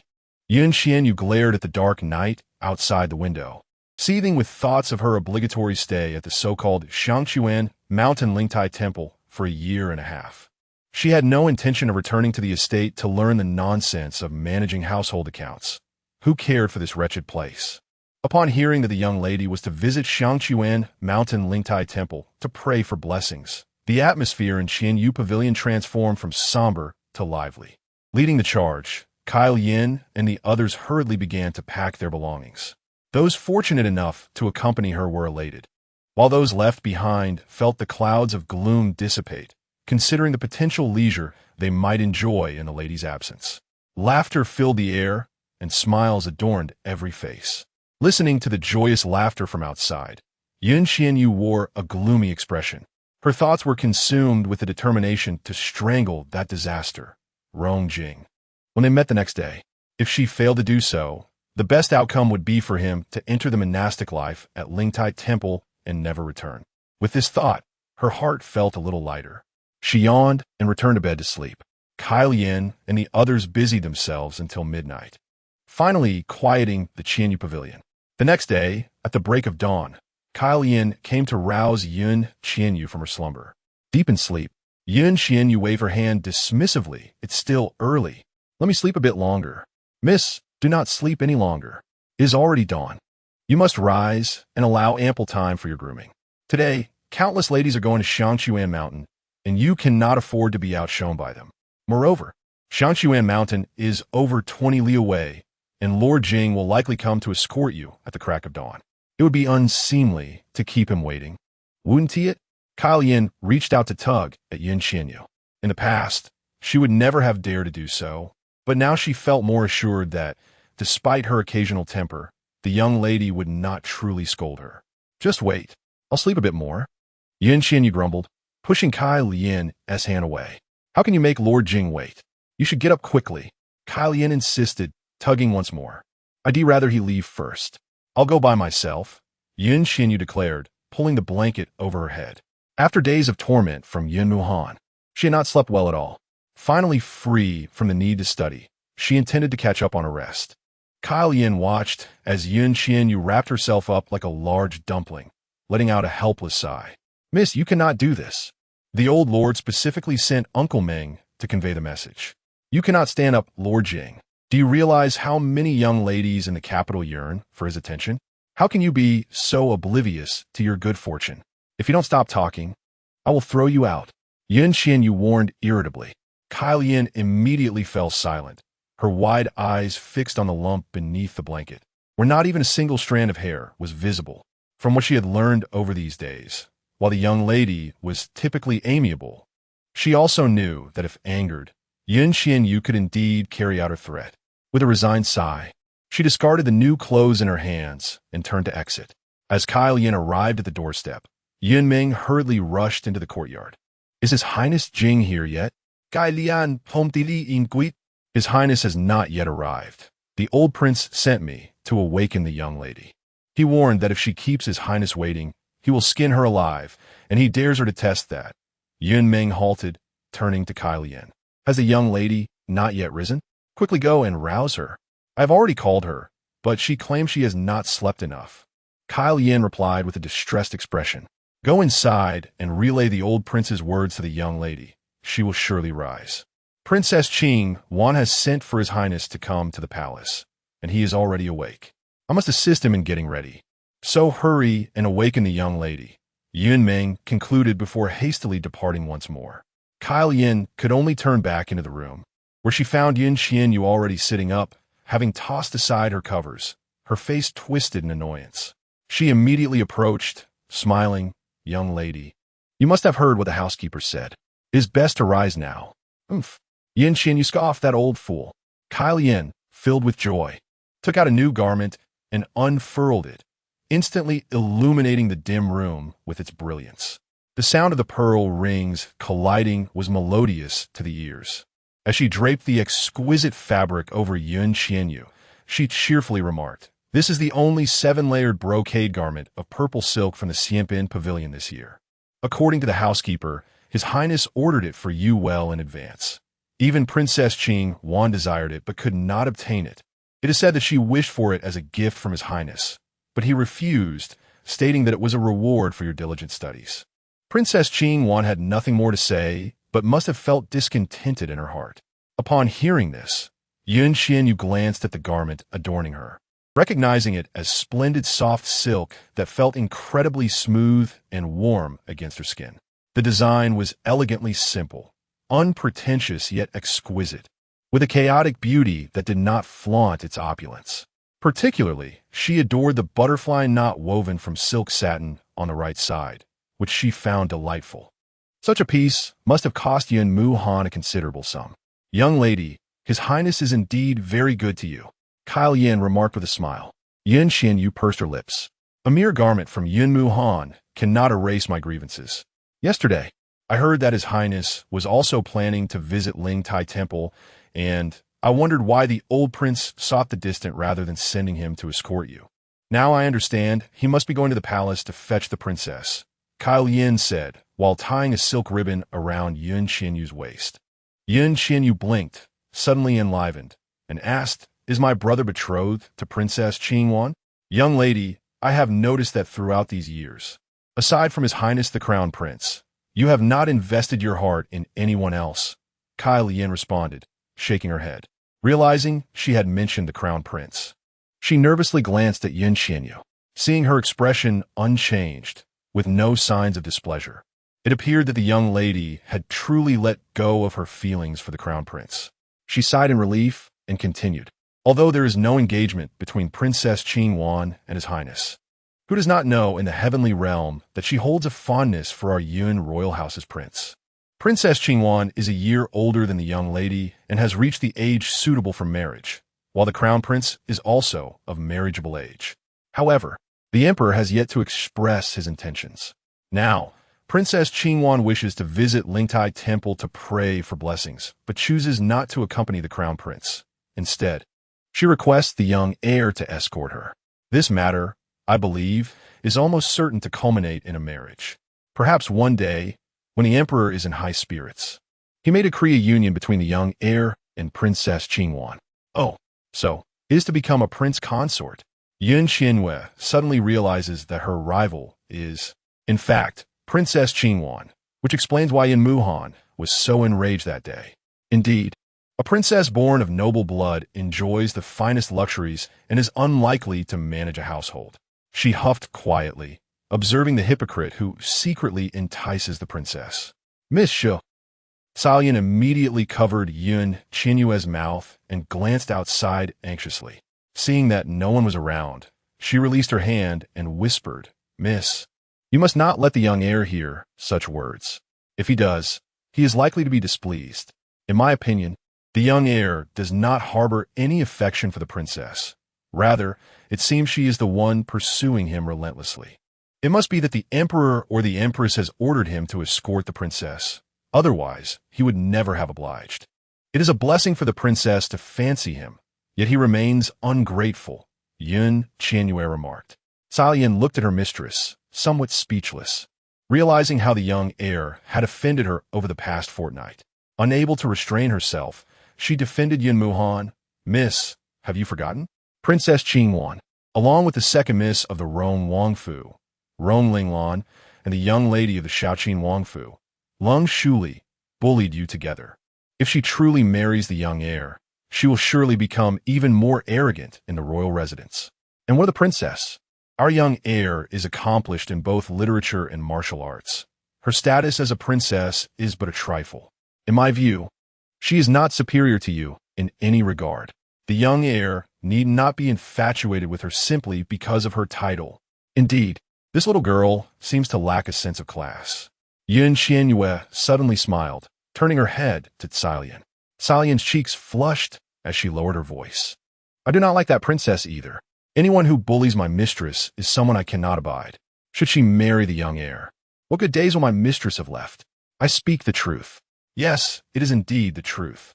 Even if she does not marry, I will not have good days. Qian Yue chuckled, for she was no longer the old Qian Yue. Let anyone who dares to bully her try. She would repay them eightfold, just as she had with concubine Feng and Yin Xianghe. Thinking of those two, she inquired, what has become of concubine Feng and Yin Xianghe? Miss, concubine Feng is no longer concubine Feng. She has been demoted by the prince to a mere concubine. You may call her Aunt Feng from now on. As for the eldest young lady, it is said she has started to plead with the prince to release Aunt Feng, which has vexed him greatly.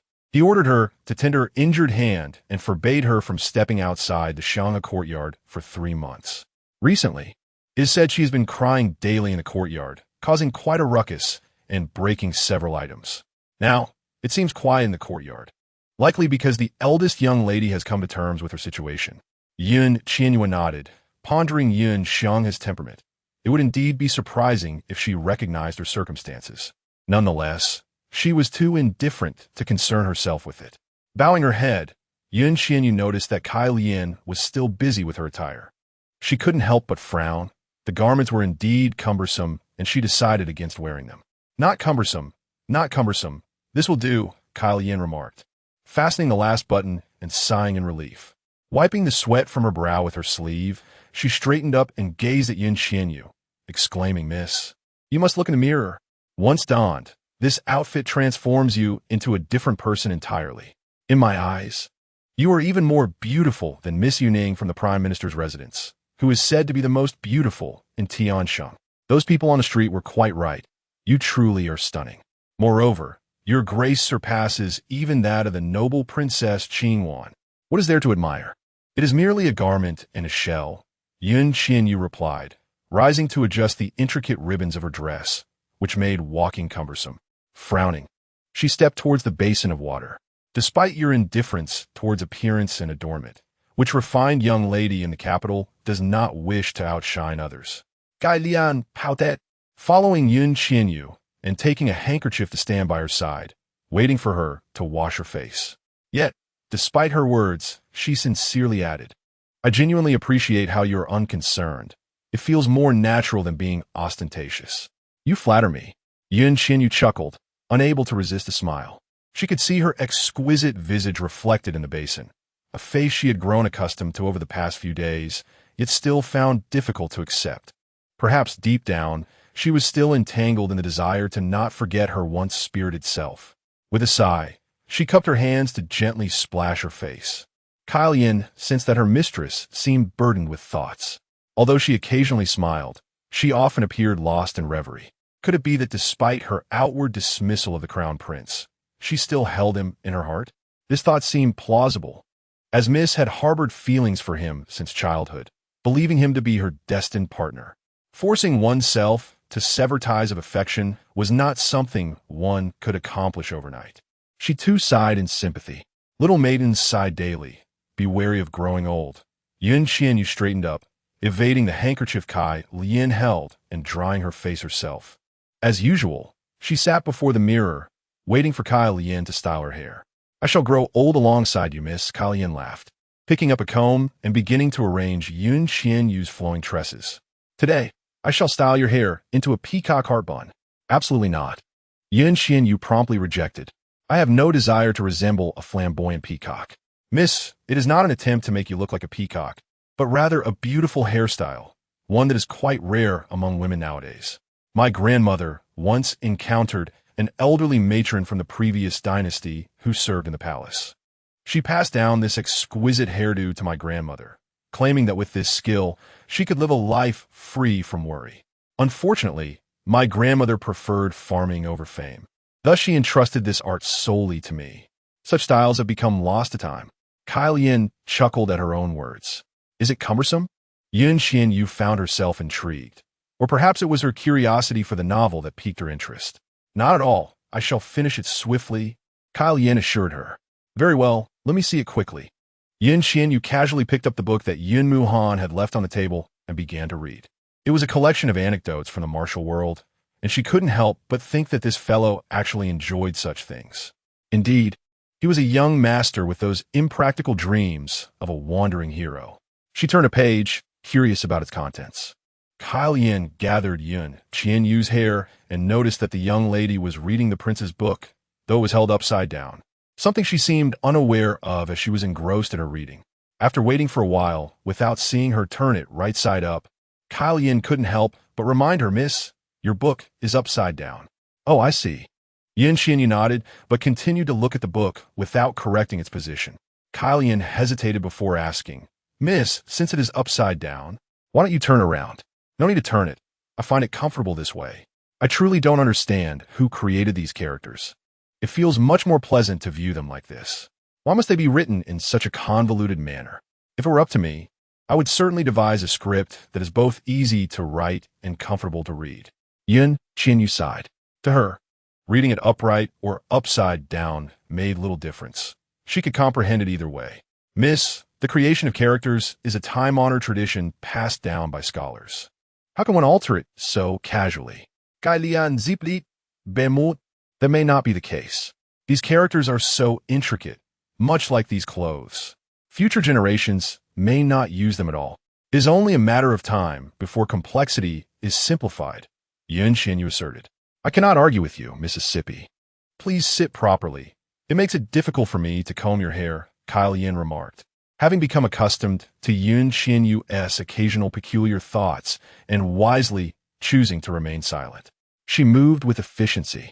Qian Yue displayed a unique kind of distress that no one could comprehend, resigning herself to sitting properly while Qian styled her hair. After half an hour, Qian set down the comb, admiring her handiwork. Knowing that Qian Yue did not favor gold or silver, she selected a jade hairpin and a jade tassel, along with 2 white jade floral ornaments. Once everything was arranged, she gazed at Qian Yue in the mirror and exclaimed, Miss, after I adorned you that day, I believe you were already extraordinarily beautiful, but today's attire elevates your beauty even further. If you were to go out like this, I fear all men would be utterly captivated by you. Qian Yue scoffed. What do the world's men have to do with me? I do not need to rely on beauty for profit. Yet, she lifted her head, and upon seeing her reflection in the mirror, she too was taken aback. In the mirror, the woman had her hair elegantly styled, adorned with the jade pin and tassel, while the white jade flowers shimmered delicately. Dressed in a purple, intricately embroidered gown, the narrow collar revealed her snowy, slender neck, and her complexion was flawlessly pale, akin to congealed fat. The robe was embroidered with several half-branch lotuses, rendering her graceful and exquisite from within to without. Is this me? Qian Yue suddenly covered the mirror with her hand and turned to the astonished Qian, instructing, Take this down and find me another outfit. I cannot wear this. How can one go out looking like this? One might as well be devoured by wolves.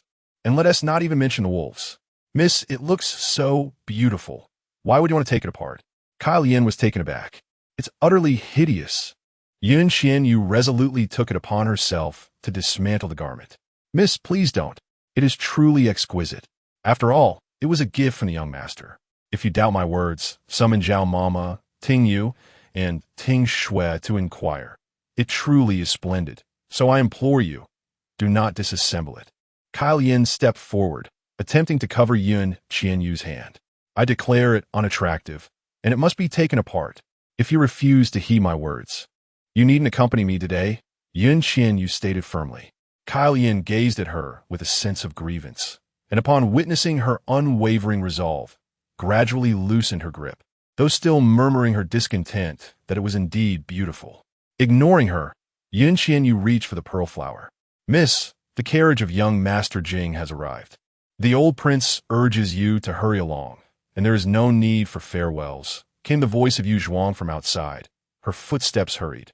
Miss, time is of the essence. It's best not to change, lest you keep young Master Jing waiting. If the old prince learns you've made him wait, he will not pardon you. Have you forgotten the message from the chief steward? Yin, feeling a surge of joy, quickly covered Qian Yue's hand once more.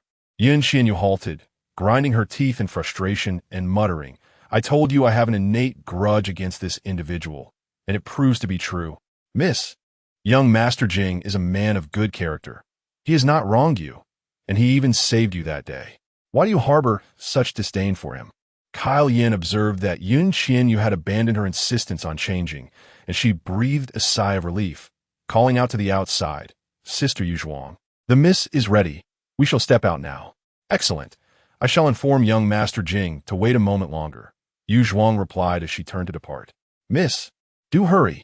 Yin, noticing Qian Yue's lingering resentment, grasped her hand and led her outside, calling as they walked, Ting Yu, Ting Shui, are you prepared? Let's be off. Coming. Ting Yu and Ting Shui appeared visibly excited, rushing out of the room.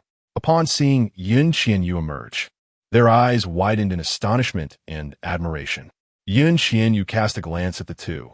Initially, she intended to take only Yin with her, but seeing the two young maids of similar age eager to join, she could not bring herself to deny them the experience, so she decided to include them. Zhao Mama, however, chose to remain behind to guard the Shan Yu pavilion. She passed by the two and addressed Zhao Mama. Mama, while I am away, no one is to be permitted entry into the Shan Yu pavilion. Should anyone attempt to cause trouble, drive them out with force. I shall take responsibility should anything happen. We must not allow anyone to bully you. Zhao Mama, upon hearing this, brightened up and assured her, Miss, rest assured and enjoy your outing with young Master Jing. I will certainly guard the Shan Yu pavilion well. However, I doubt anyone would dare disturb us here, as you are destined to manage the household in the future. They would be foolish to offend you. Indeed, Qian Yue realized her previous concerns were unnecessary. Without further ado, she stepped outside, followed closely by Yin, Ting Yu, and Ting Shui, and soon the four of them exited the Shan Yu pavilion.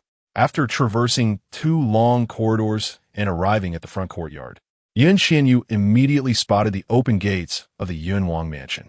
The 2 familiar all-black carriages stood at the entrance, with the same expressionless and stern guard in black brocade stationed at the front. It was evident that Rong Jing was waiting inside, while Uncle Meng, the mansion's chief steward, stood beside the carriage, smiling and conversing with someone inside, his demeanor radiating immense joy. Qian Yue couldn't help but curl her lips, thinking that Uncle Meng seemed to regard Rong Jing as if he were their ancestral deity. Upon noticing her arrival, Uncle Meng promptly ceased speaking and turned around. Upon seeing her garb in exquisite brocade, he momentarily froze. Then his eyes narrowed into slits as he beamed even more brightly, exclaiming, Miss, you have arrived. Young Master Jing has been waiting for you for a while. Please, do get into the carriage. What about my horse? Go fetch it. Qian Yue nodded at Uncle Meng, her expression still gentle. Miss, why do you still wish to ride today? That won't do. You should take the carriage instead. Uncle Meng immediately shook his head. This is clearly the demeanor of a refined young lady. Riding a horse is hardly appropriate. I insist on riding. Qian Yue waved her hand, dismissing her attendant. Yin, hurry and fetch the horse. Mississippi. Yin looked at Qian Yue with reluctance. Yet under her gaze, she acquiesced. All right, wait. Just as Yin turned to leave, the carriage curtain was drawn from within, revealing Rong Jing's poetic visage. Upon seeing Qian Yue standing before the carriage, his gaze momentarily sharpened, but in an instant he spoke to her with warmth. The journey beyond the city is filled with mountainous paths. It would be impractical to ride. You should accompany me in the carriage. After a half-month separation, seeing that face again stirred an impulse within Qian Yue to strip him of his skin. However, she found herself unable to act so ruthlessly and could only suppress her feelings, frowning. I shall neither ride nor share carriage with you. With that, she turned to Uncle Meng. Uncle Meng, where is my carriage? Oh dear, my good miss. You have always preferred riding to taking a carriage. Where would you find one? There are only 2 carriages in the mansion. One is exclusively for the prince when he goes to court, and the other belongs to the young master, who has taken it to fetch Princess Qingwan. You must share a carriage with young Master Jing. Uncle Meng elaborated. Qian Yue felt a pang of frustration. Was there truly no other carriage available? Where else could there be? The servants and maids of the mansion certainly do not merit the privilege of riding in a carriage. Naturally, there are none. Even if there were, they would not be suitable for someone of your status. Uncle Meng concluded, urging Miss, please get into the carriage. Do not keep young master waiting. Qian Yue gazed at Rong Jing, filled with reluctance. Heh! Rong Jing chuckled softly, his warm voice laced with amusement as he raised an eyebrow at her. It has only been a few days since we last met. Yet you appear as though you harbor a deep grievance against me. I do not recall having wronged you during this time. Indeed, you have. Qian Yue huffed petulantly, stepping forward to grasp the carriage pole, preparing to leap aboard. Miss, be careful. Don't snag your clothes or dishevel your hair. Kai Lian exclaimed in alarm. Secretly, she thought that the miss would likely not change her ways. As long as she remained still, she still resembled a refined young lady. But once she moved, she was anything but the demure young lady expected of her. In the capital, which young lady does not require assistance to slowly board a carriage? Qian Yue feigned ignorance and addressed the man blocking the carriage door. Step aside. Rong Jing remained motionless, his gaze traversing from her hair to her face, and then to her attire of purple silk. His finely arched brows seemed to furrow slightly as he remarked, I shall wait for you here for a moment. You ought to change this outfit and your hair. Qian Yue halted her movements and gazed at him. The proximity allowed her to discern the exquisite features of Rong Jing, and she marveled anew at his breathtaking beauty, which surpassed even the finest craftsmanship. Never mind. You should come aboard. Rong Jing suddenly shifted inward, creating space. Weren't you the one suggesting I change my clothes and hair? Have you changed your mind? Qian Yue questioned with a hint of confusion, for she, too, had considered changing, surprised that he shared her sentiments. Even if you change, it would still be you. Adorning yourself in finery does not make one ladylike. It would merely waste time, Rong Jing replied leisurely. You. Qian Yue glared at him, grinding her teeth in frustration. However, as today required her to borrow his carriage, she refrained from losing her temper and shot him a fierce look before hopping onto the carriage, causing it to creak under her weight. This carriage, crafted entirely from sandalwood, is worth a fortune. Should you damage it, I will demand the full compensation. Rong Jing observed her feet, his tone remaining gentle. Goodness, more precious than gold. Qian Yue's steps became silent as she glanced down at the wooden panels, confirming they were indeed sandalwood. How extravagant to use such wood for a carriage. She lifted her gaze to regard Rong Jing with disdain, thinking he must have too much money to spend. The Prince Rong's residence may lack in many areas, but it is certainly abundant in wealth. Would you care to count? Rong Jing chuckled at her. Better save it for your coffin fund. Qian Yue retorted, seating herself without ceremony, maintaining a respectable distance from him. The spacious carriage could accommodate several more passengers, and she turned to beckon Kai Lian and others. Come aboard. Kai Lian, startled, took a step back and vigorously shook her head. No, no. The servants, Ting Yue and Ting Shui, can handle the luggage in the back. You and the young master should sit here. With that, she hurriedly pulled Ting Shui and Ting Yue along as they retreated to the rear. Given 100 lives, she would not dare share a carriage with the esteemed young Master Jing. His carriage was no place for a mere maid. My maid acts as if she has seen a ghost upon encountering you. Qian Yue turned back to Rong Jing. Indeed, your maid appears to see me as a specter. However, the entirety of the capital, even the entire realm of Tian Sheng, reacts to you as if you were a ghost. I alone am worth more than countless others. Proving you're the true specter, Rong Jing replied slowly.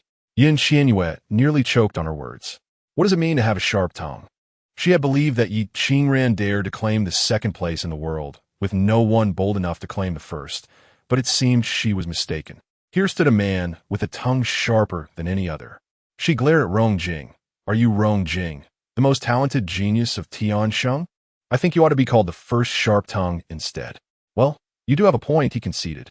The first prodigy was bestowed upon me by the emperor, and I find myself in deep distress, feeling an overwhelming sense of imbalance. For years, this has troubled me. Perhaps one day you could enter the palace and request the emperor to amend it?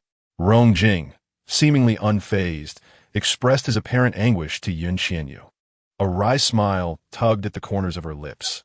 This was a matter of profound significance. What sort of individual could cultivate such extraordinary prowess? It is no wonder he is regarded as the greatest prodigy in the realm. Who else could possibly rival him? After a moment of contemplation, she replied, "No need for that. I believe this title truly suits you. It would be best to retain it for posterity, allowing your descendants to admire it for generations to come." Rong Jing suddenly cast her a meaningful glance, declaring, "What you say shall be done. I shall heed your words." Such ambiguous phrasing. Qian Yue found herself momentarily at a loss for words, rendered speechless by his response.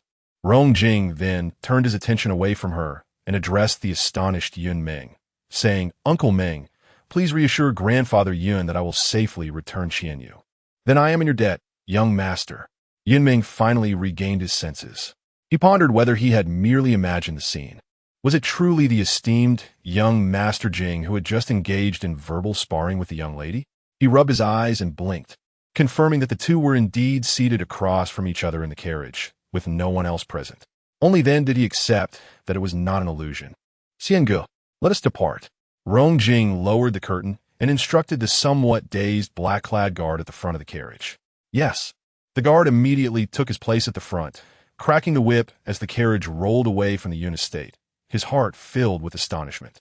Having served the master since childhood, he had never witnessed his lord engage in such extensive conversation with anyone.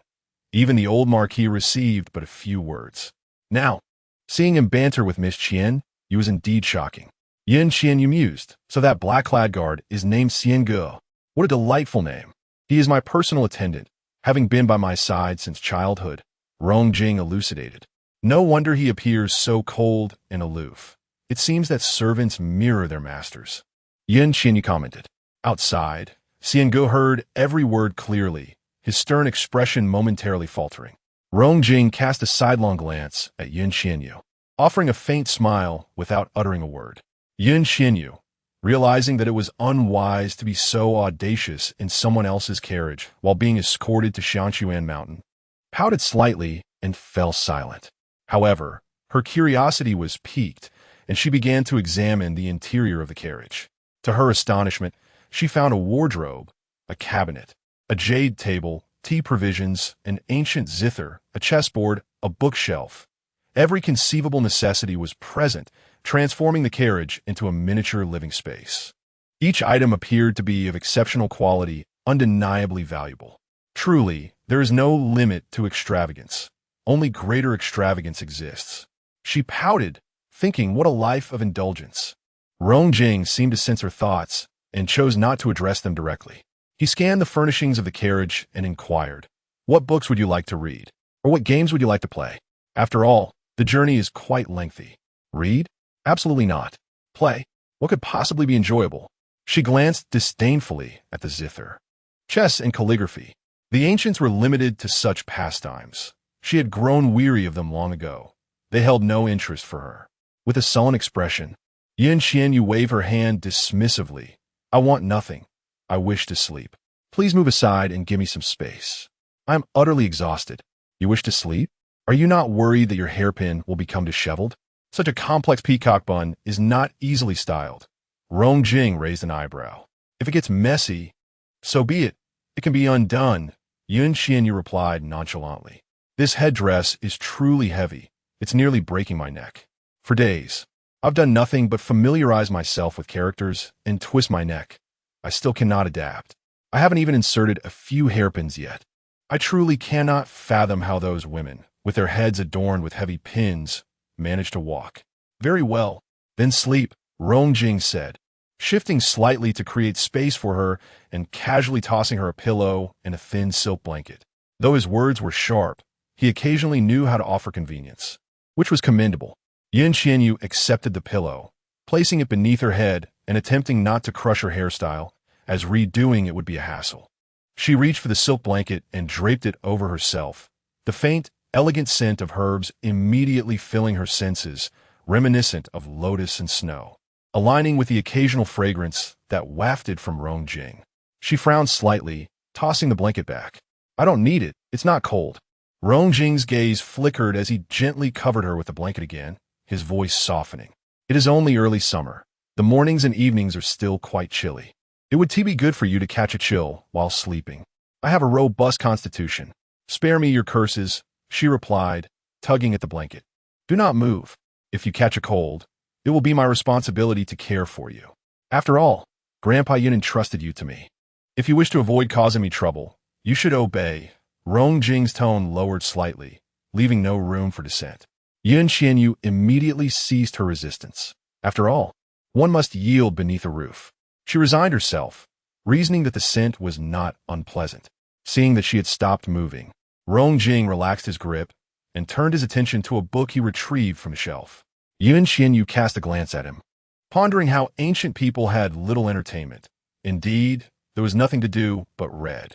A yawn escaped her lips, and fatigue washed over her as she closed her eyes and drifted into slumber. Before long, her breathing became even and gentle.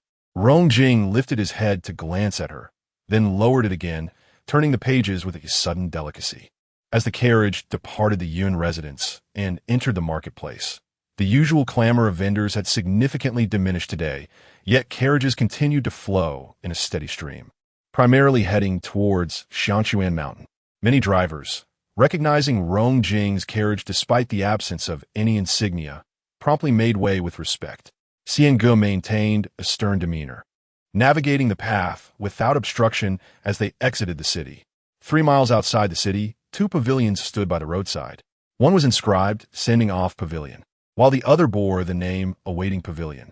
The Sending Off Pavilion was currently unoccupied, whereas the Awaiting Pavilion was bustling with numerous carriages and hundreds of attendants. Young Master.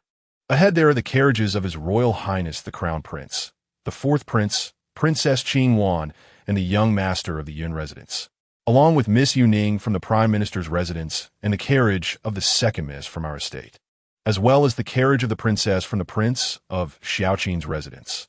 It seems they are waiting for the young master to proceed together. Xiangu reported softly after a brief glance at the awaiting pavilion. Rongjing responded indifferently. Xiangu fell silent as the carriage approached the awaiting pavilion. At that moment, several carriages simultaneously lifted their curtains, revealing familiar faces gazing toward Rongjing's carriage. Xiangu gently pulled the reins and offered a slight fist salute to Yi Tianqing, remaining silent. Yi Tianqing, seemingly accustomed to this, nodded slightly in return and addressed the tightly drawn curtain within the carriage, saying, "This prince has heard that young Master Jing is also headed to Ling Tai Temple. I am thus waiting here to accompany you on the journey, hoping to engage in a game of strategy along the way to alleviate your solitude. What are your thoughts, young master?" The prince's consideration for Rongjing was fortunate indeed. However, as there were those resting within the carriage, it would be rather inconvenient. "Thank you for your kind offer, your highness, but perhaps another day," Rongjing replied, his gentle voice soft and unobtrusive, ensuring it did not disturb Qian Yue's slumber while remaining clear enough for Yi Tianqing and the others to hear. "Oh, it seems there is someone within the young master's carriage.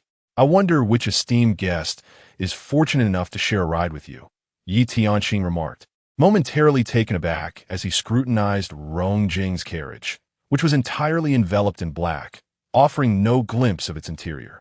"It is Miss Qian Yue from the Yun Wangfu," Rongjing replied, his tone still light and devoid of any emotion or hesitation.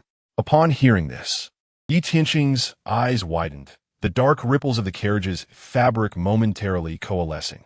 He pressed his lips together and suddenly smiled. "Ah, it is indeed Sister Yu. I wonder why she is resting in the young master's carriage." The last 2 words were spoken softly. "Master Yun entrusted me with the care of her during our journey to Xiangquan Mountain, so it is only natural for her to accompany me. It is still early, and if she is weary, it is perfectly acceptable for her to continue sleeping," Rongjing replied, his voice faint, seemingly reluctant to elaborate further. He then addressed Yi Tianqing. Your Highness, please proceed. Yi Tianqing, however, clenched his hand tightly within his sleeve, having not heard any sound from Qian Yue that might suggest her discontent. He suddenly released a surge of true energy toward the carriage, wishing to ascertain whether she was truly asleep or merely ignoring him. Yet, as he drew near, a powerful force of true energy repelled him, causing him to stagger back involuntarily, his handsome face paling slightly. Forgive me, Your Highness. Rongjing fears that the disturbance might rouse Miss Qian Yue. Hence this action. Rongjing spoke with neither deference nor disdain, his demeanor calm, yet underscored by an undeniable and gentle assertiveness. Yi Tianqing's expression shifted suddenly, his hand relaxing as he smiled at Rongjing's carriage. Despite your frail condition over the years, young master, it seems your martial prowess remains unimpeded. I admire that. Since Sister Yu is in deep slumber, it would indeed be inappropriate to disturb her. I shall take my leave first. Please follow, young master. Certainly, Your Highness, Rongjing replied warmly. Yi Tianqing heavily lowered the carriage curtain, obscuring his face, which flickered between shades of blue and white before settling into a stormy gloom. So, Qian Yue, are you seeking to retaliate against my previous indifference by throwing yourself into Rongjing's embrace? Not a chance. The prince's carriage moved ahead, while Xiangu disregarded the other occupants who were still stunned by the lifted curtain, cracking the whip and trailing behind the prince's carriage. Shortly thereafter, Yin Muhan instructed the coachman, and the Yun Wangfu's carriage followed closely behind. Princess Qing Wan leisurely lowered her curtain, her beautiful visage tinged with a hint of sorrow. Over the years, she had persistently bullied Qian Yue. Only now did she realize that she had incurred the displeasure of Muhan, with Qian Yue now receiving special attention from Rongjing. If she wished to marry into the Yun Wangfu in the future, she would have to cultivate a closer relationship with Qian Yue. After all, she was the only sister of Yin Muhan. She could not comprehend why she had been so foolish in the past, aiding Rongling Lan and Lung Shu Li in tormenting Qian Yue. And now she had to make amends, hoping it was not too late. Rongling Lan snorted coldly and let down the curtain. She could not fathom what virtue or talent Qian Yue possessed to earn her brother's favor. To her, no woman in the world was worthy of even a glance from him. If one had to be considered remotely acceptable, it would only be the talented Miss Yu Ning from the Prime Minister's residence, who excelled in music, chess, calligraphy, and painting, and was accomplished in needlework, as well as possessing exquisite beauty. Lung Shu Li also coldly lowered the curtain. Ever since that day in the palace when Qian Yue was not imprisoned, the crown prince had changed in demeanor, growing distant from them. Previously, he greeted them with a gentle smile, but now he appeared increasingly sullen, making it difficult for her to believe that all of this was not connected to Qian Yue. She was unwilling to entertain the thought that perhaps the crown prince, despite his outward indifference towards Qian Yue, still cared for her in his heart. This line of thinking constricted her chest with a suffocating weight. No, she must not allow Qian Yue to draw any closer to the crown prince. The carriage of the second daughter of the Rong Wangfu and the carriage of the young princess from the Shaoqin Wangfu followed closely behind Princess Qingwan. Lastly, Miss Yu Ning's carriage from the Prime Minister's residence came to a quiet halt. Yu Ning, holding the curtain, remained motionless, her beautiful eyes fixed intently on the sleek black carriage ahead, her lips pressed tightly together. She had unknowingly clenched the curtain so tightly that her fingers had left red marks on her palm, yet she appeared oblivious, her expression inscrutable. Miss Yu Ning's personal maid, Chu Shi, gently called out to her, aware of her mistress's thoughts to a certain extent. However, knowing how deeply Yu Ning concealed her emotions, she refrained from speaking out of turn. Yu Ning remained unmoved. The carriages ahead have gone far. Shouldn't we set off as well? Jusi inquit sopti. Only then did Yu Ning come to her senses. She realized that her carriage had fallen over a mile behind Lung Shu Li's. She immediately released her grip, feeling a sharp pain in her palm. Looking down, she noticed the 2 red marks, relieved that the curtain had prevented her from breaking the skin. Narrowing her eyes slightly, she casually covered her palm with her sleeve, turning to glance at Chu Shi, her demeanor still gentle. Yes, let us set off. Yes. Chu instructed the driver to commence their journey, her face betraying none of the secrets she had glimpsed about her mistress. The carriage from the Prime Minister's residence slowly began to move. In the midst of the commotion at the Ho Jun Pavilion, Qian Yue was acutely aware. No matter how fatigued or sleepy she felt, the alertness cultivated over 20 years in her previous life was deeply ingrained in her soul, difficult to alter even in a new body. She had not anticipated that Rong Jing would protect her by refusing to engage in the dealings with Yi Tianxing, silently deflecting Yi Tianxing's true energy back.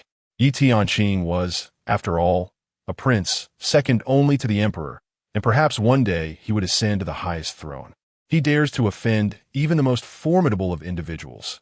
One cannot help but ponder whether his remarkable abilities render him impervious to the likes of Yi Tiankong, or if he simply possesses the confidence that Yi Tiankong would not dare to act against him. With an involuntary sound of contemplation, I mused that if this person were not so malevolent, having him as a protector might not be such a bad proposition. Although Qian Yue appeared to be asleep, her mind was in constant motion. If she were not weary, there would be no necessity for slumber. Suddenly, the voice of Rong Jing echoed, startling her. She had prided herself on her ability to feign sleep to an exceptional degree, yet this individual managed to perceive a ruse. Once, a highly esteemed master from the National Security Bureau had conducted a hypnosis experiment on her, and she had so convincingly pretended to be under hypnosis that he believed her to be genuinely entranced. When she finally opened her eyes and smiled at the old man, he nearly suffered a stroke from the shock. Recalling that incident, Qian Yue opened her eyes to gaze at Rong Jing, her voice laced with curiosity. "How did you know I was not asleep?" Rong Jing regarded her momentarily and replied succinctly, "Intuition." Qian Yue nearly fainted. She glared at Rong Jing, who had become so insufferably astute that she found herself at a loss for words. "We shall arrive at Shanshuan Mountain in approximately an hour. You should awaken and join me for a game of chess," Rong Jing declared, setting aside his book. "I cannot," Qian Yue retorted, closing her eyes once more. "It is said that aside from learning to read, your primary activity these days has been sleeping." "You certainly indulge in slumber," Rong Jing remarked. "I take pleasure in it, and it is none of your concern," Qian Yue huffed. How many years had it been since she enjoyed such restful sleep? 365 days in a year. 24 hours in a day, 60 minutes in an hour, 60 seconds in a minute. Others measured time in days, while she counted in seconds. She could not ascertain how long it had been since she last slept soundly, but she could certainly recall the few days of restful sleep she had managed to experience over the years, merely the days granted during her annual leave. Now that she finally had the opportunity, how could she not cherish sleep? In the past, I had no authority over you, and in the future, I cannot predict if I shall. However, at present, you are within my carriage, and given that Lord Cloud has entrusted your care to me on this journey, I possess the means to oversee you. Rong Jing spoke leisurely. Noting that Qian Yue had disregarded his comments, he added nonchalantly, "Since you refuse to engage me in a game, I shall summon His Highness the Crown Prince to join me instead. I'm certain he would be quite eager to participate." "You." Qian Yue opened her eyes, glaring at Rong Jing in indignation. Rong Jing, undeterred, instructed the attendant outside. "Xiangu, please summon His Highness the Crown Prince to join us." "I will play with you," Qian Yue exclaimed, sitting up in a sudden burst of energy. She had grown to despise that scoundrel Yi Tiankong.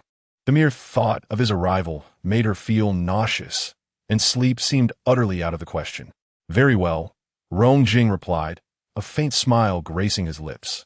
He reached toward a concealed compartment within the carriage's wall, which opened with a soft click, revealing a square box crafted from black jade.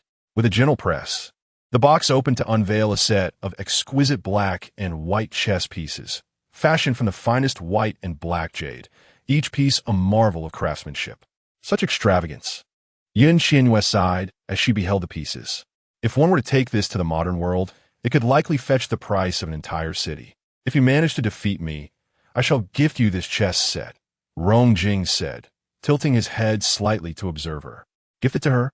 Qian Yue's eyes sparkled momentarily with hope, only to dim in an instant. With a slight pout, she leisurely made her way to the table, sitting across from Rong Jing, and raised an eyebrow, inquiring, "Do you say this to everyone you play chess with?" "Not at all. You are the only one," he replied, as he slowly unfolded the chessboard with his jade-like hands. "Years ago, Yi Qingran wagered his sweat-blooded horse against me, claiming that if he won, the chess set would belong to him. If he lost, his horse would be mine." And then, Qian Yue mused, contemplating the fact that the chess set still resided with this man, indicating Yi Qingran had not triumphed. Indeed, Rong Jing affirmed with a nod. And what of his sweat-blooded horse? Qian Yue's curiosity was piqued. The horse, renowned for its crimson sweat while galloping, was often referred to in Chinese historical texts as the heavenly horse, a creature capable of traversing 1,000 miles in a day. "I received it," Rong Jing remarked, observing her eyes now sparkling with fervor akin to luminous pearls. "How many years ago was this wager? Is that horse still around?" Qian Yue's interest shifted predominantly towards the horse rather than the chess pieces. She considered that had he staked that magnificent steed, she would have surely played with all her might to win and savor the exhilarating experience of riding such a creature. 10 years ago, and it is no longer with us. Rong Jing shook his head. Whatever happened to it? Did it fall ill? A tinge of disappointment washed over Qian Yue, as 10 years was indeed a lengthy span. "It is no longer with us, but not due to illness," Rong Jing clarified. "Did you give it away?" Hope flickered anew in Qian Yue's heart. "Neither did I gift it to anyone."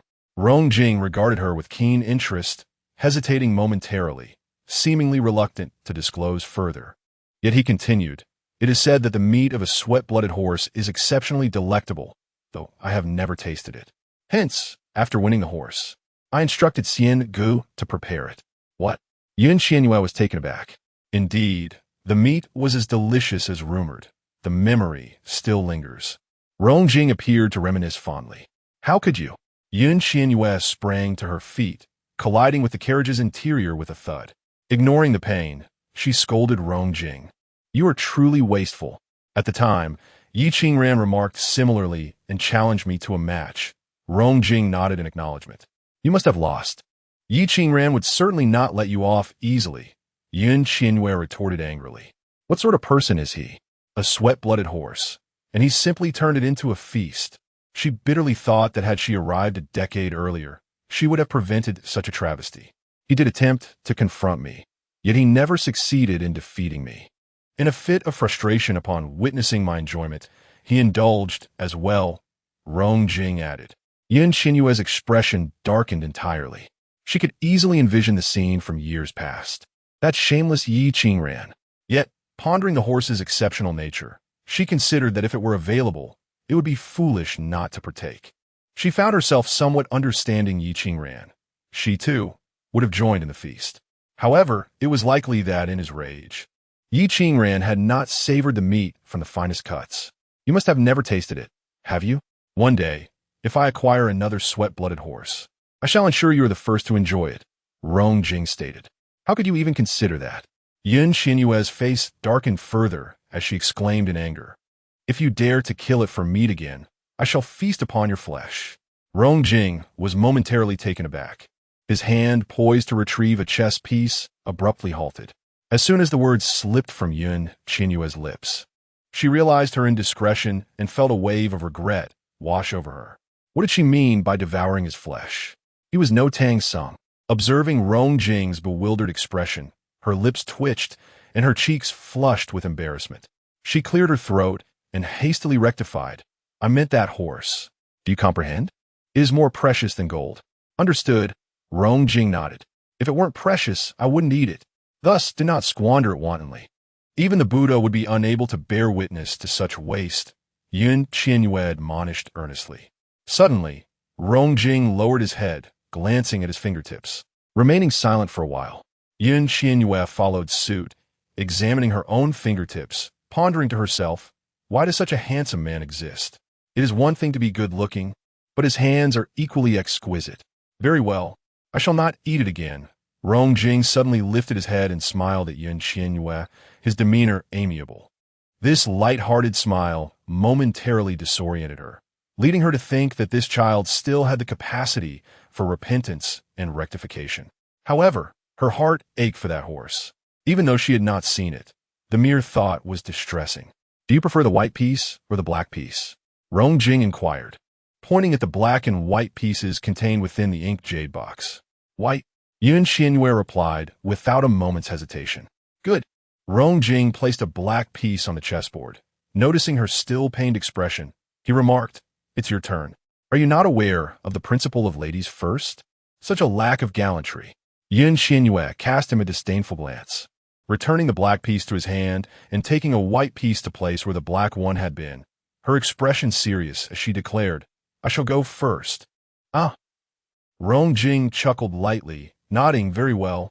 Qian Yue raised an eyebrow, while Rong Jing appeared unfazed, casually placing a piece on the board. Without a second thought, Qian Yue mirrored his actions, and they continued to place their pieces, one after another, until the chessboard became a chaotic jumble. In the blink of an eye, the board was in disarray, lacking any discernible pattern. Rong Jing maintained a natural demeanor, reclining elegantly against the carriage wall, while Qian Yue lay limply across the table, occasionally fidgeting with her fingers, yawning, and aimlessly shifting the white pieces as if lost in thought. The musician in front, unable to suppress his curiosity, wished to discern how Miss Qian Yue's chess skills warranted the heir's use of prince's authority to challenge her. He lifted the curtain to peer inside. Upon seeing the chaotic state of the chessboard and Qian Yue idly playing with her fingers, his austere expression twitched, and he let the curtain fall, pondering why the heir would subject Miss Qian Yue to such a waste of a fine game. Though the prince's chess skills were considerably inferior to the heir's, they were still quite commendable, far superior to Miss Qian Yue's. Qian Yue turned her head and caught sight of the musician lowering the curtain. She smiled. "Even your little attendant cannot bear to witness me squander a good game. Alas, heroes are always lonely. No more playing, no more playing, lest the word spread and become a source of ridicule." With that, she tossed the pieces from her hand and began to disrupt the chessboard. Rong Jing gently grasped her hand, smiling faintly, implying that as long as he refrained from criticizing her poor play, all would be well. "Continue," he urged. "No more. It's utterly pointless. Isn't it merely a game? Who can't play?" Qian Yue cast a disdainful glance at Rong Jing and lifted the curtain to gaze outside, where verdant mountains flanked the path, which was essentially just a broad dirt road. In front and behind their carriage, other vehicles and horses trundled along, forming a long and impressive procession of their master and guards. She sighed in admiration, reflecting on the splendid scenery reminiscent of ancient times, now a rarity to behold. "I feel incredibly fortunate to witness it now." Upon hearing her words, Rong Jing's gaze flickered momentarily, yet he remained silent, initially holding back Qian Yue's hand. He sensed her resolve and casually disrupted the chessboard. "Hey, we've been traveling for quite a while. Why haven't we arrived yet? How much longer?" Qian Yue inquired, her earlier reverie dissipating. "Approximately half an hour," Rong Jing replied. "I wish I could ride a horse," she exclaimed, glancing enviously at the guards mounted on horseback. "Behave yourself. We are about to enter the mountains, and once we reach Ling Tai Temple, I fear we will be quite busy," Rong Jing remarked, casting a sidelong glance at the scenery through the curtain lifted by Qian Yue. She let the curtain fall back down, dismissively reclining and closing her eyes. "It is you who will be busy, not me. I anticipate having ample time to sleep. I have no intention of attending any discussions on doctrines or Buddhist chants. I do not believe in such things." "Neither do I," Rong Jing concurred, also closing his eyes to rest. "Then why engage in discussions with that monk?" Qian Yue retorted. "It's merely a ploy for fame. That old monk does possess a certain charm. Such interesting individuals have become scarce. You will understand when you meet him," Rong Jing replied, a hint of amusement gracing his lips, a departure from his usual elegance, revealing a unique charm. "Even if he is interesting, he remains just a monk. I have no interest in monks." Qian Yue yawned, warning, "Do not disturb me any further. I wish to sleep, and should we arrive at our destination without waking me, I forbid you to rouse me. Attend to your own matters and leave me to sleep in the carriage."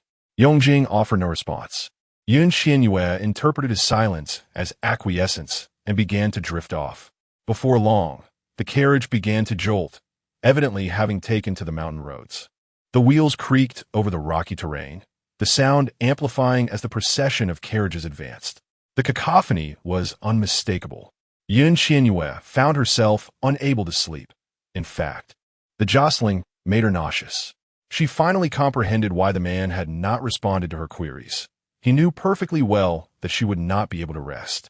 Grinding her teeth in frustration, she opened her eyes and exclaimed, "What a dreadful mountain road! I want to get off this carriage, if you can manage to disembark." "I have no objections," Yongjing replied gently. Qian Yue immediately sat up and pulled aside the curtain, revealing the winding ascent of the mountains. Their caravan was now beginning to climb. The narrow path permitted only a single carriage to pass, flanked by thorns, with ancient trees standing tall and boulders littering the way, leaving no room for descent. The guards were beginning their ascent, their horses swaying unsteadily. She couldn't help but click her tongue and turn to Yongjing, asking, "This mountain path is completely blocked. How can anyone descend?" "This is the path leading up the mountain. There's a separate route for descending. The journey is truly arduous." Qian Yue lowered the curtain, and walking down seemed even less pleasant than being jolted in a carriage.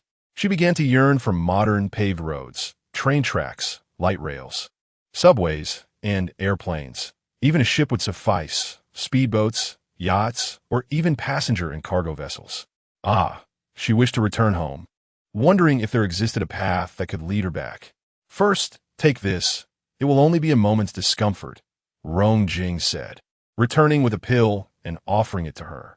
Qian Yue, feeling unwell, noticed the pill was crystal clear, emanating a fragrant aroma reminiscent of snow and lotus, a scent distinctly associated with this person. She frowned, contemplating whether it was poison. "If it is poison, I believe you would fare better suffering through this than taking the pill." "In that case, do not eat it," Rongjing said, attempting to return the pill to the jade bottle. "Who says I won't eat it? Give it to me." Qian Yue snatched it from him and placed it in her mouth. Instantly, a delightful flavor enveloped her, and her churning stomach felt relieved. She gazed at the bottle in Rongjing's hand, astonished by the effectiveness of this remedy. "What sort of miraculous medicine is this? Can I have more?" "You are quite greedy," Rongjing replied, not even glancing at her as he tucked the bottle away. Qian Yue rolled her eyes. Who would not desire something so splendid? Moreover, she knew that whatever this person presented would surely be of high quality. Yet, she also understood the need for discretion. Shutting her eyes and beginning to hum a soft tune, the very melody taught to her by Yi Qingran. "Did Yi Qingran teach you that?" Rongjing paused, raising an eyebrow in inquiry. "No, I learned it from him singing," Qian Yue replied candidly. Rongjing fell silent, returning to his tea as if he were attentively listening to her melody. After finishing the tune, Qian Yue felt a surge of joy. She had not anticipated that such a simple melody could be so therapeutic. Remembering how Yi Qingran had effortlessly sent the prince's consort packing from the Yun Wangfu to reflect in solitude, she could not help but chuckle. Yi Qingran is quite the clever one. "Indeed, he is," Rongjing remarked, glancing at Qian Yue's smiling face. He continued, "It is said that during his travels, he spent 2 years in the southern frontier where the daughter of a clan leader became infatuated with him, singing for him daily. It seems this was the very song she sang." Qian Yue's eyes widened in surprise, and after a moment of stunned silence, she exclaimed, "So this is the love song between Yi Qingran and that girl? No wonder it brings such joy." "Yes," Rongjing nodded, taking a sip of tea nonchalantly. "Therefore, it would be wise for you to refrain from singing it in the future, lest he mistakenly believe you harbor feelings for him. If that girl from the southern frontier were to hear of it, she might very well come to the capital to confront you. It would be a minor issue if she merely sought to harm you, but should she disrupt their affection, you would be in grave trouble." Qian Yue wholeheartedly agreed. "You are right. I shall not sing it again." Rongjing lifted his gaze to her, his long eyelashes casting shadows over his phoenix-like eyes, and fell silent once more.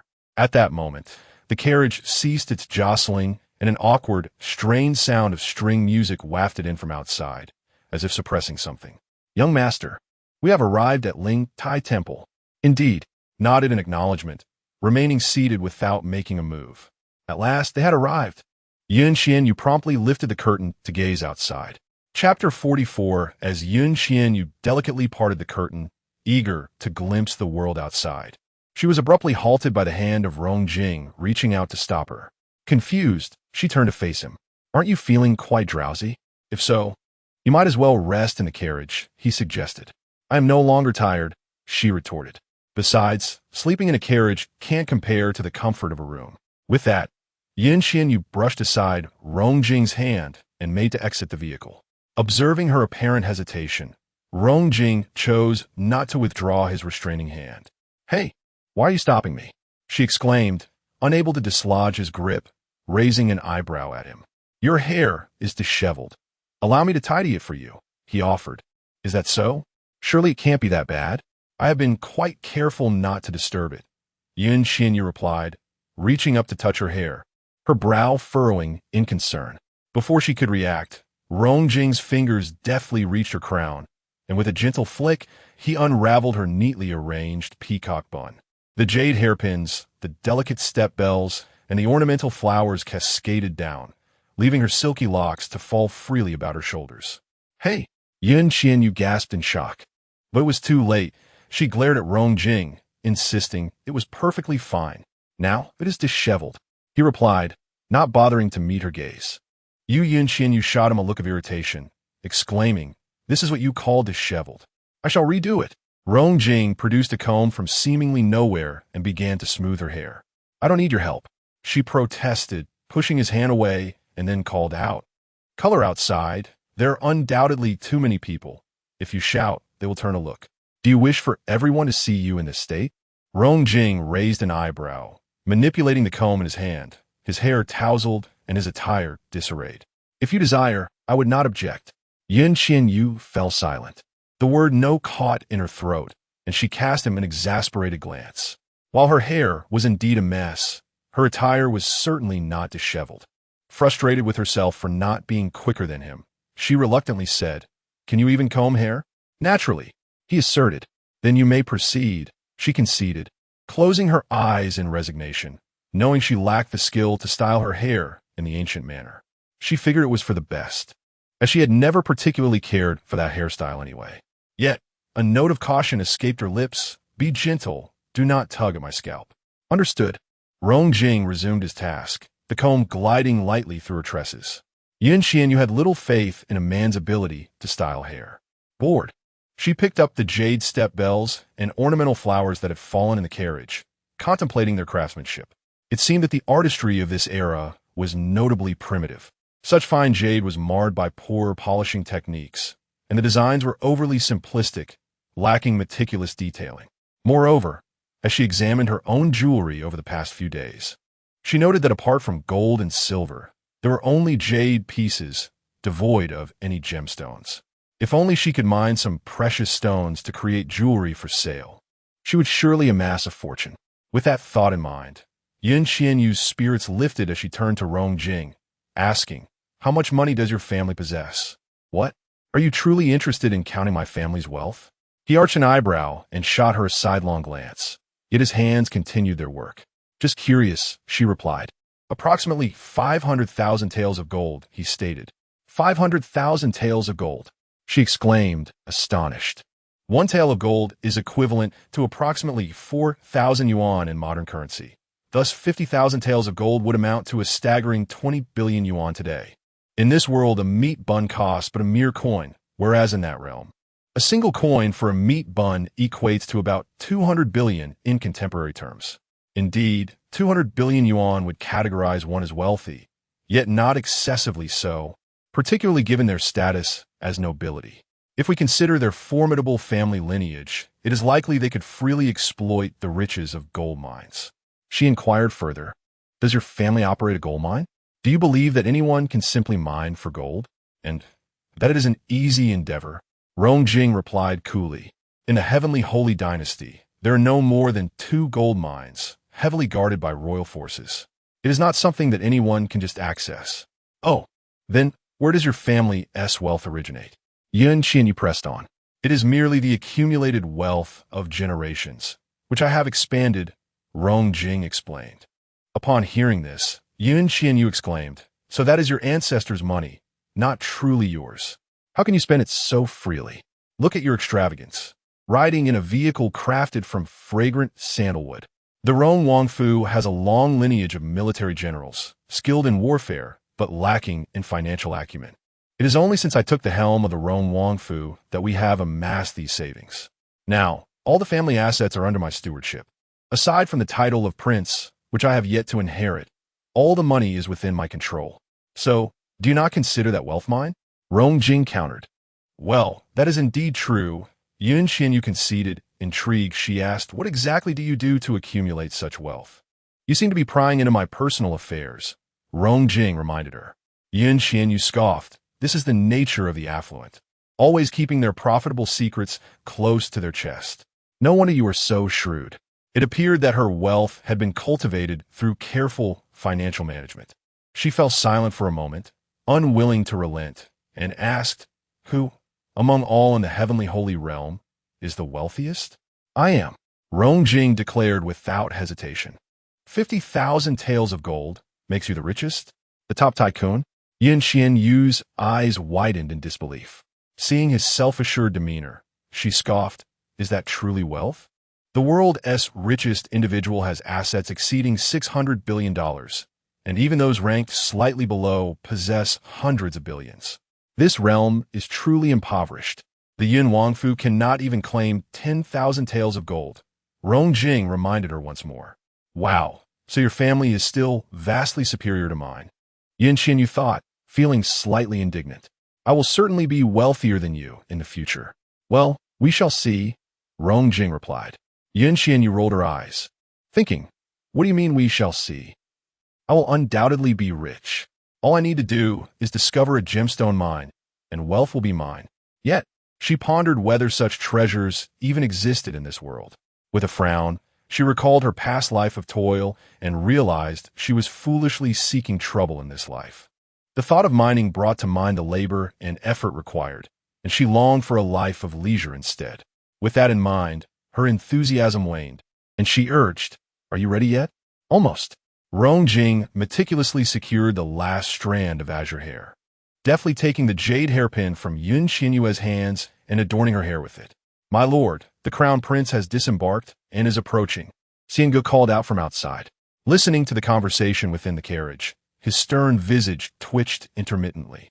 He could not fathom why this Miss Qian Yue warranted such personal attention from the heir apparent.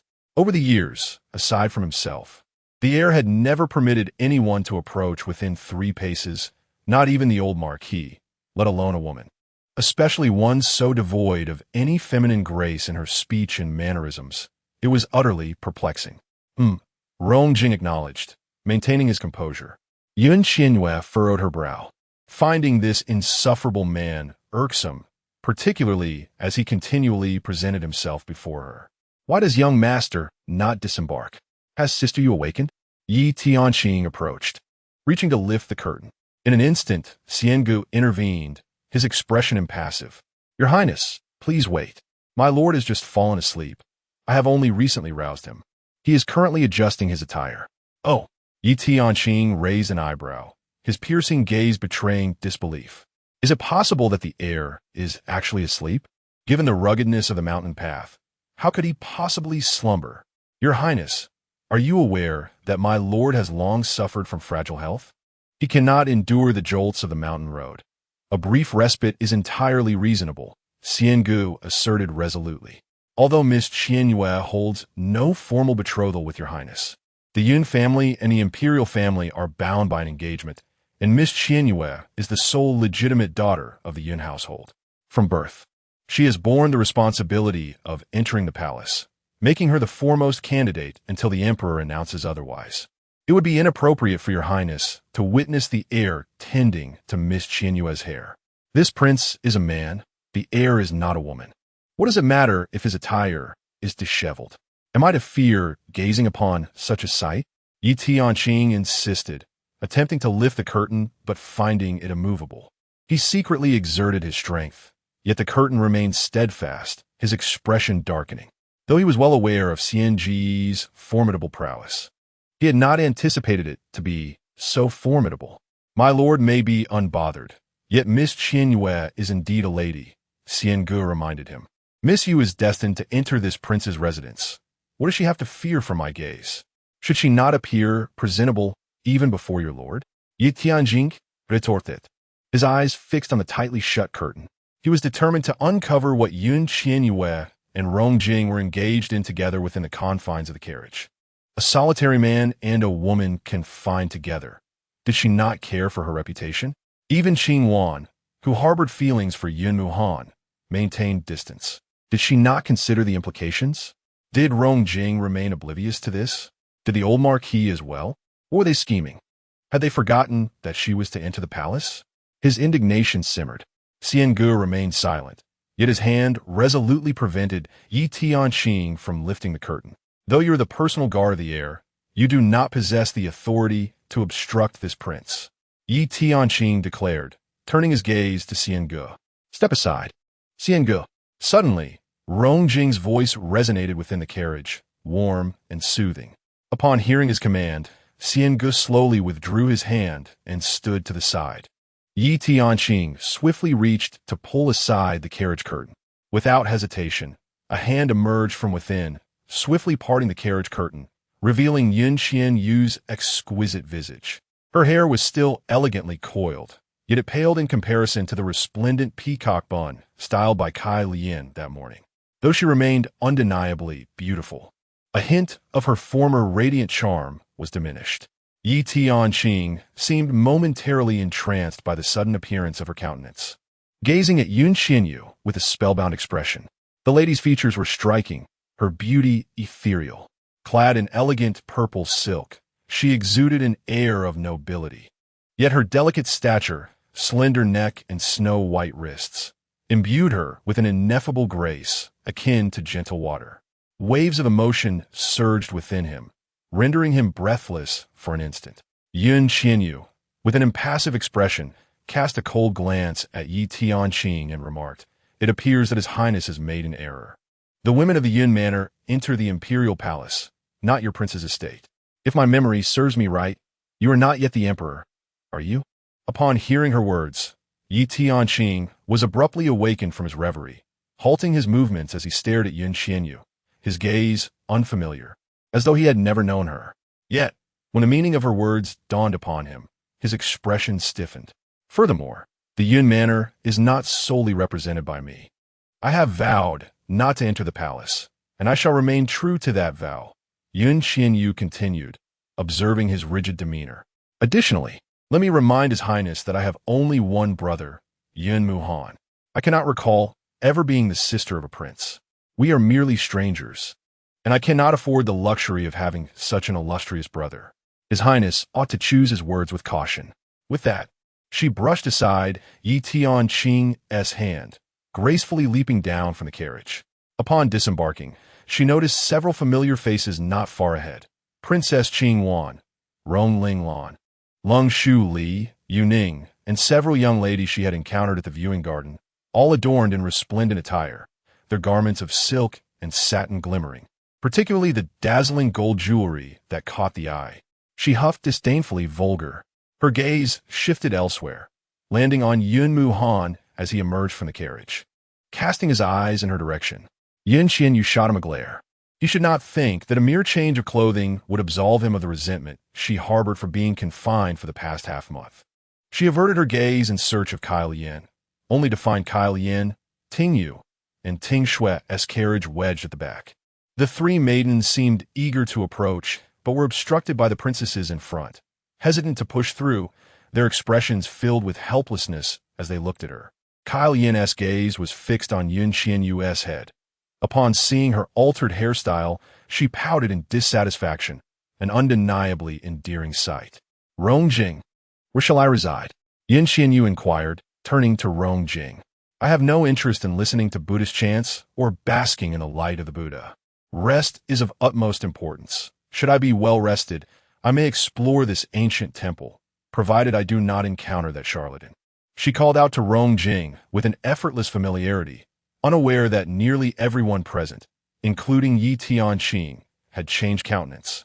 Particularly Miss Yu Ning from the Prime Minister's residence, whose grip on her handkerchief tightened involuntarily.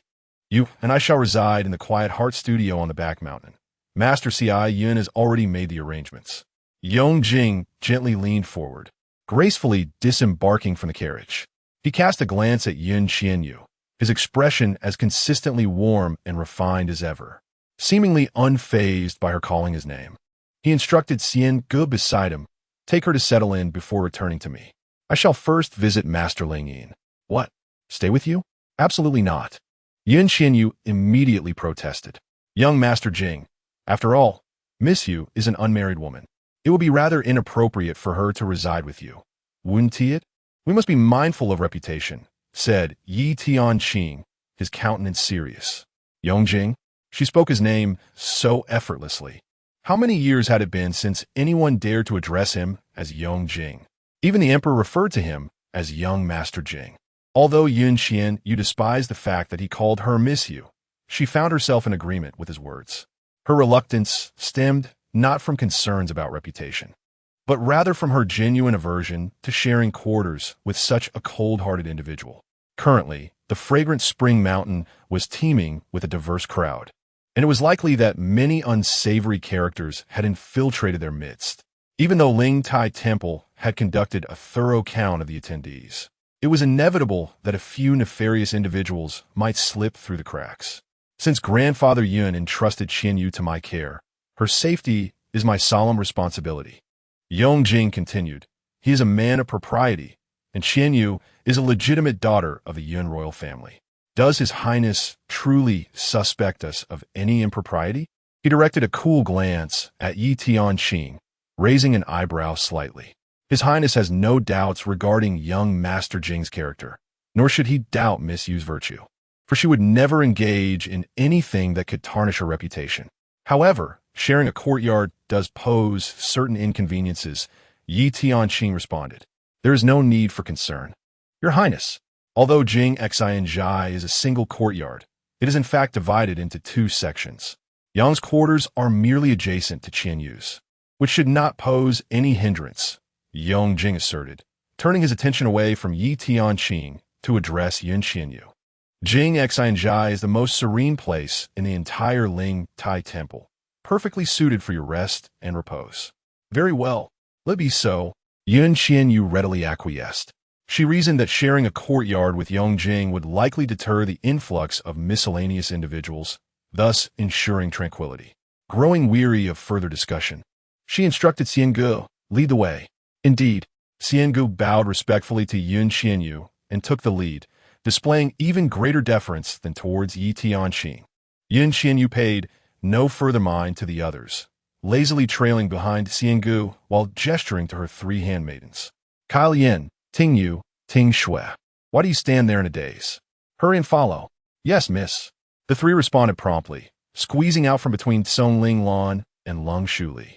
The two, having been pushed aside, glared furiously at the trio, ready to scold them. But Yong Jing interjected once more. The terrain here is elevated, although the back mountain is tranquil. It tends to be a bit chilly. Remember to cover yourself with a blanket while you sleep. Understood. Qian Yue waved her hand impatiently. So tedious. At that moment, the others could hardly contain their astonishment. Song Ling Lan stared wide-eyed at Yong Jing. Was this truly her brother? The brother who had always been cold and indifferent to others, even dismissive with words? Even their grandfather found it difficult to approach him. So why was he now showing such concern for Qian Yue? Lung Shu Li was equally astonished, but her attention was more fixated on Tian Sheng's demeanor. Noticing the faint veins bulging on his forehead, his thin lips pressed tightly together, and his dark expression, she became even more convinced of her suspicions. The crown prince remains deeply concerned for Qian Yue, perhaps even more than she had anticipated. What merit does she possess? Yuning suddenly closed her eyes, her pink lips paling as they pressed tightly together. If young Master Jing's concern was truly rooted in the late Lord Wang's wishes, then there would be no need for such an intense preoccupation with Qian Yue, even fearing for her health. Observing that Tian Sheng remained silent, Qian Yue gathered her courage and softly spoke. Young Master Jing truly cares for Sister Yu, even more than young Master Yun appears to. Upon hearing this, everyone recalled that Yun Qianyue's brother, Yun Muhan, was also present. They glanced between Rong Jing and Yun Muhan. The latter seemed oblivious to the mention of his name, his eyelids unmoving, his expression devoid of emotion. Although Yun Qianyue had distanced herself, she heard every word clearly. Turning back to glance at Yuning, her gaze shifted from the tightly pressed lips to the handkerchief clutched tightly in her anxious grip, finally landing on the unwavering gaze Rong Jing had fixed upon her. Suddenly, understanding washed over her, and she smiled. Her laughter was soft and silent, unheard by others. Yet Rong Jing turned to look at her, as did Yun Muhan. As Yun Qianyue met their two faces, she recalled earlier thoughts of how similar Rong Jing and Yun Muhan seemed, both cunning and prone to threats. But now it appeared they were fundamentally different. The surface may have been alike, yet their essences diverged. At that moment, she felt she had penetrated their aids to analyze their innermost selves. Yun Muhan exuded a cold, proud indifference that set him apart from others, creating an impenetrable barrier around him. Even the flora and fauna nearby would be wary of perishing in his presence. In contrast, Rong Jing was born of noble stature, not aloof, but rather self-assured, with ample justification for his pride. While he appeared elegant and warm, exuding an air of approachability, he actually stood high above the rest, revered by many, yet gazing down upon them with a detached coolness. Reflecting on this, Yun Qianyue rolled her eyes dramatically, diverting her gaze and continuing her path forward. In her view, these two were merely two withered peach blossoms, capable of ensnaring Yuning and Princess Qingyuan into a state of utter distraction. Since Grandfather Yun entrusted her to me, I must ensure her safety. Should she catch a cold, it is my responsibility. Young Master Yun is tasked with the princess's well-being, leaving him no time to concern himself with her. Thus my solicitousness is not out of place. Rong Jing withdrew his gaze from Yun Qianyue and turned to Yuning, his expression and tone both subdued. Miss Qin, are you satisfied with my response? Yuning's face paled, and she quickly bowed slightly, forcing a gentle smile as she softly replied, what young Master Jing says is indeed correct. Yuning harpors no ulterior motives. Merely envying Sister Yu for having such a good brother and receiving the young master's care. Rong Jing no longer regarded her, his gaze settling on Yun Muhan. Young Master Yun's attentiveness to the princess is a blessing, while I am merely burdened by Grandfather Yun's insistence. She is quite troublesome, causing me considerable distress throughout this journey. With a sister like her, young Master Yun is bound to suffer daily headaches. You insufferable Rong Jing, watch as I become a daily nuisance for you. It would be best to drive you to madness. Although Yun Qian, you had walked a considerable distance away.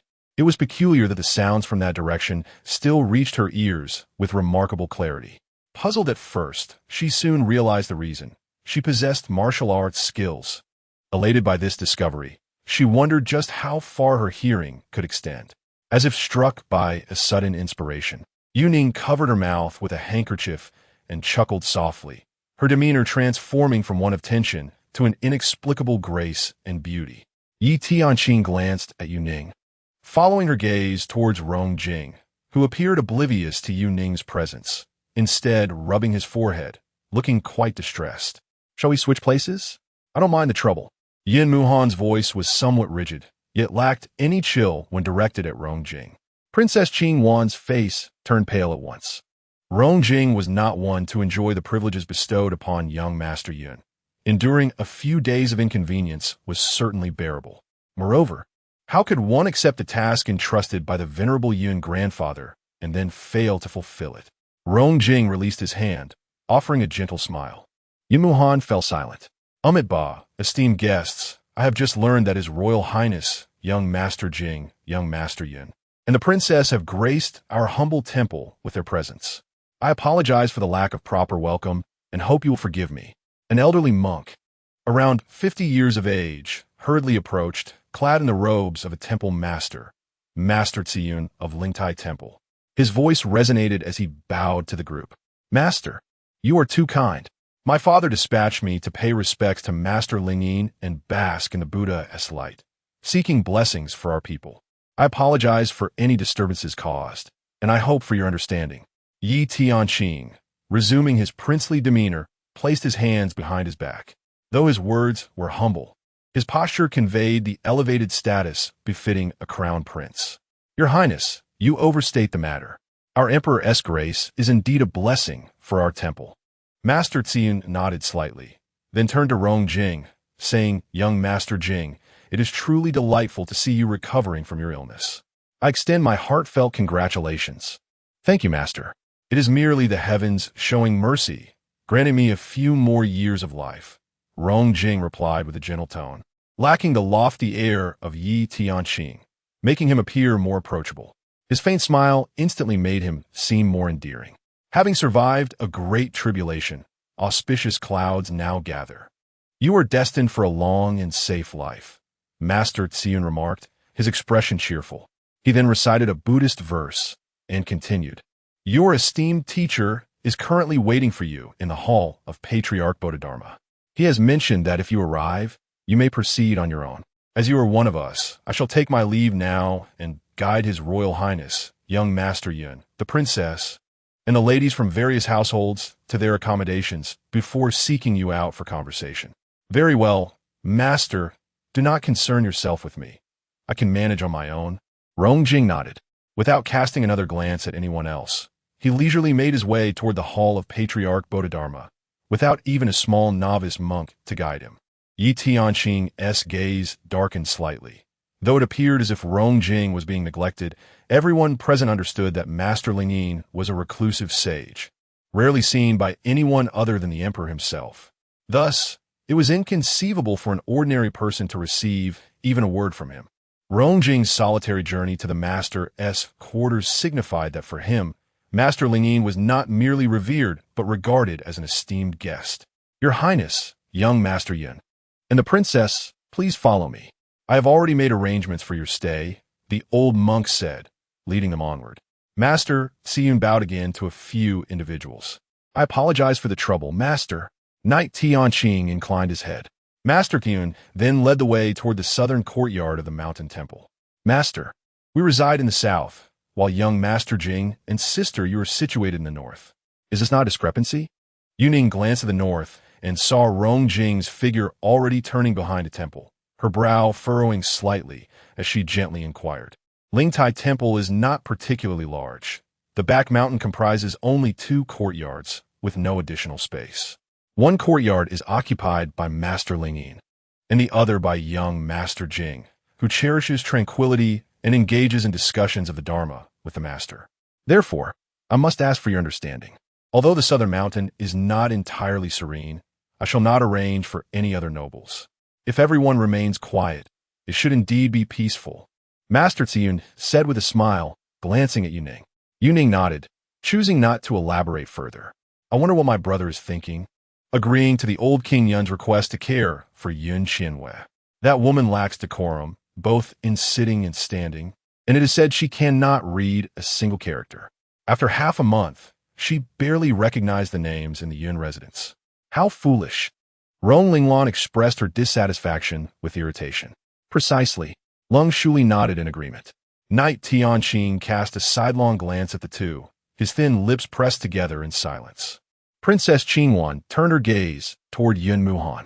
Yun Muhan's indifferent and cold eyes fell upon Rong Linglan. Are you suggesting that I have failed in my teachings? That I have been unable to educate my sister for half a month? Is it her folly or mine? Rong Linglan was taken aback, suddenly recalling Yun Muhan's presence. Upon meeting his cold gaze, her heart trembled, and she hastily smiled. How could Linglan dare to speak ill of young Master Yun? It is merely that Qian Yue is slow-witted. Her debauchery is well known, and such a waste of young Master's time is truly. Under Yun Muhan's frigid scrutiny, she found herself unable to continue. I am learning the household management with the Emperor's approval of a 2-month leave for intensive instruction. According to the second Mrs. assertions, does that imply the Emperor is foolish for granting me time off? Should she remain a stubborn rock forever? Are you questioning the Emperor's wisdom? Yun Muhan raised an eyebrow. Rong Linglan's face paled. She was perplexed as to why, in the past, her disparagement of Qian Yue had never drawn his attention. Yet today, he chose to defend her. She took a step back, hastily shook her head. I did not say that. I merely suggested she learns somewhat slowly. It is better that you did not say such a thing. Should these words reach the emperor's ears, it would likely bring misfortune upon the second. Mississippi Yun Muhan turned away from her, coldly warning, "She is my sister, and I do not wish to hear anyone utter a word against her. If I hear such things again, no matter who it is, do not blame me for being ungracious." Rong Linglan wished to offer further explanations, but fell silent instantly.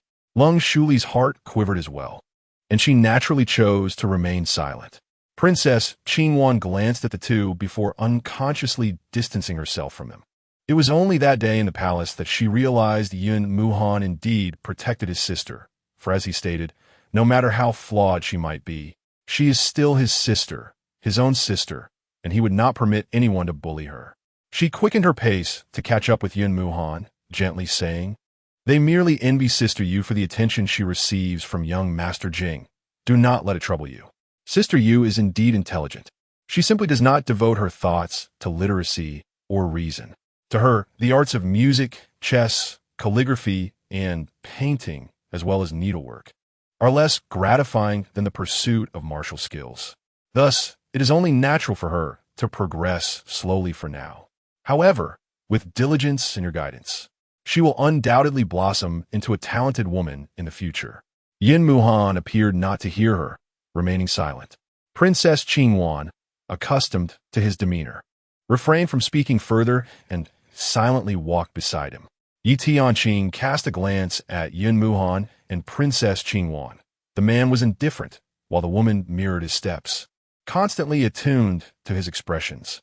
A fleeting thought crossed his mind as he observed their interaction, reminiscent of a woman who once followed him closely. Had he, at that time, mirrored Yun Muhan's current aloofness? No.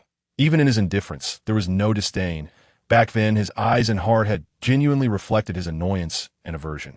Now, however, that person did not deign to glance in his direction, and when their eyes met, they mirrored the same coldness and disdain he had once known. He unconsciously closed his eyes, his complexion turning pale. "Your Highness, are you unwell?"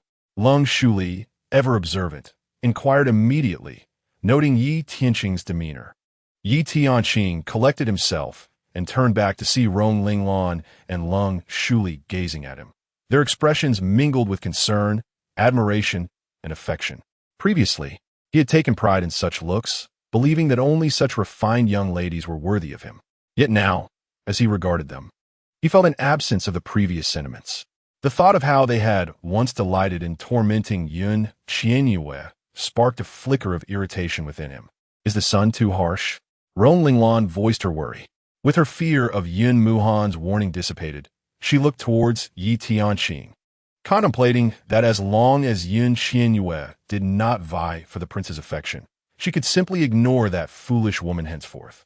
"I am fine," Yi Tianqing snapped, turning his head away. Rong Linglan and Lung Shuli exchanged glances, falling silent once more. The prince had always been enigmatic. Matters beyond their comprehension were not theirs to question. This was precisely what endeared them to Yi Tianqing, as they found his inscrutable nature and regal demeanor satisfying and captivating. Yuning walked at the rear, frequently glancing back at the distant mountains. Observing the five ahead, a bitter smile crept across her face. Once she had mocked Princess Qingwan and Rong Linglan, Lung Shuli, believing their pursuit of the man they adored was a futile degradation of their pride. Now, however, she could not help but ridicule herself. She was even less than they were, for they could see and reach him, while she could not even grasp the hem of his garments. Previously, she had felt no discomfort in this. Deep down, she believed such a person was meant to be admired from lofty heights. Yet, when that person descended from the clouds and smiled at others, but not at her, the impact was immeasurable. Yuning's expression shifted continuously. After a long moment, she clenched her fist, vowing, "No, I cannot. I still have a chance, do I not?" The group continued in silence.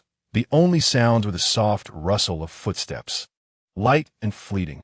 Master Tian silently recited the name of Amitabha, reflecting on the folly of a group of infatuated individuals.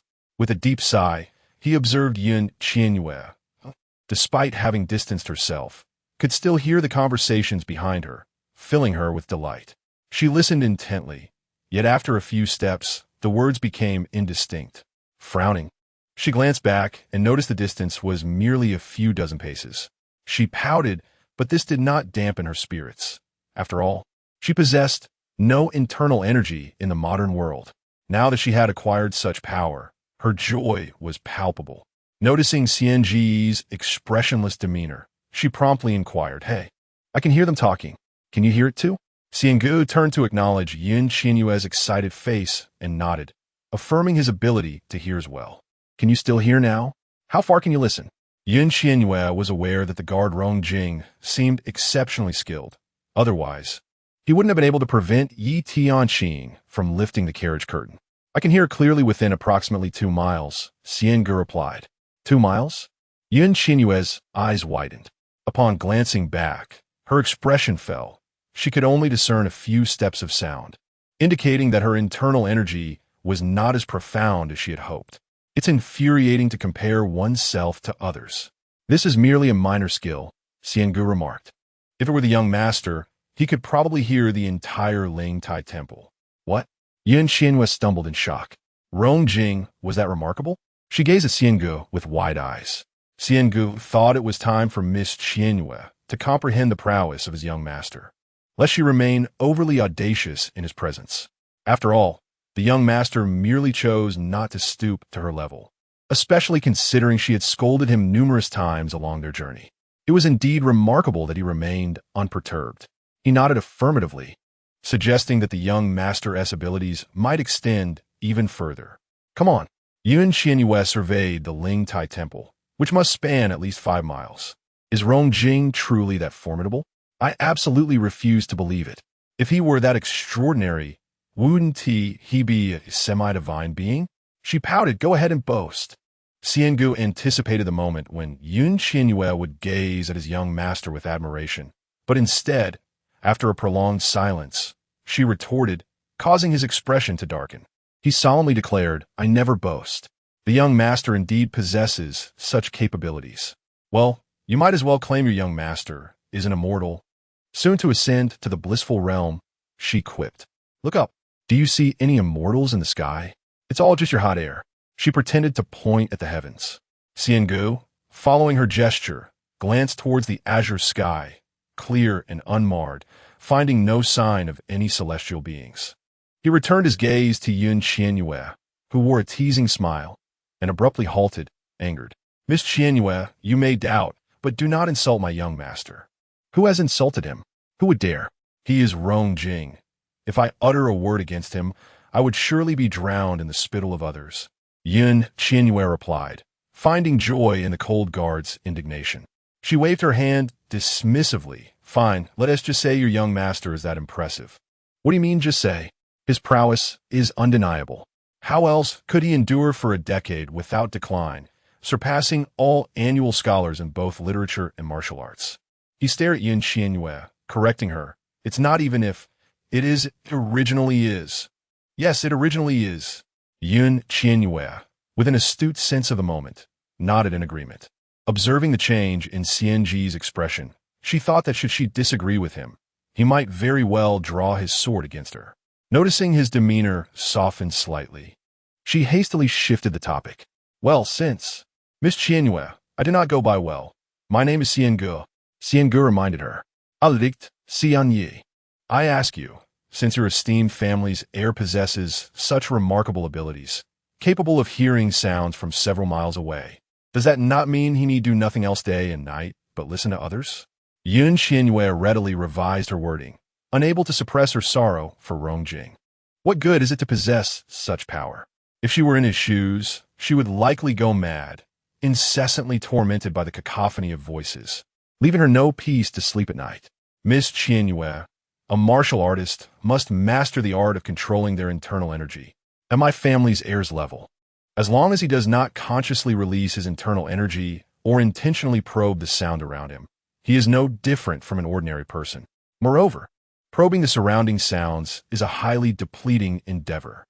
One must understand that internal energy is the essence of a martial artist. Exhausting even a fraction of it may require a month to replenish. Thus, my family's heir would certainly not engage in such actions, as they are generally avoided. Qian Gu regarded Qian Yue, pondering how it was said that the late duke had personally imparted martial skills to her, yet she appeared to be quite inept, lacking in literacy and possessing only a rudimentary understanding of martial arts, which was indeed concerning. Oh, I see. Qian Yue nodded, feigning enlightenment. It was said that she had practiced martial arts since childhood. Logically, she should not be so incapable of controlling her internal energy. However, it seemed to her subordinate that there was a tumult of true energy swirling within her. Qian Gu observed her with a hint of confusion in his gaze. How would I know? Qian Yue shrugged. If she were truly the original Qian Yue, she might have understood the situation, but alas, she was not. Furthermore, she retained not a shred of this body's memories. All she felt was a force within her lower abdomen that surged like the sea at times, only to vanish without a trace, alternating between warmth and coolness. Fortunately, it did not interfere with her life, and since she could not comprehend it, she allowed it to be. This was likely what Qian Gu referred to as true energy. I cannot discern it either. Perhaps my family's heir could provide some insight. Miss Qian Yue might consider consulting him. Qian Gu withdrew his gaze and continued to lead the way. Qian Yue responded nonchalantly. She had no intention of consulting Rong Jing. After all, time was abundant, and as long as this entity within her did not hinder her, she saw no reason to exert effort. She had navigated life without martial skills before, and now she could not be bothered. It was best to let things flow naturally. Qian Gu fell silent again, contemplating how Miss Qian Yue appeared to be oblivious and foolish. Yet, the more he interacted with her, the more he found her inscrutable. What others coveted adhered to rules, and revered she regarded as utterly valueless. He wondered what truly mattered to her, as his peripheral vision caught Qian Yue leisurely observing her surroundings. His initial disdain and annoyance dissipated, replaced by a newfound respect for her enigmatic nature. An ancient temple, he mused, held little appeal. It was merely aged. Qian Yue offered her assessment of Ling Tai Temple, a sanctuary revered as the foremost temple in the realm, a name bestowed by the founding emperor at the inception of the dynasty.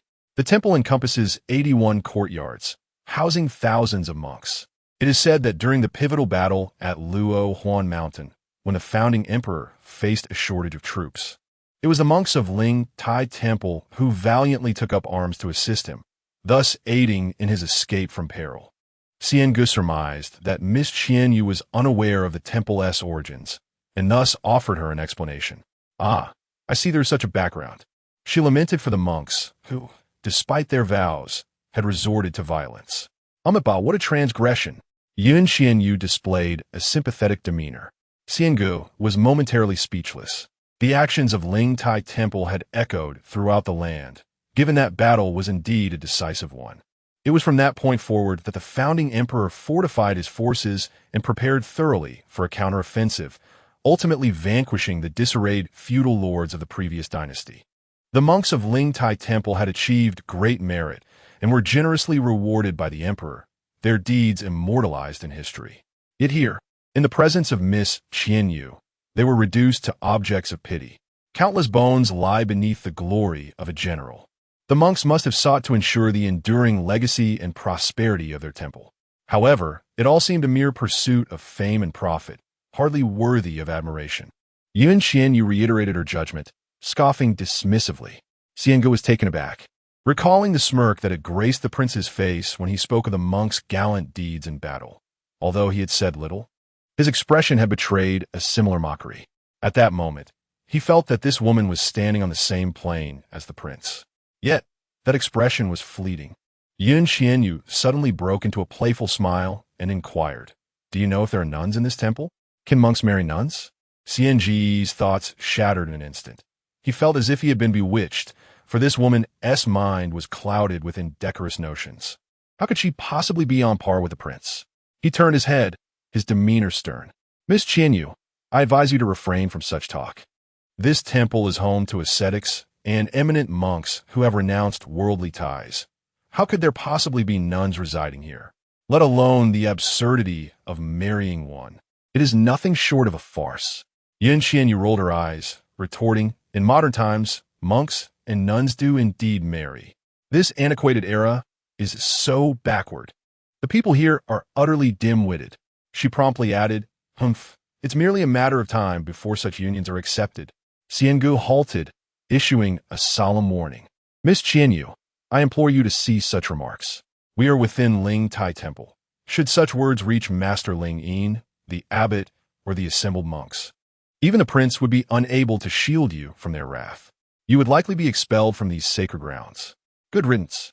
Who would wish to remain in this wretched place? Qian Yue dismissed the notion nonchalantly.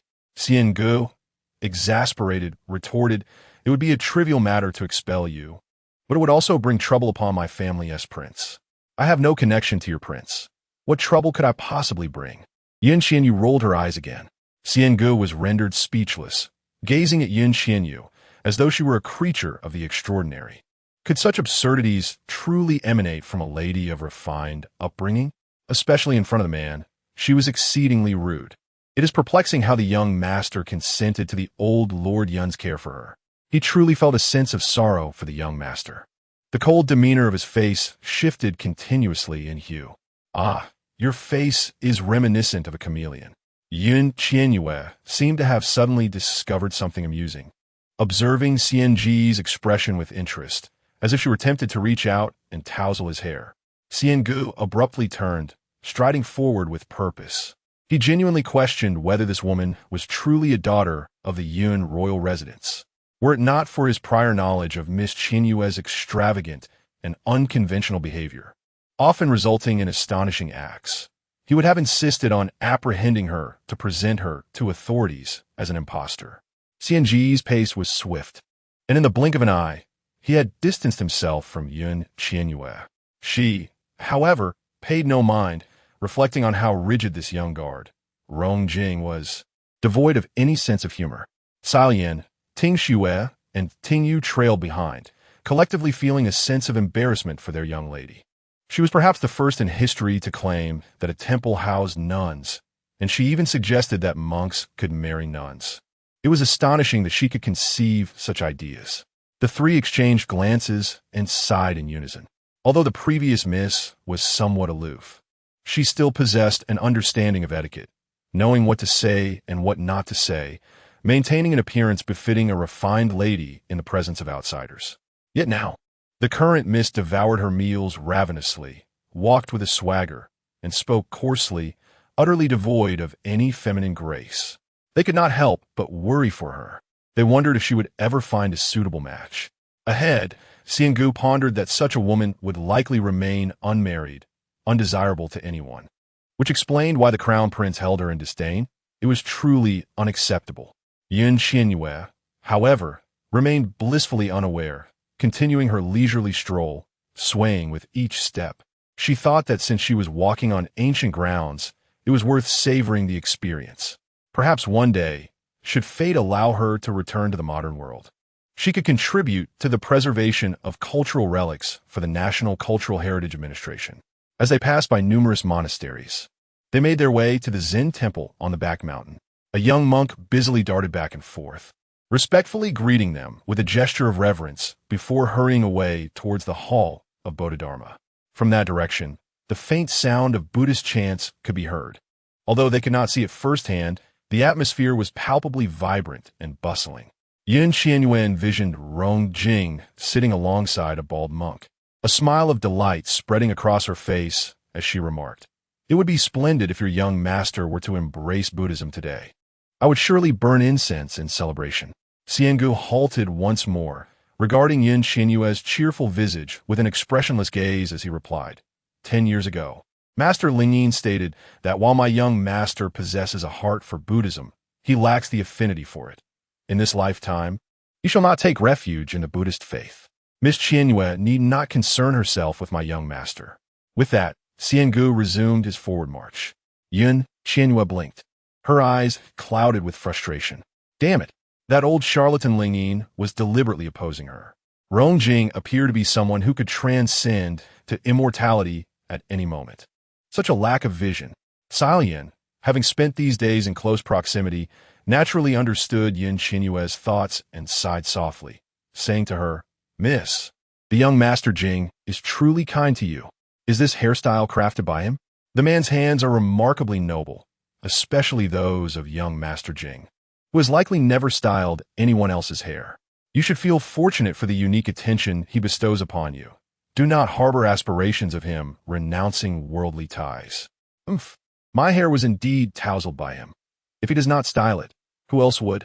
Qian Yue felt a surge of irritation at this notion, as her hair was not truly disheveled, yet she endured the torment of being awkwardly contorted for an extended period. "Miss, how could young Master Jing possibly have disheveled your hair? It must be your own doing during sleep. He was merely trying to assist you." Kai Yin chided Qian Yue with a disapproving glance. Moreover, the prince and princess of the Rong Wang Fu passed away long ago now. Young Master Jing is the sole heir of the direct lineage. If he were to renounce his duties, who would inherit the Rong Wang Fu? You must refrain from voicing such thoughts in the future. Qian Yue was taken aback. "So, you mean to say that Rong Jing's parents have both departed this world? And quite some time ago?" "Indeed," she replied. "It is said that 10 years past, due to turmoil in the northern borders, the prince ventured forth to quell the unrest. He was subsequently trapped in the north, and although the siege was lifted, he reportedly succumbed to a debilitating poison and passed away on his return, his body having long succumbed to the chill. The princess, deeply in love with the prince, took her own life upon hearing the tragic news. The prince had only ever married one princess, and they bore but young Master Jing.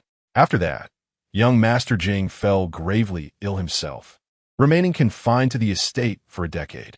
Kai Yin spoke softly, reproaching, "You ought to have known this, miss. However, your thoughts seldom dwell on others." Qian Yue's heart grew heavy. She had not anticipated Rong Jing's plight. Yet, compared to her own life as an orphan, he seemed to be blessed. Many in the world endure greater misfortunes, and at least he, Rong Jing, is revered by all, living a life of relative comfort. With this thought, her somber mood lightened somewhat, and she lowered her voice. "Isn't Rong Linglan Rong Jing's sister? How, then, is he the last of his line?" "Miss, how can you be so perplexed?"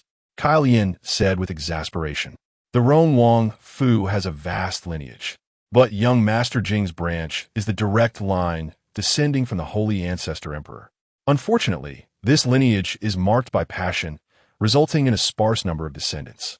This generation's princess bore only young Master Jing and has not conceived again, leaving him as the sole heir. The collateral branches, however, are numerous. Miss Rong is merely the direct daughter of the second master of the Rong Wang Fu. There are also the third and fourth masters. So young Master Jing undoubtedly has many siblings beyond just Miss Rong." Goodness! Qian Yue's lips twitched in disbelief. Such ancient aristocratic families are truly daunting. It is not only the Rong Wang Fu that is thus. Our Yun Wang Fu shares a similar fate. However, our direct line is more robust, which makes it appear somewhat simpler than the Rong Wang Fu. But simplicity is a relative term, as there is still constant strife, as you well know, Mississippi. The Rong Wang Fu values its males, with young Master Jing held in high regard, while in our household, females are prioritized. Currently, due to your mother, the princess, passing away early, and the prince not remarrying or establishing a formal consort, you alone stand as the solitary representative of the female lineage, thus holding the esteemed position. How many envious gazes must your current and future identity provoke? It is evident that the position of the young Master Jing and his status incite the jealousy of many. Your circumstances are quite similar, are they not? Both are rather arduous, sighed Xiaoyan. Qian Yue was rendered speechless. Look at her unfortunate fate. After painstakingly being given a second chance at life, she finds herself in the limelight, seemingly unable to conceal her brilliance. How lamentable! After their exchange, Xiangge had already led them to the Zen courtyard at the back mountain. He halted his steps and pointed toward the nearby courtyard. "Say, Miss Qian Yue, this is the place. The young master resides in the western wing, while you will stay in the eastern wing." Indeed, Qian Yue paused to survey the area. It was indeed nestled against verdant mountains, tranquil and serene, with the melodious chirping of birds resonating in the air. A gentle breeze carried a fragrant floral scent, which she inhaled deeply, finding it exceedingly pleasant. Curiously, she inquired, "What flower produces this fragrance?" Replying to the young lady, "This is the scent of the half-branch lotus." The name of this fragrant spring mountain derives from two precious flowers, the half-branch lotus and the magnolia grandiflora. These two flowers render the spring waters here infused with floral aromas. Once I brew you a pot of tea with the spring water, you will discover just how delightful it is, Xiaoyan promptly replied. Well, then I shall certainly indulge. Qian Yue nodded, stifling a yawn, and lazily waved at Xiange, saying, "You may go find your young master now. I have no need of you here. Tell him I wish to sleep, and that he is not to disturb me unless necessary." Understood. Xiange nodded and assured Qian Yue. This courtyard is guarded by hidden sentinels, so you may rest assured and sleep peacefully. I shall now seek my young master. Very well. Qian Yue turned away and stepped into the courtyard, while Xiange utilized his lightness skill to make his way to the hall of the Patriarch Bodhidharma. As he glided through the air, he contemplated how many women yearned for the young master's favor. Yet Miss Qian Yue seemed to shun him like a plague. Curiously, the young master was drawn to her, a perplexity that was beyond his comprehension, yet not something he needed to ponder. Upon arriving at the eastern wing, Qian Yue strode purposefully towards the main room, with Xiaoyan and the others hastily trailing behind her. The interior was immaculate and had been tidied in advance. Seeing the spacious bed and soft, fragrant quilt, Qian Yue leaped onto it, closing her eyes in comfort, exclaiming that bumpy carriage ride was unbearable. Nothing compares to the comfort of a bed. Xiaoyan gazed at Qian Yue in disbelief, pondering why she had such a penchant for sleep, which hindered their enjoyment. With a strained expression, she said, "Miss, it is still broad daylight, and you went to bed quite early yesterday. How can you still be tired? You all kept me awake half the night. How could I have rested well? During the day, there is no fear. If I am tired, I shall sleep." Qian Yue replied with her eyes still shut, "But you have yet to have your breakfast. When I entered, I noticed that a vegetarian meal had already been prepared in the kitchen." Xiaoyan urged, hoping that after eating, they could venture out for some fun. "I am not hungry. I shall not eat. You may go ahead and eat without me." Qian Yue dismissed them. Qian Yue naturally comprehended the sentiments of the three young ladies. At this moment, were eager to dash towards the Dharma hall to listen to the Buddha's teachings. But how could that be permissible? How could the servants allow the young mistress to remain alone? Absolutely not. Kailian shook her head. What is there to prevent? Haven't you heard that this courtyard is surrounded by hidden guards? I can sleep here without any trouble. I won't go missing if I get hungry. I can find food myself. Do not bother me. Go and enjoy yourselves. Qian Yue waved her hand to dismiss them. Let Ting Shui and Ting Yu go play. The servants will stay here to guard the young mistress. Kailian still shook her head. If I say go, then go. All three of you should go. Qian Yue pulled the blanket over herself, adding, "This is an order. Hurry along. I wish to sleep. When you return, tell me what enlightening Buddha sounds you have heard." Kailian hesitated slightly, but unable to resist her curiosity and desire for fun. She saw that Qian Yue truly intended to sleep and could not be persuaded otherwise, so she nodded, and the three servants departed. "Mistress, rest well." Qian Yue responded. The three exchanged glances, turned, and exited, not forgetting to close the door behind them. They conferred briefly, and without even eating, they excitedly dashed out of the east wing, heading straight for the Dharma hall. As Qian Yue listened to their footsteps fading away, she indeed fell asleep. In her view, nothing was more delightful than slumber. Not long into her slumber, she heard a series of light footsteps entering the courtyard. The steps were exceedingly soft, yet due to her innate sensitivity combined with her internal strength, she heard them quite clearly. Covering her head, she thought to herself who dared to disturb her precious sleep. She would certainly use a large pot to stir-fry whoever it was. "Young prince, please hold." Mo Li's voice drifted in from outside. It turned out to be Yi Qingran. Qian Yue's drowsy mind sharpened somewhat. However, she still could not resist her fatigue. Although she had a good rapport with Yi Qingran, Sleep took precedence over everything. Realizing that Mo Li had also accompanied him, she felt reassured that with this person around, she could sleep soundly. Is she sleeping? Yi Qing ran halted his steps. Yes. Montauk Li nodded. Why is she sleeping in broad daylight? How could she sleep so much? Is she unwell? Step aside. I shall go in and see her. Yi Qing ran advanced. Circumventing Mo Li. Young prince, please stop. After all, this is the young mistress's chamber. It would be rather inconvenient for you to enter. Mo Li again blocked. Yi Qing ran. Is she really undressing in broad daylight while sleeping? Yi Qing ran shot Mo Li a glare, seemingly sensing the impropriety, and waved his hand. Then you go wake her. Just tell her I am taking her to play. The half-branch lotus and magnolia in the back valley are blooming splendidly. We should go take a look. We can also fish in the river. While the other offerings of Shangshuan Mountain may be lacking, the fish raised in Shangshuan water are exceptionally delicious. I will roast fish for her. My fish roasting skills are unmatched, a delicacy few have the privilege to enjoy. Chapter 45. Upon hearing Yi Qingran mention grilling fish for her, Yun Qian felt the lethargy dissipate somewhat. Yet, nestled comfortably in her warm bed, she was still reluctant to rise. Should she indulge in slumber or partake in a grilled fish? Her mind was engaged in a fierce internal struggle. Why are you dawdling? Go wake her up. Yi Qingran urged, directing a glare at Mo Li, who hesitated. Your Highness, you are a gentleman, and so am I. How could I possibly enter to rouse the young lady? Montauk Li replied promptly. Yi Vingran fronet. Where are her maids? Why isn't anyone coming forth? Are they all asleep? Mrs. sent her maids out to play. She likely has no desire to venture out with His Highness, Mo Li informed him.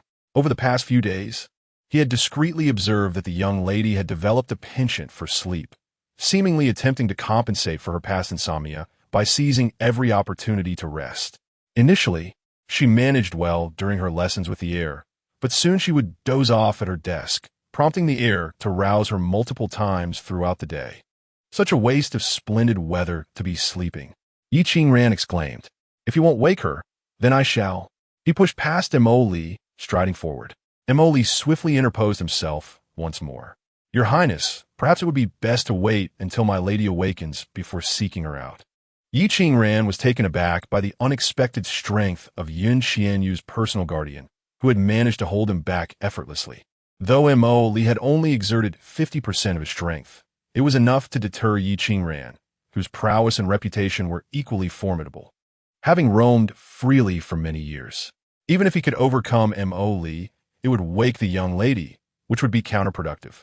Furthermore, this young prince seemed to bear no ill intentions towards her.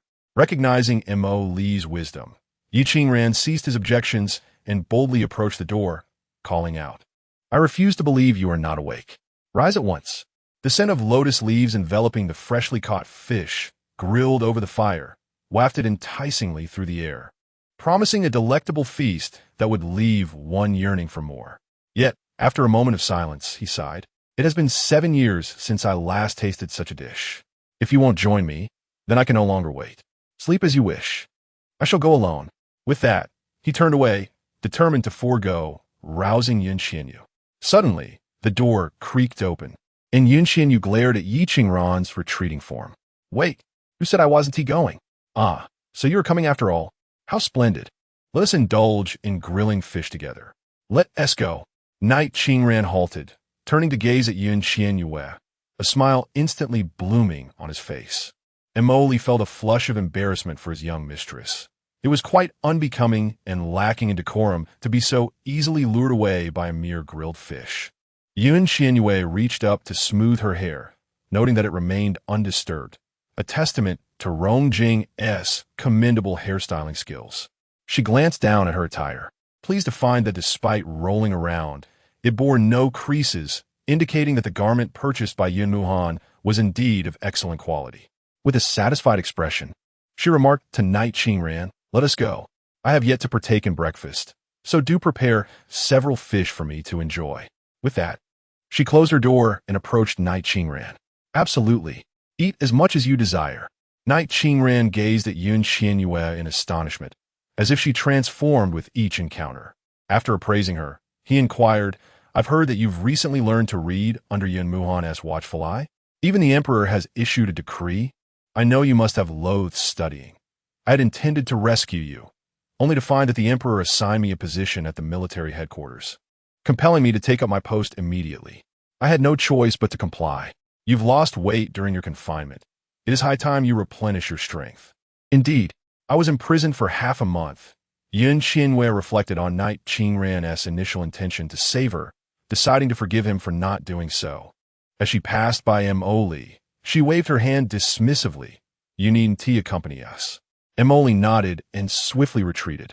Qian Yue instantly felt the efficacy of his lightness skill. Too bad, she possessed it without knowing how to utilize it. She resolved to practice in secret someday. While lost in thought, she heard Knight Qingran gritting his teeth, that Yin Muhan is truly ruthless even to his own sister. He deserves a good scolding. Once we return, I shall assist you in teaching him a lesson. He spoke as if it were he who had been imprisoned for half a month. Qian Yue chuckled at him, nodding in agreement. Yes, do give him a thorough reprimand on my behalf. Ideally, render him incapable of teaching me to read or manage accounts. And I would be immensely grateful. Consider it done, Knight Qingran declared, thumping his chest in assurance. Qian Yue's spirits lifted instantly, her mood brightening at the prospect of a favorable future. She then scrutinized Knight Qingran, observing his broad shoulders and narrow waist, adorned in a brocade robe with flowing sleeves. Still as handsome as ever, such a visage must have captivated countless women, and she couldn't help but smirk, recalling Rong Jing's words, sighing inwardly that no matter how splendid, he was already taken. Fortunately, she harbored no intentions of romance or marriage. Otherwise, she might have entertained thoughts of claiming him for herself. Turning her head, she inquired, is life at the military headquarters enjoyable? It's merely a gathering of foul men. What could possibly be enjoyable? Knight Qingran shook his head. Are there no female soldiers? Qian Yue asked. Though ancient customs forbade women from military service, history did recount exceptional cases, like Hua Mulan, who disguised herself as a man to serve in her father's stead. There were also formidable women like Fan Lihua, Mu Ging, and the Yang family female generals, genuine warriors. None. Knight Qingran shook his head again, adding, even if there were women, it would be of no interest. This prince has no regard for them. Ah yes, you only have eyes for the daughter of the southern border's chieftain, hence your indifference to other maidens. Qian Yue gazed up at the sky, silently adding a thought for him in her heart, and then inquired, even without women, there are still many delightful activities. Pray, tell me, perhaps one day I may find joy in joining the army. As she spoke, she couldn't help but sneer at herself inwardly. After all, she had spent over a decade navigating the rigors of military school and service in her past life. Yet it seemed it was never enough. Such is the nature of humanity. However, she pondered what the army of ancient times might be like. She was particularly eager to witness the military equipment of the present day, such as crossbows, powerful bows, and long spears. Her interest was piqued. You wish to join the army? Yi Qingran exclaimed, startled as he looked at Qian Yue. What of it? She retorted. Women can charge in a battle just as valiantly as men. She raised an eyebrow defiantly. That's not what I meant. I advise you to abandon that thought. Firstly, there are no female soldiers in the Heavenly Saint Army, let alone female generals. Even if there were, your status would prevent you from entering the military camp or serving as a soldier. The emperor would never permit it. Yi Qingran shook his head in fear, casting a glance at her before adding, especially with your striking beauty. If you were to enlist, the soldiers would be too distracted to train for battle. All eyes would be on you. Who dares to disregard me? I can handle them, Qian Yue declared with bravado. Yet, she felt a tinge of frustration at her own appearance, thinking it a nuisance. However, she possessed the skill to apply makeup, enabling her to transform her appearance sufficiently that those unfamiliar with her would never recognize her. This thought brightened her spirits. She was determined to see the army. After all, what if one day it became permissible for women to serve? Even if it didn't, she would pave the way for it. Yi Qingran chuckled at her enthusiasm, finding her excitement amusing. What are you laughing at? Do you think, I assure you, I would make a formidable soldier. perhaps even more qualified than you. Qian Yue tilted her head, contemplating how a man of such beauty might also disrupt the army's morale. Yet, she figured no one would dare entertain such thoughts, considering his notorious reputation as the little demon king known throughout the land. You, my dear, would cause even more headaches than I. Yi Qingran laughed heartily at her defiant stance before sobering slightly to say, if you truly wish to enlist, it appears it will be impossible. Your status would never be accepted. The emperor, the empress, grandfather Yun, uncle Yun, your elder brother, and even the crown prince. None would allow it. Those stubborn ministers would surely flood the emperor's study with petitions, burying him under a mountain of bureaucracy. I advise you to abandon this notion. Qian Yue pouted, exasperated by her burdensome status. However, if you genuinely wish to see the military camp, I could secretly take you there just once. Yi Qingran whispered conspiratorially. Really? Qian Yue's eyes sparkled with excitement. Indeed, when have I ever deceived you? Yi Qingran puffed out his chest proudly.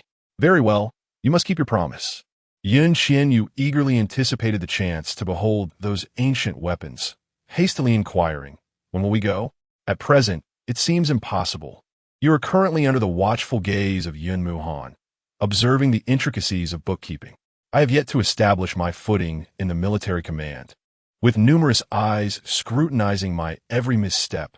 Once I have dealt with that troublesome lot, and when you're no longer under Yun Muhan's watch, I shall find a moment to take you inside for a glimpse. What say you? Yi Qingran pondered for a moment before inquiring. Very well. Time is not an issue. As long as I can have a look, it suffices. After all, the military command isn't going anywhere. It's settled then. Qian Yue replied with a decisive nod, extending her palm to seal the agreement with a clap. You cannot go back on your word. Agreed. No backing out. Yi Qingran was momentarily taken aback, yet extended her palm as well. The sound of their hands meeting echoed 3 crisp times, solidifying their pact.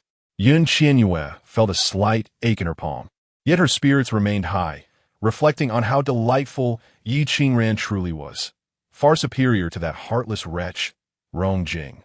Yi Qingran, on the other hand, felt a subtle tingling in her palm, one that coursed through her heart. Unbeknownst to her, she instinctively scratched her palm, as if attempting to dispel the soft sensation from their recent touch, but it lingered stubbornly. Frowning in contemplation, she appeared somewhat dazed and perplexed. Hey, let us go. Where do you plan to catch those fish? Yun Vian Yu Urgit, Notijing Yi Qingran Su Den Pose. Yi Qingran swiftly dismissed the odd sensation from her mind, pointing behind her. Do you see that little pavilion halfway up the hill? It's not far from here, and with a bit of lightness technique, we could reach it in no time. Upon finishing her sentence, her eyes sparkled with excitement as she turned to Yun Yue. Don't you also possess lightness skills? Instead of racing horses today, how about we compete in lightness technique? Lighten technique? Yun Yue felt a flicker of interest, but hesitated, pondering how to soar into the air. What is the matter? Are you afraid? Or do you simply know you cannot surpass me? Yi Qingran raised an eyebrow, challenging her. Let us compete. Who is afraid of whom? Yun Yue's competitive spirit ignited, her resolve firm. She could always learn lightness technique. Observing Yi Qingran would suffice for her to imitate. With this thought, she felt emboldened. Excellent, Yi Qingran declared, sensing Yun Yue's agreement. Let us make that pavilion our destination. Whoever reaches it first wins. Agreed. Yun Yue nodded, her gaze fixed intently on Yi Qingran. Shall we begin? Yi Qingran inquired. Let us start. Yun Yue affirmed, with a delicate push from her toes. Yi Qingran effortlessly glided away, leaving Yun Yue momentarily stunned as she watched her soar over 10 feet in the blink of an eye. Was it really that easy to fly? Hey, let us go. What are you dawdling for? Yi Qingran, sensing Yun Yue lagging behind, halted to beckon her. I'm coming. Let us start over. Yun Yue quietly summoned her strength, feeling a surge of energy in her lower abdomen, and her heart leapt with joy. She wondered if this newfound energy could propel her like hydrogen fueling an aircraft. Nonetheless, she resolved to try, if it failed. The worst that could happen was Yi Qingran's laughter. True to her word, Yi Qingran returned, gracefully landing beside her with a light tap of her toes. Let us go. Yun Yue steeled herself, and uttered a phrase, imitating Yi Qing Ran's movements. With a forceful push of her toes, she felt her body suddenly lighten, and she was lifted 3 feet off the ground, soaring into the air. Goodness! At that moment, Qian Yue found herself at a loss for words to describe her feelings. She marveled at the wonders of ancient humanity, so profound and vast. It was truly regrettable that none of it had been left for the modern age. The young girl displayed remarkable talent.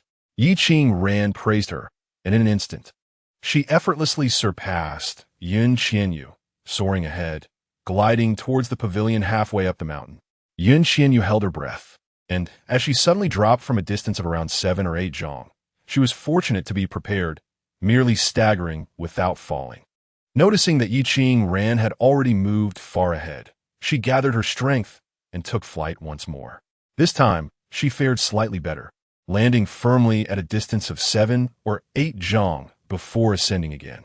After several attempts, she began to master her balance, each landing becoming briefer than the last. Though she still lagged far behind Yi Qing Ran sensed that Qian Yue had not kept up and turned to look back at her. Upon seeing her intently focused on her toes, seemingly struggling to catch her breath, he couldn't help but stop, chuckling at her. "Do you not know how to breathe?" "Tian, you said you possess exceptional lightness skills. Is this truly the extent of your prowess? I am quite astonished." Qian Yue halted, and despite being teased by Yi Qing Ran, she felt a surge of joy. In a modern world, her body could barely manage to fly a single zhong, let alone 7 or 8. She was immensely satisfied. "So it turns out, I have simply grown rusty." Yi Qing Ran laughed, extending his voice playfully towards her. "What if I cannot breathe properly? You are still a few years older than I." Qian Yue shot him a glare, her previously jubilant mood now slightly dampened. How was she supposed to breathe differently? She truly did not know how. "Little girl, you are 15 this year, while I'm the same age as Yin Muhan. 18, merely 3 years your senior. What do you mean by a few years? You make me sound ancient." Yi Qing Ran playfully tapped Qian Yue on the head and continued, "I heard that your martial arts were personally taught by Grandpa Yin. I wonder how that old man instructed you, as he evidently neglected to teach you how to breathe. Listen, you must breathe from your dantian, not as you usually do. This way, your true energy will flow seamlessly, and your speed will naturally improve." "Breathe from the dantian?" Qian Yue pondered, somewhat bewildered. How foolish. Yi Qing Ran playfully tapped her again. "Stop tapping. That will only make me more foolish." Qian Yue protested, dodging his hand. Why did he have to be so akin to that old man, always tapping her on the head? What a bothersome habit. Close your mouth and refrain from breathing through your nose. Focus on feeling your dantian. Is there not a flow of energy swirling within, like a vortex? Yi Qing Ran withdrew his hand, noting her serious demeanor, his playful expression fading as he earnestly instructed, "Breathe in accordance with its flow, and naturally, you will avoid interruptions." Qian Yue nodded slightly, indeed closing her mouth and refraining from breathing through her nostrils. She earnestly focused on perceiving her dantian. As Ni Qing Ran had mentioned, she was inherently exceptionally intelligent.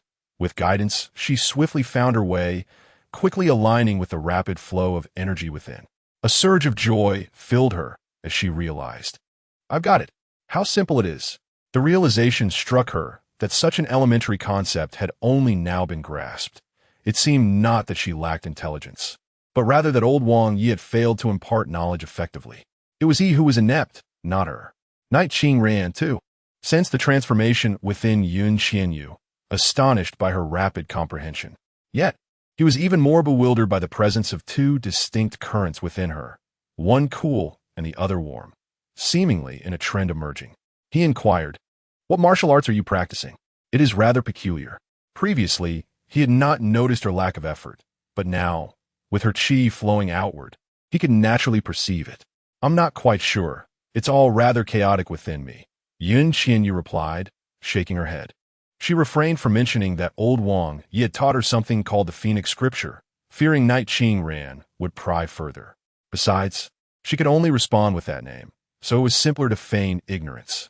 Moreover, she longed to express that it was not that the old man was foolish, but rather that she was not the true Qian Yue. which was why she struggled. Yet, such revelations were not permissible, leaving the old man to bear the brunt of Knight Qing Ran's accusations of folly. Knight Qing Ran furrowed his brow, seemingly perplexed. Just as he was about to speak, he suddenly detected a delicate fragrance, reminiscent of lotus and snow, emanating from Qian Yue. He stepped closer and inhaled gently, remarking, "Why do you exude the scent of that delicate beauty?" "Delicate beauty? Rongjing?" Qian Yue frowned, questioning, "Is it noticeable?" "Indeed." Knight Qing Ran fixed his gaze upon her. Noticing his expression of discovery, Qian Yue shrugged and explained, "I arrived in his carriage today, sharing the same compartment. Is it any wonder I would carry his scent? That's not it. This fragrance is emanating from your body." Knight Qing Ran shook his head, dismissing her explanation. "When we ascended the mountain, I felt nauseous in the carriage, and he gave me a pill, which I took," Qian Yue added. "Was it the Tian Sheng Snow Lotus?" Knight Qing Ran was taken aback. "I'm not sure. It was quite palatable, and I wished for more, but he refused." "How stingy." Qian Yue recalled the white jade vial in Rongjing's possession, realizing he had only given her one. Was that not being miserly? Knight Qing Ran's expression twitched as he regarded Qian Yue, his demeanor somewhat peculiar. "He actually provided you with Tian Sheng Snow Lotus to alleviate your motion sickness?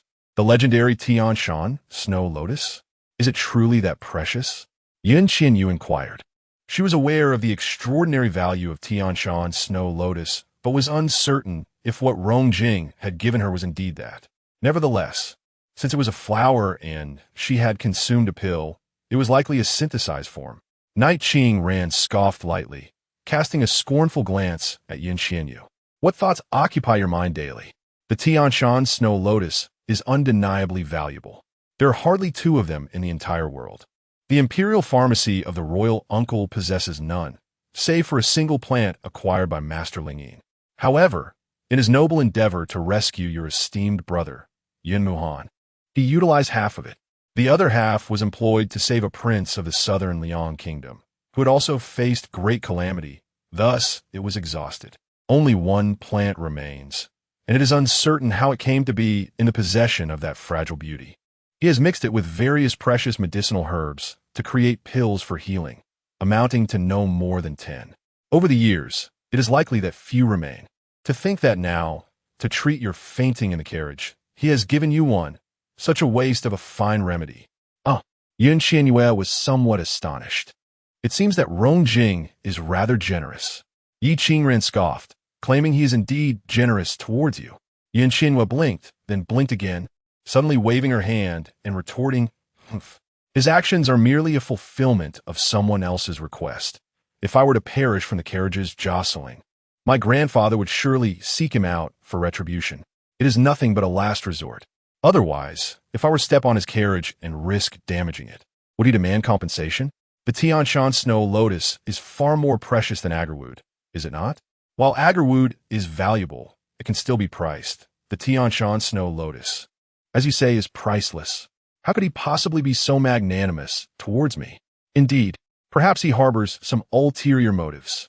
He would not be so generous." Yi Qingran nodded in agreement, recalling past grievances with both anger and frustration. "Back then, I sought his Han-warm jade chess set, yet he would not part with it.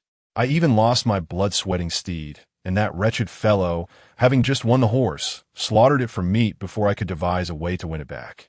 Truly despicable." Qian Yue also nodded in agreement, equally outraged. "He is nothing short of a wastrel." "Precisely. Any fine treasure that comes into his hands is squandered." Yi Qingran's teeth clenched in resentment. Though a decade has passed, he still cannot forget the fury of having his blood-sweating steed killed. The thought alone makes him yearn to devour Rongjing. Qian Yue, not being the owner of the steed, merely vented her frustrations. Observing Yi Qingran's readiness to confront Rongjing, she pondered that if he were to seek a fight now, her grilled fish would surely be ruined. Thus, she promptly advised, "Enough, these are old grievances. Whenever I can help you reclaim your honor, I shall ensure he pays dearly. Do not be vexed. Let's go and enjoy grilled fish instead. Let's take our revenge by feasting upon him like a fat fish." "Very well, let us proceed." Yi Qingran moved forward. and Qian Yue followed closely behind. Having just grasped the fundamentals of the lightness skill, she seized the opportunity to test it. Without waiting for Yi Qingran's call, she lightly tapped her toes and soared towards the pavilion halfway up the hill. Indeed, her true energy flowed uninterrupted, and in just a few leaps, she reached the pavilion's exterior.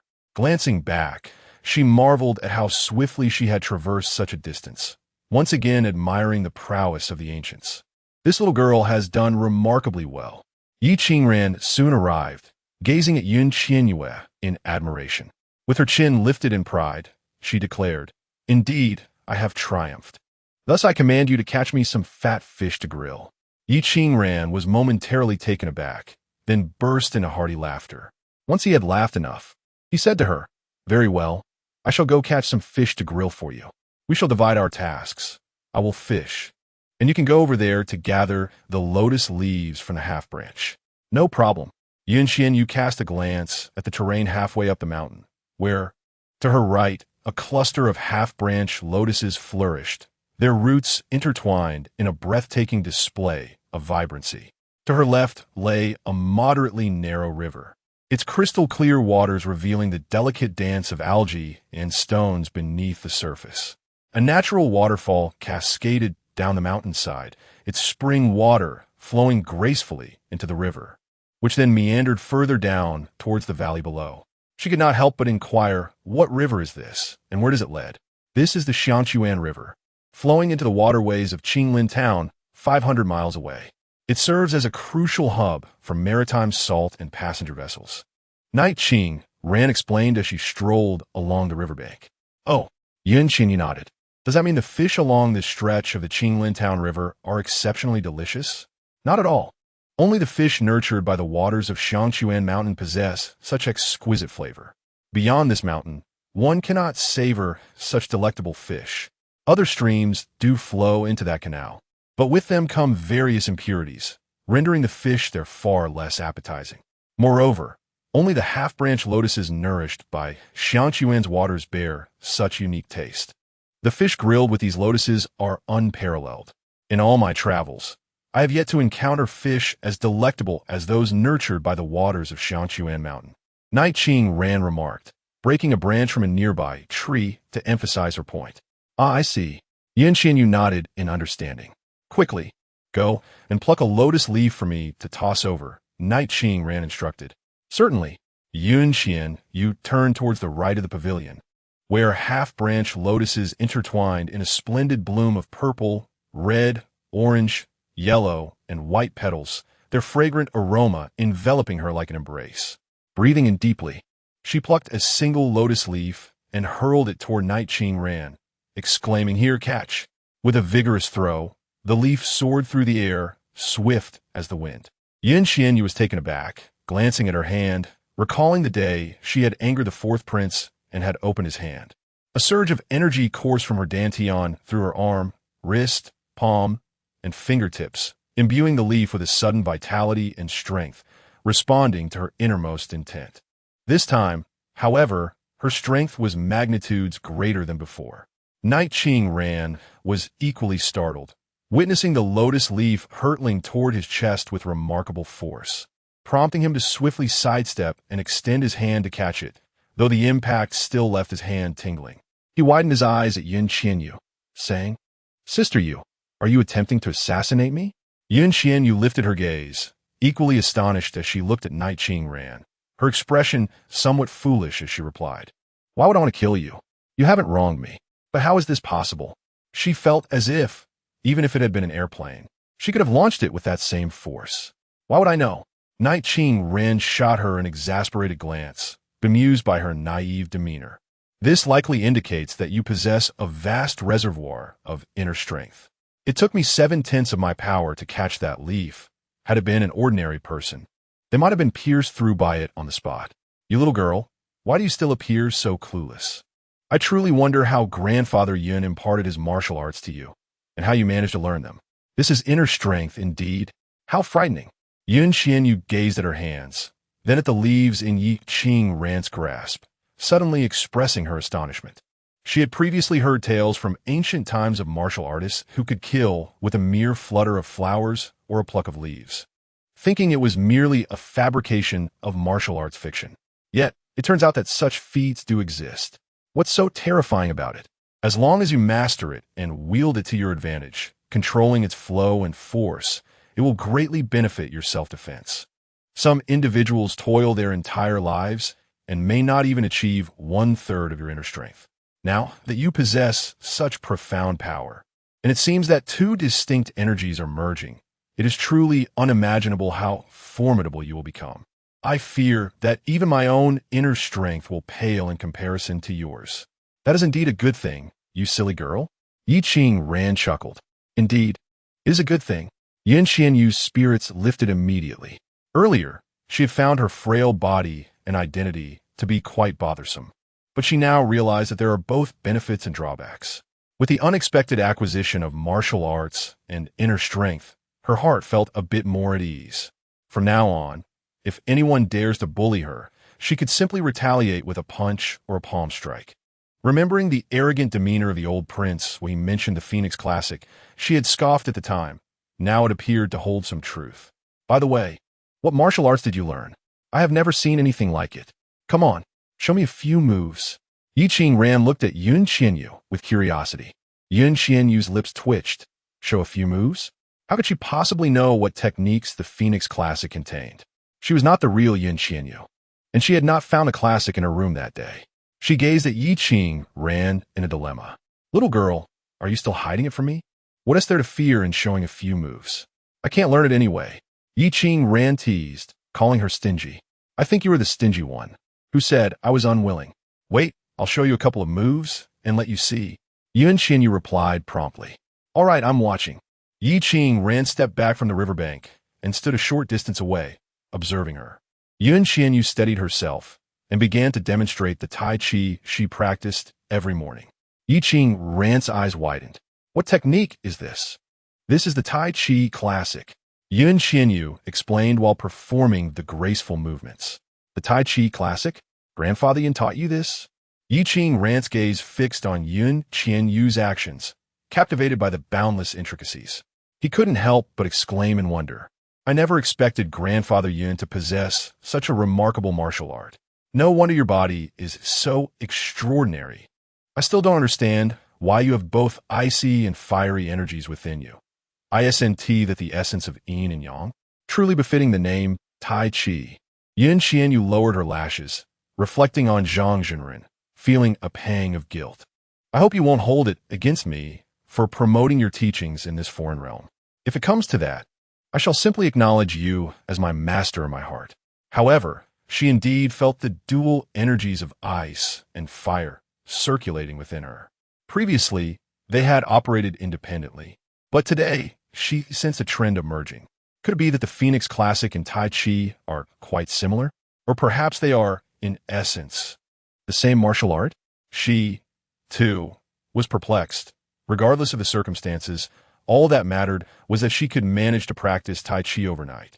After a few strokes, as she was about to stop, she felt the energy within her dantian beginning to circulate around her body, forming a luminous halo that enveloped her. A warm sensation washed over her, an extraordinarily pleasurable feeling that was hard to resist. Thus, she continued her movements, embracing the sphere. Initially intrigued, Yi Qing's astonishment grew as she watched, her mouth agape in sheer disbelief. Before her, Qian Yue radiated clarity, with only the gentle breeze caressing her. Gradually, mist began to gather around her, thickening with each movement until she was entirely shrouded in a fog, rendering her almost invisible. All that could be seen was a swirling mass of mist, a sight he had never witnessed before. After completing a full cycle of Tai Chi, Qian Yue slowly withdrew her hands, allowing all her vital energy to return to her dantian. She felt remarkably lighter, invigorated, and her entire being was illuminated several-fold. She gazed at her palms with delight, thinking to herself, why would she seek the Phoenix scripture now? If she practiced Tai Chi daily, that would suffice, simple yet effective for cultivating her skills, without any considerable effort. It was truly a multifaceted advantage. Hey, what do you think? Have you discerned anything profound? Qian Yue raised an eyebrow at Yi Qingran, her eyes glimmering with an added brilliance, though she remained unaware of her own transformation. Dressed in purple, she appeared as if she had emerged from the mist, ethereal and surreal. Yi Qingran, momentarily entranced, remained motionless, gazing at Qian Yue. Hey, are you in a daze? She stepped closer, waving her hand in front of him.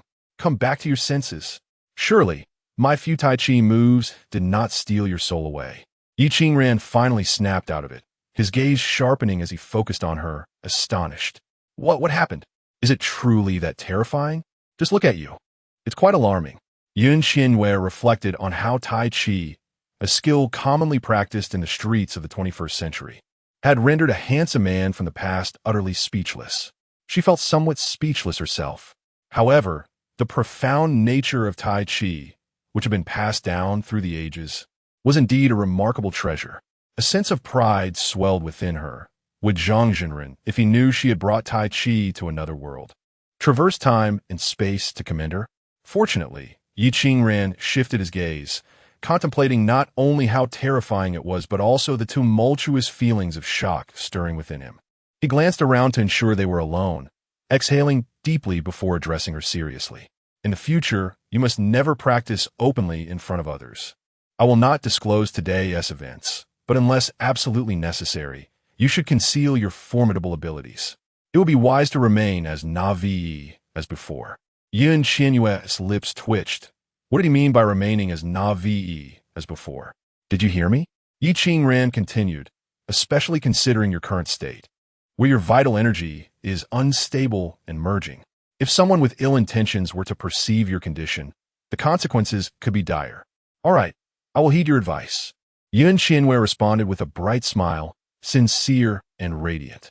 After all, with Mo Li by her side, she felt confident that he would handle any situation that arose, minimizing the need for her direct involvement.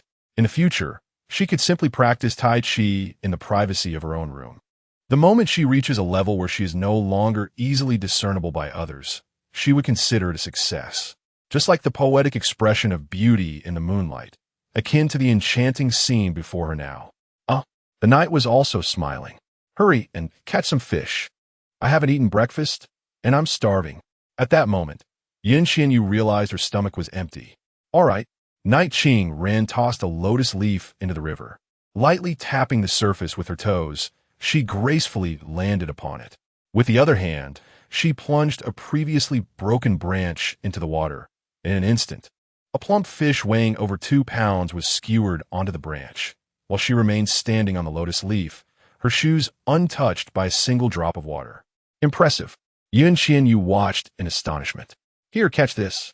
Night Qing ran threw the fish over. Qian Yue quickly reached out to catch it.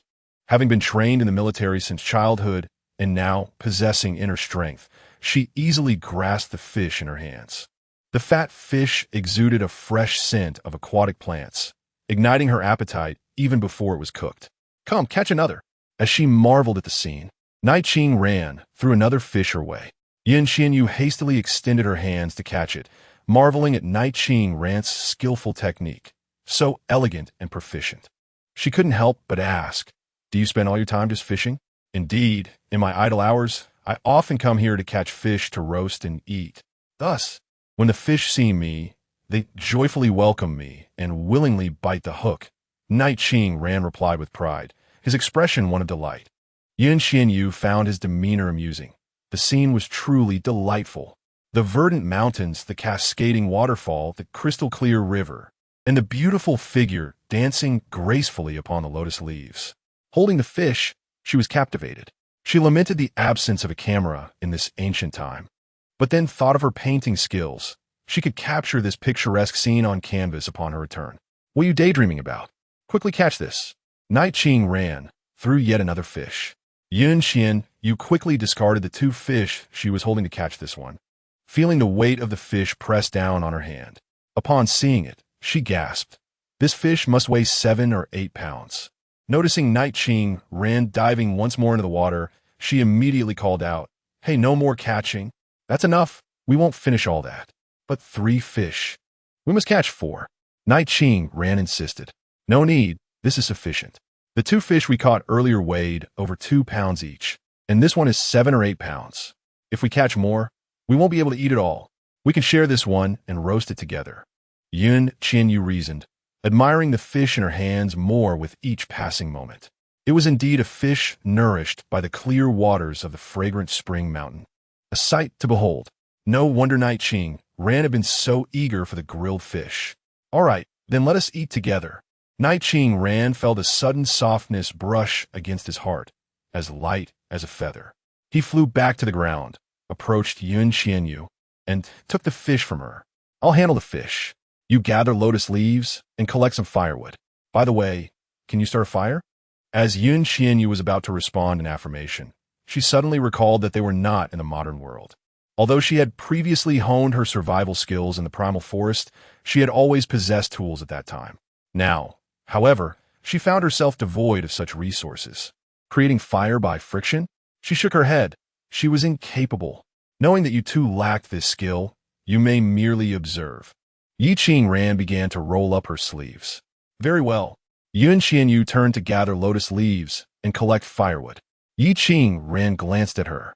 Noting her graceful figure, she moved with an elegance that was captivating. The sunlight enveloped her, causing her ethereal purple attire to shimmer dazzlingly. Even the shadows upon the ground seemed to captivate the gaze. He suppressed the peculiar feelings stirring within him and reluctantly averted his eyes, drawing forth a dagger from his waist to commence the task of fishing. Qian Yue cast a sidelong glance at Qing Ran, marveling at how the beauty could wield a knife with such grace. It was almost beyond belief. After gathering several lotus leaves and a bundle of firewood, she returned to find that Qing Ran had already skillfully prepared the fish. Qian Yue couldn't help but lament the fate of the fish from the fragrant spring mountain. One could discern from the way he handled them that they had likely overindulged. Qing Ran placed the dagger upon the lotus leaves to cleanse the blood before returning it to his waist. With a triumphant lift of his head, he caught sight of Qian Yue's admiring gaze, and his pride swelled. Let me show you my craftsmanship. Qian Yue noticed a large stone nearby and settled upon it. Qing Ran meticulously washed the internal blood of the fish, then wrapped it with the lotus leaves. From within his garments, he produced a small bundle, and under Qian Yue's wide-eyed scrutiny, he poured forth a myriad of items, various fragrant sachets. Qian Yue's lips twitched, and she sighed. You truly have an abundance of confidence. Qing Ran halted, vexed. What nonsense are you spouting? This is merely a container for roasting fish. Oh, so these are for roasting fish. Qian Yue exclaimed in realization, then inquired with confusion, but why are you using sachets instead of a cloth bag? Aren't these gifts from women to men as tokens of affection? Upon hearing this, Qing Ran's expression faltered. I, as a noble prince, would never resort to such tattered bags, hence I had these sachets crafted. I find them rather pleasing. Indeed, these sachets are exquisite. Look, they are embroidered with mandarin ducks at play, and there are motifs of dragons and phoenixes. Oh, and even the sweet-scented wood. Who crafted these for you? Truly exceptional craftsmanship. Qian Yue's gaze was fixed upon the sachets, her astonishment evident.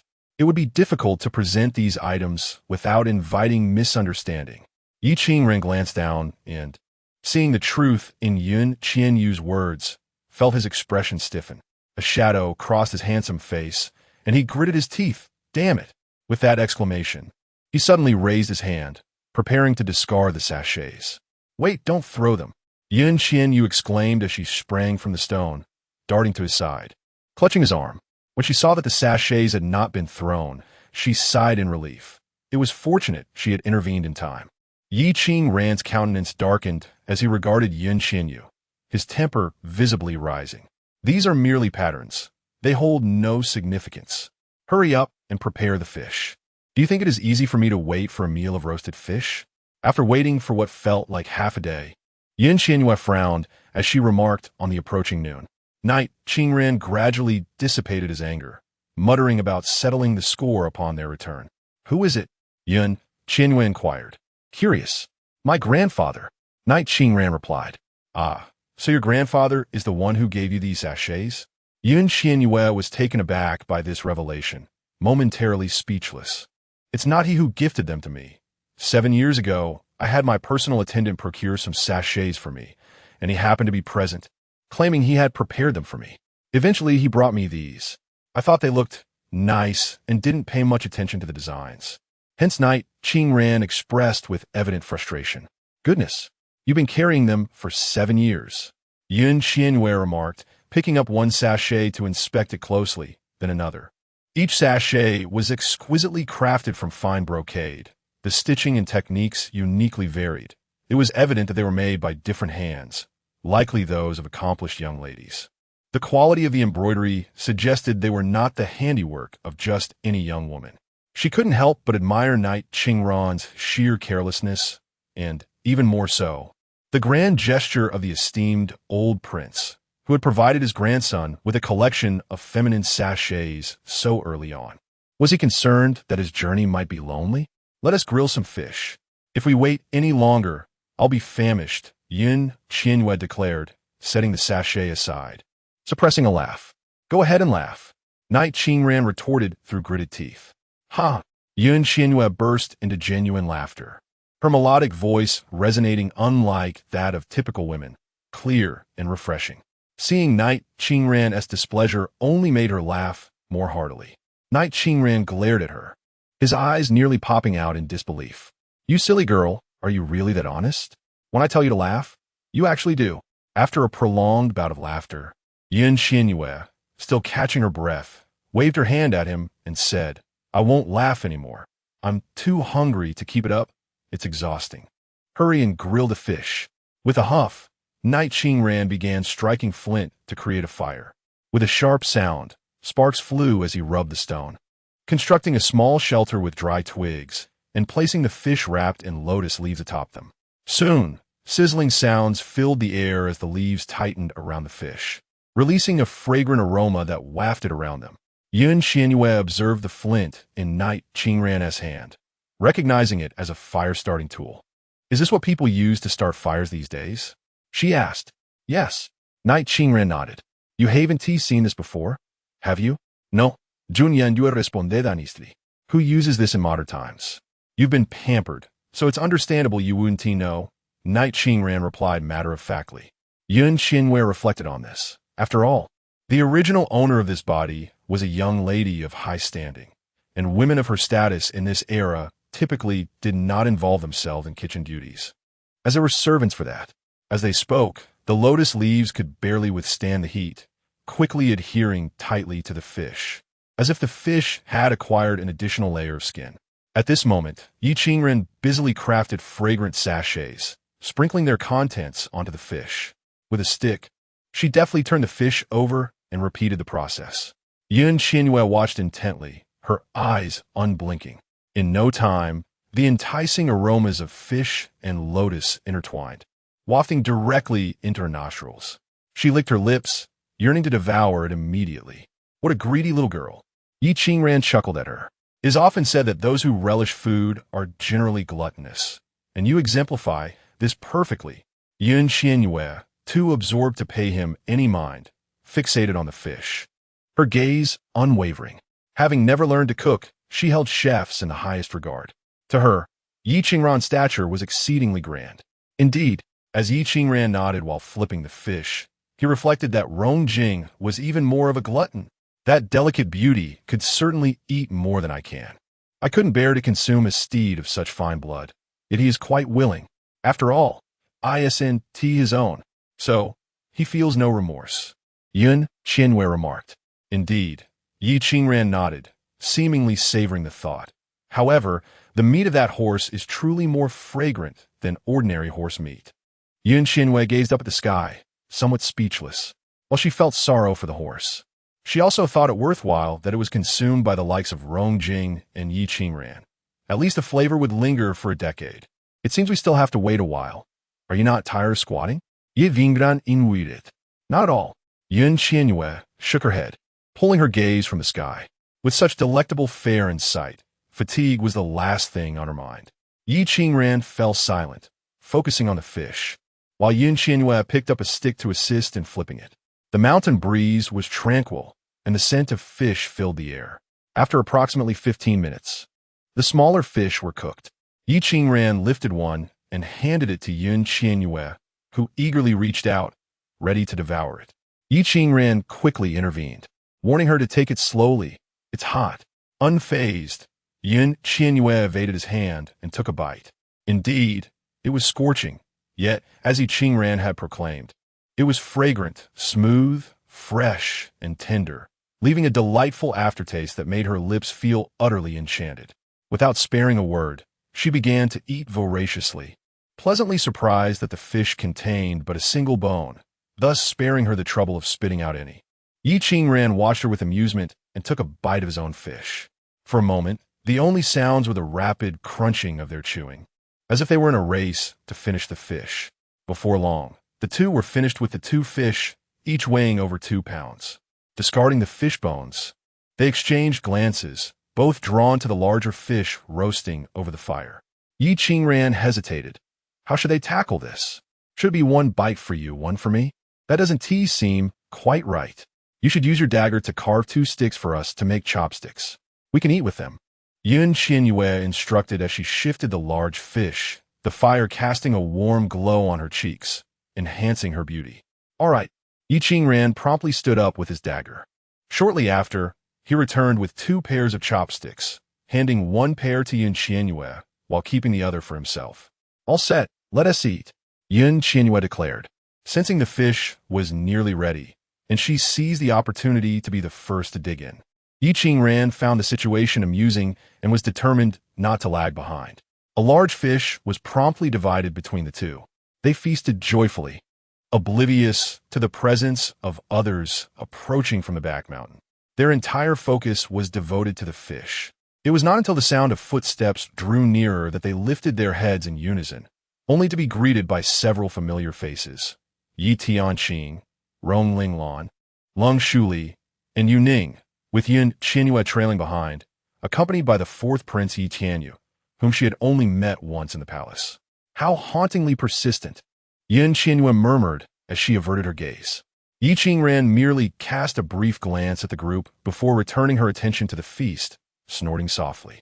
Their conversation continued, their actions uninterrupted, 1 chopstick after another, their pace unhurried, as if they were oblivious to the newcomers. Who dares to set fire in the Lingtai temple? It's Qingran and Sister Yu. Yi Tianyu spoke first. After seemingly glancing at Yi Tianqing, he addressed the 2 seated side by side, smiling, brother. No wonder we cannot find Sister Yu. I heard Qingran had arrived, yet she was nowhere to be seen. It turns out you 2 are hiding here, devouring grilled fish, to kill within Lingtai temple. If Master Ziyun and Master Lingyin were to learn of this, how would you justify it? This is utterly reckless. Yi Tianqing gazed at them, his eyes falling on the 2 closely seated figures, each wielding a pair of finely crafted chopsticks, synchronously enjoying their meal. His expression darkened as he gently reprimanded them. Brother Crown Prince, why not take us to Master Ziyun and Master Lingyin for judgment? Yi Qingran replied without lifting her head. Regardless, we have already eaten. Yi Tianqing was infuriated, momentarily at a loss for words, for he could not possibly hand them over to the masters. Is it not said that what passes through the intestines does not tarnish the heart of the Buddha? What harm is there in us enjoying a fish here? Our hearts harbor the Buddha, which cannot be deemed sacrilege, Qian Yue echoed, equally refusing to raise her gaze. She had no desire to be led to that so-called master of Lingyin for scrutiny due to these individuals. Indeed, what passes through the intestines does not tarnish the heart of the Buddha.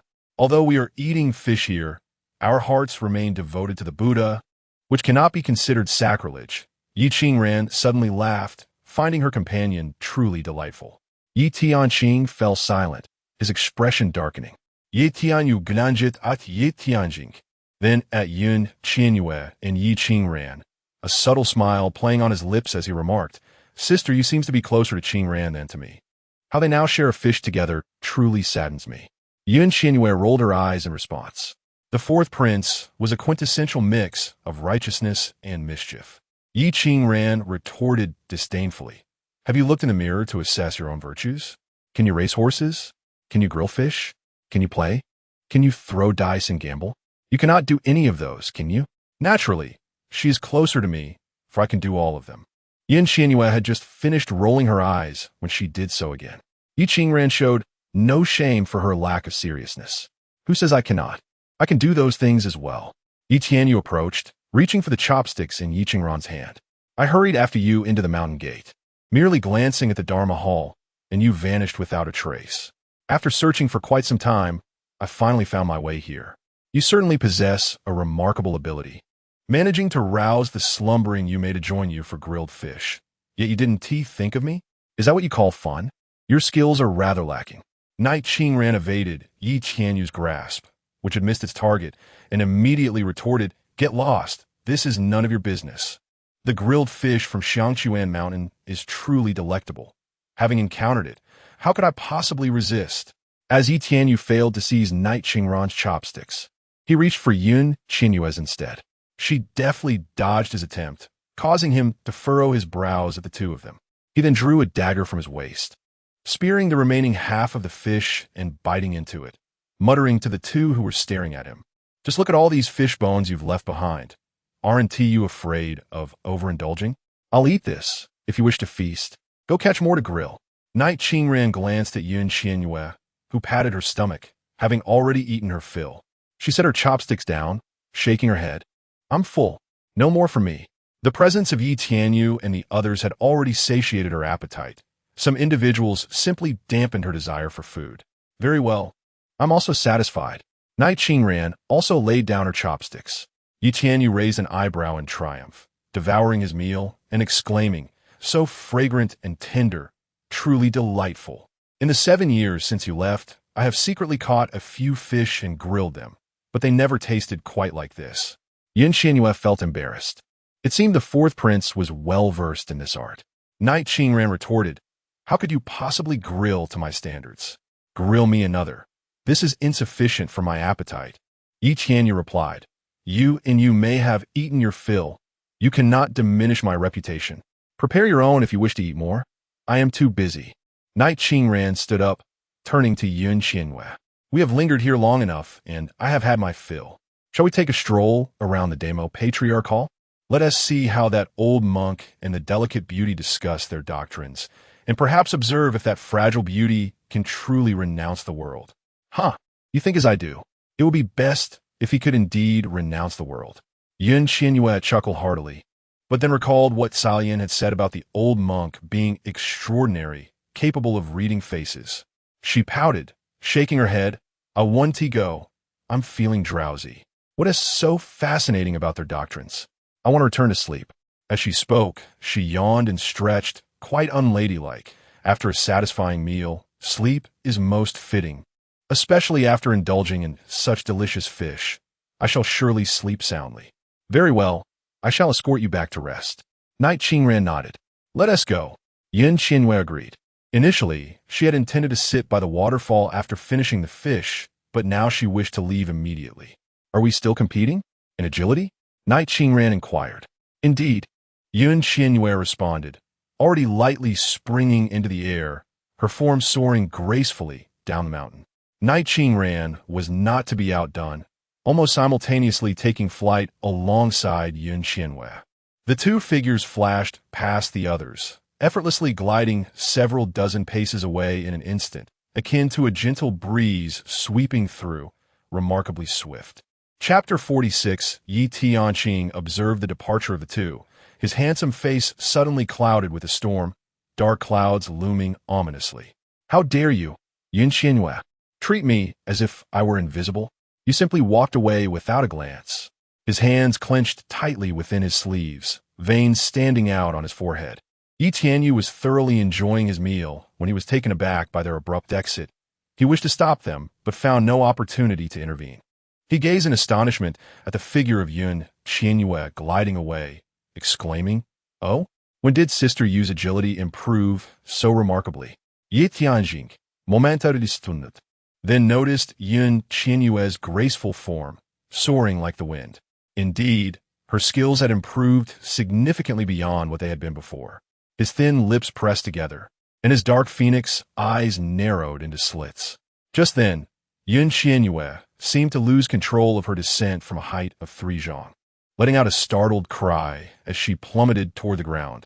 Gone was the elegance she had just displayed, her body resembling a large shrimp, seemingly devoid of control. Her scream piercing the air, "Yi Qingran, save me!" Yi Qingran appeared equally startled upon realizing Qian Yue was falling. Swift as the wind, he rushed to her side, managing to catch her just as she was about to meet the earth. Thus, he spared her from a perilous kiss with the ground. His voice boomed in reprimand. "You foolish girl. If your lightness skill is lacking, why put on such airs? If I hadn't caught you, you would have been in for quite a mess." Qian Yue, her heart racing, patted her chest in a state of panic. Her voice trembled with fear and the sting of Yi Qingran's rebuke, barely audible as she murmured, "I thought it was going well. I don't know how I fell. What kind of useless martial arts did Grandpa teach me? I don't want to learn this anymore. It's your own clumsiness that's to blame. How dare you blame Grandpa Yun?" Yi Qingran scolded her. "You're hopelessly foolish. You're the foolish one." Qian Yue glared at him. "Fine, I'm foolish, all right? And you're all clever. What if I'm the only one who is foolish? I'd better keep my distance from you all and never come looking for you again." With that, in a huff, Qian Yue brushed past Yi Qingran and strode forward. "Hey, that is not what I meant." Yi Qingran hurried after her. "I see that's exactly what you meant." Qian Yue ignored him. "You're not foolish. In fact, you're quite graceful. If you hadn't fallen, it would have been even more beautiful." "No, falling was beautiful too." Yi Qingran seemed to be fumbling for words in an attempt to placate her. "You better stop." Qian Yue's expression darkened. "All right, I won't say anything. I didn't see you fall just now. I absolutely didn't see it. Ye Vingran, fine surrender. You better not have seen it. If you dare to speak of it, I shall dig up your ancestral grave." Qian Yue warned him fiercely, casting a glance toward Yi Tianxing and the others, her voice loud enough for them to hear. With that, she marched back decisively. "Fine, I won't say a word. Anyone who dares to mention your fall will find me digging up their ancestral grave too. I'll join you in the endeavor." Yi Qingran vowed immediately, glancing over at Yi Tianxing and the others, hastily catching up to Qian Yue and staying close to her side. "That is more like it." Qian Yue offered a word of praise, seemingly as delighted as a child. Yi Qingran mumbled something indistinctly, and the two ceased their display of lightness. Walking side by side down the mountain, Yi Tian Yu's eyes widened, a piece of fish lodged in his throat, refusing to budge until the two had distanced themselves. Only then did he regain his composure, hastily swallowing the fish and glancing at Yi Tianxing, questioning whether he had truly witnessed the astonishing leap in her skill. Realizing it was merely a facade, Yi Tianxing also averted his gaze, the look of astonishment evaporating, and remarked to Yi Tian Yue, "You did not see what you thought you saw." Yi Tian Yue was momentarily taken aback. "Crown Prince, are you truly concerned that the little girl might disturb your family's south resting place? What audacity would she possess? Even that rascal Yi Qingran would not dare. For our ancestral graves are the same. Who would disturb their own?" Yi Tianxing scoffed, asserting, regardless, you did not see anything. This matter must remain confidential.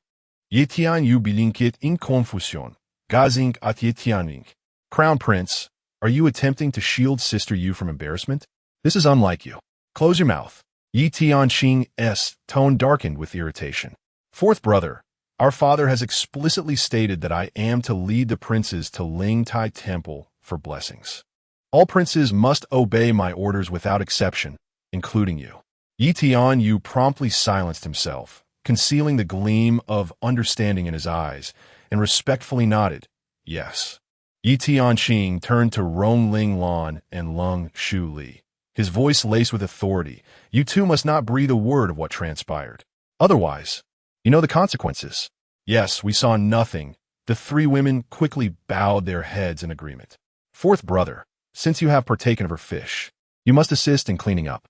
Extinguish the fire and erase any traces, lest the monks discover it," Yi Tianxing instructed, casting a glance at the spot where Yi Qingran and Qian Yue had caused a commotion. He then tossed a remark to the still leading fourth prince before making his way down the mountain.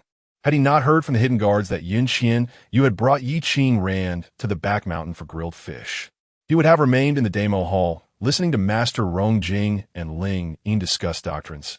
He would not have rushed here. Now he must return to the Demo Hall. Rong Linglan and Lung Shu Li exchanged glances, their eyes flashing with resentment. The heart of a woman is most sensitive. The crown prince had been content in the Demo Hall, only to suddenly come to see the water of the fragrant spring and half a lotus. They suspected there was a matter afoot, and had followed him, only to find it was indeed for Qian Yue. Now, he even warned them not to reveal a word about her mishap with her lightness, which would not have happened in the past.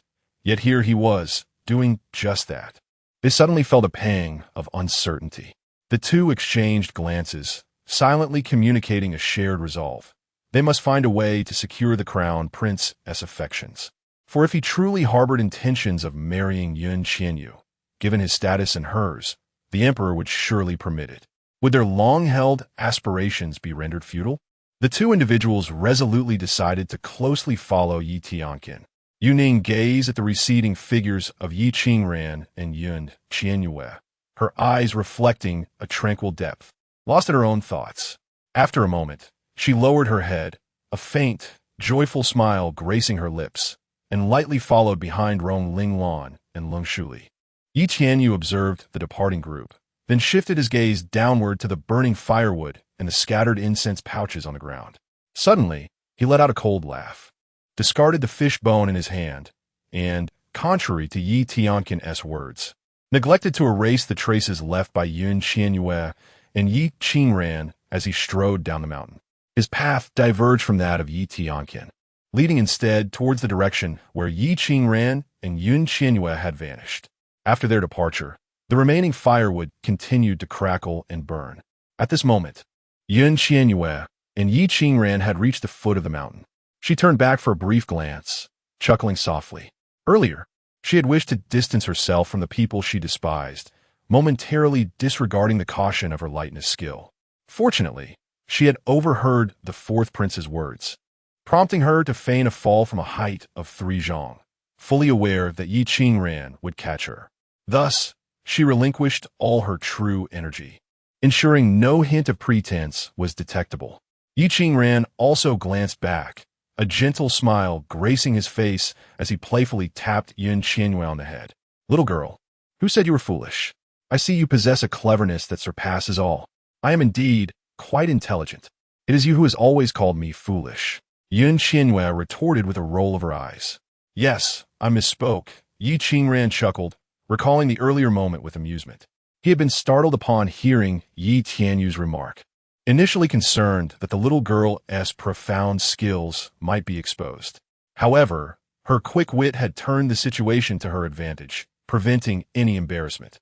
If not for the shrewdness of Yi Tianqin and Yi Tianyu, they would undoubtedly have pried deeper, potentially uncovering that this little girl harbored extraordinary martial prowess, which she had kept hidden. She already attracted enough attention as it was. Such exposure would lead to greater complications. At present, those two likely had no inkling of a ruse, while the 3 foolish women were probably mocking her inwardly. A smile spread across Qian Yue's lips. This act of deception was child's play for her. The two returned to the rear mountain courtyard with light steps. Upon reaching the courtyard entrance, Qian Yue stifled a yawn and said to Yi Qingran, "Didn't you wish to visit the Demo Hall? Go ahead. I'm off to sleep." Yi Qingran glanced toward the west wing, frowning slightly, remaining motionless. How could you possibly share a courtyard with that delicate beauty? Was it arranged by him again? I wonder what Grandfather Yin was thinking, entrusting you to that wolf in sheep-esque clothing. Who knows what that old man is thinking? But it's peaceful by his side, just right for my sleep, Qian Yue replied indifferently. I stay in the Zen courtyard on East Mountain. It's also tranquil. Why don't you come and stay with me? Yi Qingran suggested. I'm too lazy to move. Qian Yue waved her hand dismissively. Just go. I am utterly exhausted. What if I moved here instead? Yi Qingran inquired, his brows knitting into a tight twist. There are only 2 courtyards here. There's no room for you. It's just a few days. He wants to consume me, but I could easily devour him, Qian Yue retorted, unwilling to prolong the discussion. Stepping into the courtyard and waving at Yi Qingran. Aren't you going yet? It is likely that by the time we arrive, the gathering will have dispersed. Please take a moment to observe how Rong Jing articulates his arguments. Ideally, we should devise a way to lead him toward the monastic life, thus eliminating a considerable menace. In that case, you would become a distinguished benefactor of the entire Tian Sheng. Yi Qingran, whose previously furrowed brows relaxed at the thought, readily agreed, saying, "Very well. I shall certainly find a way to coax him into renouncing worldly affairs. I have long desired for that delicate beauty to embrace the solitude of the temple. Indeed, I wish you the best of luck," Qian Yue exclaimed, waving her hand until fatigue set in before retreating. "Then rest well. I shall come to find you tonight." Ye Vingran replied. "Do not. I anticipate needing an uninterrupted slumber. Let it be tomorrow instead." "Come and see me then," Qian Yue insisted. "Very well. I shall take you out for a day of enjoyment tomorrow. We shall visit Nanshan to admire the magnolias," Yi Qingran remarked as she observed Qian Yue, in a drowsy haze, stumbled her way inside, perplexed by the girl's profound affinity for sleep. It seemed that the grand occasion of listening to the Buddha's teachings, held only once a year, held little significance for her. So many people jostled to attend the Lingtai temple to hear the Dharma, yet here she was, opting for slumber instead. It was likely that among the throngs at Lingtai temple, she was the sole one to do so. "All right then, we shall view the magnolias tomorrow," Qian Yue replied. Seeing her acquiescence, Yi Qingran turned and strode purposefully toward the hall of the great master. Qian Yue approached the door, pushed it open, and found the courtyard enveloped in silence. Evidently, the three maidens had yet to return. She stepped inside and, upon reflection, called out lightly, "Mo Li." "Miss." Mo Li's voice responded as he appeared. Qian Yue regarded Mo Li, contemplating how diligent he was, always at her beck and call. He lazily instructed, "I wish to sleep. Even if the emperor himself were to arrive, he would not be permitted to disturb me unless I choose to emerge. Otherwise, no one is allowed to enter and interrupt my rest." "Understood." Montakli Aknoit get. Content with his response, Qian Yue closed the door and walked to her bed, throwing herself onto the large mattress while murmuring, "Eat, sleep, sleep, eat. Indulge in delightful meals, enjoy play, then sleep again. If only I were not compelled by Yin Muhan to learn to read, and if not for this chaotic identity, life would be nothing short of divine." Emoli outside the door twitched slightly, retreating into the shadows. After a brief moment, the fourth prince strolled to the rear mountain villa, first surveying the western courtyard, then turning his gaze to the eastern courtyard. His phoenix-like eyes were deep with contemplation, and after a while, a subtle smile graced his lips as he stepped into the courtyard. "Fourth prince, please halt." Emoli materialized, blocking Yi Tianyu's path. Yi Tianyu posit, Bijil did it. "Who are you?" "I am the personal guard of Miss Qian Yue. She has just instructed me that she wishes to sleep, and no one is permitted to disturb her." Emoli replied, his expression unwavering. "How is it that I have never seen you before, being her personal guard?" Yi Tianyu inwided, puzzled. "Miss has never summoned me previously. Hence, it is only natural that the fourth prince has not encountered me." Emoli maintained his impassive demeanor. "If the fourth prince wishes to see my lady, it would be prudent to wait until she awakens. Should you have matters to discuss with her, I shall convey your intentions." It was thus revealed that Sister Moon had concealed this hidden guardian quite deeply. Yi Tianyu nodded slightly, casting a glance at the tightly shut doors and windows, their curtains obscuring the view within.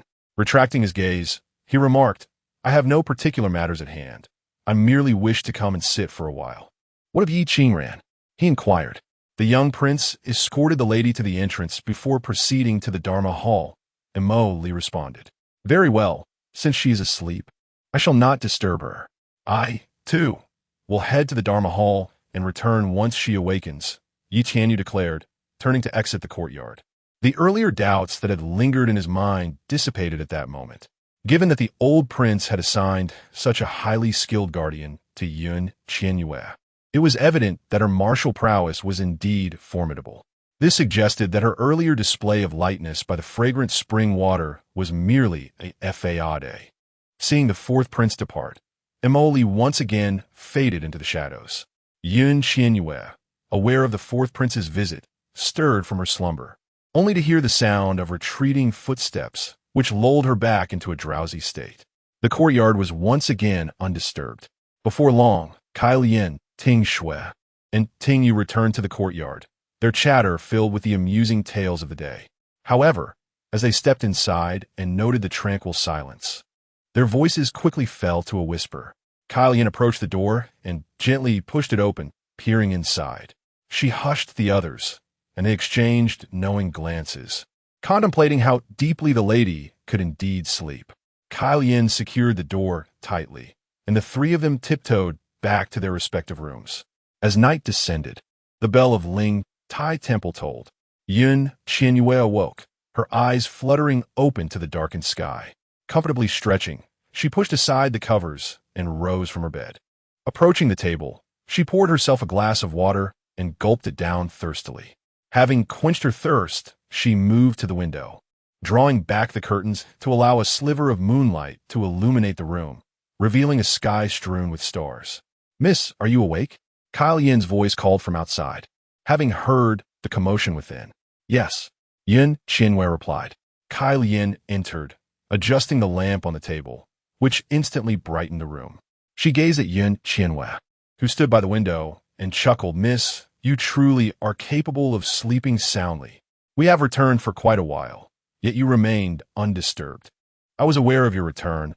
I had only just fallen asleep after being taken to the back mountain by Yi Qingran for some fish roasting," Qian Yue recalled, remembering the delectable fish they had enjoyed, which indeed was as scrumptious as Yi Qingran had claimed, igniting her desire for more. "So was you and the young prince who nearly set the back mountain ablaze while roasting fish?" Gai Lian et Galim. It is said that someone had lit a fire back there for fish, and, when they departed, they neglected to extinguish it, causing the flames to consume the surrounding kindling and nearly igniting the mountain. Fortunately, a monk from the temple discovered it. Otherwise, the consequences would have been dire. "Really?" Qian Yue paused, turning to look at Qian. "Indeed, when I first heard of this incident, I wondered who would dare to hunt in such a sacred place, only to find out it was you and the young prince. It would indeed be no surprise if it were you too," Qian quickly replied. Qian Yue furrowed her brow in contemplation for a moment before recalling that she and Yi Qingran had left without extinguishing the fire. It was likely that Yi Tianqing and the others had also neglected to put out upon their departure. "What happened afterward? How did this matter resolve?" she inquired. Even the esteemed Master Lingyin, along with the young Lord Jing and several elders from Lingtai Temple, were stirred by the incident. Fortunately, it was discovered in time, and the fire was extinguished, preventing any significant damage. Initially, Master Tian was incensed and sought to investigate the matter. But young Lord Jing suggested that today was a day of celebration, with people fishing to pray for blessings. Since no major calamity had arisen, there was no need for further inquiry. However, he warned that should such an event recur, there would be no mercy in the pursuit of accountability. Master Lingyin concurred.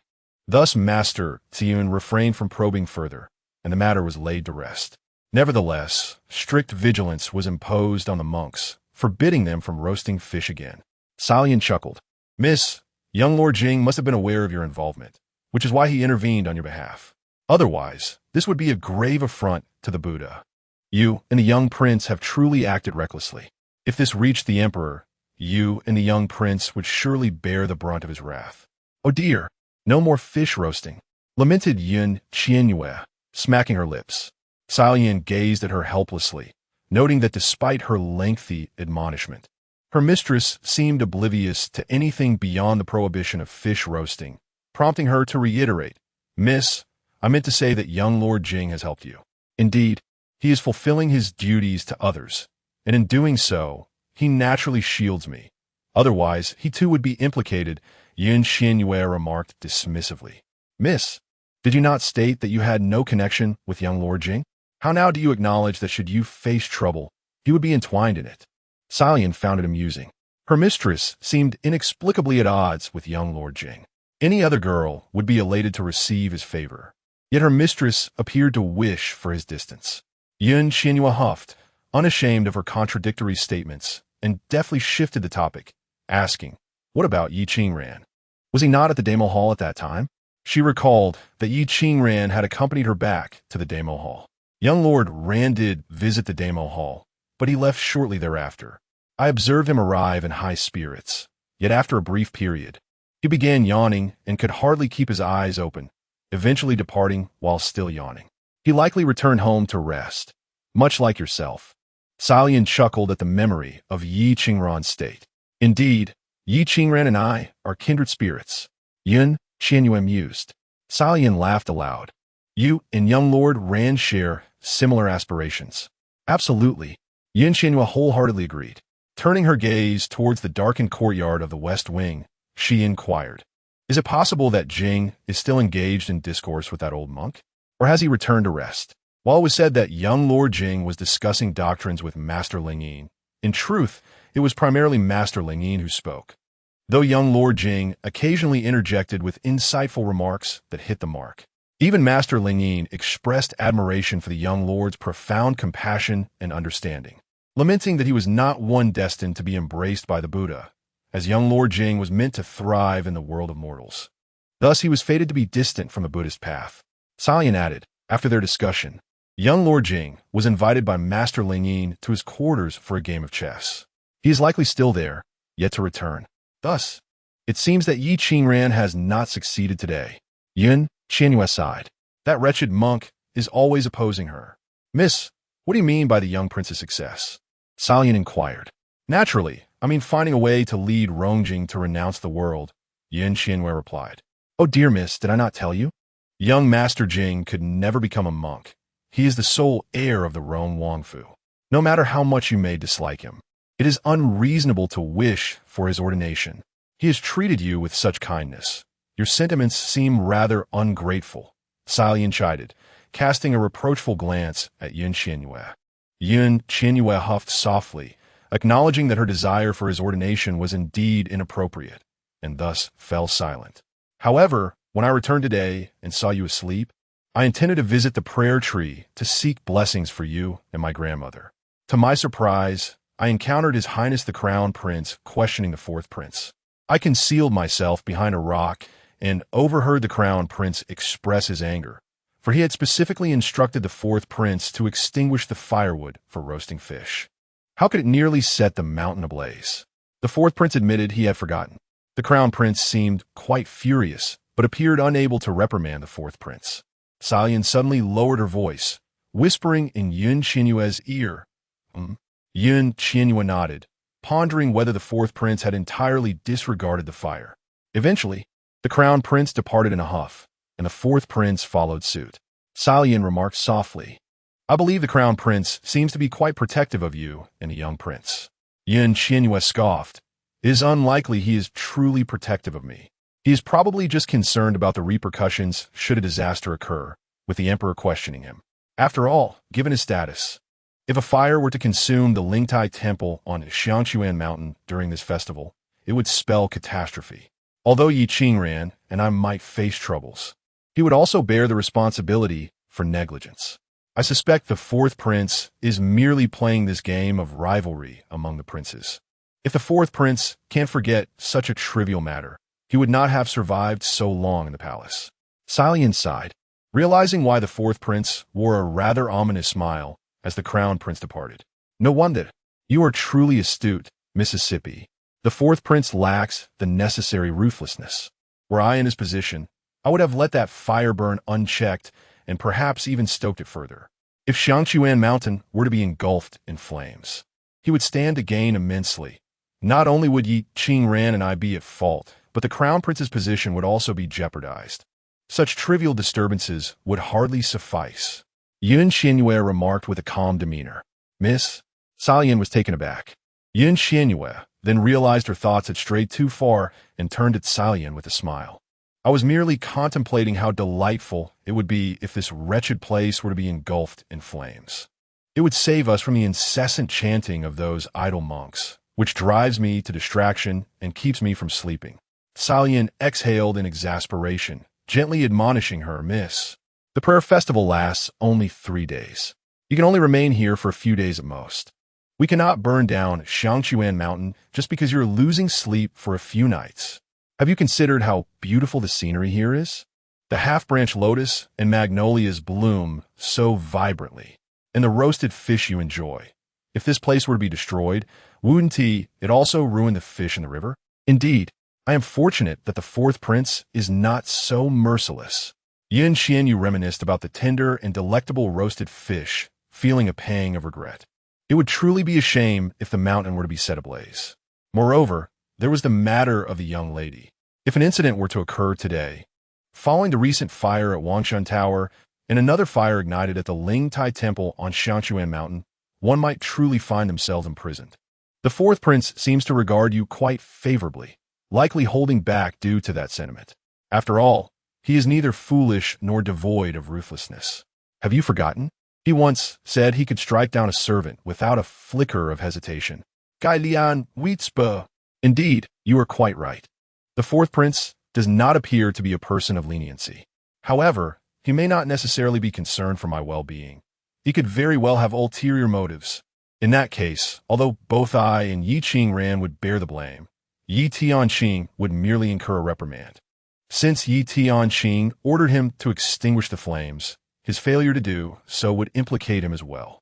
He would not engage in actions that would drag others down without securing any benefit for himself. Qian Yue nodded in agreement, adding, yes, I too believe this to be the case. Thus, the fourth prince refrained from adding fuel to the fire. Gai Lian Gongut deeply. Oh dear, enough of them. It's truly bothersome. I am hungry. Where is the food?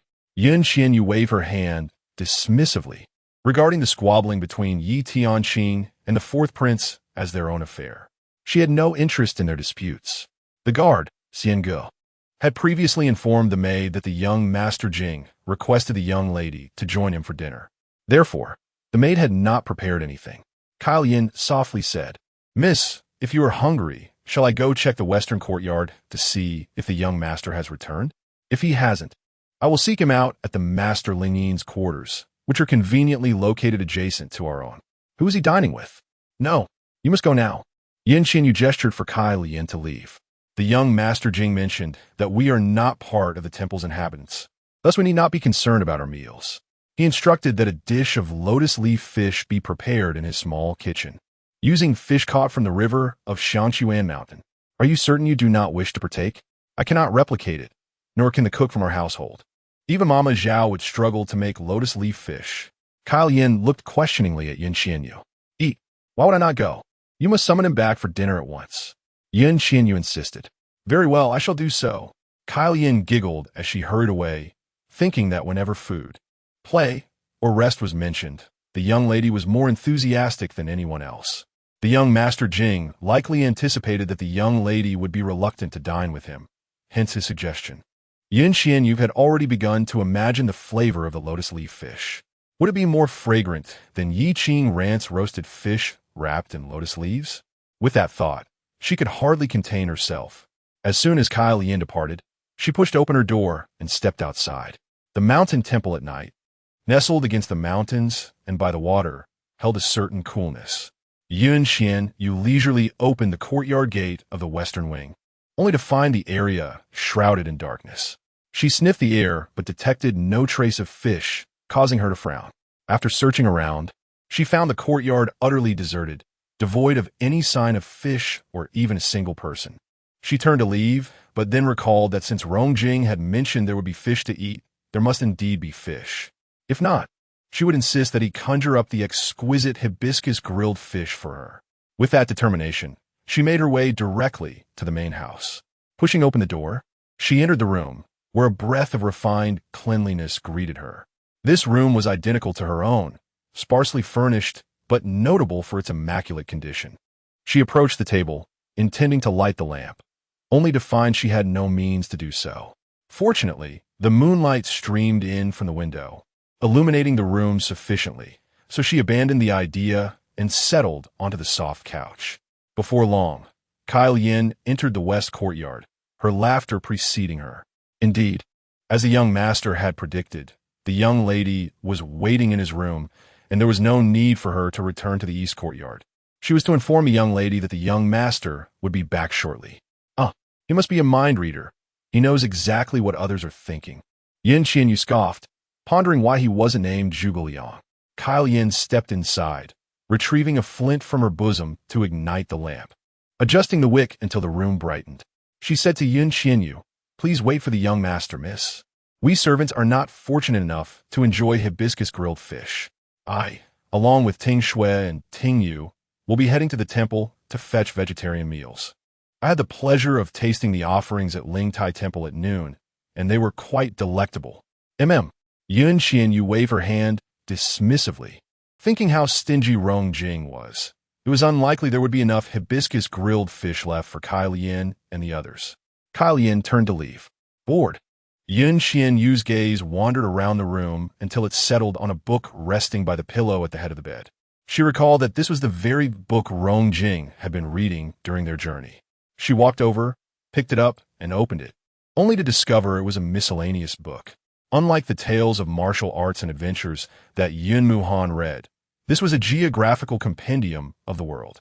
As she casually flipped through the pages, she found it contained not only descriptions of various landscapes, but also accounts of peculiar happenings across different locales, details about prominent families, their origins, and their standings in society, as well as brief biographies of notable individuals from those regions.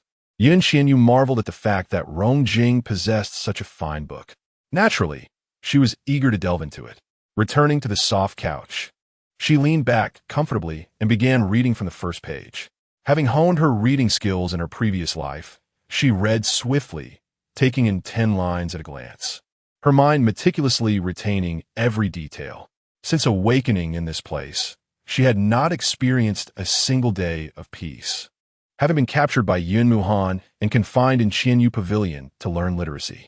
Managing her interactions with Yun Muhan had already taxed her intellect, leaving her with a headache at the mere thought of books, much less seeking them out to read. Most of her understanding of this world came from the occasional inquiries she made and snippets gleaned from Qian. She knew this was not the ancient world she had known. It was an alternate timeline that had never existed in history.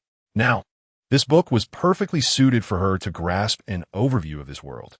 She learned that a century ago, this land was ruled by the Murong clan, but later generations indulged in pleasure and favored treacherous ministers, leading to the decline of the nation's fortune and the suffering of its people. During this period, the regional princes grew powerful to the extent that their influence surpassed that of the imperial court, leading to rebellions and the fall of the previous dynasty.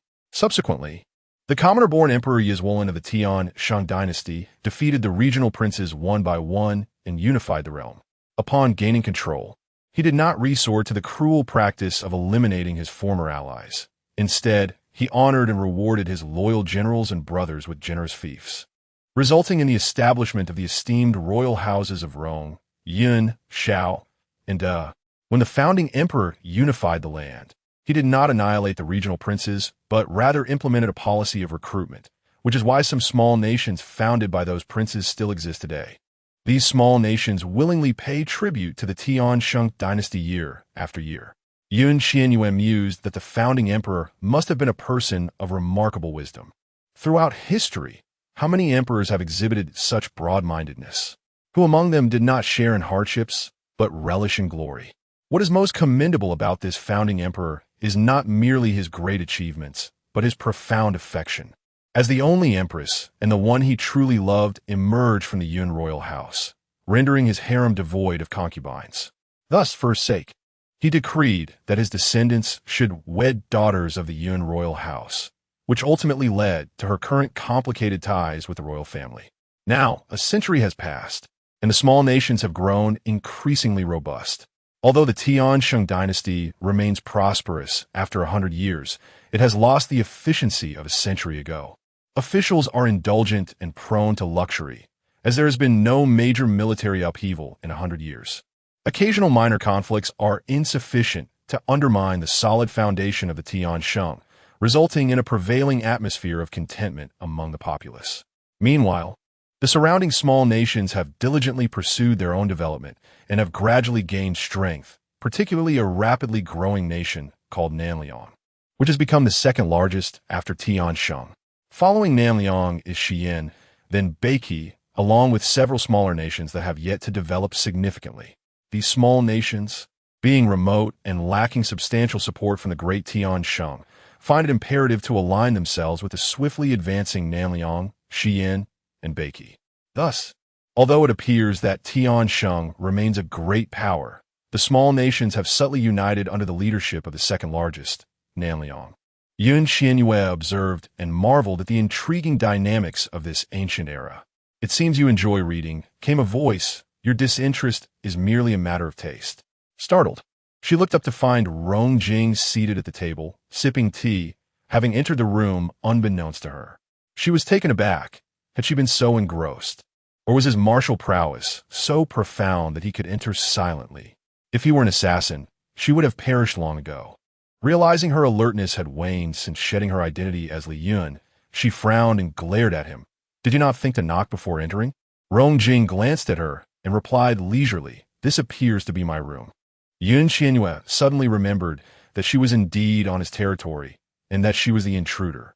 With a frown, she retorted, "Why have you only just returned? What about the lotus fish?" "I'm currently preparing it," Rongjing replied. "What? You are only now starting? Do you intend to starve me?" Upon hearing this, Qian Yue's brows immediately shot up. "You consumed such an abundance of fish at noon and then slept for half the day. Surely, I must allow you some time to digest. Else how could you manage to eat the lotus-flavored fish?" Rongjing raised an eyebrow. "Why do you not mention that I skipped breakfast? The lunch would have been digested by now." Qian Yue rolled her eyes at him. "Did you not eat breakfast?" "You never mentioned it. So naturally, I was unaware." Rongjing wore an innocent expression. "Aren't you gifted in divine calculations? You could foresee that I almost set the back mountain ablaze while grilling fish with Yi Qing Ran, and that I awaited you in your room. How could you not deduce this?" Qian Yue retorted, thinking that the man must have done this on purpose. Even divine calculations cannot predict every occurrence. For instance, when you said you were returning to sleep, I believed you. Would have guessed you went to the back mountain to grill fish with Yi Qing Ran. Had I known earlier, I would have invited you to listen to Master Ling Yin's teachings and bask in the light of Buddha. How could you risk nearly igniting the entire Xiangquan mountain? Rongjing set down his teacup. Qian Yue found herself momentarily at a loss for words. But feeling somewhat dissatisfied with being so easily silenced, she added, "It was not my intention to go fish grilling. It was Yi Qing Ran who dragged me along. Yes, I am aware it was not your desire, but rather Yi Qing Ran's insistence." Rongjing nodded. "Exactly. So I cannot be blamed." Qian Yue was taken aback by his understanding, thus shamelessly shifting all the responsibility onto Yi Qing Ran. After all, that fellow was a little demon king, and he was also the prince of dying. With him taking the heat, she remained but a mere accomplice, coerced into compliance.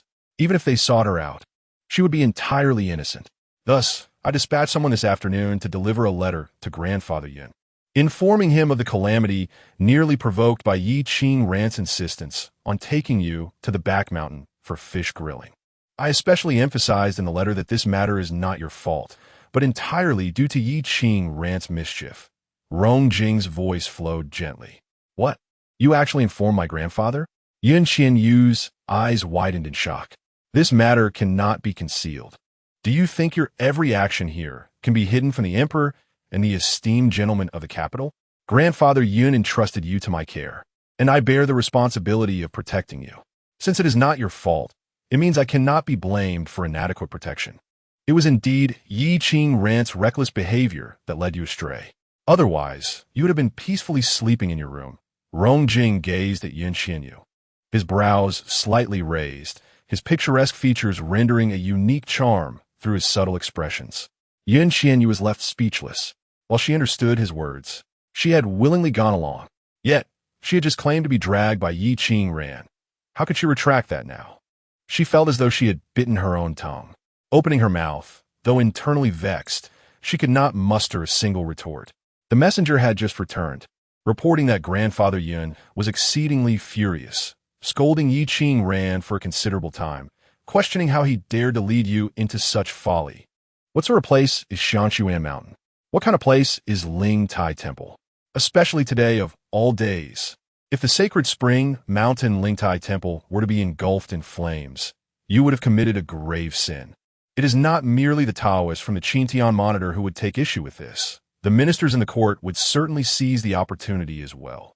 With your and Yi Qingran's notorious reputation, which has long drawn the ire of those in the capital, you would find it exceedingly difficult to refute the collective outcry, and the emperor would surely feel compelled to punish you to quell the public's anger. Rong Jing added. Qian Yue sniffed, pondering how a trivial matter concerning grilled fish had escalated into a significant offense. She ought to be grateful that the fourth prince had chosen to remain indifferent and not stoke the flames further.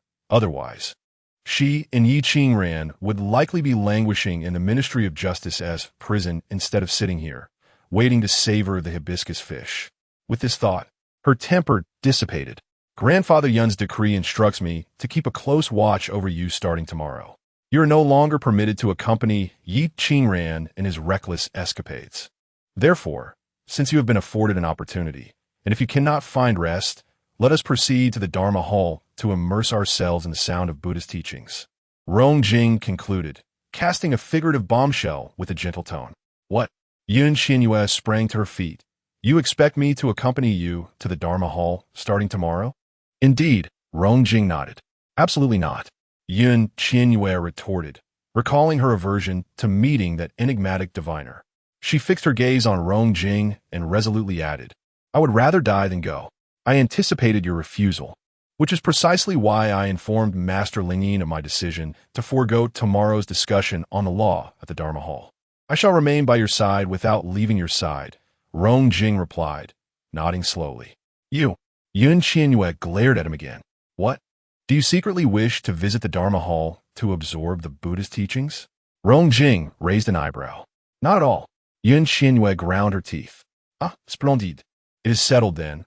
Rong Jing nodded, his voice soothing once more. I heard from M.O. Li that Yi Qingran has arranged to take you to Nanshan to see the magnolias tomorrow. Since you wish to see them, I shall accompany you. Yi Qingran will not be able to join, as I've sent the letter from Grandfather Yun to Xiangge for him to review. In the letter, Grandfather Yun instructed that he is not to seek you out in the next few days at Sacred Spring Mountain. Should he disobey and continue to cause trouble with you, he will be barred from seeing you altogether. Thus, Yi Qingran will undoubtedly heed Grandfather Yun's words. Qian Yue looked at Rong Jing, at a loss for words to describe him. However, even without Grandfather Yun's command, it seems Yi Qingran would not be able to seek you out to view the magnolias tomorrow, as it has come to light that the emperor has dispatched someone to convey a message regarding some issues at the military camp, requiring his immediate return to address them. He is likely already en route down the mountain. Therefore, you need not feel guilty towards him. After all, he has explored Sacred Spring Mountain countless times and can certainly forego this occasion. Rong Jing, avoiding Qian Yue's gaze, poured himself another cup of tea, as if he had spoken too much today. Qian Yue felt a pent-up frustration, a tumultuous mix of emotions churning within her, seething in resentment towards this person. This person truly had a heart of stone. Her grandfather and the emperor had joined forces to send Yi Qingran away just as he arrived. He could not possibly believe that such a coincidence could occur at the military camp. Even if it were true, perhaps he had a hand in it. She seethed for a moment, her eyes fixating on that gentle and refined face, an overwhelming urge to strike him coursing through her. Yet, she reckoned that if she attempted to hit him, she would likely be the one to receive a blow instead. Glaring at him, she declared, I demand the lotus fish.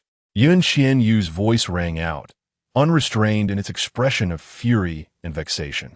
Rong Jing nodded and instructed, Xiangge, please check if the lotus fish is ready. Your Highness, it is ready, Xiangge replied cheerfully, evidently having taken in the exchange that had transpired.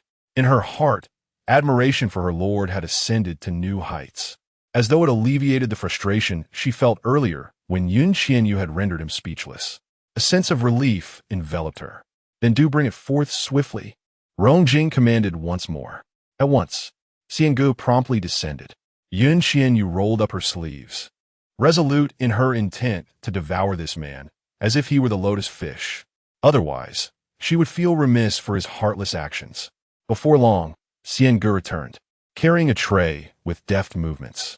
He moved with the grace of a servant rather than a martial guard, presenting the dishes with impeccable poise. Qian Yue fixed her gaze upon the tray, which held 6 plates, all consisting of vegetarian dishes. Where was the lotus fish? Not even a fish bone in sight. She turned to Rong Jing, inquiring, "Where is the fish?" "Xiangu," Rong Jing called. "Where's the fish?" "Your Highness, the fish is still in the pot. I brought these vegetarian dishes first," Xiangu explained. Yin Yue said nothing more, standing up and taking her seat across from Rong Jing, still somewhat irked. Rong Jing paid her no mind, sitting elegantly as he leisurely savored his tea. After a brief interval, Xiangu returned with another tray, this time presenting 2 bowls of porridge. He gently placed one before Rong Jing and the other before Yin Yue. She glanced at the porridge, remaining silent.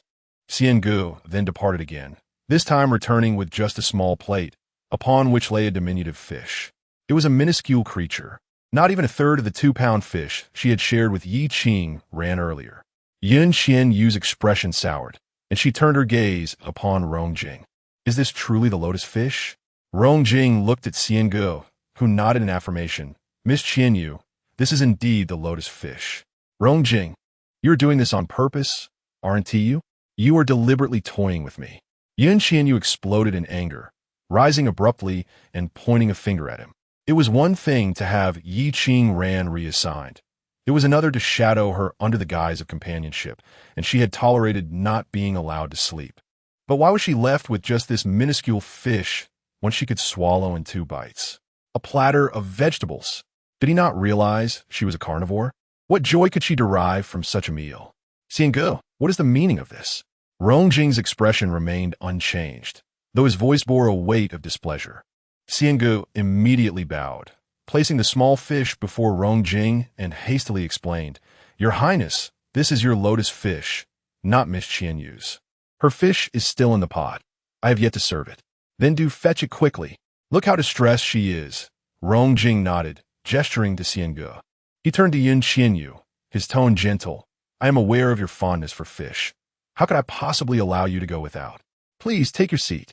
With that, Xiangu hurried off to fetch the proper dish. Yin Yue contemplated that it must have been intentional, undoubtedly deliberate. Today, she had offended his little attendant. And now, retribution had arrived.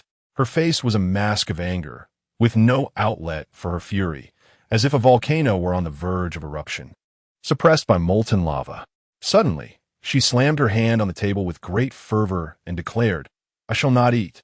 "Well, it is better that you do not eat. After all, it is not advisable to indulge in excessive dining at night, lest you find yourself unable to sleep. I shall save the lotus-flavored fish I intended for you. You may enjoy it tomorrow instead." Rong Jing nodded earnestly. Yin Yue nearly spat blood in exasperation. Her body, which had been poised to leave, returned to her seat. And with a stern expression, she asserted, "Who said I wouldn't eat? I was merely jesting. Not only do I intend to eat, but I shall indulge heartily. And if I cannot sleep, so be it. It is no concern of yours." "Very well, then eat to your heart's content. At worst, I shall simply keep you company in your sleeplessness." Rong Jing seemed to sigh in resignation. Yin Yue rolled her eyes vigorously, her face dark as coal. Too weary to engage further with this insufferable person, she felt that her continued existence, free from the throes of anger, was due to her own formidable inner strength. How utterly vexing. "Miss Qian Yue, here is your lotus-flavored fish." Xiangu entered with a large tray, placing a fish weighing over 3 pounds before Yin Yue. Avoiding her gaze and maintaining a respectful distance of 2 steps, as if fearing that her wrath might be directed at him. Given the young master's protection of her, he likely would endure the consequences without justification. His voice was laced with caution. "If this is insufficient, there are several more in the kitchen. Please, eat as much as you desire." Yin Yue huffed, picking up her chopsticks to fiercely stab at the fish, fearing that her pent-up anger would lead to dire consequences after consuming it. She could somewhat empathize with the plight of Yeching Ran when he had feasted upon his own blood-sweat steed, undoubtedly gnashing his teeth, with his heart bleeding. This lotus-flavored fish appeared deceptively simple, yet it had undergone numerous intricate preparations to achieve its perfection. I had instructed the preparations to commence when I arrived at the temple this morning. It took an entire day to complete, and now it has just been served. Are you certain you wish to reduce it to fish paste? Rong Jing set down his teacup, glancing at Yin Yue, and spoke slowly. "A day? Qian Yue's hand froze mid-action. Indeed, first, I had the live fish caught from the fragrant spring waters and fed it the fresh juice of lotus petals for half a day, allowing the essence to infuse its flesh and blood. Following that, it was soaked in a broth made from a unique blend of over a dozen precious herbs for 2 hours. And then it was steamed with the leaves of half a lotus and magnolia for another 2 hours before finally being cooked. Remarkably, the fish was still alive before entering the pot, so you can imagine that every morsel of its flesh is now exquisite, Rong Jing gently elucidated. Qian Yue's eyes widened as she glanced down at the fish on her plate, suddenly aware of the fragrant aroma enveloping the room.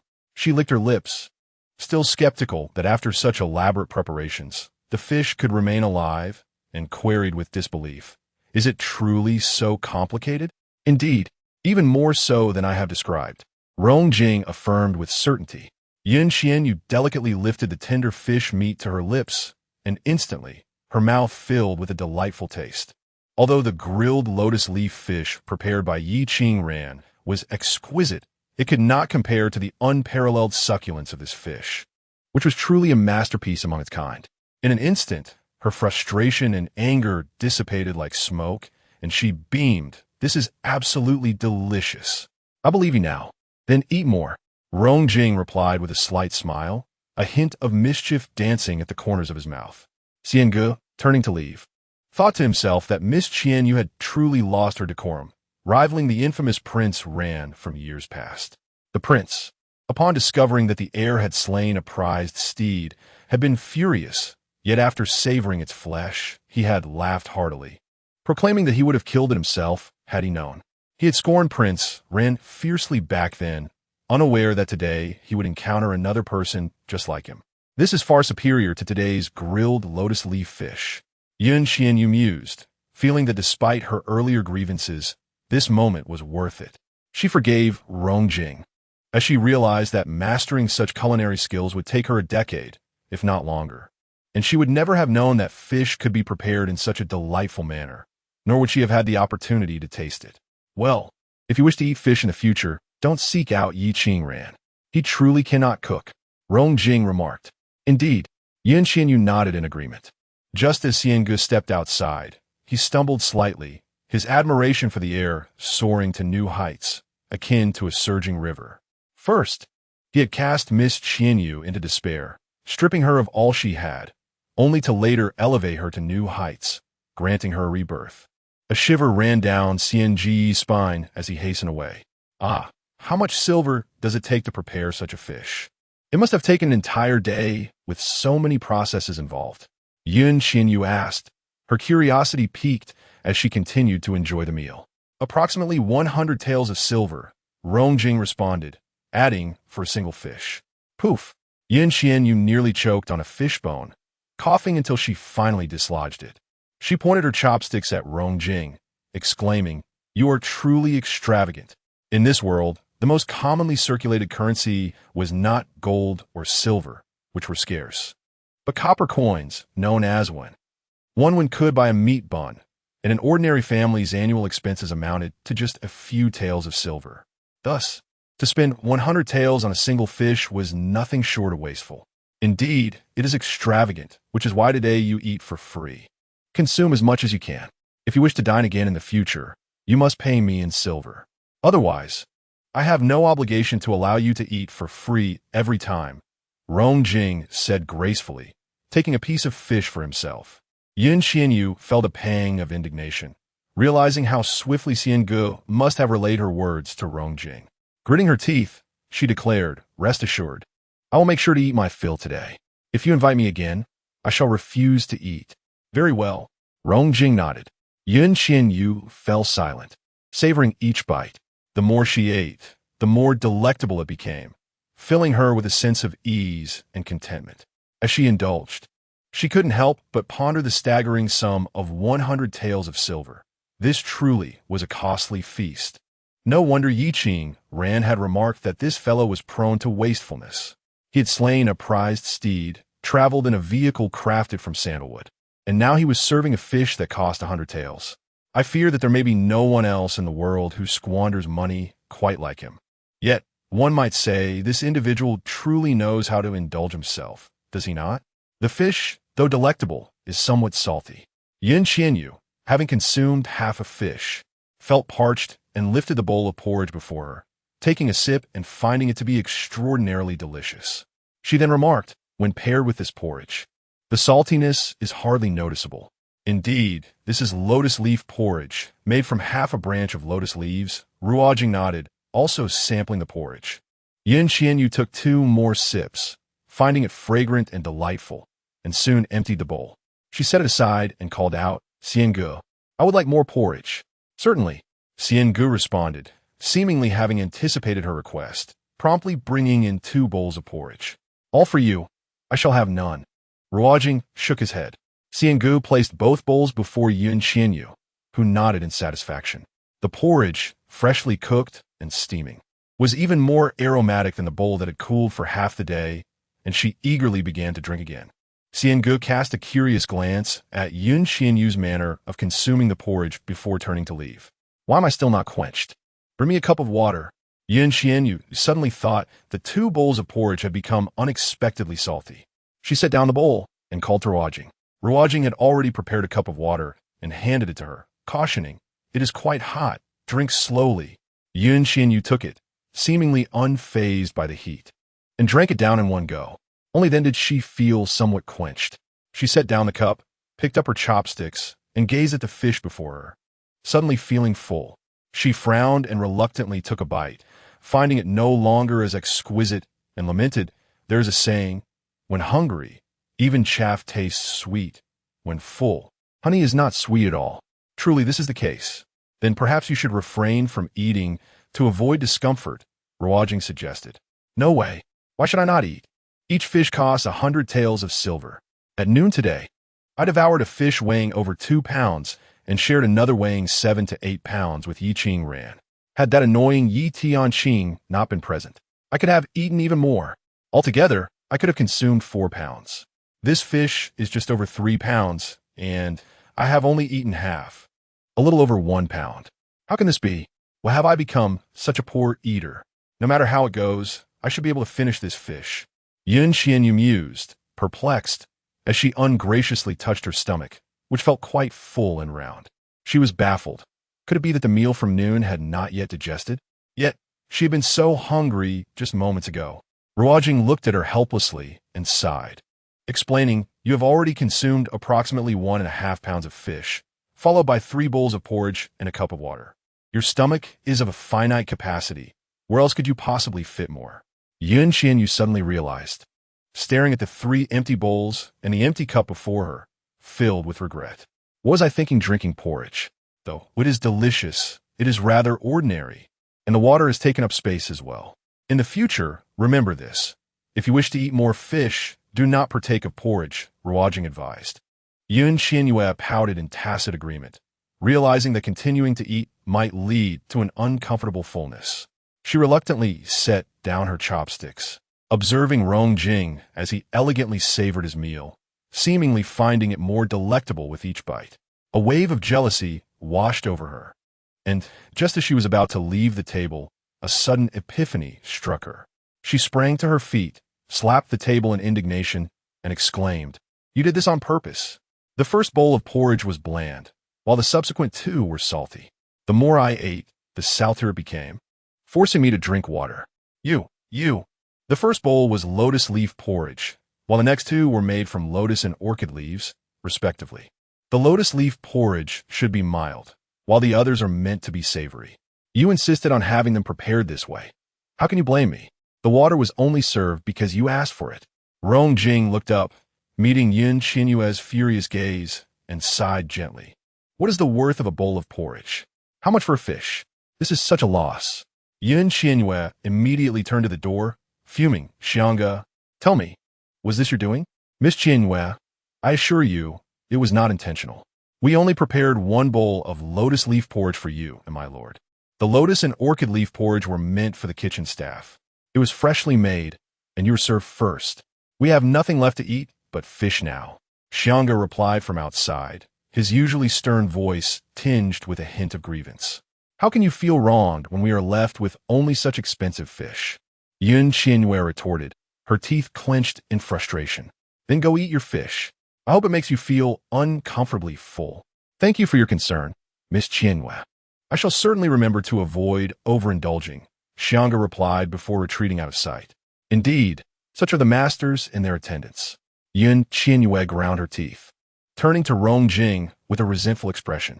If you can't eat today, you'll have to eat tomorrow. In any case, you won't escape. Rest assured, whenever you wish to eat, I will prepare it for you, provided you have sufficient silver, Rong Jing responded. Silver? Dream on. Qian Yue tossed back, striding out of the room. With a long future ahead, she anticipated returning daily to demand the exquisite lotus fish, vowing never to pay him a dime. She would deplete his resources, leaving him impoverished and humbled. Yet, despite this determination, her heart remained unsettled. With a thud, she pushed open the door, seeking Xianga. Frustration bubbled within her, and although she doubted she could best Rong Jing in a confrontation, she decided to practice with the little attendant first. After a fruitless search, she spotted a small light flickering in the kitchen and made her way towards it, eager to discover which chef had crafted such a delightful lotus fish. Rong Jing glanced outside, his poetic visage illuminated by a tender smile as he observed the remnants of the meal, a fish partially consumed by Qian Yue, 3 empty bowls, and a vacant cup. Suddenly, he chuckled softly to himself.